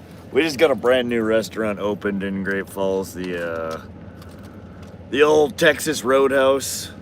I've never eaten there before, but I've been craving steak, and it's one of the only steak restaurants that's open right now. So We put in a to-go order, or Mia did for us, and we're gonna be feasting on some medium rare ribeyes here shortly. Some baked taters, broccoli. Less than 5 feet of water. River's pretty small. Yeah, so the Sun River, right near where I live, it's a very muddy. I mean, you can't see anything. You don't have an inch of visibility into it. It's just cloudy, muddy. But it's about 5, 7, maybe 8 feet. There's some deeper holes here and there. But the Bandit, I mean, it's a 3 to 5 foot diver, and it smacks off the bottom the whole time. Creates clouds, a whole commotion. They bite it real well. They have a good ribeye? I hope so. No, Silver, I need to. My yard is so tall right now. It is so tall, and I'm out here fishing. I have some of the parts, so it's been so long since I've bought the parts and hooked it up. I've had this tractor for almost a year now, or maybe a little over a year, and I still haven't hooked the damn mower deck up to it. And that's one of the primary reasons I bought it. They call it, what is it, a twist and tilt? So it's a hydraulic at the back, so instead of having to manually adjust your up, down, and your side to side when adding attachments to it, you can do it hydraulically, so you don't have to get out there and wrench on it. You set it at, level, and then from within the cab, you can adjust back and forth, up and down. So I have that. I need to install it. But that takes up one of the hydraulic ports on the back, and the mower that I got has multiple different hydraulic components to it. It also, so it's they call it a ditch bank flail mower. So the mower itself will fold up at a 90-degree angle. You can trim hedge lines with it. You can trim slopes going up, and then it goes down to almost a 90 degrees, so you can trim down in the ditches. So it goes up and down. That takes one hydraulic port. And then another hydraulic port for it to raise and lower. I forget what it is. At the end of the day, I'm short one hydraulic port for all of the things that I need to hook up. So I need to figure out how the hell I add more hydraulic ports so I can control everything on it. I need to sit down and do it. The grass in my lawn is a forest right now. It's 3 feet high in places. It's a fucking field full of. But no, I need to sit down and figure out what the last components I need to order are, and then I need to pull it into the shop and just start tearing it apart and figuring out how to put it all back together. I had to go deal with a coyote that came into the yard and wanted to fight my dog. Oh, dang. What did I miss? We're currently waiting in the parking lot of Texas Roadhouse. Mia ordered us some ribeyes. So we're going to be feasting here in about 20 minutes. Having a beer and some cheddar brats. The food is good at Roadhouse, by the way. Nice, Ed. I brought some cheddar sausage to the lake. I didn't end up cooking them. I should have. Are you in Washington? No, Tomcats, we're in central Montana. What, done fishing? This would be considered a short video. Yeah, we only fished for 8 hours today, not 18. We did 18 yesterday. This freeze frame is pretty epic.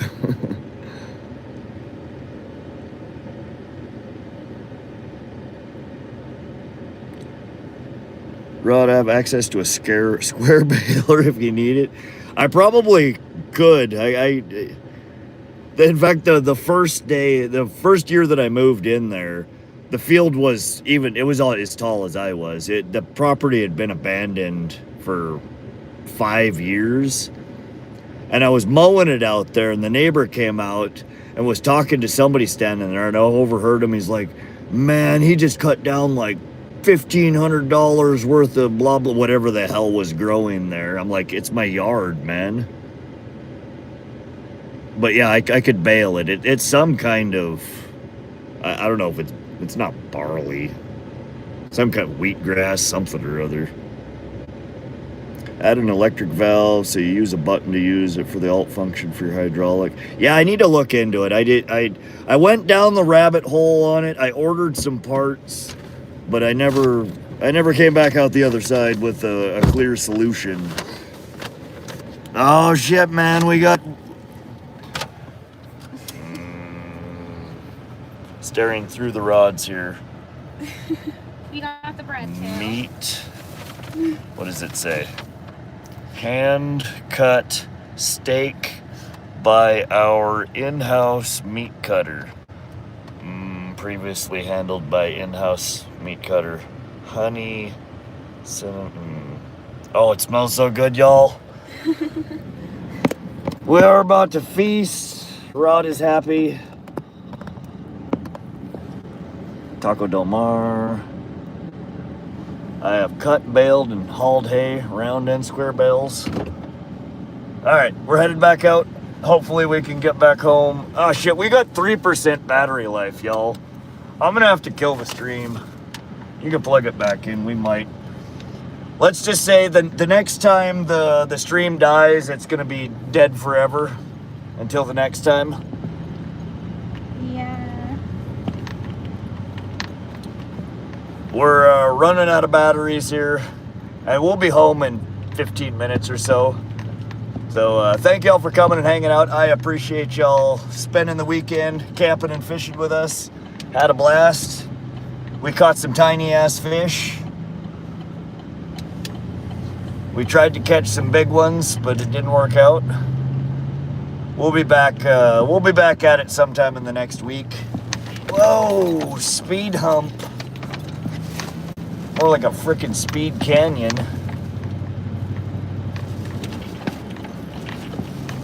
So we'll keep the stream going until it dies, but I suspect it's probably going to be dead and before we get home. So thank y'all for coming and hanging out. Oh god, my mouth is watering, y'all. He said we want to see you eat the steak without silverware. What a what? He said we want to see you eat the steak without silverware. I would at this point. We would caveman that shit. I will pick it up and fucking just eat it bite by bite straight out of my hand.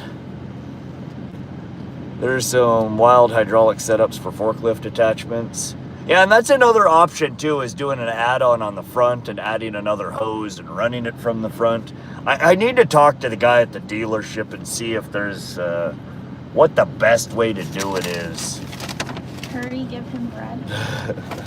Just the plain bread. Do they have... I thought it had like butter or something. Yeah, it doesn't say like honey butter or some shit.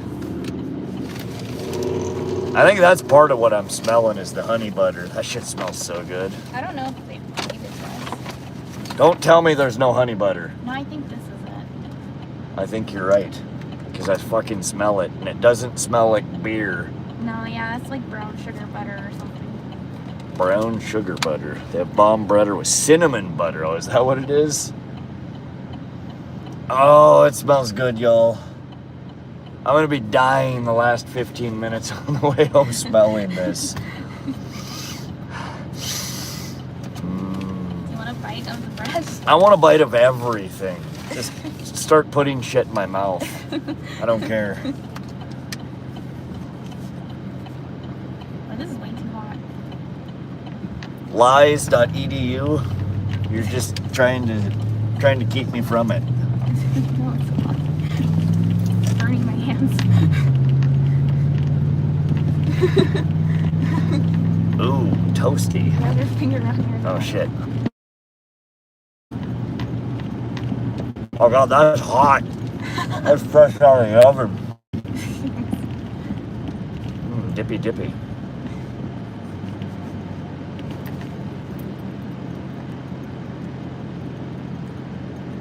Yeah, that's pretty tasty, y'all.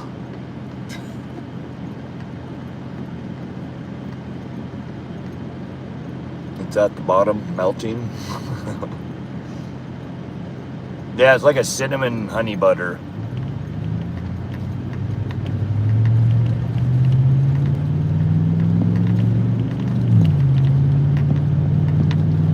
You know what this reminds me of? I used to make, take like toast, or bread rather, and cover it with butter,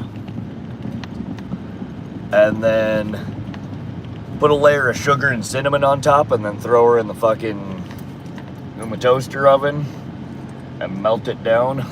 That's what this reminds me of. Cinnamon sugar bread. Texas Roadhouse isn't the best steak I've ever had, but they are extremely consistent. The steak you got there will taste the same when you get it anywhere in the country. Nice. Now, that's one of the problems with a lot of the steak shops around here is every goddamn time you order from them, you can tell it's a different chef. They cook them completely differently. And sometimes it's really good, and sometimes it's like, I just paid $80 for what?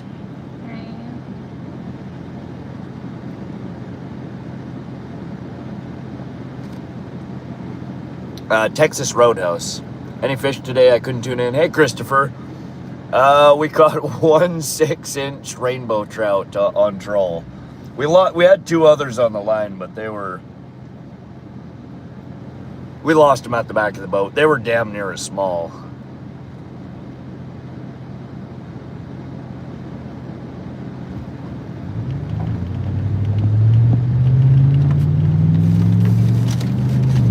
By far the smallest trout I've ever caught while trolling.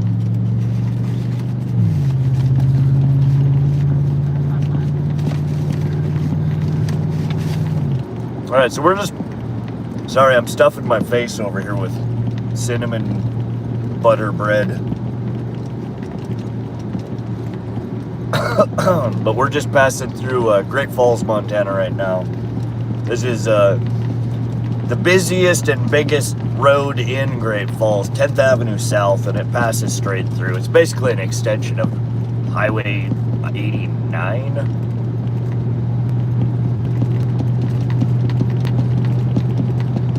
It takes about 10 minutes to drive across the length of the city. Want to see my rod mukbang? Not today, y'all, not today. We're gonna go home and I'm gonna stuff my face like a fat kid. And then try to remember to go get all the shit out of my truck before I take a nap.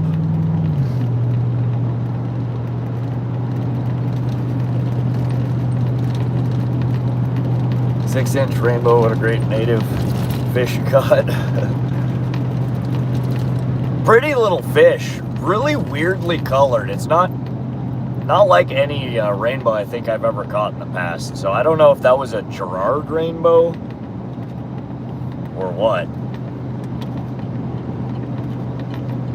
Most of the water bodies around here stock 2 or 3 different strains. The 2 most common strains are the Ennis strain and the Arley. No. Arley and Eagle Lake. There is also Ennis in some of them. But it didn't look like any trout that I've pulled out of any other central Montana water body. So I don't know if it was some oddball strain or if it was the Gerard. One more dippy. Really pretty, very pale.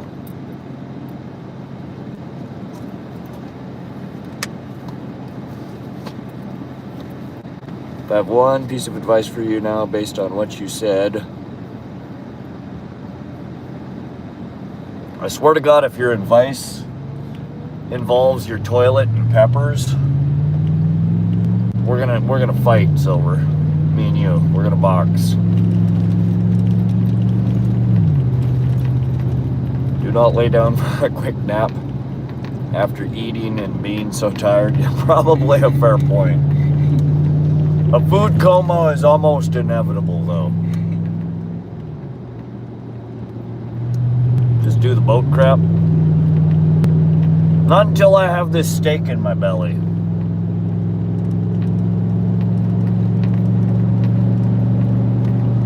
Wadsworth Pond for a nightcap. Probably not tonight, maybe tomorrow. I do have the kiddo tomorrow, and he likes Wadsworth. He pulls all kinds of treasures out of the freaking gravel over there. He's pulled 2 or 3 damn fossils out of the gravel road in front of it. Wanders around looking for treasures while I pull in fat carp.